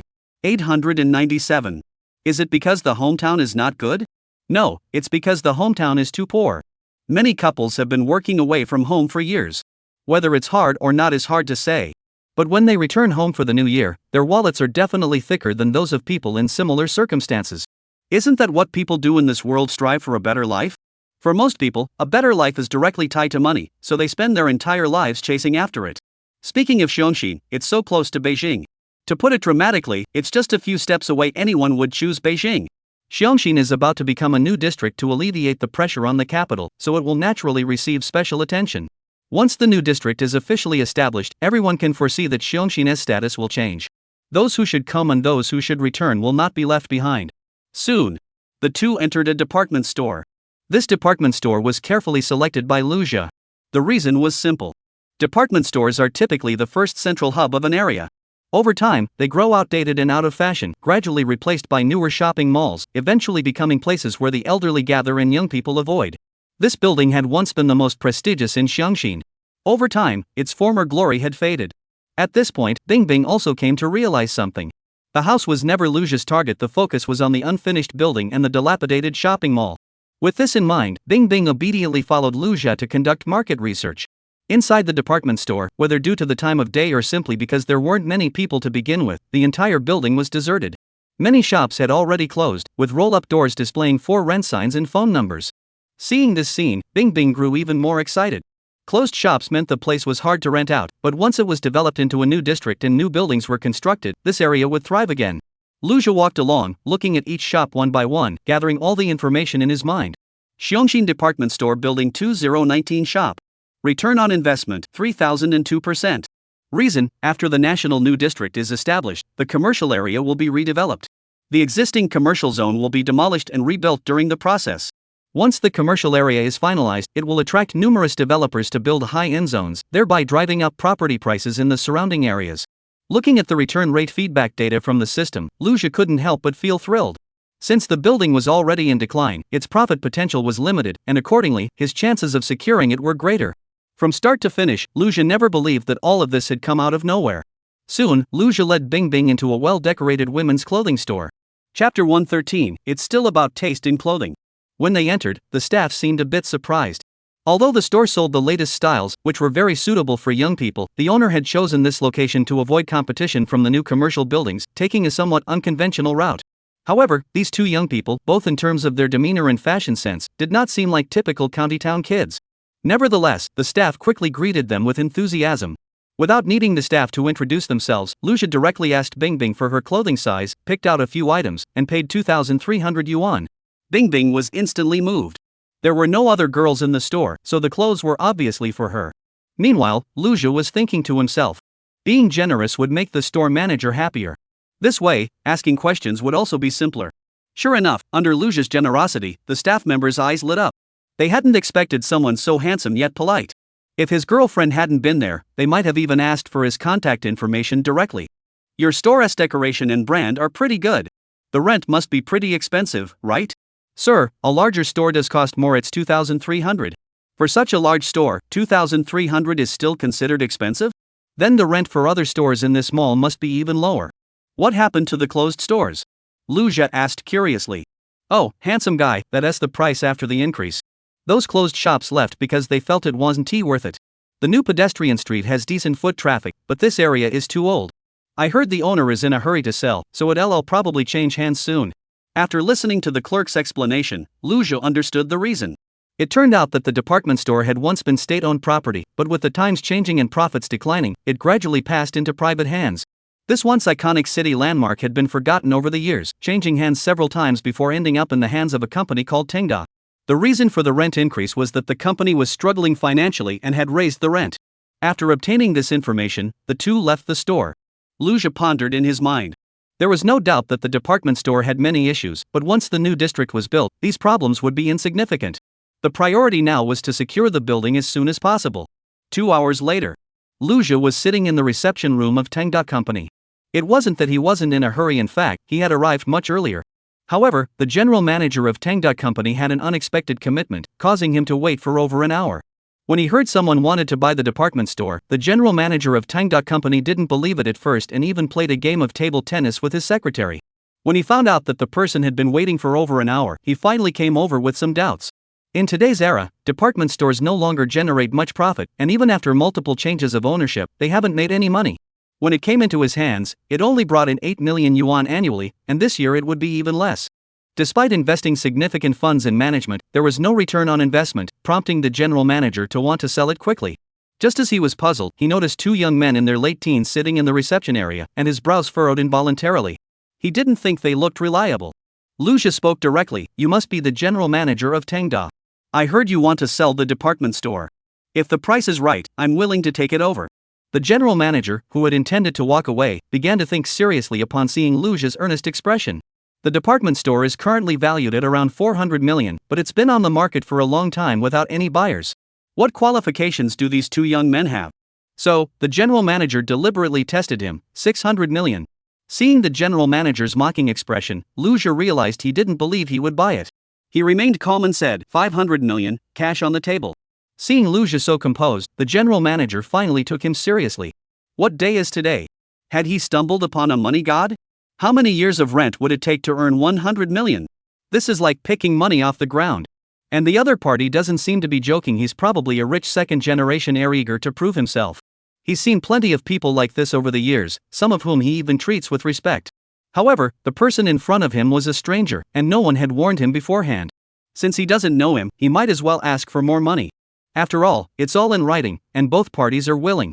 Moreover, according to last year's urban planning for Xiongxin City, this building will soon be demolished and turned into a residential area. But the compensation for demolition is fixed, and it's nowhere near as good as cash. The only uncertainty was whether the two were joking. The general manager smiled and said, "Besides the department store, the shops and residential units on the adjacent street are also mine. I can sell them all together. How about it? Interested? Do you mean selling the entire property? What's the total price?" Lu Jia's heart leaped with joy. The more property he could buy, the better. Not much, just 1.12 billion. 1 billion. No more, but I can pay the full amount immediately. Are you serious? I've brought the money with me. Do you think I'm joking? Alright, fine. Under the general manager's guidance, the matter was finally settled by 6 p.m. After finishing the work, Lu Jia and Bingbing were exhausted, but upon receiving the property deeds for the successfully transferred properties, Lu Jia finally felt at ease. This transaction cost 1 billion yuan, but the building itself wasn't worth much. The most critical factor was its location. According to Lu Jia's assessment, this area would soon be demolished. As for the shops on this street, they were an unexpected bonus. Having settled everything, Lu Jia felt a great weight lifted off his shoulders. The money was spent, the matter was settled, and all that remained was to wait for news from the new district. He wondered what kind of prosperity would greet them then. Guijia's new district. This is a long-term plan. Once the news is made public, everyone will surely want to go to the new district to try their luck. And I've already made all the necessary preparations. Thinking of this, Lu Jia's face lit up with excitement. Spending 1.1 billion yuan to acquire a 4 billion yuan worth of unfinished real estate project and commercial street shops valued at over 10 billion yuan. He's done his best. If his wallet were a bit thicker, he'd really consider buying up the entire Xiongxin district. But there's nothing to regret. Every step brings new opportunities, and after starting a business, it's a whole new world. After a brief rest, the two hurried back to South City, where they would wait for the results. Nancheng, 6:57 and 12 seconds p.m. Time marches on, relentless and unstoppable. Every event in the world occurs along this timeline. But many things do not attract much attention. The reason is simple, they're not sensational enough. Just like Lu Jia, who just appeared on camera holding a stack of investment contracts. Just moments ago, viewers in the live broadcast studio were still speculating where Lu Jia had gone. Since the start of this trip to Beijing, the viewers' opinions have already changed. Chapter 114, It Must Be Short-Term. The news of Lu Jia going to Beijing for a shopping spree hadn't even been fully digested yet, and then he invested in Xiongxin's unfinished building project, shocking all netizens. Soon after, rumors about a wealthy individual's meeting began circulating. Originally, everyone thought the matter was rather boring.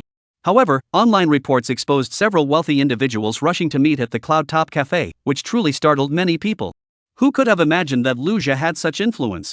There were even billionaire tycoons who came specifically to meet him.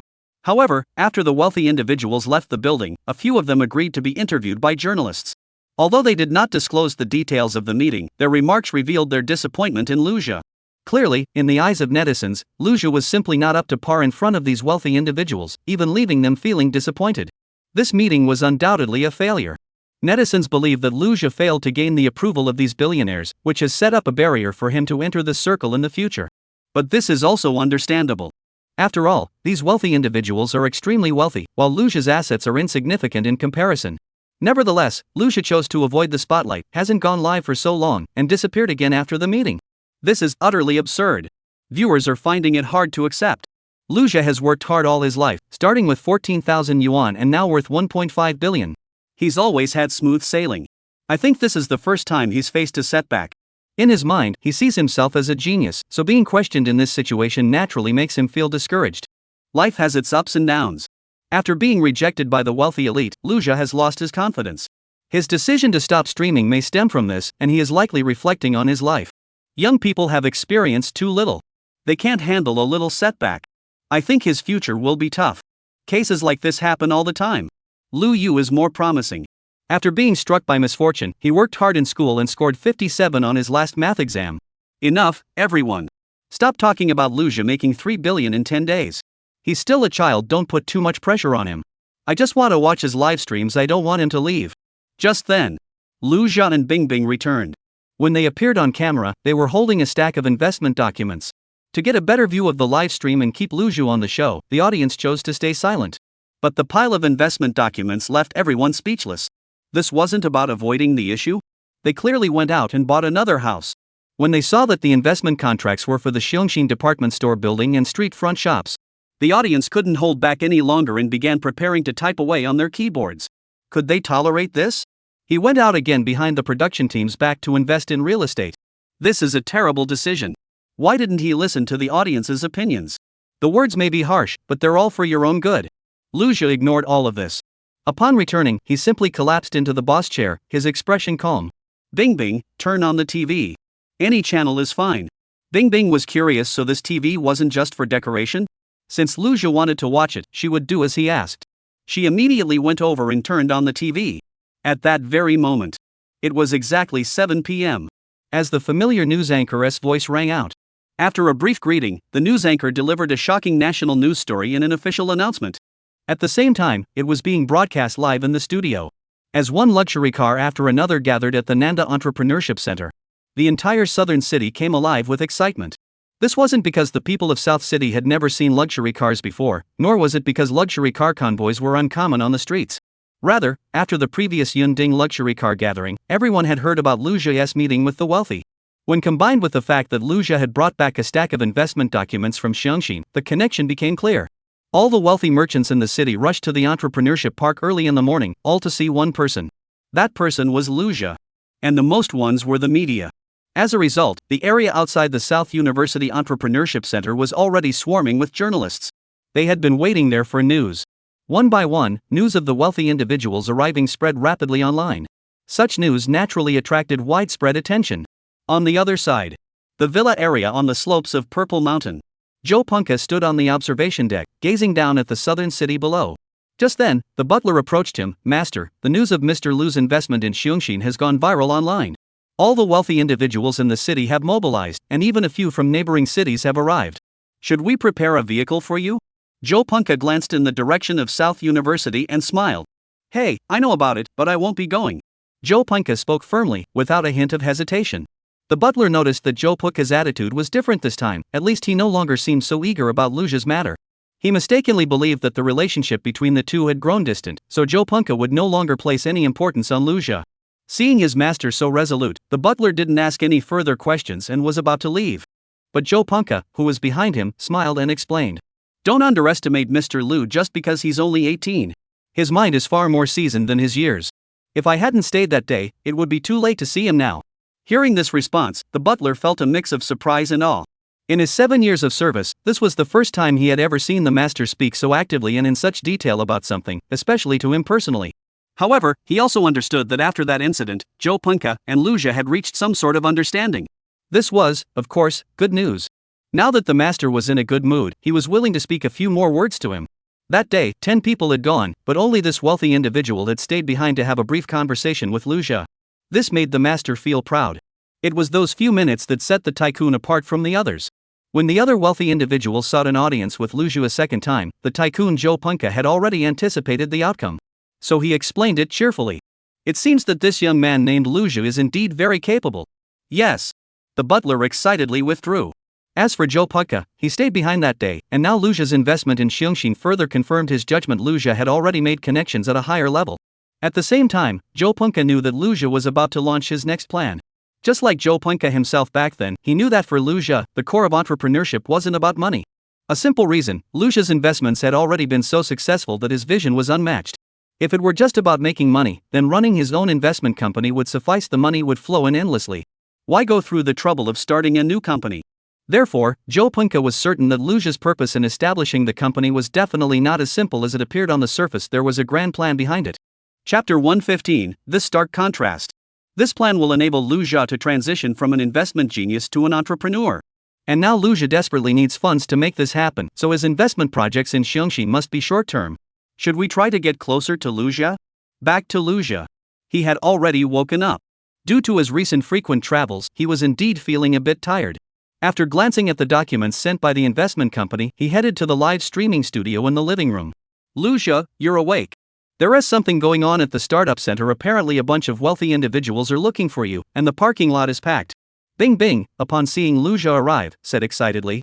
Hearing this, Lujia wasn't surprised. He knew those people were either interested in Xiongxin or wanted to review the investment contracts he had on hand.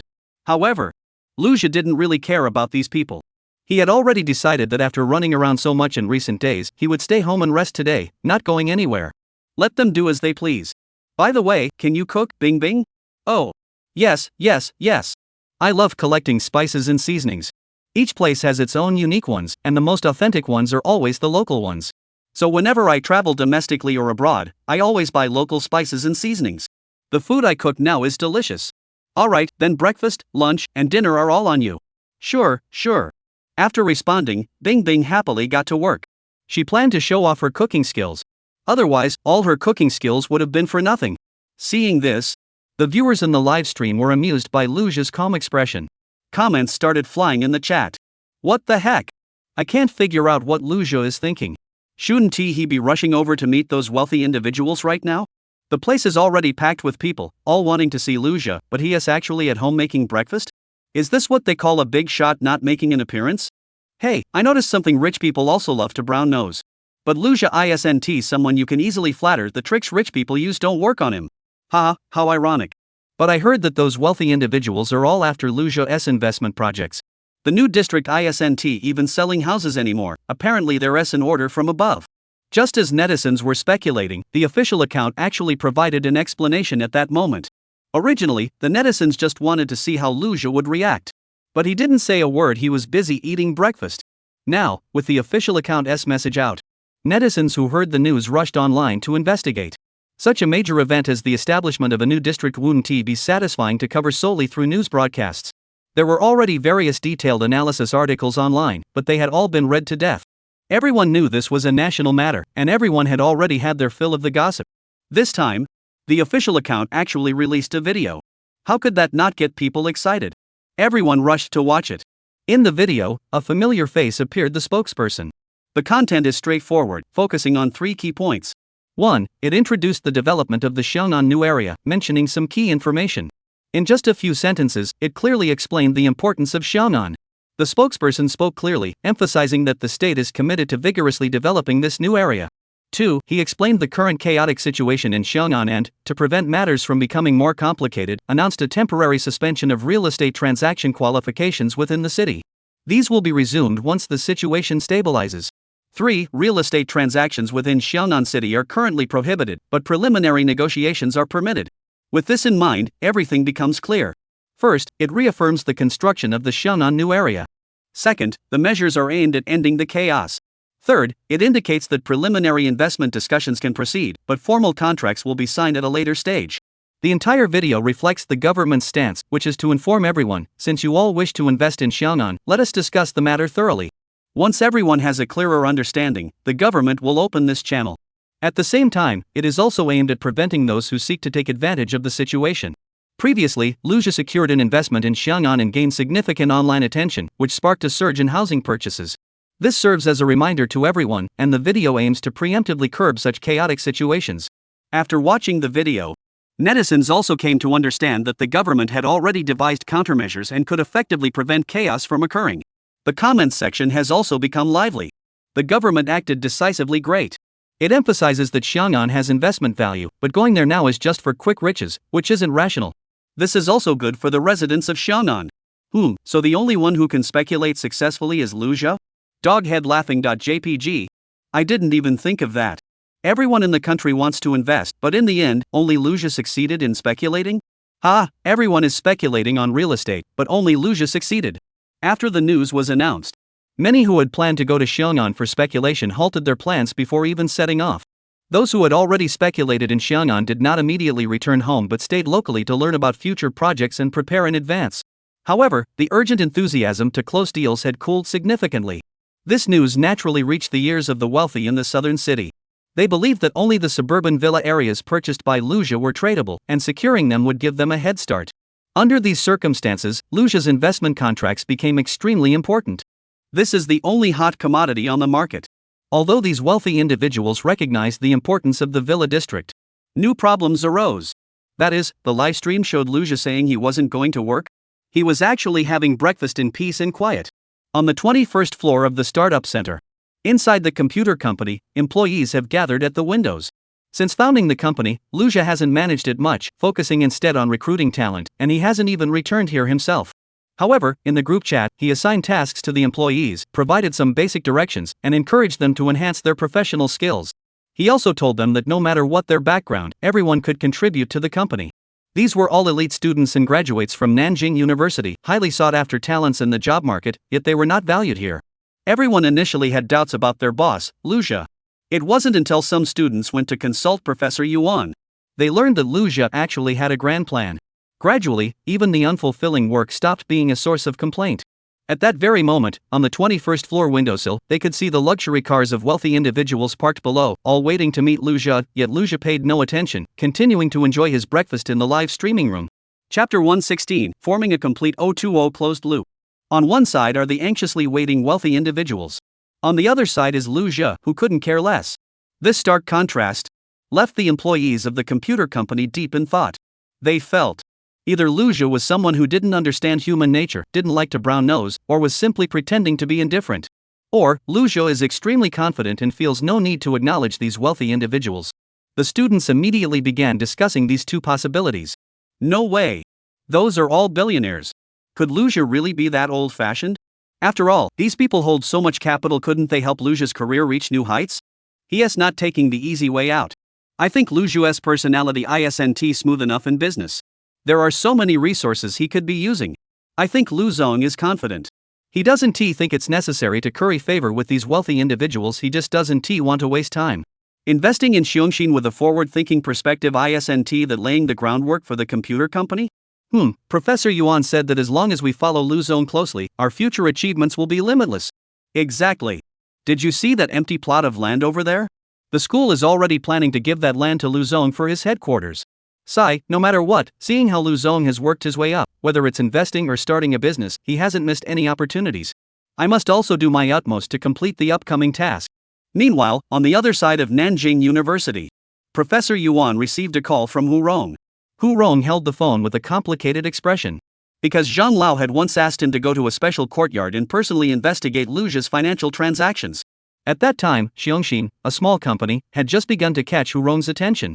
And at that time, Lu Zhe already knew that Xiongxin would become a key project in the new district? That investment intuition was too sharp, far surpassing his own intuition. Hu Rong has already begun planning to launch an electronic payment license nationwide. 10 days have passed since Lu Zhe said he would earn 300 million to start the company. During those 10 days, Zhou Punka had approached Lu Zhe once.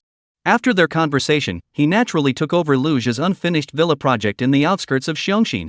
Zhou Punka, who had a background in real estate, was deeply impressed by Lu Zhe's judgment and naturally recognized the potential of the project. Although Lu Zhe ultimately made the big money, Zhou Punka also benefited from this connection, becoming the first to capitalize on the new development zone in Xiongxin. At this point, Lu Zhe already had 4 billion yuan in his hands. As for the 1 billion he had borrowed, Lu Zhe could have easily used this opportunity to repay it, but he never mentioned it. This was, of course, good news for Zhou Punka. In the eyes of the richest man in South City, the money he had lent to Lu Zhe was like a bond, tying him and Lu Zhe together tightly. Additionally, the official order on the contracts for the department store and shops temporarily banned the sale of properties, dashing Lu Zhe's plans to act quickly. After all, law-abiding citizens should actively respond to official directives. However, the current Xiongxin is a completely different entity, and these contracts are now top-tier assets that banks are eager to acquire. With just a word from Lu Jia, these investment documents could easily secure loans worth hundreds of billions from the banks. In fact, Lu Jia's actual net worth has already reached 30 billion, more than enough to enter the wealthy list. Although Lu Jia streams live every day and spends a lot of time interacting with his audience, this only makes him seem even more mysterious. It seems like this air of mystery is simply part of his natural charm. He doesn't shy away from showing how much money he's made, unlike those who hide their wealth. Lu Jia has always acted with integrity. However, he never explains the reasons behind it, as if it's not a show but simply a sharing of his daily life. It's precisely because it's so ordinary that it gives people a very mysterious feeling. It's like something that's right in front of you, yet you can't quite figure it out. Now, Lu Jia has already overshadowed the other wealthy individuals in Nancity. However, when it comes to influence, he hasn't reached the level of a business tycoon. For example, Zhou Punke, the richest man in Nancheng, is a tycoon with a net worth of hundreds of billions, owning countless businesses and products that are everywhere in Nancheng. When ordinary people see a bottle of vinegar, they think of Zhou Punke. Lu Jia, on the other hand, seems more like someone who made his fortune through stock trading. He has money, but it feels like he lacks a solid foundation. Let me give you an example. It's like comparing a writer who writes articles every day to a civil servant. Even if their incomes are similar, the difference in how they are received during matchmaking is obvious. People might say you're creative and imaginative, but deep down, they still think a stable job is more appealing. That's the crux of the matter. Lu Jia is a case in point. He is clearly wealthy, but his wealth doesn't feel like real money. No need to say more. Back to Lu Jia. At this moment, he has arrived at the entrepreneurship center. As soon as the car stopped, the journalists rushed over eagerly. These days, journalists are sharp, they know what's hot. As soon as Lu Jia's car came to a stop, a crowd immediately gathered around him and his bodyguard, snapping photos non-stop. Fortunately, the production team had arranged for bodyguards to accompany him. In fact, they all knew that Lu Jia streams his daily life online every day, but he rarely explains anything on the show, so everyone wanted answers. The journalists had already braced themselves for a cold shoulder.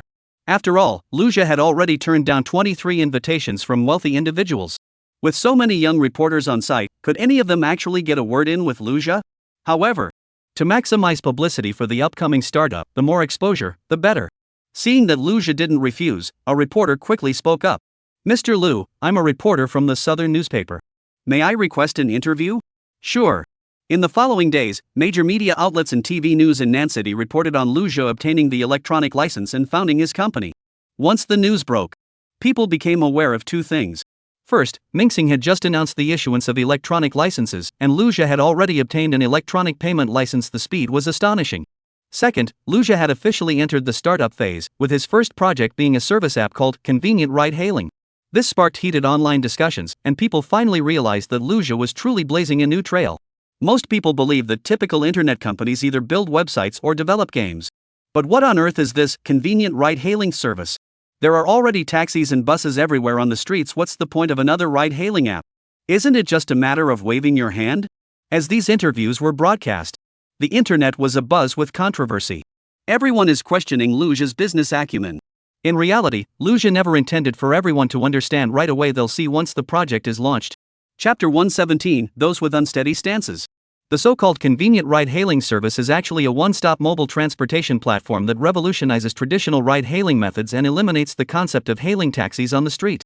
By leveraging internet technology, it connects online and offline services, creating a complete O2O closed-loop system from booking a ride to payment, establishing a seamless connection between passengers and drivers.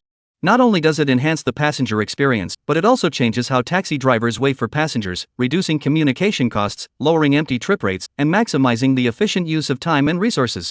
Lu Jia paid no heed to external opinions. After answering a few simple questions, he headed straight to the 21st floor. This Feishuan Technology Company, Limited, was established alongside an investment company and already had a significant number of employees. Most of these employees were top graduates from Nanjing University, with some current students interning there, and the remainder were highly skilled professionals hired from outside. However, since its establishment, Lu Jia has not assigned them to develop any products, instead focusing on advanced preparations. This was thanks to an Edison he had added earlier. Interestingly, the online friend wasn't someone Lu Jia had added intentionally. They had accidentally appeared in his friend list. It was like suddenly finding an undeletable friend on your phone. At the time, this incident startled Lu Jia, but he later discovered she was a hacker. However, this hacker had no ill intentions toward Lu Jia and has even helped him with various computer-related issues. For example, when assigning tasks for Fuan Company, he also took her advice into consideration. So even though Fuan hasn't developed any specific products yet, all the necessary components are already prepared. The only thing left is how to put this company together. A moment later, Lucia finally entered Fuan. Seeing the boss finally arrive, the employees were all thrilled. The boss finally remembered us. Without further ado, Lucia briefly explained to everyone that a new project was about to be launched. He then called 10 key staff members into the meeting room. Looking at the 10 people in front of him, Lucia got straight to the point. We're going to develop a ride-hailing app. Over the next few hours, Lucia provided a detailed overview of the ride-hailing app. The employees were all stunned after hearing this. They found the idea innovative, but in reality, isn't hailing a taxi as simple as waving your hand? Everyone here works to create revolutionary products. But now Lucia was proposing a taxi app? It felt like something already available on the market, just repackaged in a different way, with little innovation. Drawing on his past experience, Lucia naturally knew how powerful this software would be. Once it's developed and dominates the national market, the money will roll in. The profit margin for ride-hailing apps is a sure thing. In his memory, the platform commission in the ride-hailing market can reach 20%. For example, if a fare is 10 yuan, the platform can take 2 yuan. How many drivers are there nationwide? Although the exact commission ratio is still under discussion, who can say that ride-hailing platforms 1T make money? Lucia was confident about this. Indeed, while the profits are lucrative, the challenges are significant. Such a high-profile approach is bound to attract attention. Large companies have plenty of resources and will inevitably follow suit, leading to a fierce battle. Speed, accuracy, and ruthlessness, these are Lucia's current guiding principles. However, only he understands this, others may not share the same perspective. Mr. Liu, please stay calm. Yes. Mr. Liu, please don't act impulsively. The employees all expressed their opposition and tried to persuade him. But Lucia had no intention of listening. Don't worry, everything is under my control. Just focus on getting the work done. After he finished speaking, the employees fell silent, clearly hesitating. They didn't know if they could convince Lucia, as they believed such a ride-hailing app was completely unnecessary. After all, something as simple as waving your hand could be done. Why go through all the trouble of developing an app? Although they acknowledged that the app would indeed be more convenient. However, there were also many challenges. First, there was the question of whether the public would accept it. Second, the concept is too simple and easy to replicate. With so many large companies in the country, once they copy it, they'll take away a portion of the market share. That would make the future even more uncertain. People stay here not because the benefits are so good, but because they hope to witness a bright future. Under these circumstances, it's inevitable that some people will start to waver. Half a minute later, suddenly, someone stood up. He was Zhang Tong, who had joined the company through social recruitment. He looked straight at Lu Zhou and said, I think there's a major problem here. Even though Mr. Liu has billions, money alone isn't enough. Everyone knows that online payments have already been enabled, and everyone wants a piece of the pie. Only large companies have the opportunity to secure this advantage.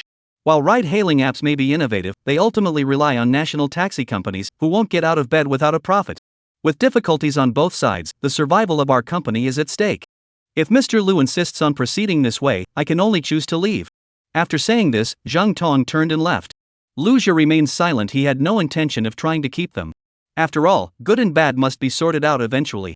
Lu Zhou only provided a general overview and did not delve into the specifics of the subsequent operations. He wanted to see how everyone would make their decisions. Starting a company isn't just about throwing money at it. It does require manpower, but not this kind of people. This was also a test for them. Only those who stay are the people Lu Zhou truly trusts and is willing to work with. As for those who leave, he doesn't care at all. 5 minutes later. Among those who stayed, people continued to whisper among themselves, but Lu Zhou did not interfere. Finally, an employee took a deep breath, stood up, and said to Lu Zhou, Mr. Liu, we believe in your investment talent and are convinced that your judgment is absolutely correct.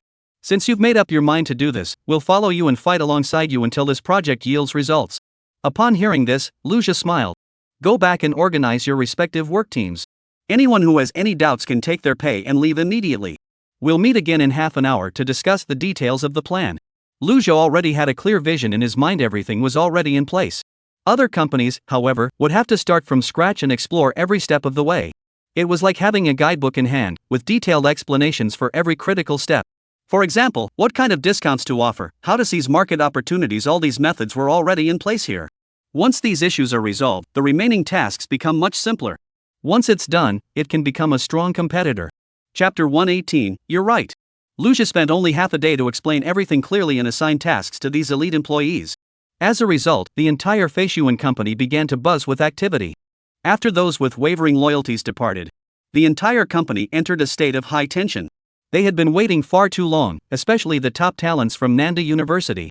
Although Fuan Investment Company and Fuan Company were established at the same time and shared the same floor, but Fuan occupied 4/5 of the floor and had over 20 times the number of employees. However, since its establishment, Fuan had remained dormant, showing no signs of progress until today. On the other hand, Fuan's financial statements had already been exposed, and they were nothing short of a golden standard of success. Many colleagues were university alumni and had plenty of opportunities to meet. But when they greeted each other, they felt a bit awkward. After all, we were all classmates, and now we work for the same boss, but the monthly salary at Fuan was at least several times higher than here. By the time year-end bonuses rolled around, the gap was even more staggering. This has really made the people at Fuan envious. Now, Fuan is finally starting to take off. Although everyone feels a bit lost, it doesn't dampen their enthusiasm or efforts. Clear thinking, abundant creativity, ample manpower, and high morale. Under these favorable conditions, the development progress of Dudu Taxi has been exceptionally swift. Just half a month later, the overall framework of the software was already in place. At this point, a computer expert named Jiang Xiaoyu joined the team. She conducted meticulous code debugging, fixed bugs, significantly accelerated the development process, and greatly improved the quality of the ride-hailing app. By the 20th day, Dudu Taxi was fully developed.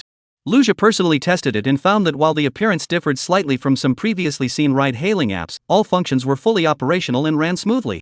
The user interface was also intuitive and easy to understand. In summary, even without any real users, the app was already mature and usable. At that moment, Lu Shiming from the marketing department rushed over. Soon after, the two arrived at the office. Lucia, there's trouble. I just saw a news report saying that electronic payment licenses have been relaxed, and the online market is buzzing with activity. Many companies have revived their previous plans, and a ride-hailing company is also launching a ride-hailing app with a name very similar to ours. It's called Kwai Kwai Dash. Quick Ride? That's right. And Lu Shiming nodded and said, Quick Car is a major company. I didn't expect they'd already been planning to launch a ride-hailing app. Apparently, they had the idea a year ago but didn't make much progress at the time. And that guy Zhang Tong who quit our company? He was hired by the ride-hailing company right after leaving. I bet he. Lucia smiled, not surprised at all. He had already prepared for all of this. His startup plan wasn't something he came up with on a whim, it had been carefully planned out. He knew exactly what to say and what not to say. This ensured that the most critical aspects remained firmly in his control. As for these potential competitors, Lucia was well aware of them. Although his company had only been established for a month, the foundations of other companies were solid. Those large companies undoubtedly had plenty of talented individuals. Lucia naturally took them seriously. Speaking of which, he still has a trump card up his sleeve. The current father and son switch is the hottest live TV show in the country. It has unparalleled exposure. The live broadcast format has made it the most powerful communication tool of our time. It's easy to understand. Just like live streamers often recommend small games, they're actually doing it because they've received funding from investors. This demonstrates that ads in live streams are highly effective and extremely profitable. Although ride-hailing apps aren't as entertaining as games, high traffic can turn even the most mundane tasks into top-notch ads. These ads air for free all day long, and Lucia even endorses them personally. Moreover, he has publicly announced that convenience for the public is the theme of his startup, and everyone is eagerly anticipating his project. Under such dual pressure, the outcome can only be one of two possibilities. First, the project is too poor and disappoints everyone. Second, it truly brings convenience to everyone. Therefore, Dudu Taxi has already proven to be a highly successful product in the parallel world, so Lucia has no need to worry about product quality issues. Most importantly, although Lucia also wants to make money, it doesn't seem to be the most important thing to him. This pressure-free mindset makes him even more confident. He already has plans for what comes next. Promotion. In this situation, a message was passed around. It was that Lucia's product had been completed and a launch event would be held tomorrow. This news thrilled Bing Bing, who mentioned it repeatedly during her live stream. Even without Fuan Technology announcing it, the news had already spread across the entire internet. Who is Lucia? He is a nationally renowned investment genius who has shifted his focus from traditional money-making investments to entrepreneurship. The transition from pure investment to entrepreneurship has caused his popularity to soar once again. Now, open any web browser. You'll see countless articles about Lucia's entrepreneurship. Shiny headlines are everywhere. Huomao Network, investment genius Lucia is about to hold a product launch event. Will Fuan Technology ignite the internet? CatCat Network, expected to invest $3 billion. What kind of product is this? Does it live up to the hype? Pig Network, highly popular investment genius Lu Zhi officially enters the entrepreneurial era. Some things are just that magical. During this period, Lu Zhi wasn't a technical expert, so he didn't visit Fuan Company often. Instead, he spent more time in the live streaming room. Besides his daily routine, he also took time to answer questions from netizens. However, regarding the specifics of the company's startup, he consistently declined to comment, citing commercial confidentiality, and everyone gradually began to forget about it. Now, a few words in the live stream immediately brought everyone back to the topic. The netizens became excited. They all expressed their intention to follow the updates. Although it was a live stream, the formal nature of the live broadcast of the press conference differed from regular live streams, and everyone was curious about how Lu Zhi would appear at the event. On the other hand, speaking of the ride-hailing company, upon learning that Lu Zhi's team had already begun preparing for the press conference, they were as anxious as ants on a hot pan. If Lu Zhi enters the market first, they'll lose the advantage. As a result, the entire company was abuzz with speculation. How could this happen? How could they be ready to go public so quickly? That's impossible. It's only been a few days. A press conference in less than a month? At this rate, they'll enter the market within 2 weeks. Fuan's product must not be ready yet. Lu Zhi probably found out about our plans and is rushing to hold the press conference. Chapter 119, that's way too disappointing.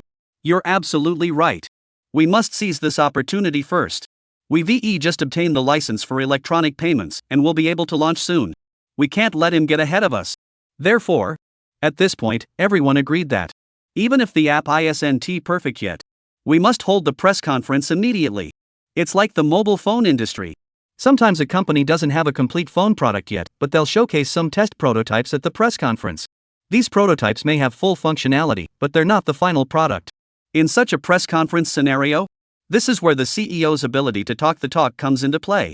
Meanwhile, CEOs who act quickly will immediately make bold investments and immediately contacts the hottest young celebrities to attend the event in person. In this situation, QuickRide swiftly announced that it would hold a new product launch event the next day, and through their efforts, successfully rode the wave of Lu Zhi's popularity, starting their events simultaneously with his. However, one was in South City, and the other was in Magic Sea. Thus, a series of news stories bought with money began to appear in the eyes of netizens. QuickRide's product development has been successful and will hold a product launch event at XXX. This is the most advanced business concept. A convenient technology app for the public. QuickCar delivers quality. QuickCar has invested nearly $5 billion. Stay tuned. 30 designers and top programmers have spent 3 years conducting market research to create this masterpiece. Lu Xing becomes the spokesperson for Quickly Call a Car, with a spokesperson fee of $30 million. It must be said, to seize the market opportunity, the company has made tremendous sacrifices. Countless ads have been placed on websites. Clicking on the links reveals a flood of ads, creating a very impressive spectacle. It seems to rival the buzz surrounding Lu Zhi's press conference. This time, the ride-hailing company spent over 30 million yuan on the endorsement fee for a young celebrity, who is also actively promoting the brand. Additionally, the ride-hailing company has a high market value and is a major player in the industry. Its overall strength ranks among the top in the country. That evening, the data reflecting these investments also became evident. The results? The company's leadership was taken aback. They discovered that, despite the significant advertising investments, the news about Lu Zhi's press conference remained at the top of the popularity rankings. This was utterly frustrating. It shouldn't have been like this. Lu Zhi had just mentioned it casually. How could it generate such high heat? After conducting a thorough investigation, the company finally uncovered the root cause. It turned out that it was simply because Lu Zhi himself had a high level of popularity. Take the most popular video as an example. The content was Lu Zhi simply announcing a new product launch event. The comments were, "Is that true? Can I go see Lu Zhi? I've already bought a ticket to Nancheng. I'm flying from Wuhu. What kind of launch event is this? It's boring. I just want to see Lu Zhi hold a concert and sing Qiling. Don't be like that. Be serious. Don't you guys care about Lu Zhi's products?" No, it's not that we're not interested, it's just that my sister likes Lu Zhi more. A bunch of fangirls. Seeing this, He Jiahao, the CEO of the ride-hailing company, burst into laughter. Did you see that? It's just personal traffic. There's nothing to worry about. Hurry up and push the tech department to work overtime tonight. Get as much done as possible. Also, prepare a 65-page PowerPoint presentation for me. I want this 65-page PowerPoint presentation to go viral across the entire internet tomorrow. Yes, Mr. He. Once Lu Xing arrives at the scene tomorrow, the live stream traffic will definitely be huge. Mr. He, we'll do our best. We'll aim to launch the app within a week. By then, Fuan Company won't be able to keep up. We have as many people as they do. Getting it up and running within 2 weeks is already quite challenging. Zhang Tong, you've done an outstanding job for the company this time. Otherwise, we would have been outmaneuvered by that small company, Fuan. After the product is launched, you should start thinking about your future prospects. In the crowd, Zhang Tong's face broke into a wide smile. He knew exactly what the boss meant. This was the rhythm of a promotion, a raise, and marrying a rich and beautiful woman. Looking at it this way, quitting that job and switching to the fast-growing company was definitely the right choice. Back to Luja's side. A phone call came in. Naturally, he also heard about the ride-hailing app from the employees. Mr. Liu, it's bad news. Their promotional efforts are much stronger than ours. Mr. Liu, the ride-hailing company has hired a top-tier young star. We need to be cautious. Should we also hire one? Hearing the employees' concerns, Luja understood that everyone had been working hard during this period, and it was understandable to have some reservations. Luja said, "Don't worry, I have my plan. Just wait for my instructions."